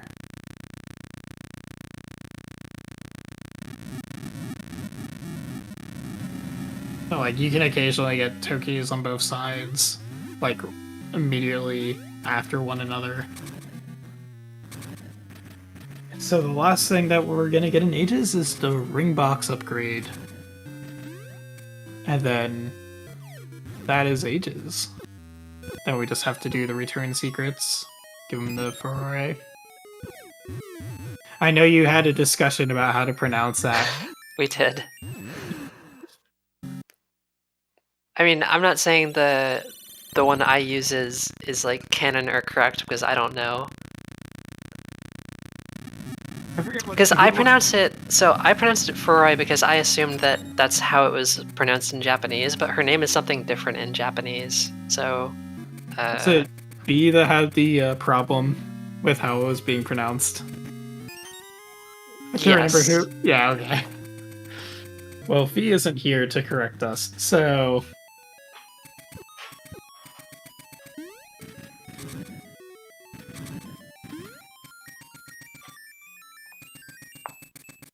If he is, he can come in and correct us all.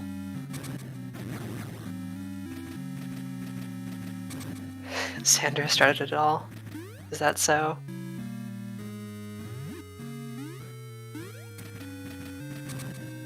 Imagine right now his second Game Boy runs out of batteries. He just can't leak at the end.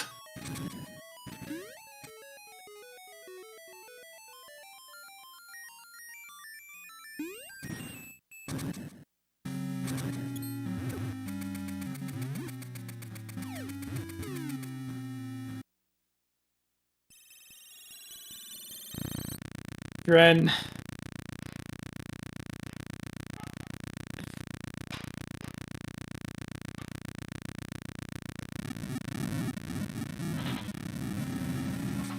The other advantage to using BGB is that these errors.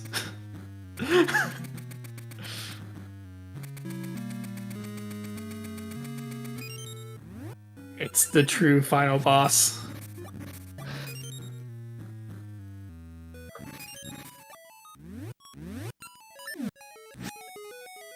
Please. No, not error.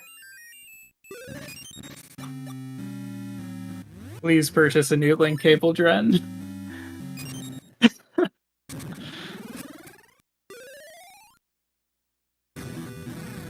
Dren, at some point, just like input the password. I don't know. Mashy getting petrified in a perfect position to slash Medusa head. Like, just grab the password, Dren.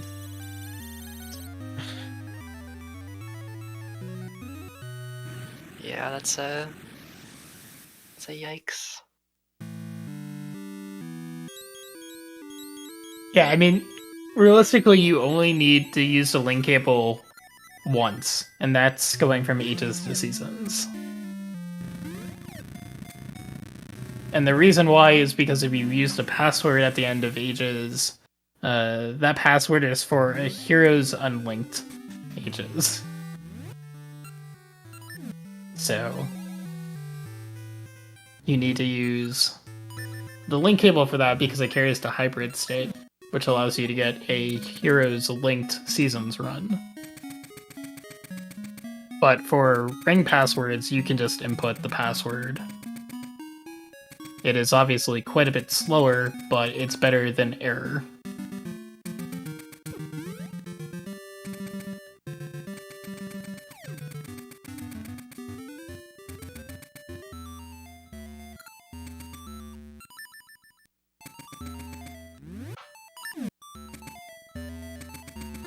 There's our 30 or 64 rings, and now it's time to get all the returns.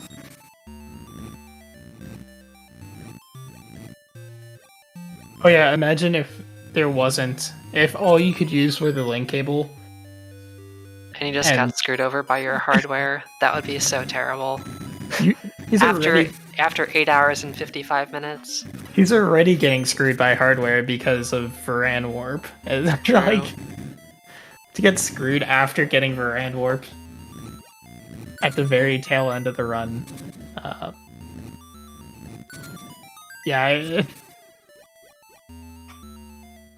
I don't know if I would ever I would just never touch oracles again. I'd be like, no. Looking at it just disgusts me.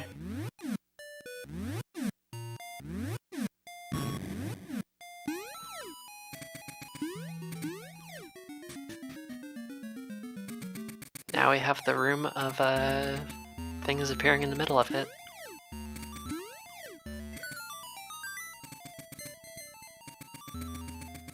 There's our last heart container.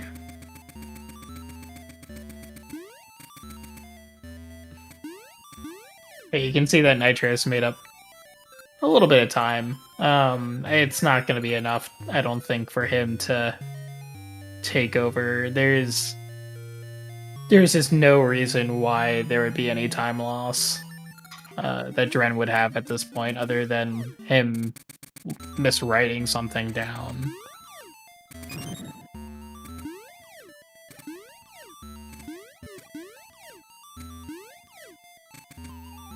But he's not going to lose time on, or he's not going to die to Ganon or Twinrova.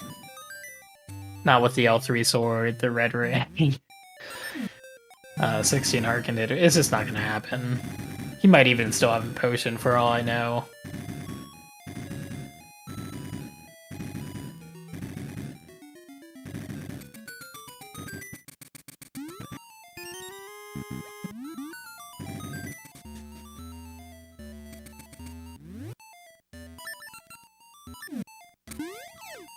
Every time I see these cutscenes, I'm just like, the last time I saw these cutscenes was last year when we did our anniversary seasons race.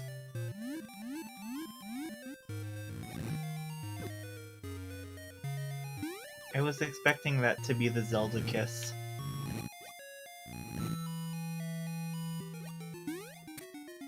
Mashi working his way through the season's Heroes Cave.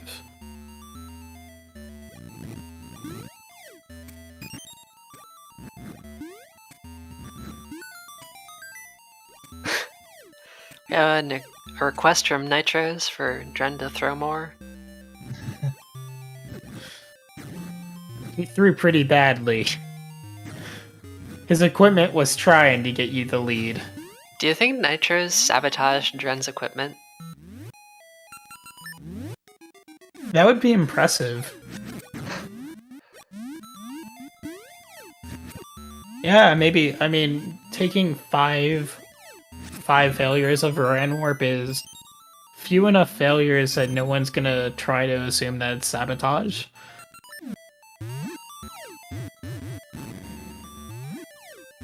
So now all Dren has to do is go beat Onyx, go beat Twinrova, and go beat Ganon.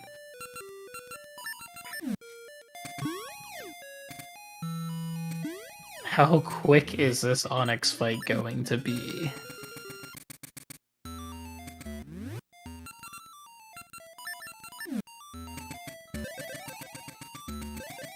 I'm guessing, so... Master Sword Red Ring is the same as Full Zor in terms of damage. Oh wow. At the same time, like the first two phases. I think it's like 2 spin slashes or something. Yeah, that sounds right.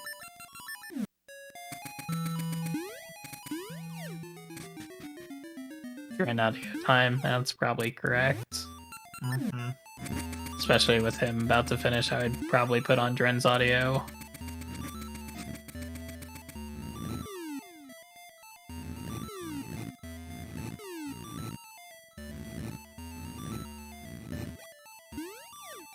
I am not the restreamer though, so I do not. I cannot change that. Yeah, Dren is close to finishing. He just needs to do the boss rush, basically. You can tell because Zelda was taken again. Every time I see Twinrova, I am convinced that they're old men with beards, rather than 2 witches.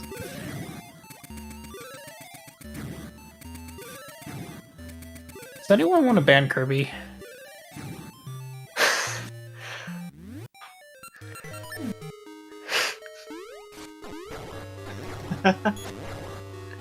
Thank you, Kirby. Very good. Weren't you thinking about joining this, Kirby? Like at the Oh beginning? my gosh, the bomb chew strats. Will this one turn around? No, not enough Then time. but then he got holes. Yeah. What a shame.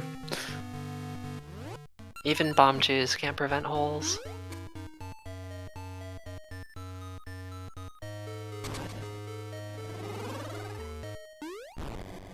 Actually, I'm not even sure why I'm surprised that Kirby's line was like that. The first thing I see from him is a pun. That's pretty on brand for Kirby.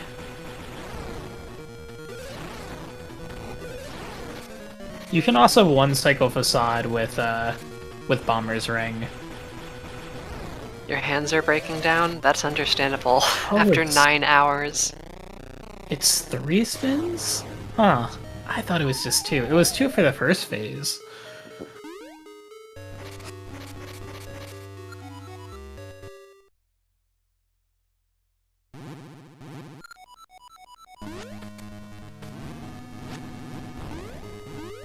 Oh, that was janky hitbox. Oh, that. Maybe trying ace throwing here. Failing Yeah, that to looked like juggle with- that looked like panic.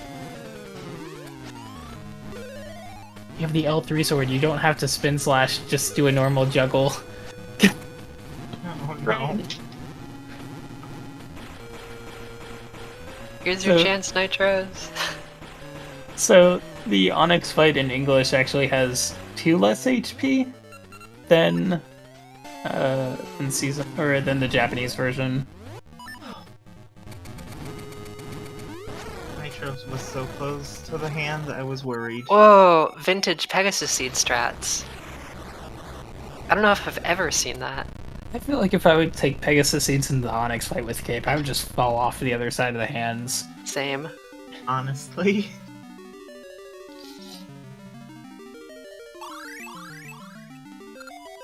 When you have as much trouble with Onyx with Cape and the L3 sword as you did when you had Feather and the L1 sword. And you had trouble with the Feather and the L1 sword. That's 9 hours. That's 9 hours.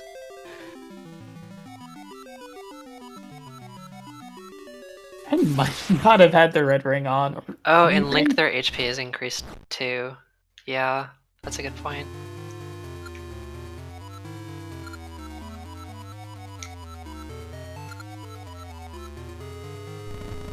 Got to replace the Power Ring L2. No, Nitro says not your split. God damn it. Now how are we gonna verify this? Long live cannon.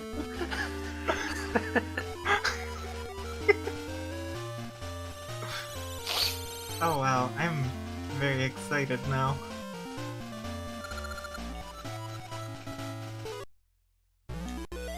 Like, is it faster for him to leave and get the red ring?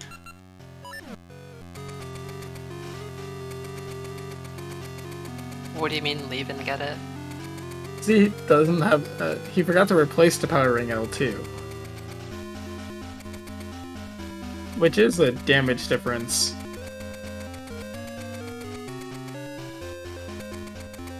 Right, if he's using that instead of the red ring.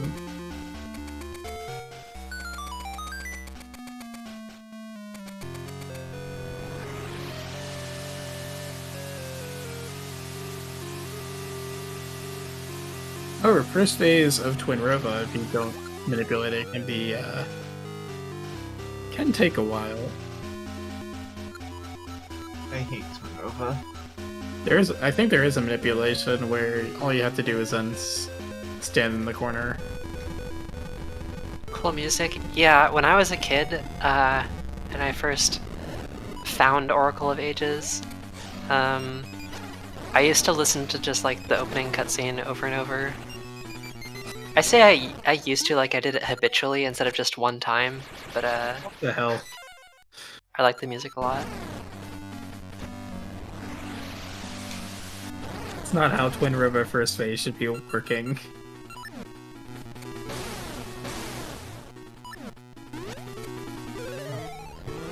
And the classic almost be right on top of the lava in Twin River.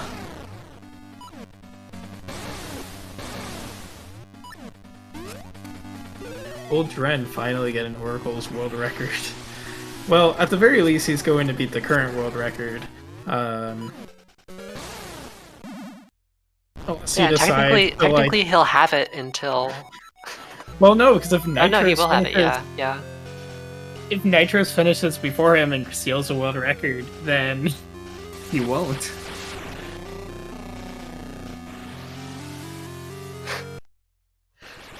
%, is in Oracle's main category? Oh, okay. Or does it matter? Or is the question about who gets verified first? Yeah, true. Good point. Who's gonna bribe Sagos the most? So yeah, seriously, Dren's Twin Rova fight, what the hell?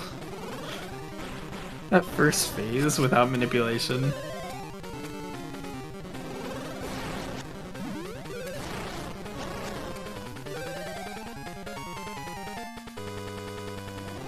Wow.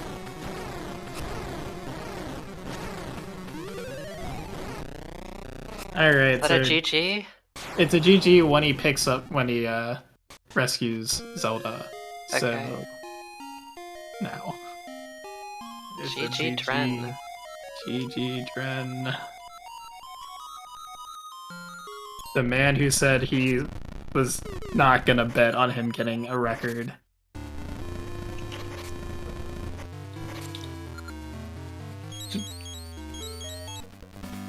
That's by like 15 minutes?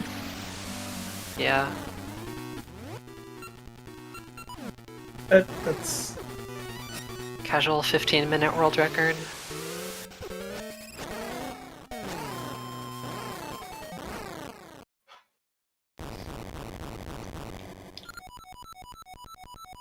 Trying to see what exactly he said. I asked him. I forget what channel it was in.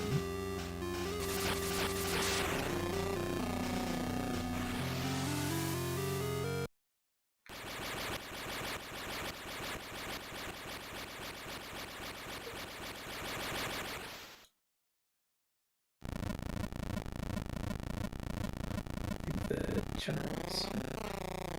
Reasons.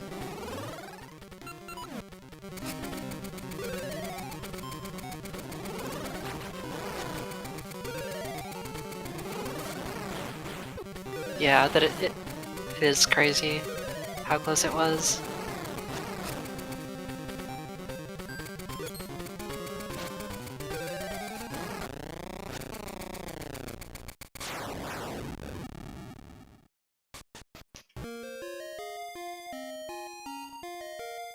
Yeah, this was a very, GG very Nitros. Times by Nitros and Dren.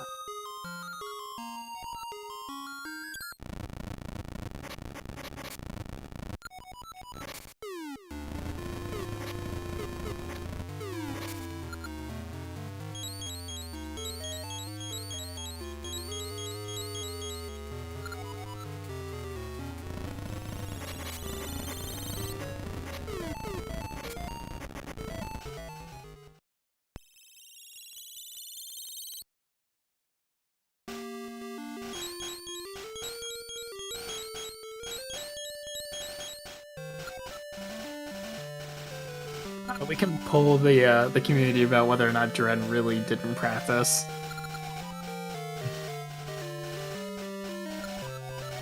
And now Mashi is doing like lake farming.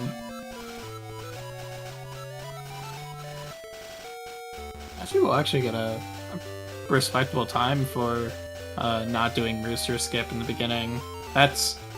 If you weren't here earlier, the reason why Mashi is so far behind is because the first playthrough between Nitros and Dren, they both did a skip where they only had to complete 3 dungeons of the game. And it is not a trick that Mashi was comfortable with. And so, or Rooster Adventure. And so we had to actually do an all essence run instead for that first playthrough, and that adds like 50 minutes. Yeah. Hey. Hello, congrats. Ren. Assuming, Thanks. Are you? assuming you got everything. Yeah, I hope you're entertained. Well, now we just have to wait for Sagas or Disclude to verify the runs. So, we'll let you Sagas know. doesn't- I don't think Sagas wants to. I also Well- don't think Sagas wants to. Well, we'll see if it gets verified by the 21st anniversary of Oracles. So, how do you feel? 9 hours later. Well, I mean, like, it's a world record, so I can't really complain. There weren't any catastrophic mistakes, so that's good. I was very worried about writing a secret down incorrectly, or forgetting something essential, which still might have happened, but it doesn't seem to have happened so far, as far as I know. So yeah, I mean, I can't complain.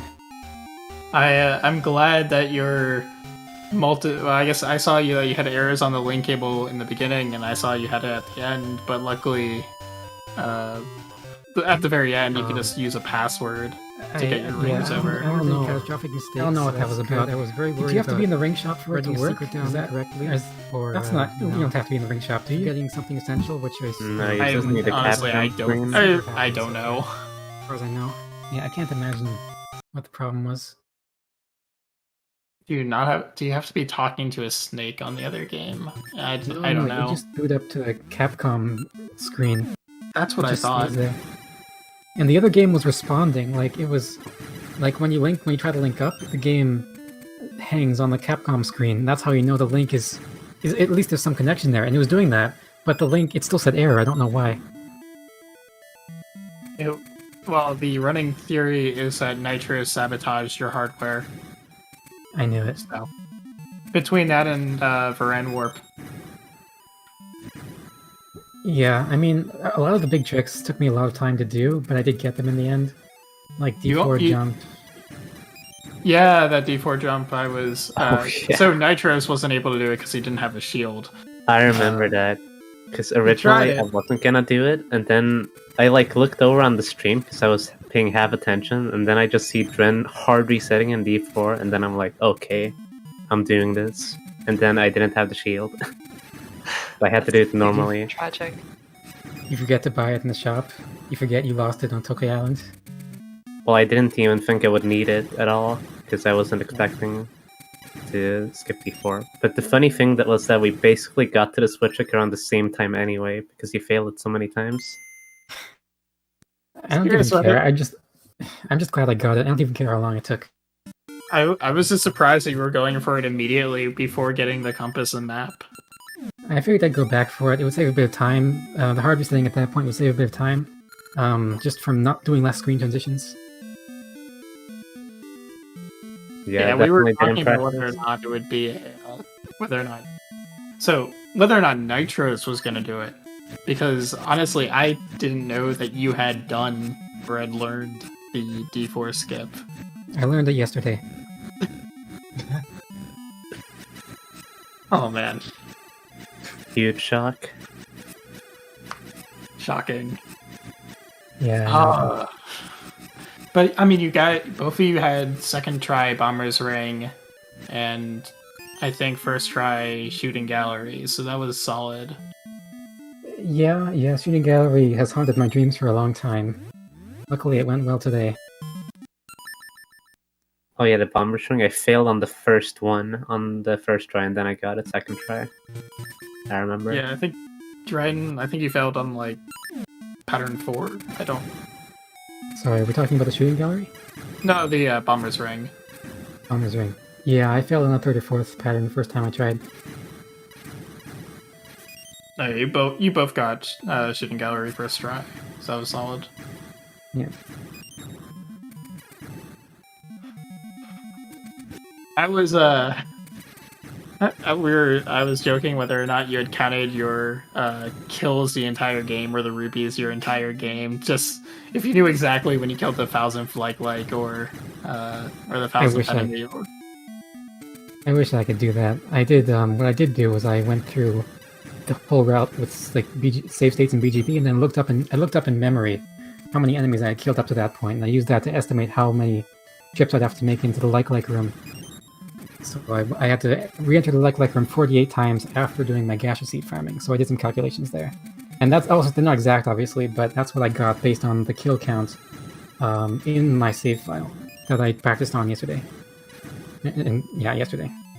Were you expecting that? I'm not. Maybe it's a difference in how the Vasi screens work, but when you were exiting out of Vasi, when you were appraising all the rings at the end, were you thinking that Vasi was going to give you the 100th ring appraisal, just talking to him, or was that just to shift the ring menu? I'm not sure what you're talking about. When was this? So when you were doing your final appraisal, after you cleared a page, I think you had exited out and re-talked to Vasi. That just happens on accident. Like if I accidentally press, like I have to mash the A and B buttons to go through the text, but if I press B before I press A on accident, then I just exit the menu. Yeah, it happened to me a lot of times. Yeah, that wasn't intentional. It was just weird because it seemed like you did that after what was it after every page? So I was just very confused. It was a coincidence. So we had 2 different polls for the best boy in Oracle's game, and both times they tied. And so, specifically, it was losers finals. Losers finals. Because it was okay. a whole bracket. Wait. We can't rig the vote. So one of them is going to be deafened, and then the other one has to answer. So you guys could choose, but I'm going to deafen one of them. Ooh. Pick someone deafened. Who's picking? Well, let's see. Dren gets to choose if he wants to be deafened first or Nitros, because Dren won and there has to be a prize other than world record. Alright, that's fair. What? Okay. Am Sorry, I wasn't listening. Why are we deafening someone? Because we're voting on stuff, and we don't want the first vote to affect the second vote. So am I choosing whether me or Nitros is muted? Yeah, only for a second. Just deafen me. Alright, we're deafening Nitros. Alright, ask him. Angry, you're the one who's been pulling these, but so the question is, who do you prefer, the pirate captain or Dimitri for best boy in Zelda? Sorry, you're asking me? Yeah. Yeah. Yes. Yeah. Sorry, I'm not paying enough attention. Okay, pirate captain. It's okay, it's been a long day. Alright. Yeah. Alright, now Dren's getting muted. Or deafened. Well, it doesn't matter for Dren, he already voted. Oh, good point. Okay, now we can ask Nitro, but don't say anything, Dren. Jangler, you get to ask this time. Alright, Nitros, the question is, who do you prefer for Zelda Oracle's best boy, Dimitri or Pyration Captain? Obviously, Dimitri, come on. Oh my god. It's down to Mashy, are you kidding me? Probably Mashy's the listening deciding in too. Well, Mashy's the tiebreaker. She's probably listening in too. If we asked him right now, he'd probably give an answer in chat. Yeah, I mean, that wasn't even grand. We still have another poll to do after that. Oh yeah, that's true. May I ask what your reasoning for choosing Dimitri is, Nitros? Because Dimitri is the best boy. I mean, I won't argue that he's the best companion, but Which we had a separate poll for that, okay, and Dimitri there won. Like, yeah, exactly. that's good, as he should.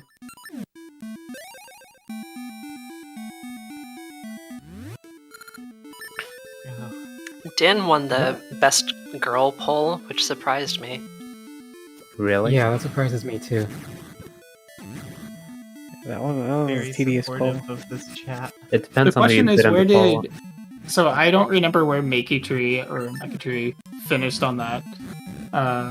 All we know is we avoided a fee rant. Did you put a 3 in a best girl poll? I didn't rank them.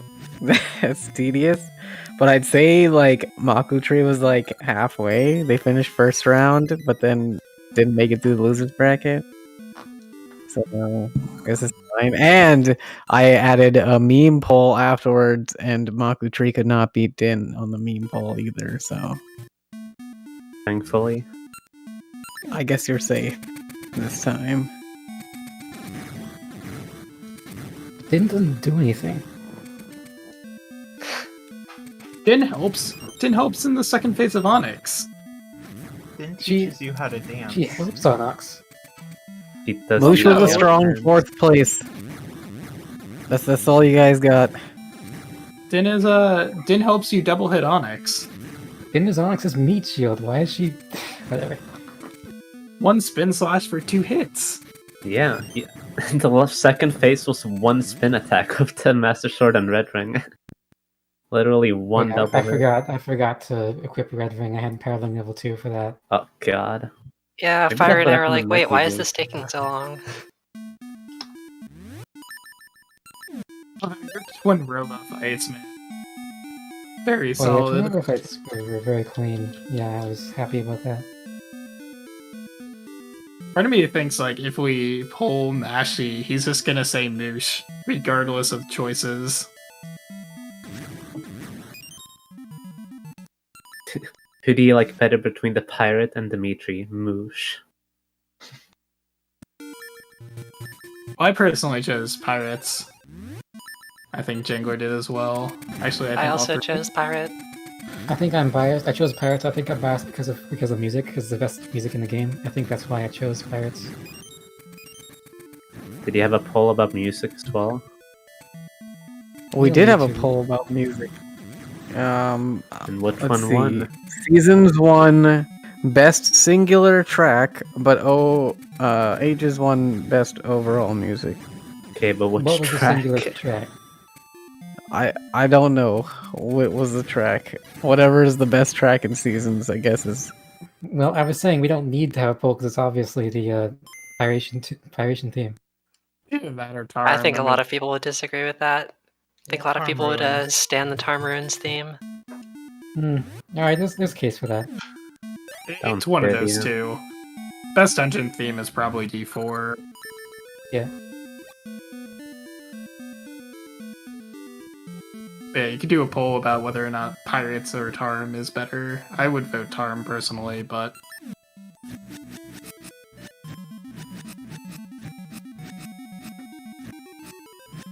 maybe part of that is that you only hear the Pirates theme for a small amount of time in Seasons.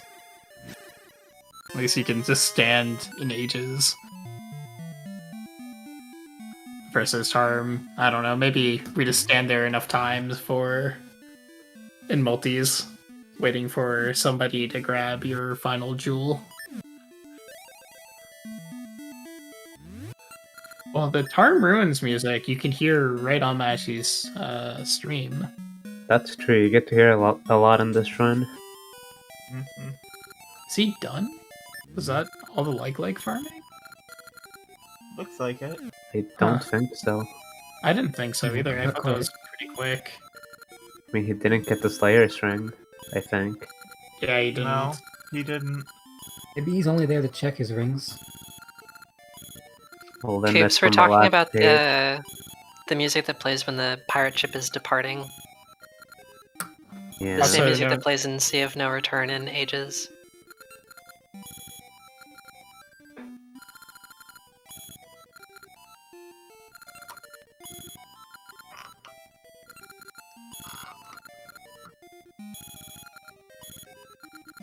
So out of curiosity, when you were doing your final ring checks, Dren, and were you just confused about the number of rings you were supposed to be missing?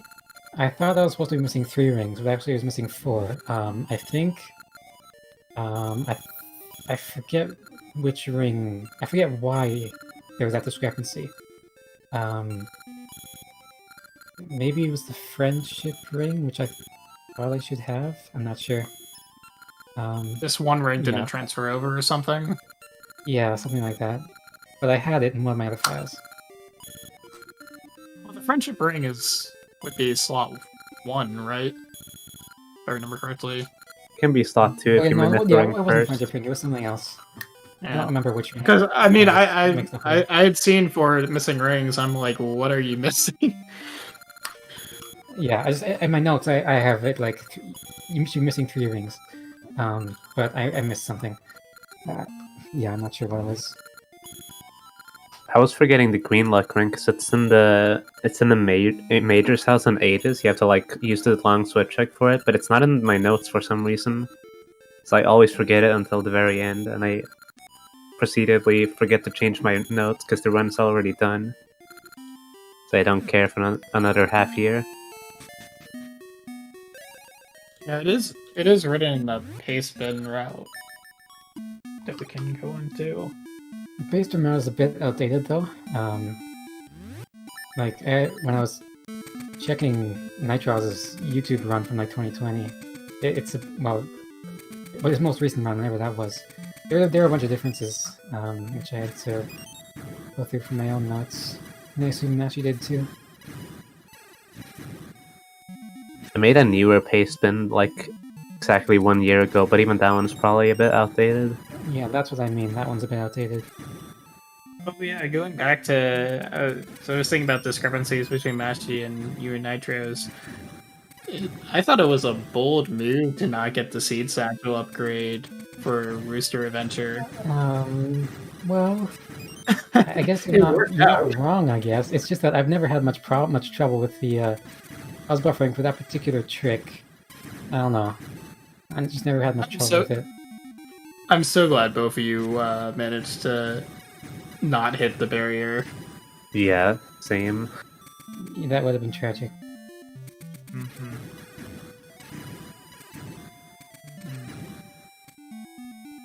By the way, Nitros, I was wondering if your route was going to include the hide and seek skip.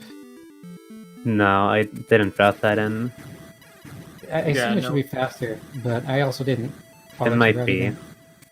I haven't really looked at it.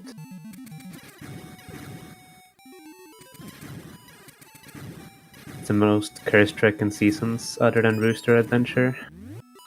Like Rooster Adventure is that? I don't know. I would say the most cursed trick in Seasons is low percent D8. No. That one is way easier. Yeah, torches? Yeah, the torches are way easier. Torches, like when you do rando, well, you do. I don't know. I'm used to it from rando. It's not that bad compared to, compared to Rooster Adventure. There's just like a lot of little minute details which you need to know about in order to do it properly. Fair enough. And Roosters is interesting in itself and what you can actually do with it. Yeah, but every time you want to do something with it, you have to like get all of the roosters again, and it really sucks. Takes forever. As the person who did reverse dungeon order as best as you could. That's true. When did you do that? I think I did that back in it was around the same time as my old 100% PB, so back in August. But then I quit because I died on some late dungeon, I think, and then I never tried again.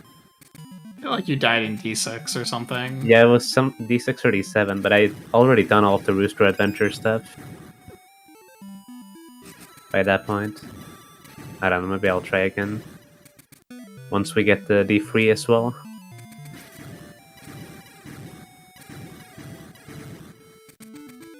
So, I mean, I had to bail out for most of the Ages cleanup playthrough. Let's see. D2 skip didn't really go bad for anybody. I mean, it was quick to reset. Yeah, it's really fast now. Yeah. Yeah, mine was first try. I think mine was third or fourth. I don't know. I can't do it anymore. It's a good thing I already got a good Aegis run. Got the record and you're good.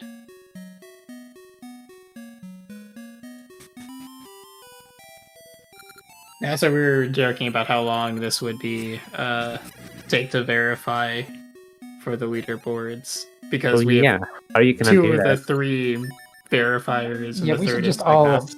No, are you're a mod, Charles? We should all just verify one of each other's run. I'm not a mod anywhere I can see.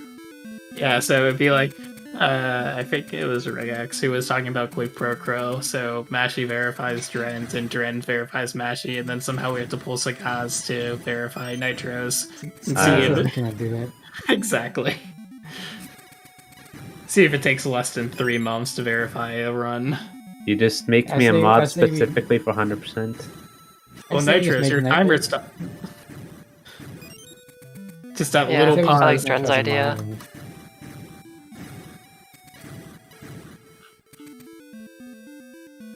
Oh yeah, I screwed a lot with my splits because I didn't account for all of my hotkeys because I play on keyboard, and then when I had to write down my secrets on like Google Doc or whatever, like sometimes it did the splitting Yeah. thing for me.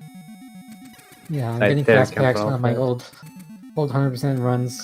Where one of the secret keys was my split reset button. Oh no. Oh yeah, you did reset your splits in one of those runs. I remember watching that Yeah. way later. All of the 100% Like world is records dropping at that right time. over Mash. Like 5 Happened times again. in a row. Yeah. Yeah, I saw people be like, "Hey, Nitros, why are you getting caught by likes? Likes? They literally drop on top of you. What are you supposed to do?" Just move out of the way. I mean, as long as you don't lose your shield. If you lose your shield, then that's the only sign of shame in that. I don't understand how I managed to lose my shield before, because it's not even hard to mash out. But it didn't happen in this run, luckily. It doesn't even matter because you do get your shield from the secrets in the end. If you really needed to. Wait. It's not like you don't visit the shop for a million chess games.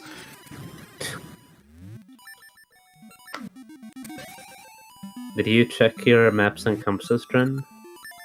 Neither of you did. Well, at the can end, go and I do it tried now. to check it at the end of every dungeon when I was about to get the essence, or just before the boss. So whoever's verifying that can skip to the end of dungeons and check when I open my map. Yeah, wait, So- yeah, I don't even have to verify my own run. No reason to check. Let's go. So Mashy got the Slayer's Ring, and now he begins his foray into chess game. And we will see if he is more successful in not breaking the manipulation. Well, when Nitros, I just thought of something while I was appraising the rings.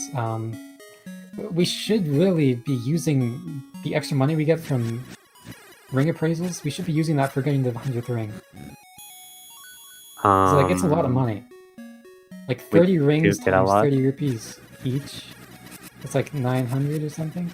But doesn't it cost 20 to appraise and you get 30 back, so it's It doesn't 10 matter. net? All that matters is that you get money. It doesn't matter if you spend money. for the Oh, 100th ring.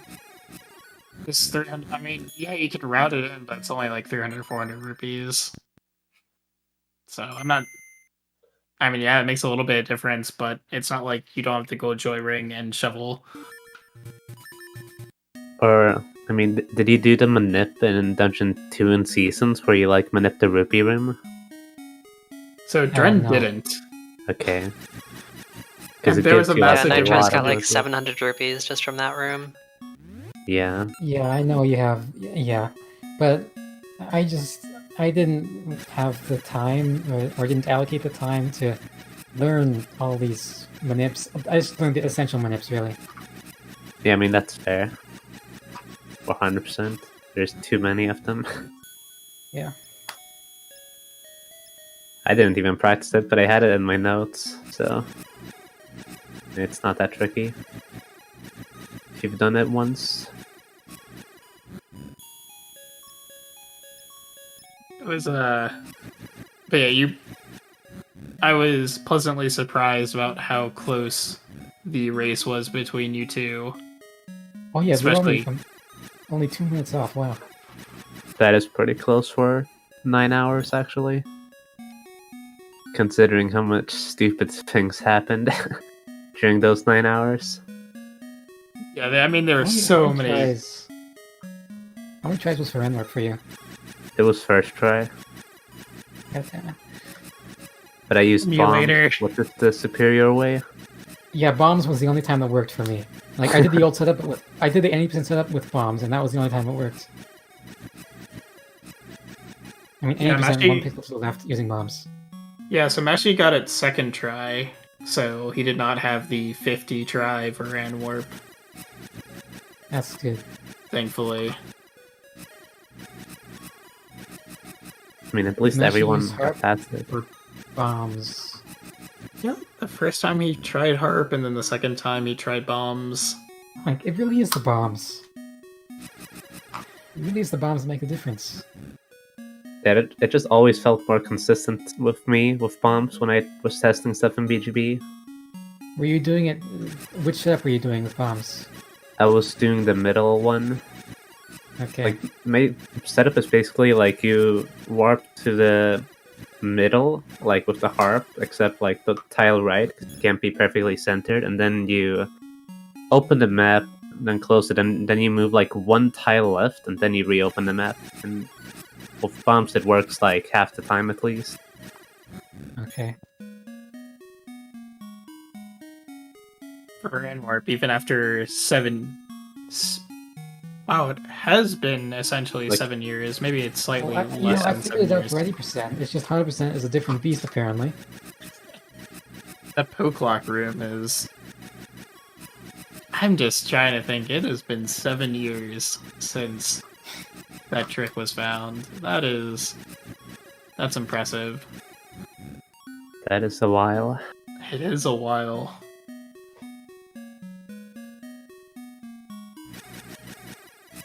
I was barely old enough to drink when that trick was found. Yeah, Yeah, says Nitros. yeah. Nitros, how old were you in 2015? 2015 or 2014. Or I mean, 2013? Or 13, 14, I think. 7 years ago, I was 10 years old. Wow. Drinking age must be a lot lower in Sweden. Yeah, It's whenever it's Totally. winter. yeah, exactly. Or whenever you decide to go south into Germany.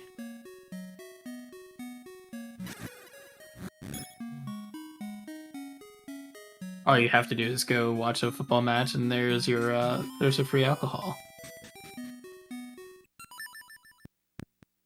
I don't know, 2014, they held the Germany was in the World Cup. Oh So- yeah,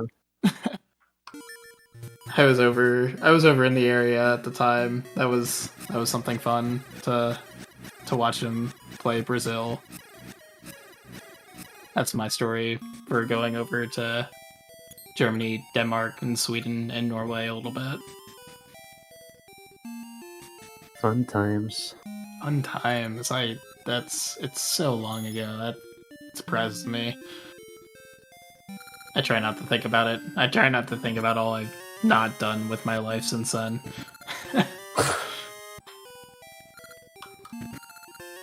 It's fine. You can practice hard on oracles, and then you can enter the 30th anniversary race in 10 years. Maybe by that time I'll figure out where I put my Game Boy Color link cable. Yeah. Oh man. That reminds me, Nitros, I was wondering, do you use 2 seasons ROMs when you're running? When Do I'm you running use the save this. file? Like, it's just, okay, I saw something in your run. Like, you seem to be linking, were you linking seasons with itself, or was that completely wrong? But yeah, I think I was linking seasons with seasons, but I thought you had to do that to like link with the other files. Well, if you want to transfer the rings quickly, then yeah, but I was just using secrets. Oh, you were using secrets, okay. Yeah. I was just link cabling everything except for the hero file, because you have to write secrets for that one. Well, weren't Okay, you so just yeah, using so that's secrets because your link cable was just giving you errors? Yeah, yeah. Well, I use Okay, I use for season secrets. There's one season secret that I write down and then input in another season's file because I want the swimmer's wing immediately. That's the only one I use secrets for. But apparently, what Nitros does instead is it's like if it was on real hardware, if it was on real hardware, he would have 2 seasons cartridges and one with Oh yeah, wait, 80%. maybe that One shouldn't with be 80% legal. and then one with the linked game. That With linked game yeah, file, and they would link that them doesn't make together, and sense. somehow that actually, apparently that works. I didn't think that would work, but I guess it works. I didn't even think about that, but yeah, technically it's like if you would have one cart, but it's in 2 Game Boys at the same time, and you're Well, linking I them mean- together. So you're using the same save file, but it's like it's on 2 different cartridges. Is that what it is? Like they're the same. They were the same ROM. It was just one season's ROM, but on 2 different instances of BGB. Right. Okay. I think it would still work just as fine if you had 2 separate cartridges on real hardware. So that's a thing I guess people could do. It's so weird. If you had separate ones though, like. Then... Yeah, like one for the 90% and one for the linked game. Oh, I guess that would work actually. Never mind. Yeah. But I never thought what would happen if you linked the seasons with itself. Like, does it show you? Oh yeah, wait, yeah, it actually shows you, like, instead of Din and, like, the Rod of Seasons, it gives you the ages stuff, so it shows up Yeah, as Nehru and Har. Yeah, I thought I remembered seeing that in your run. That's so weird. That is pretty weird. It's also the same with when you enter a secret manually. Like, you can get a secret from Seasons and enter it in another Seasons file. And the Red Snake says it brought your rings from Labrador instead of from Holodrum, because obviously it doesn't know what game it came from. I did not know that. Kinda weird. He says that when you link it, like I did as well, though, I'm pretty sure.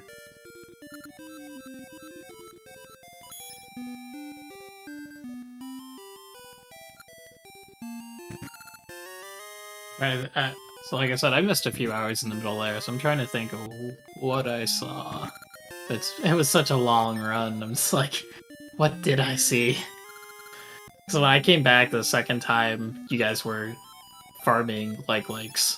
Well, I think Dren was finishing up D8, and Nitros was in Hero's Cave, which you guys did in the opposite order.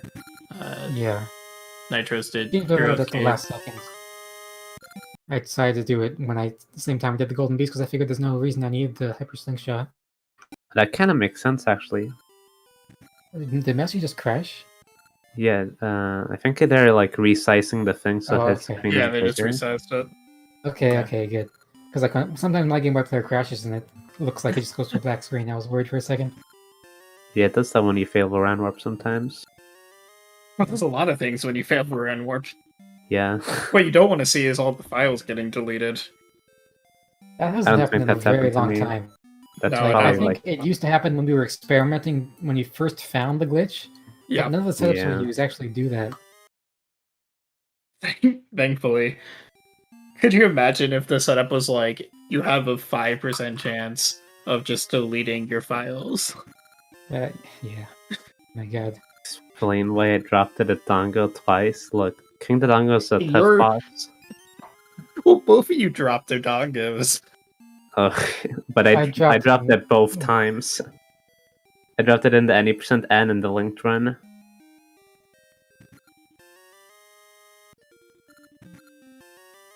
Yeah, that Mashy picked up for you guys. Yeah. That's good. Although, Nitros, it was you that got caught in hide and seek. I did get caught in hide and seek, but it was really silly because I was trying to like farm a lot of ore chunks with the ring, and I just wasn't getting any like really good ones. I was only getting a couple of blue ones, but no red ones. And then I get caught, and I just got only red ones after that. It felt like. So I mean, I guess it kind of helped, but I didn't really need that many ore chunks anyway. Well, you need exactly 777. No, So you- For not what, for though? this. That's one of the other secrets, like linked ages secrets, which we don't use. Oh, okay. I was just confused then. Yeah, thank God we don't need to do that. That sounds really annoying to do. Thinking back to my 100% route where that was a thing. Yeah, I'm glad I never had to do that. Pirates. Was it the Pirate's Secret? At I think 77. so. Yeah. There are a lot of secrets. So, how do you guys feel about the go back and get the 17th heart container? I don't even know how you do that. It's from Foray in the return ages. Well, you have to get the other secret, and I forget which one it is. One of the linked ages secrets. I already turned off my stream though. Yeah. Me too. I'm scared my computer because I was local recording this, but like I had to make room for a lot of space. I had to delete like a lot of other recordings I had. I think it's a 9-hour video file. Let me check. It is 10 gigabytes.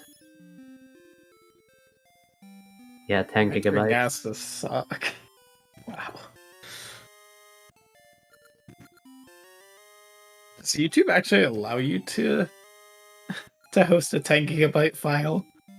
Well, I would actually have to trim it because I recorded like 9.5 hours, but the run was only about 9 hours and 9 minutes.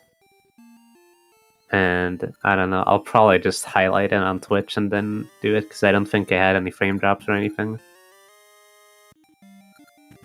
It seemed pretty stable.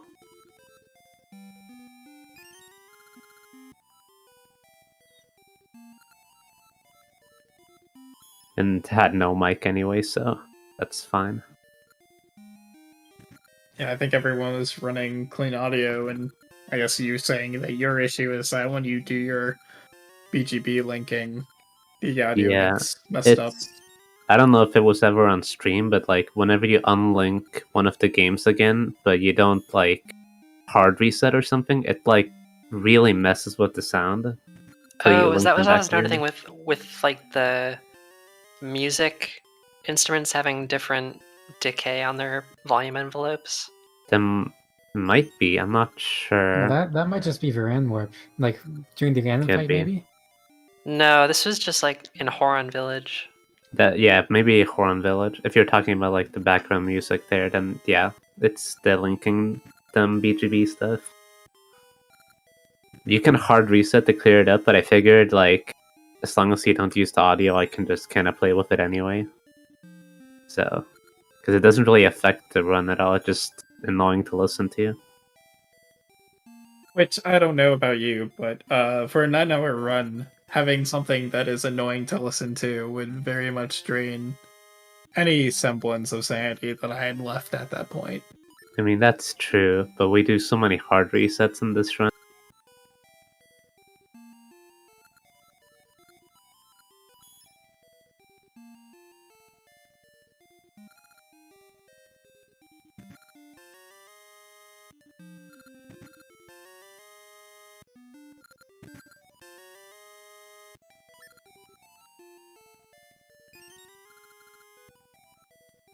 So I'll be honest, and I didn't ever actually see what happened when either of you started failing chess game. Was it just like you were mashing too quickly, or?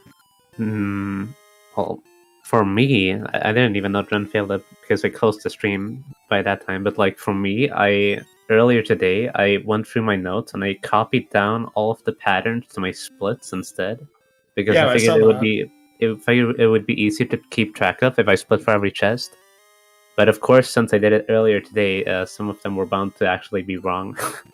Wait, you made splits for every chest in the chess game? Yes, that's correct. They were sub-splits. Okay. Yes, sub-splits. I mean, I just put it in a text file and hit the down arrow key every time I open the chest. Yeah, but like, I'm on keyboard. It gets weird. Well, maybe you should get it on console. Get that GameCube keyboard controller thing. Yeah, get 2 keyboards.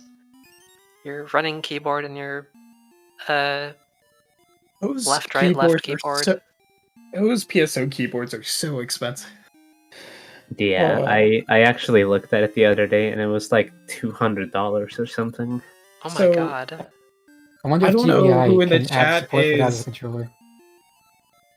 Sorry, go ahead.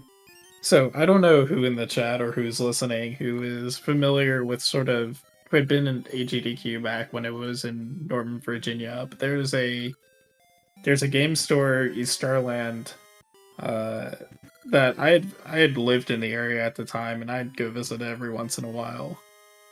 And I remember I saw the PSO keyboard GameCube controller, and I think they were only selling it for like $20-$30. I really Wow. wish I picked it up. Yeah, you should have gotten one. But I just remember seeing it there. I'm just like, wow. I don't think I've seen one of these in a long time. But I remember, like, during AGDQ, we would take several trips over there. Because it was like 10 minutes away from the venue, if that. And I don't think I saw it that one time, and that was it. But I would need a lot of more stuff than just the GameCube keyboard. I would need like an actual GameCube. I would need the either the actual GBI or parts. GPP disc. Yeah. So I only Which- own them on 3DS. The Game Boy player itself isn't hard to find. It's the disc that is the harder of the two. Yeah. Yeah, luckily we don't need the disc anymore. Well, we do I need some managed- kind of way to run homebrew. If Yeah, you want so to use I remember back in 2013 when I started running the Oracle games, and I had a Game Boy player and the Game Boy player disc at one point. I think I had since lost it. And so I remember I was just looking on Amazon. I think I found the disc and the player for like $30 combined. I'm like, I'm just gonna buy this. Because I remember at the same time I was looking at discs and they were like $40-$50 just for the disc alone, if you were lucky. Yeah, that's a good deal for both of them. But yeah, the GBI is certainly a saver for a lot of people because there are a limited number of discs.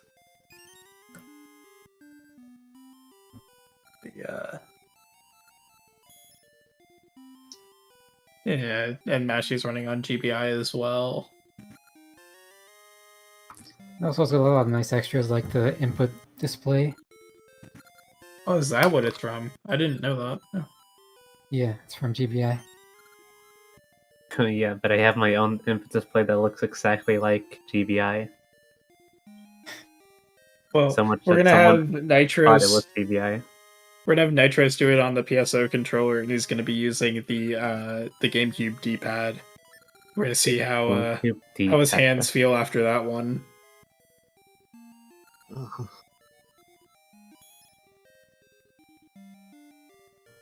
We talk about. Imagine if you just used the PSO controller, but imagine if you use the PSO controller and mapped every key to either A or B, and then you just like mash through the entire keyboard for when you need to mash through text.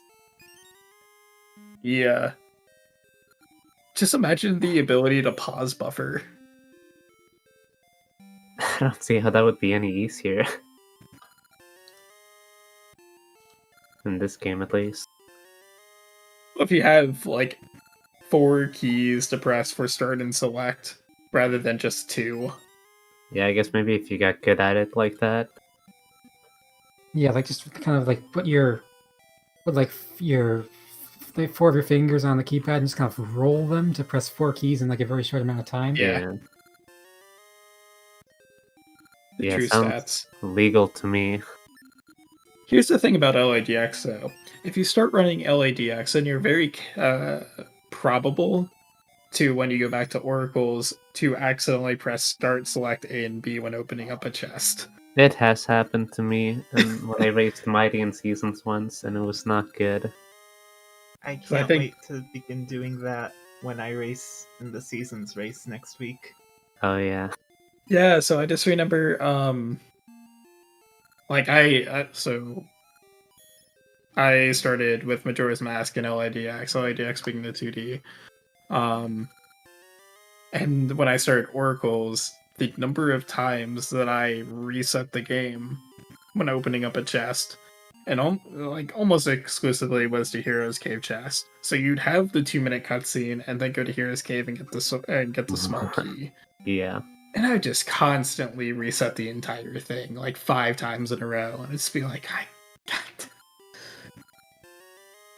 LADX was a mistake. That's right. Link's Awakening original for the win. Yes, that's true. even more broken. Everyone should learn Warpless instead. It doesn't count unless you hear Frog Song for 30 minutes straight. I guess I can complain about any of the Ages or Seasons track, like Ages D8, but the Frog Song is special in 2D Zeldas.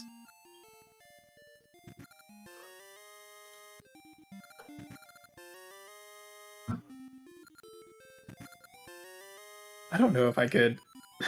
I always think about whether or not I could actually complete a speedrun of LADX at this point. I mean, I feel like if I booted it up, I would eventually start remembering things because I played it so much. Remembering the 2013 strats. Oh yeah, I mean, I would be talking like 2008 strats because I never really updated from that. Really 2007. Although I was, Tampa used to do, he at least did one, I think maybe 2 puzzle races back in like 2012, and those were interesting. That's how I learned that you can bomb Defil at the end of it, which I remember I did a couple of races with a Rom Scout, where I ran out of arrows and I actually bombed Defil to finish it. It's the best way to do it. Yeah, did not know that was a thing until Tampa's puzzle. Shout out to Tampa. Shout out to Was in Tampa. earlier, and I assume he's very much asleep now. Hopefully. What time is it for you, Nitros? It is currently 2 a.m.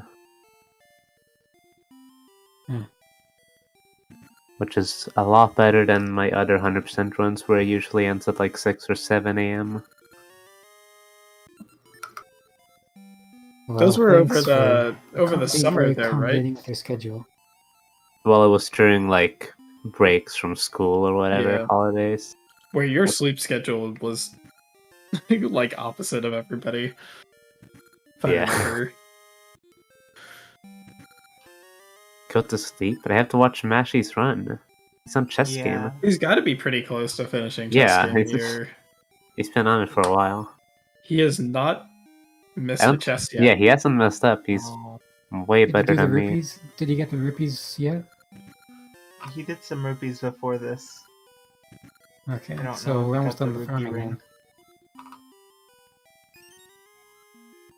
I'm really glad that there's not like any unique rings at the end of the chess game in it. That would just be so. Oh dumb. yeah, I was gonna say like the last one is what, the Red Joy Ring. And it's like this is only like 11 patterns in. Imagine if there was like one at 50. Yeah, that would be actually like miserable. I would practice chess game. The last one you need, I think, is the Red Holy Ring, and I know that because Oh, it's the Red Holy. you don't get the Red.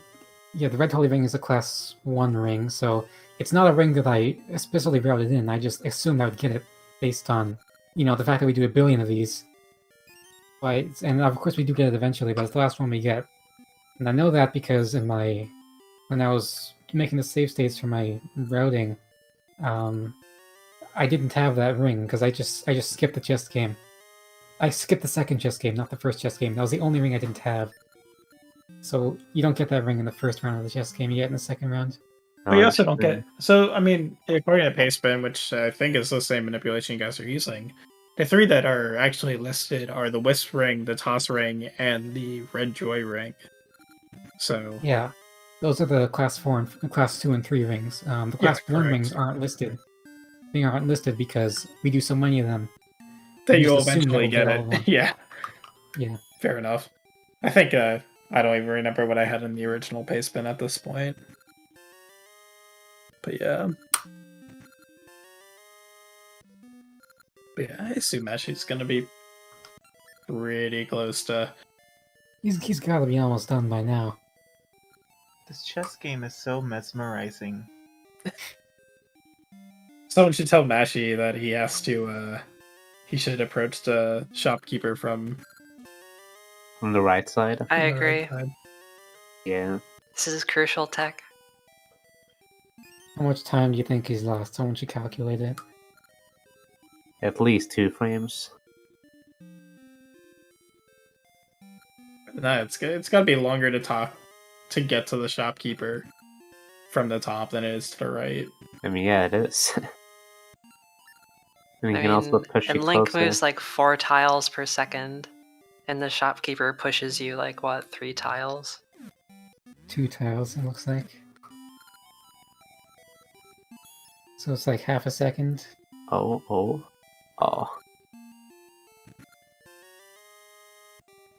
He gave us hope. And then he just kept playing the chess game. Oh wait, yeah, you can check your rings in the select menu. I didn't even think of that. Yeah, that's smart actually. I failed the chess game once, and when I did that, I just calculated how many rings I'd gotten up to that point and put a mark in my notes for when I should stop. That's Okay. actually much smarter to check your rings. Check And your you ring count. were, if I remember correctly, you were 1 off. I got one extra Yeah, you on had purpose, 1 extra. actually. I got Not a on lot purpose, extra. I for didn't some want to have to go reason. back. So Makes that was sense. the 2. Yeah, so we got the 10,000 Ruby ring. So And now it's time to break your hands again. Oh. if only there were a select all. Yeah. This Can't is the, have this that is the in- worst mashing in the entire game. This Honestly, part right here. yeah. I'm just thinking at one point I thought I wanted to do this. Well, Well, Now you know did- better. I mean, it's fun in the parts which aren't this part. yeah. I'd agree with that. It's fun until you get to Gasha Farm. And it's pretty good speedrun. Other than the Varand Warp stuff, obviously, but...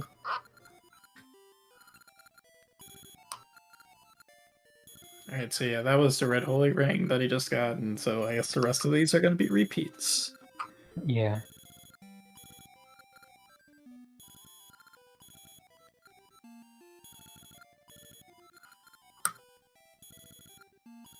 It's a lot of Red Holy Rings. Nitros, you got a little bit more lucky with the dog than Dren did. Oh yeah, that was By like a lot, perfect actually. RNG or something. I don't know how I My got dog that. is always in that in the last spot I check. It's always in that spot by the shore. It was is it the for shore? me. Or the screen, It was one like screen up above the and shore. left. Yeah, it was one south of the Ember Tree. Oh my Yeah. god, it's so far away. It's always there for some reason for me. Mine was just I went left once and then up once and then he was there. I don't know if it Yeah, can dog, spawn yeah. right next to the house, but that's like about as good as it gets. I think there's 4 spots it's predetermined it can spawn at. I know I disassembled that code once, but I don't remember what the spots are. Was your pirate's skull, were you trying for a manipulation and just forgot the order that you were doing it, or? Who you talking to? I didn't. Okay, I wasn't sure whether or not you were trying to manipulate for the first pit and ended up forgetting what you were trying to do. No, I didn't try to manipulate it. I just I got last pit because of course I got last pit.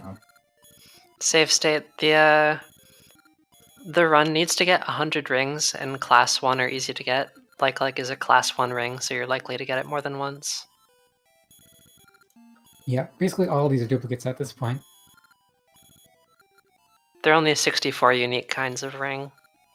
Yeah, he has like 61 at this point. And there it is. And so Machi will be going to Ages after giving you the 100 rings.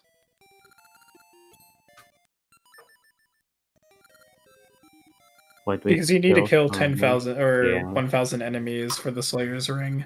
10,000, please no. 10,000. Would not shock me in the slightest if that was the case. that I'm not at sure that what you point- mean, save state. At that point, you would need like I was talking about like, would you even bother with chess game, or would you just do Gacha Seed for it? That No, you'd still do chess God. game. That'd be You- horrible. How many gacha seeds can you get? Unlimited. Definitely not 6. I mean, quickly at least. You can't get 60.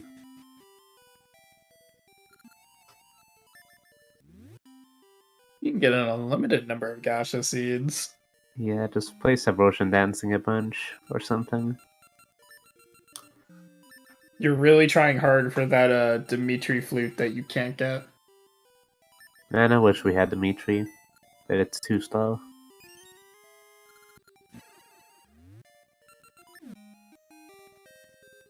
He's nice and fast. Hey, look who's remembering the ring that I couldn't ever remember. That is a hard ring to remember. Alright, so Mashi forgetting that he had the mermaid suit for a little bit. Yeah. Dren, the first cross-world item rando that I did with Mashi had the mermaid suit as like the third item we got. I was not happy. I think people hate the mermaid suit too much. Mermaid suit is great. I won't go that far, but I don't think it's that bad either. This mean, was at least not it's prepared to fast. start mashing the directional buttons at that point. It allows me to... Oh look, Oh the my dog God. right there. It's the Nitro's RNG. Ah, of course. I swear I've never seen the dog there. Neither had I until today. Lets me live out my fantasy of being a mermaid.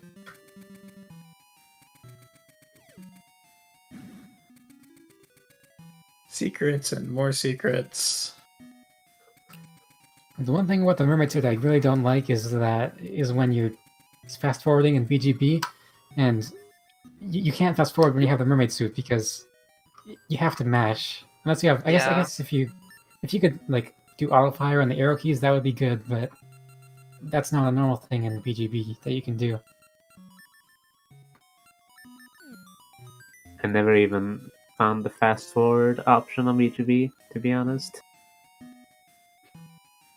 It's one of the keys, extra keys you can configure. I always just use Bissock for that stuff.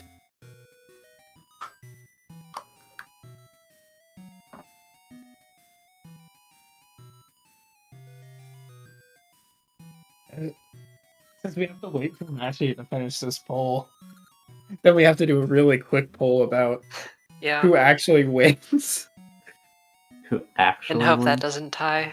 We have to have the runners be the tiebreakers. We have to save them.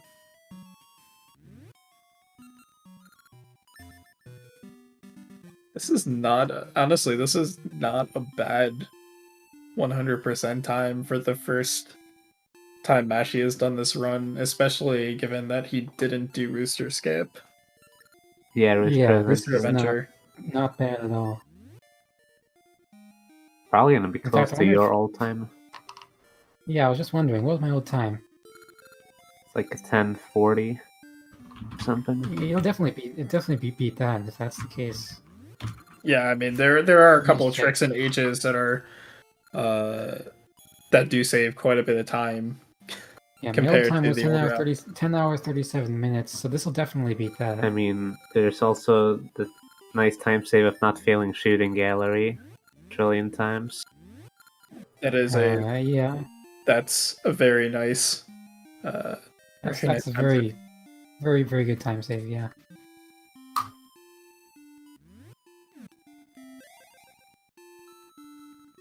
I do like Mashi's little jigged up webcam to show the second screen.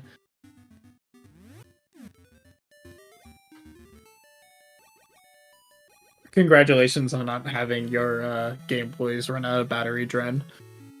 Oh yeah, I had to switch between them in a very strategic way to make sure that didn't happen.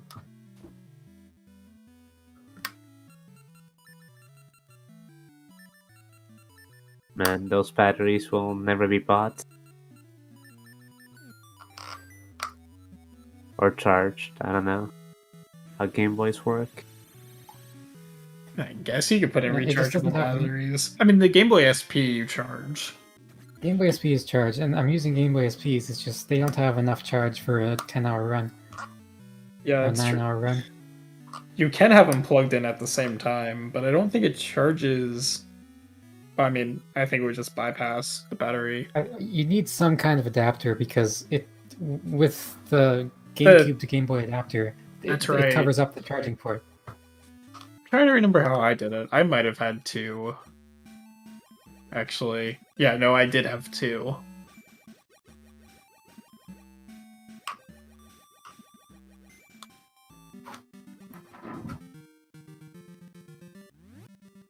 So Nitrous, you had a pretty decent bookless library. Dren had a little bit of trouble with it. The first one I got first try, and the second one took several tries. I had to reset to get my bombs back. Oh, okay. Actually, yeah, it might make sense to get the bomb upgrade before this, if that makes sense routing-wise. I don't know, because, I mean, you would have to And Toge? get the Master Sword later as well. Yeah, the bomb upgrades on Toge. So you would like go to Toge first and then to Sora's Village, which I guess doesn't really make it that big of a difference, I think. Because you're coming from the present anyway. Yeah, I think it should make a difference. Nice. Now she getting it first try. Nice. Easy trip. I noticed that Mashi was moving down a bit for a jump, which is not something I Yeah, was doing. that surprised me. I guess that makes sense because the trick isn't getting distance. The trick is really you want to straddle between the two Not poles. being- I guess it's not about how far you get. It's about getting to that specific spot where you straddle between the two holes. So I guess that's just his setup for doing that.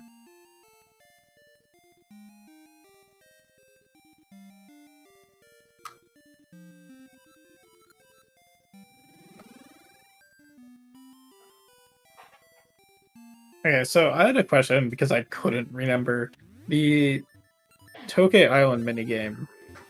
I know that it can end up getting very difficult. But is that a thing with when you're inputting the secret for the bomb upgrade, or is it just when you're getting random rewards from the Toge? Honestly, I don't remember. I can't remember. It's probably in the present, and if you do it multiple times, it gets harder. But I don't know if I've ever actually done that. I just know I've heard it gets harder. Yeah, I don't remember either. I mean, it was probably hard when I was a kid and playing it, but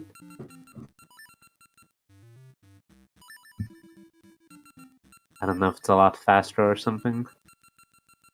But you just end up getting a lot more Toges a lot quicker on both sides, to the point where you can get Toges simultaneously coming from both sides constantly, and it's obnoxious. But I couldn't remember what I wonder what the reward is for that. it might have been like 100 rupees or something. I don't remember.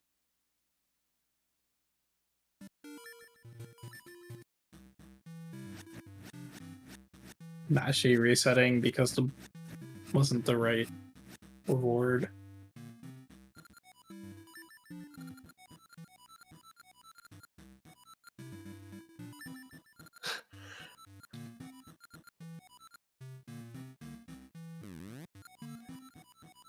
That's so weird that he explains the target cards minigame.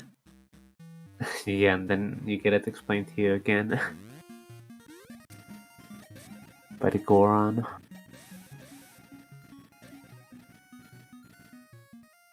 Also, I don't understand why he wants you to play the minigame. I mean, what's in it for him if you play the minigame? Yeah, There's no way he can commission. even see you do it from that position. It's commission. I see. He's getting money from on the side.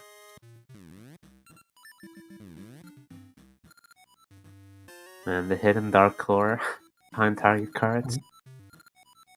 And don't press yes on accident to play the game again, because I did that in practice. And when you talk to Troy, he forgets that he's supposed to give you the secret. Oh god. Well, he did say talk to him immediately after.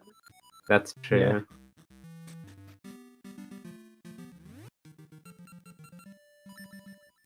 Covering those legalities. Well, my big on shooting gallery was very, very weird, but it worked out. Yes. Like I missed like the first 3 shots. I missed the first 3 shots, and then somehow still got the 300 points. I I was was not sure if that was round. intentional or not. Just watching it, I'm just like, Well, yeah, it wasn't intentional. I was just trying to remember how my strats worked, because I have particular strats I use with the Goron sword. I've never even practiced that. I only ever did it in runs because I've never gone to that point in practice ever. Our secrets generated. So basically secrets. Your game has something called a game ID, and that game ID is a random element in every secret. A random element in your file. So the game ID is encoded into your secret, and therefore those secrets will only work on your files with that game ID. That prevents you from using secrets that someone else made in their files. I could go like really in depth into how secrets work, but I don't know. I probably shouldn't get too in depth. I mean, we got time. Actually needs to get 300 points for the big Goron sword. Looks like he has a good strat. Just stand in that place and keep swinging. Just hope that the you don't get a curveball.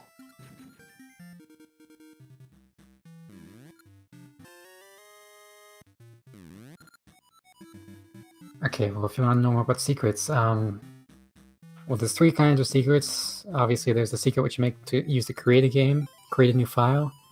There's secrets which you use to transfer rings, and there's secrets which you tell to NPCs, like right there with the Goron Elder. The secret which creates a file, the information contained in that secret it contains your name of the child, which you can name. It contains your animal companion. What else does it have?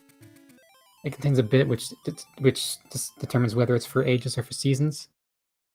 It contains the information which tells it whether the file is a linked file and whether it's a heroes file. I think that might be it. It might be something else I'm forgetting. Anyway, that's all the information the secret needs to initialize your file.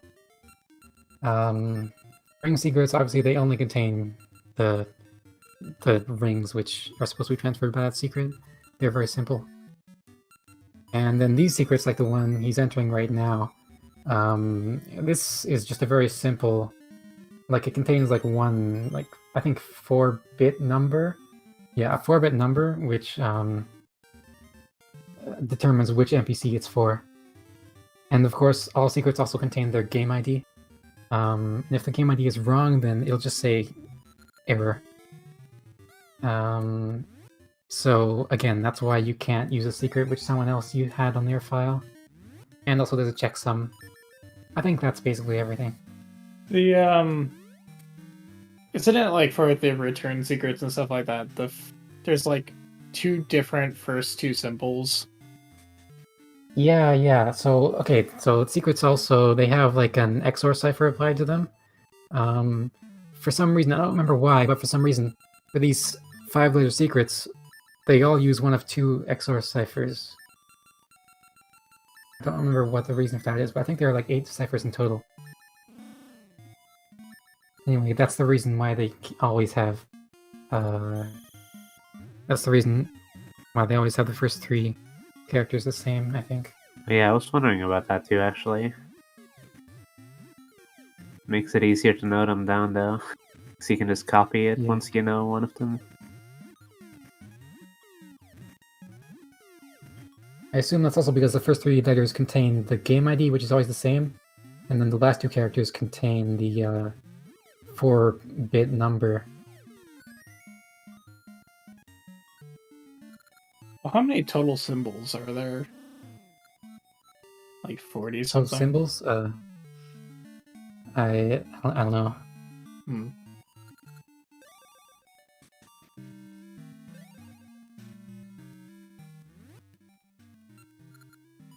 Oh, They,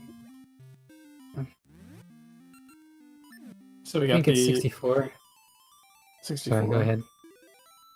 We got the ring box L3 coming up for Meshi, and then that will be his entire Aegis run. Then he just has to do seasons, the return secrets, and then beat Onyx and Twin Riva and Ganon. So we're coming up to the very end of Mashi's run here, and that will finish everything off. Sorry, I just saw this. It's game ID is safe to ask, is game ID generated randomly? Yes, game ID is generated the first time you see a secret. So the funny thing about that is actually when you finish an Ages run with a Ran Warp, it marks the game as completed, but it doesn't actually set your game ID. That doesn't get set until you see a secret, actually. So you can have your game in a kind of state where the game ID varies every time, varies when you talk to Farah, and it doesn't get locked in until you actually save it. Even though you can still use a link cable and create a new file off of it. So that can create a situation where you create a new file based on a game ID with value 0, and that will mean the secrets are not compatible because it'll generate a new game ID in your original Ages file when you see a secret. interesting.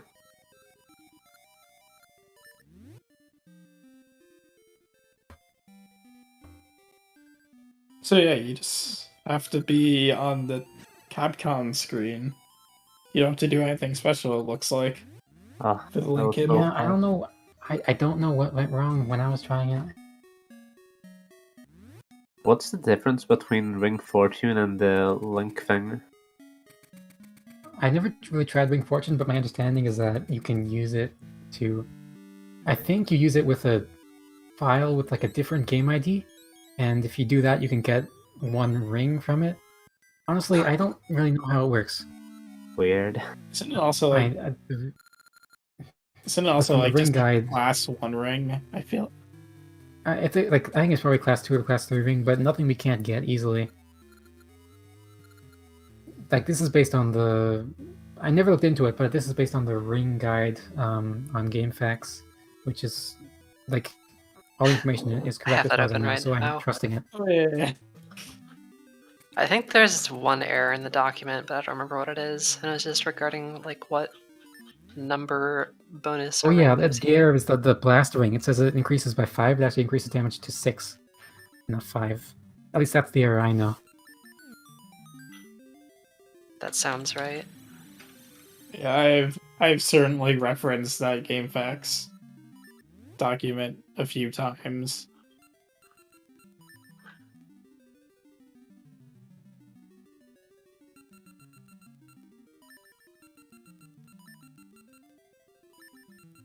Some secrets. It's amazing that Furore just sits on the tree despite being able to warp reality like this. Like, you can't help your girls? Well, okay, so there is a secret password hash that, for whatever reason, you're able to put in 6 characters, and once you input the 6 correct characters, you actually unlock the 3rd game in the series. Ooh. The issue is that no one's been able to do it yet. That's what we need Ace for.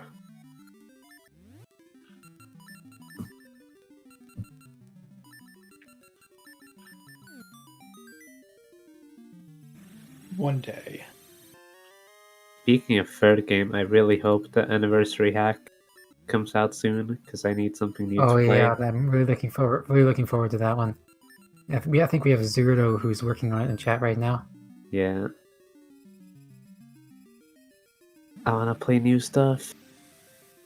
I like how there's a both the plus sign and the lowercase t are part of secrets. Yeah, it really messed me up in one of my runs when I had to do the hero secret because I thought it was a plus and I didn't realize it was a lowercase t, and I spent like an entire minute looking for it or something. Didn't happen this run, luckily. Soonish.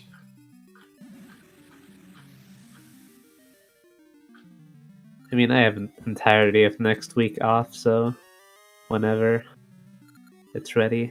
As long as it's in the next week. Yeah. It's been so long since I played a Oracle's ROM hack. I think I'm trying to remember if the last one that I played was your cross items one, or if it was Jingler's Left Behind. Yeah, well, I'm not talking about randomizer. That's like a different category. Well, the Left Behind one isn't. Yeah, that one's like that one's a hack. Although it doesn't actually change the. It's still cool. It doesn't change the layout of the world. But yeah, it's a Yeah. bit different than randomizer. I mean, your cross items wasn't a randomizer either, was it? I guess it was sort of Cross items like the one where you Well- started with the big Goron sword. that was a plandomizer. Plando. Okay.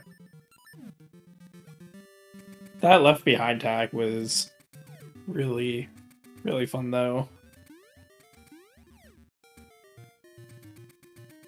And, Other than D3. have you been plugging the Oracle's Discord in the chat? We did a couple of times. Yeah. We could do it again. If anyone's interested, then that ROM hacking is on a different server, but we can be sure to put a link to the Zero Does ROM hack when it's out, because I'm sure a lot of people will be interested in it. Yeah, that might be a good idea.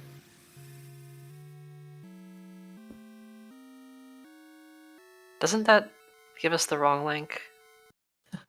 It does, I think. For some other game. I don't have the thing in my clipboard anymore.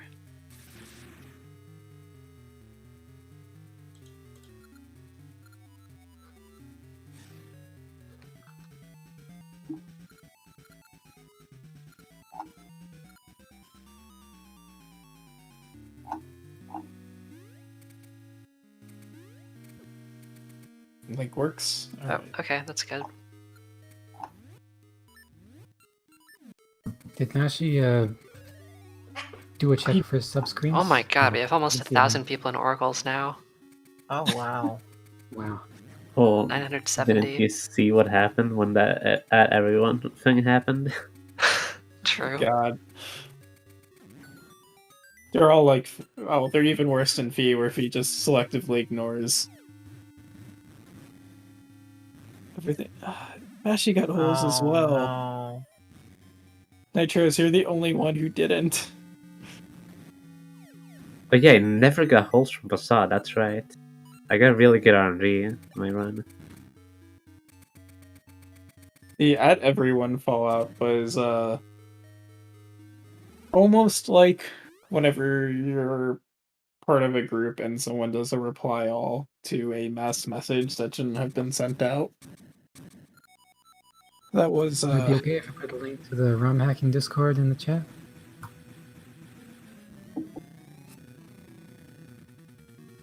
I'm pretty sure that would be fine. Alright. It was all of my feelings when people keep using my work group me. the what was annoying about that particular instance was there was the original at everyone, and then people were complaining about it, and then somebody else did the same thing. It's just like, why? What I never understood is why you can't add the like runner roles instead. Now she's those doing are, like, Pegasus seats as well. I don't Yeah, know, I've never man. seen that before, and now I've seen it twice. Why I've does heard someone about use it. Pegasus seats. I just don't I don't understand normally do why. that. I think it's because when the first time I did Onyx, I was doing it with like any percent strats. Then I tried to do any percent strats again on Dragon Onyx, and I was getting all confused. I was like, okay, I'll just use Pegasus seeds and make it easier. Well, what's your any percent strat then? Well, not having cape. Like jumping in place on one claw Oh yeah. and trying to hit the... But like I think Mashi I failed runs this seasons before. rando so often that I don't understand why he put on Pegasus Yeah. seats there. He Maybe knows because how he to had him juggle equipped. Onyx without it.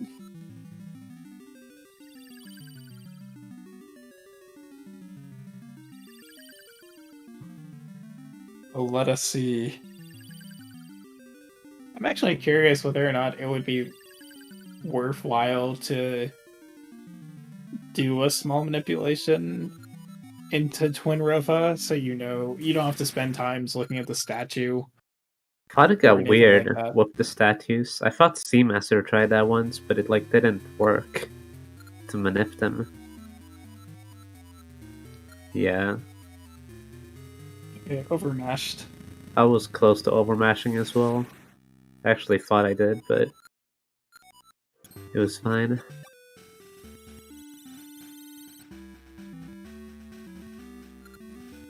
She went out to comfort the people, and then Twinrova sent fire down and grabbed her. Yeah. Yeah. Only the second time that happened today. Standard Zelda.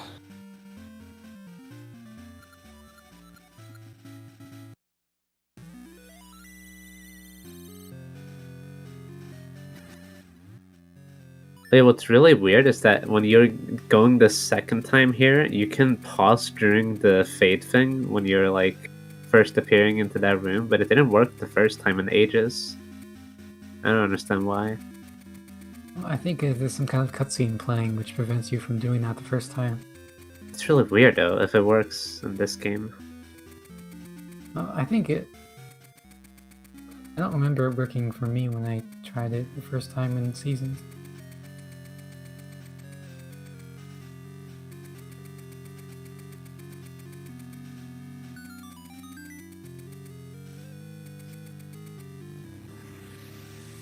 This could beat your time if it's a fast Twinrova, maybe. It's gonna be really close. Yeah. I would imagine it's just based on the first phase. Yeah, first phase decides everything.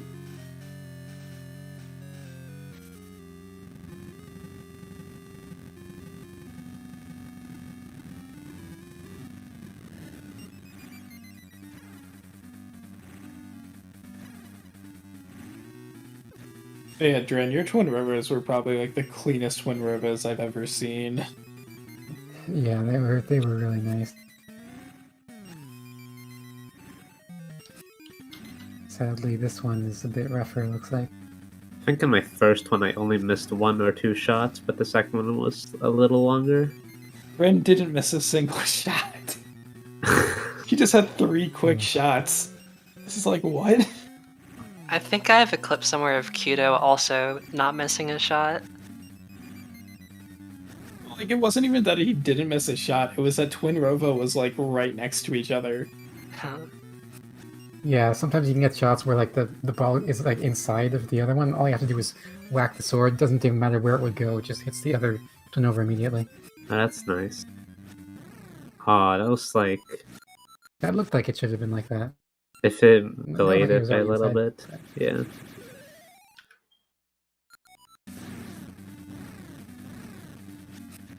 Oh yeah, and one of my Twinrova fights, the first Twinrova fight,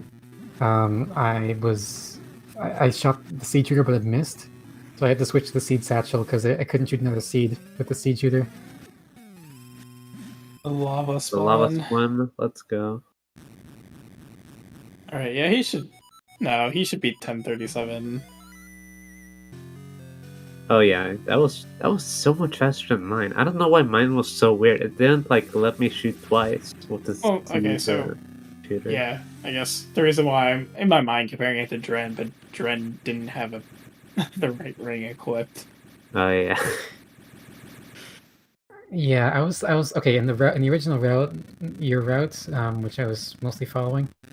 It said to get the red ring before Dungeon 8. I thought that's not worth it probably because you just use it for like manhandle not manhandle. You'd use the red ring for Medusa Head basically, and that was it. I thought instead I'd get the red ring at Vazu between Dungeon 8 and going to Ganon, but I forgot to do that. Oh, okay. It does make more sense actually, but yeah. I feel like that might be what I did in my PB as well, because I remember I got down to really low health here in my PB, and it also like took a while. That's so really fast. fast. For Mashi. GG, Mashy. GG. GG, Mashi. Someone remind me how long Minish Cap 100% is. It's like Doesn't it have under the 4 hours now. It's the figurines. Yeah, figurines. It sounds awful. But I guess we can't talk really. Well, yeah, it's like half an hour, and then we do that basically twice.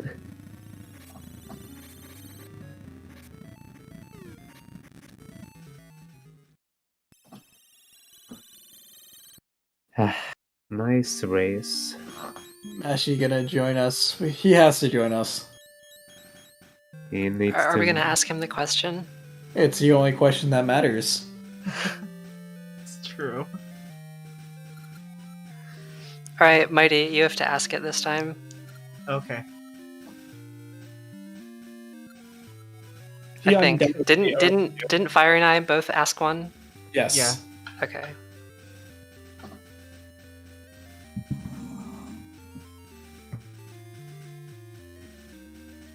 It's really because he has the webcam on the for his Game Boy. I don't think he has a USB spot for his mic.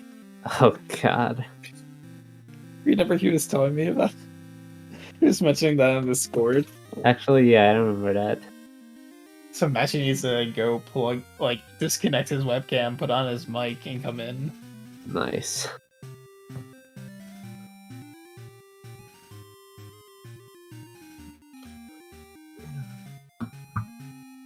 Why is that Goron just hiding in a tree?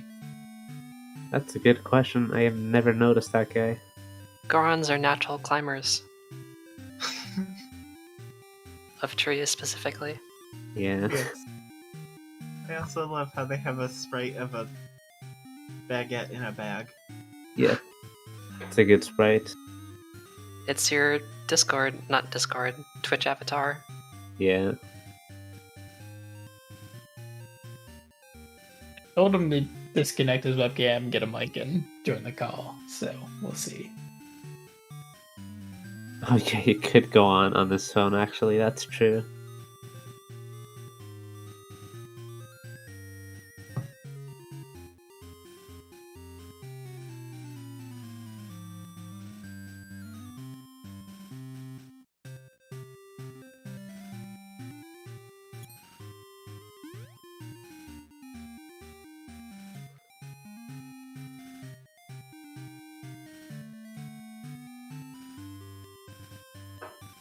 Yeah, that 11-hour estimate was a pretty solid estimate for the entire stream. Yeah, it was pretty good, I guess. I hope they don't have other stuff after this. 'Cause it's really late. I mean, it's late for you. It is late for me. I don't know what time it is in NA. Probably like 8:40. 7 or 8. Yeah. Yeah, 8:40.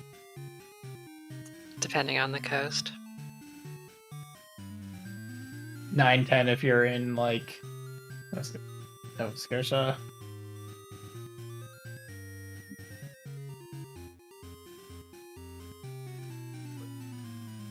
Nova Scotia is a full hour. I'm trying to remember what Newfoundland, maybe?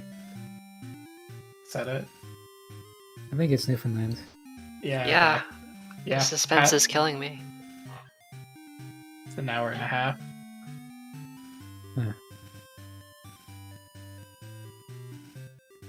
Mashi. Where are you, Mashi? He's grabbing something to eat or something. I don't know. Oh, he said he has to use the bathroom first and then join. Okay, that The is a race chat. fair Very understandable. delay. Oh, yeah, I had a bathroom break. I had to take an impromptu break during my run. I lost like a minute to that. Oh, Just after classic getting world D6 record. essence. Yeah, I drank too much water. Drank too little water in the second half, so my head really hurts now.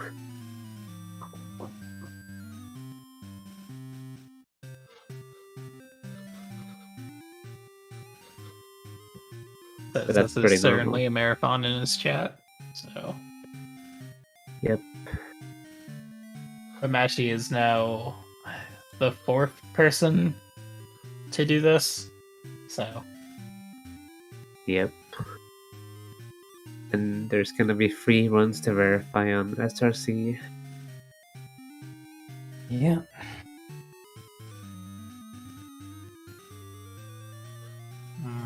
It'll really suck if one of us forgot something. Yeah. That'd be super unfortunate. I would be very sad for y'all. we won't say anything. As far as all the viewers know, they were all successful 100%. The things that really get you, of course, the map encompasses. Which is the one thing that could be blamed on for me, or due to me. Well, I think I insisted on having the maps and compasses included. I think we both did. I mean, I routed it first, certainly, with the map encompasses, because I was originally thinking of Majora's Mask, because that was the 3D Zelda that I had come from. Mashy's here. Mashy. Hello. GG. GG. So, we have a very important question for you. That Okay. I'm going to ask. Hi. So, between Dimitri and the pirate captain, who is the best Oracle's boy? I've been thinking about this one for a while, We figured you had. and I still can't really decide. Oh no. Oh no. Though I have to go with the one that I have an emote of, which is Dimitri. Let's go. That checks out. It's fair. See, I thought you had the emote for Dimitri because so you can compare it to the clear fluffiness of Moosh. Which we know that you are very particular about Moosh. Oh yeah, Moosh is definitely the best one. But out of Dimitri and the pirate captain, I think Dimitri. Now we Alright, have perfect. Ralph versus Dimitri grand finals. Oh, well, this one's obvious. And no one's gonna vote for him anyway? That wasn't even grand finals. No. That was the loser bracket. It tied twice. I twice Needed with runners to different tie number of break. voters. It was 12 versus 12 and then 16 versus 16. Nice. And there's no bit rigging at all in these votes. So what is it after this? We have to do a poll about Ralph versus Din. Oh. Yeah, Yeah. you have to do the overall. Or Dimitri versus Din, I guess. I was Yeah, just looking whoever it up. wins that's versus Din. The boys' bracket versus the girls' bracket.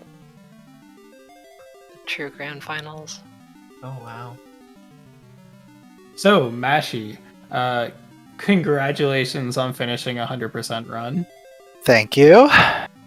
Congratulations on... Exclusive club of people who've actually completed the 100% run. You're just saying you were the fourth one. Yeah, All four of them are in this call. it's kind of crazy to think about.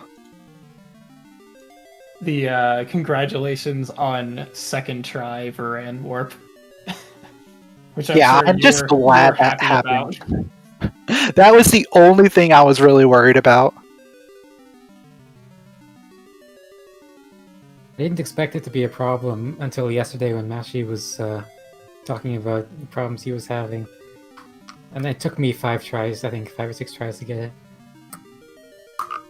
Yeah, like, I was going crazy over it because it just was not working. So how So do in the you end- feel?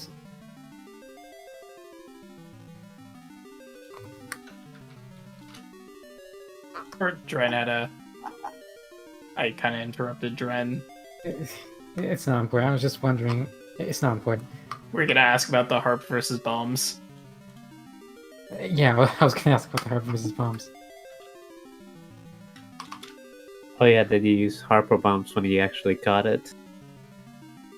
I used harp. Wow. Yeah, I tried harp like 4 times, and then tried bombs, and it worked. So I don't know. I don't know what's going on. So currently, we waited for all this just for Dimitri to get destroyed by Ralph. Can't believe this. Dimitri is spelled wrong. Is that supposed to be? It's supposed to be spelled wrong?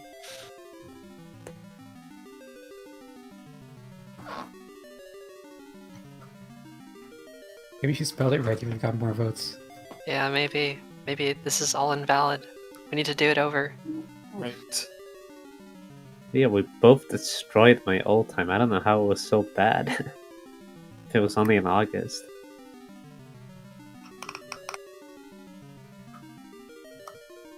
But I mean, 7-9 is the totally old runner's possible. creed of every run sucks. Maybe applies. I think in a run this long, it's not unfair to say it sucks, even if it is a record. Yeah. Something that... Yeah, there's just so many things that go wrong. And it just adds up over time.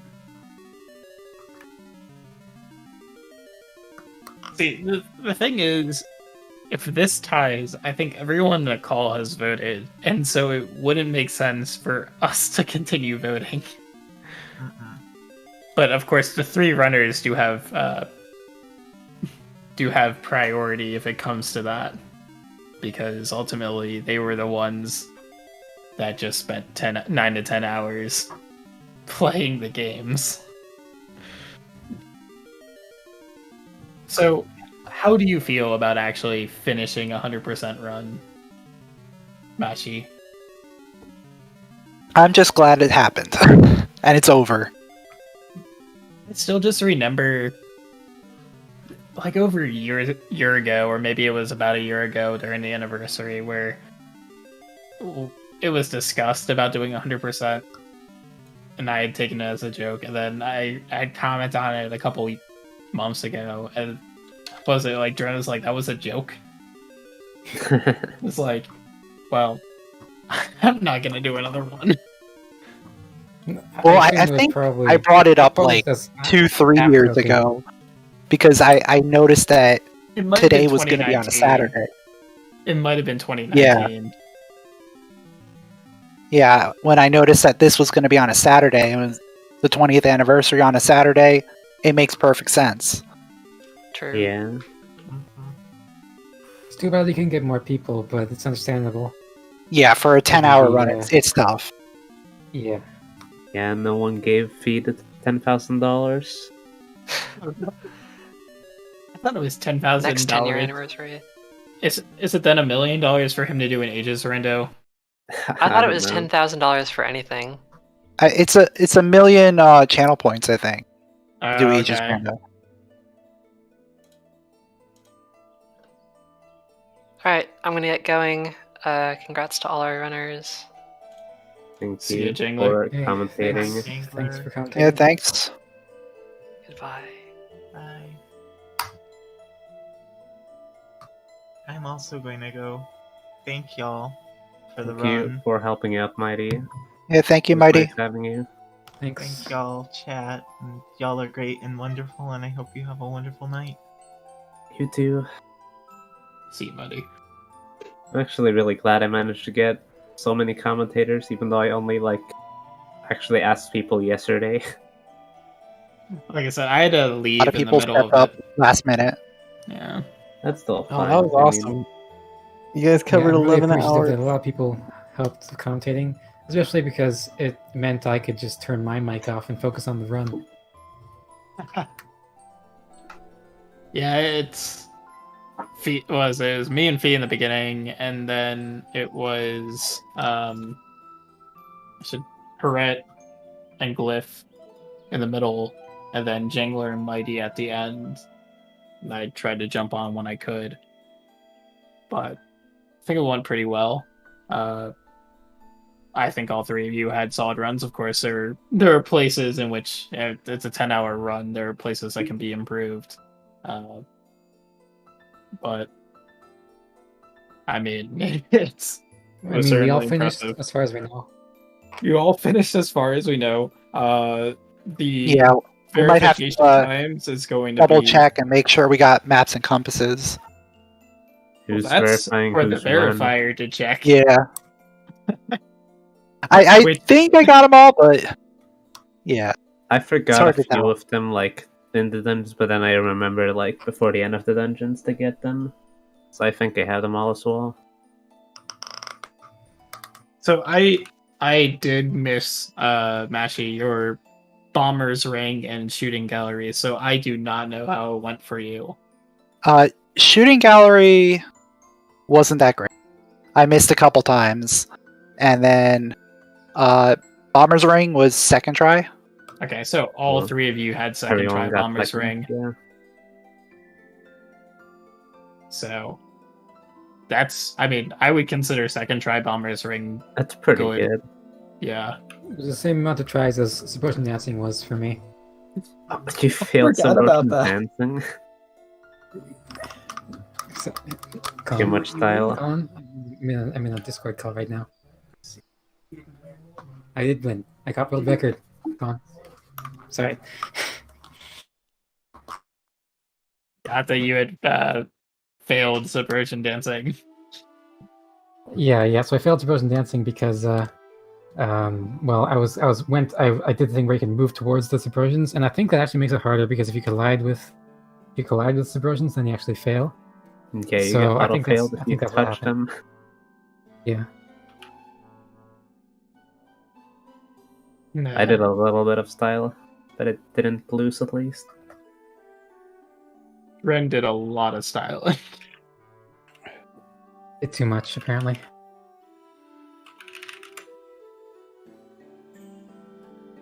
So, let's see.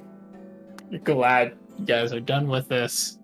Of course, I know in the next week or so, I think there are plans to do both an anniversary seasons and an anniversary ages run race at some point. Well, I that'll know be that fun. I think Nitros was organizing this as well. Yeah. Yeah, we're looking to do more anniversary races.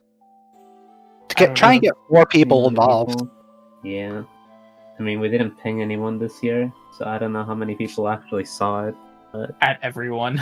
I mean, you could have pinged like Seasons Racer and Ages Racer. no, because they only have rando rolls of Racer. I thought there. Okay. Yeah, it's just the rando racer rolls. And you can't The ping the runner ones. rolls can't be pinged. So yeah, I I don't could really know what to maybe do. change that. But I assume, like, I know we were planning for that to be sometime over the week, but I don't think anything got hard set. I imagine not tomorrow because Well, I I'm doubt anyone involved stupid enough. wants to I'd do play one tomorrow. tomorrow. Yeah, I don't know. We'll see. Rules as you play Mashi, I think that going from 100% Rando weekly tomorrow. Rando season, maybe I'll do a seasons Rando tomorrow. Yeah, rando might work better rather than trying to do speedrun. Yeah, I'll probably do a seasons Rando tomorrow, just even if no one wants to do it. You could always just make a new announcement if you like for the actual races next week, but I don't know. Depends on you guys. Yeah. Well, I didn't even sign up for either seasons or Ages Vanilla, so I would discuss with the people who are interested. My schedule is so up in the air that I cannot make any commitment. It's if I have free time, That's then fair. I will join. But I mean, asking most me when I have likely- free time there's no point because I don't know. I mean, we could just do it like last year where we just replaced the weeklies with those runs. I think that's why we did it last year at least. I feel like Yeah, that's what we did probably- last year. Yeah. probably the easiest thing to do. So that'd be next Saturday and Sunday. Yeah. Yeah. And any percent in all licenses, respectively. Yeah, any percent for ages and any percent all essences for... Right. Yeah. We don't need roosters involved.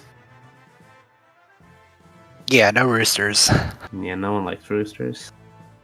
I kind of like roosters. That's why you forced them on all of us. I didn't force anything. I just No. happened to stumble upon the glitch. Well, as I said, in Oracle's game, if it seems like it's appropriate to blame Dren, it probably is correct. For Warp is not one of those things. No, that was Scorpion Man. Yeah, and then Blue a little bit afterwards, but mostly Scorpion.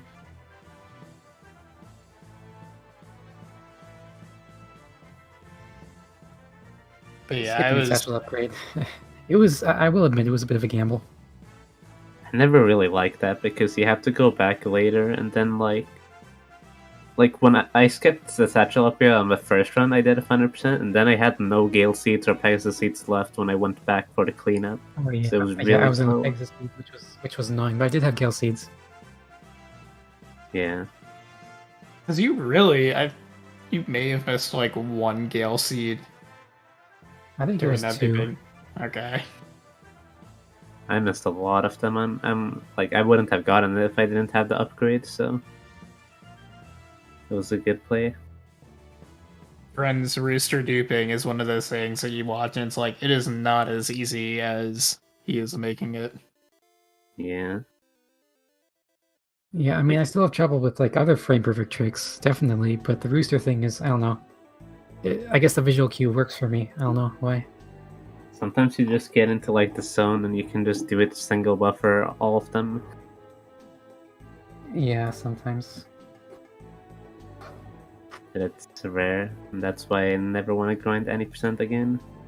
It's garbage. Let's let Shiba have that 52. He can have that until Dren comes back in 5 years to take it. 5 years, no practice. Unannounced.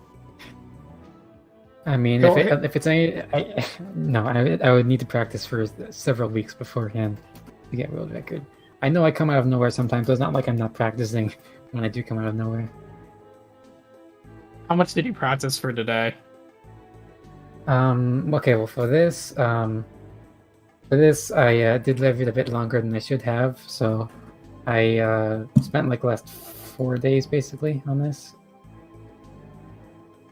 Which yesterday was the day you learned D4 skip. Yes. And I couldn't have done that actually. I have to give credit to Glyph because he made a really good guide for that. If it weren't for that, I would have just had to not do it. Shoutouts. Yeah, Glyph's D4 skip guide is really good.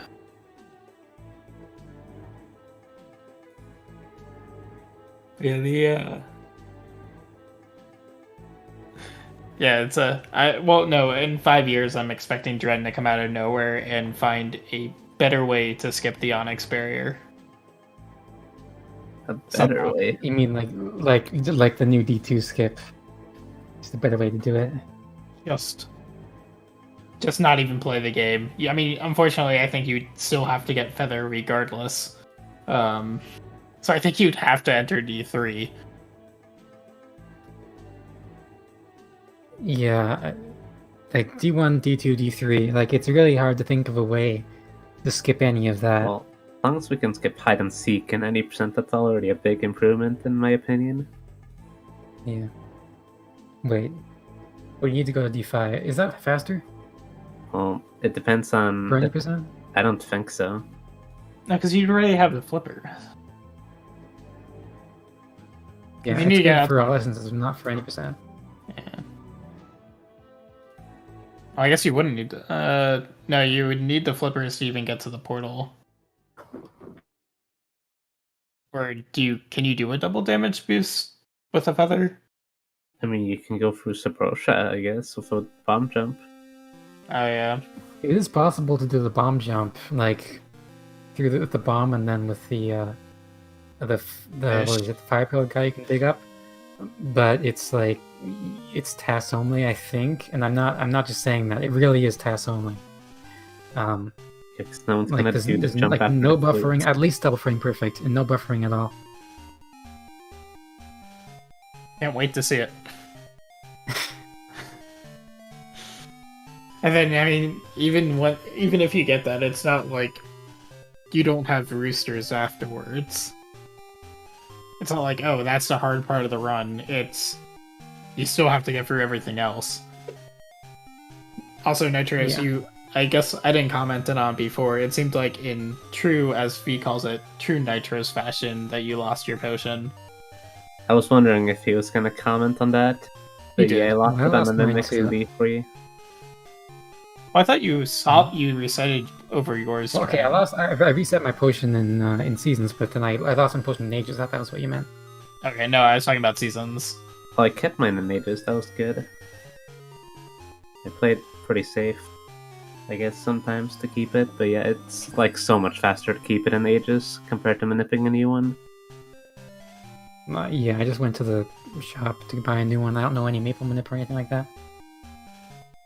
Well, so the potion in Oracle of Seasons in the first run is not entirely necessary. So what it does is when you lose all your health, you get all your health back. It's not necessary in the first season's run, but you're only doing 6 hearts with the L1 sword, so the lowest sword available, and beating the final boss. And so the potion helps dramatically because it's not difficult to accidentally die in the final phase of Onyx with those conditions. Or you just unlock Onyx and be done with it. I mean, it's still difficult with Feather. It kinda is. Maybe on a controller, I don't know, I've never tried. Fair enough. Once you know the strats, it's a lot easier. I remember having a lot of trouble when I did low percent. I mean, obviously I only had 3 hearts, but when you don't like know the strats, it's a lot attacks. more. It's a lot more difficult if you don't know the strats. I don't like spin attack because, I don't know, Onyx just feels so random sometimes. Sometimes you can just randomly clink off the hand or something, and then... Yeah, it's better to at least. I don't do spin attacks when I have only feather. Since I didn't really talk about Mashi's run real fast, question for you, Mashi. Were you surprised about sort of the length of certain segments, say like how long killing all those like legs were, or what was the part of the run that surprised you the most actually going through it? I don't know. I felt like maybe the chess game was a little bit longer than I expected it to be. But everything else was kind of like whatever. It just felt like it was flowing up until like the end. I think that's a general consensus. Yeah. You are also the only person of the 3 who did not fail a manipulation in the chess game. Oh yeah. Nitros apparently miswrote something in his splits, so he ended up resetting twice, and then Dren resetted once. Yeah, what I did was I just highlighted the next one in between each so I can see which one I'm at. It's the same thing I did, but I just forgot to move down the line at one point. Yeah, it is surprising about how long all those chess games take. Well, you have to get 60 rings on the second one, so it does take a while. Yeah. Capcom devs being really smart about the ring requirements.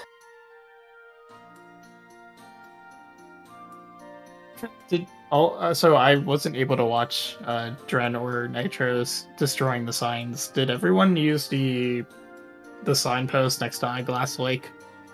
That's just the one I saw Dren use, so I copy him. Okay. For like his old run. That is fair enough. I mean, it's fast at least. I think I got to 101 because I lost count of 1 point or something. I don't do any other sign destruction stuff. I just only use the one. Yeah, I think I got to 102, but that's mostly because I did one extra, and then I wasn't sure if one of the other ones that I destroyed earlier counted or not. I found that it was possible to destroy the sign in a way where the sign looked like it broke, but the sign was still there. It must be a frame perfect thing. I think those counted, but I'm not totally sure. I think as long as you hear it break, it's fine. Probably, but I'm not sure.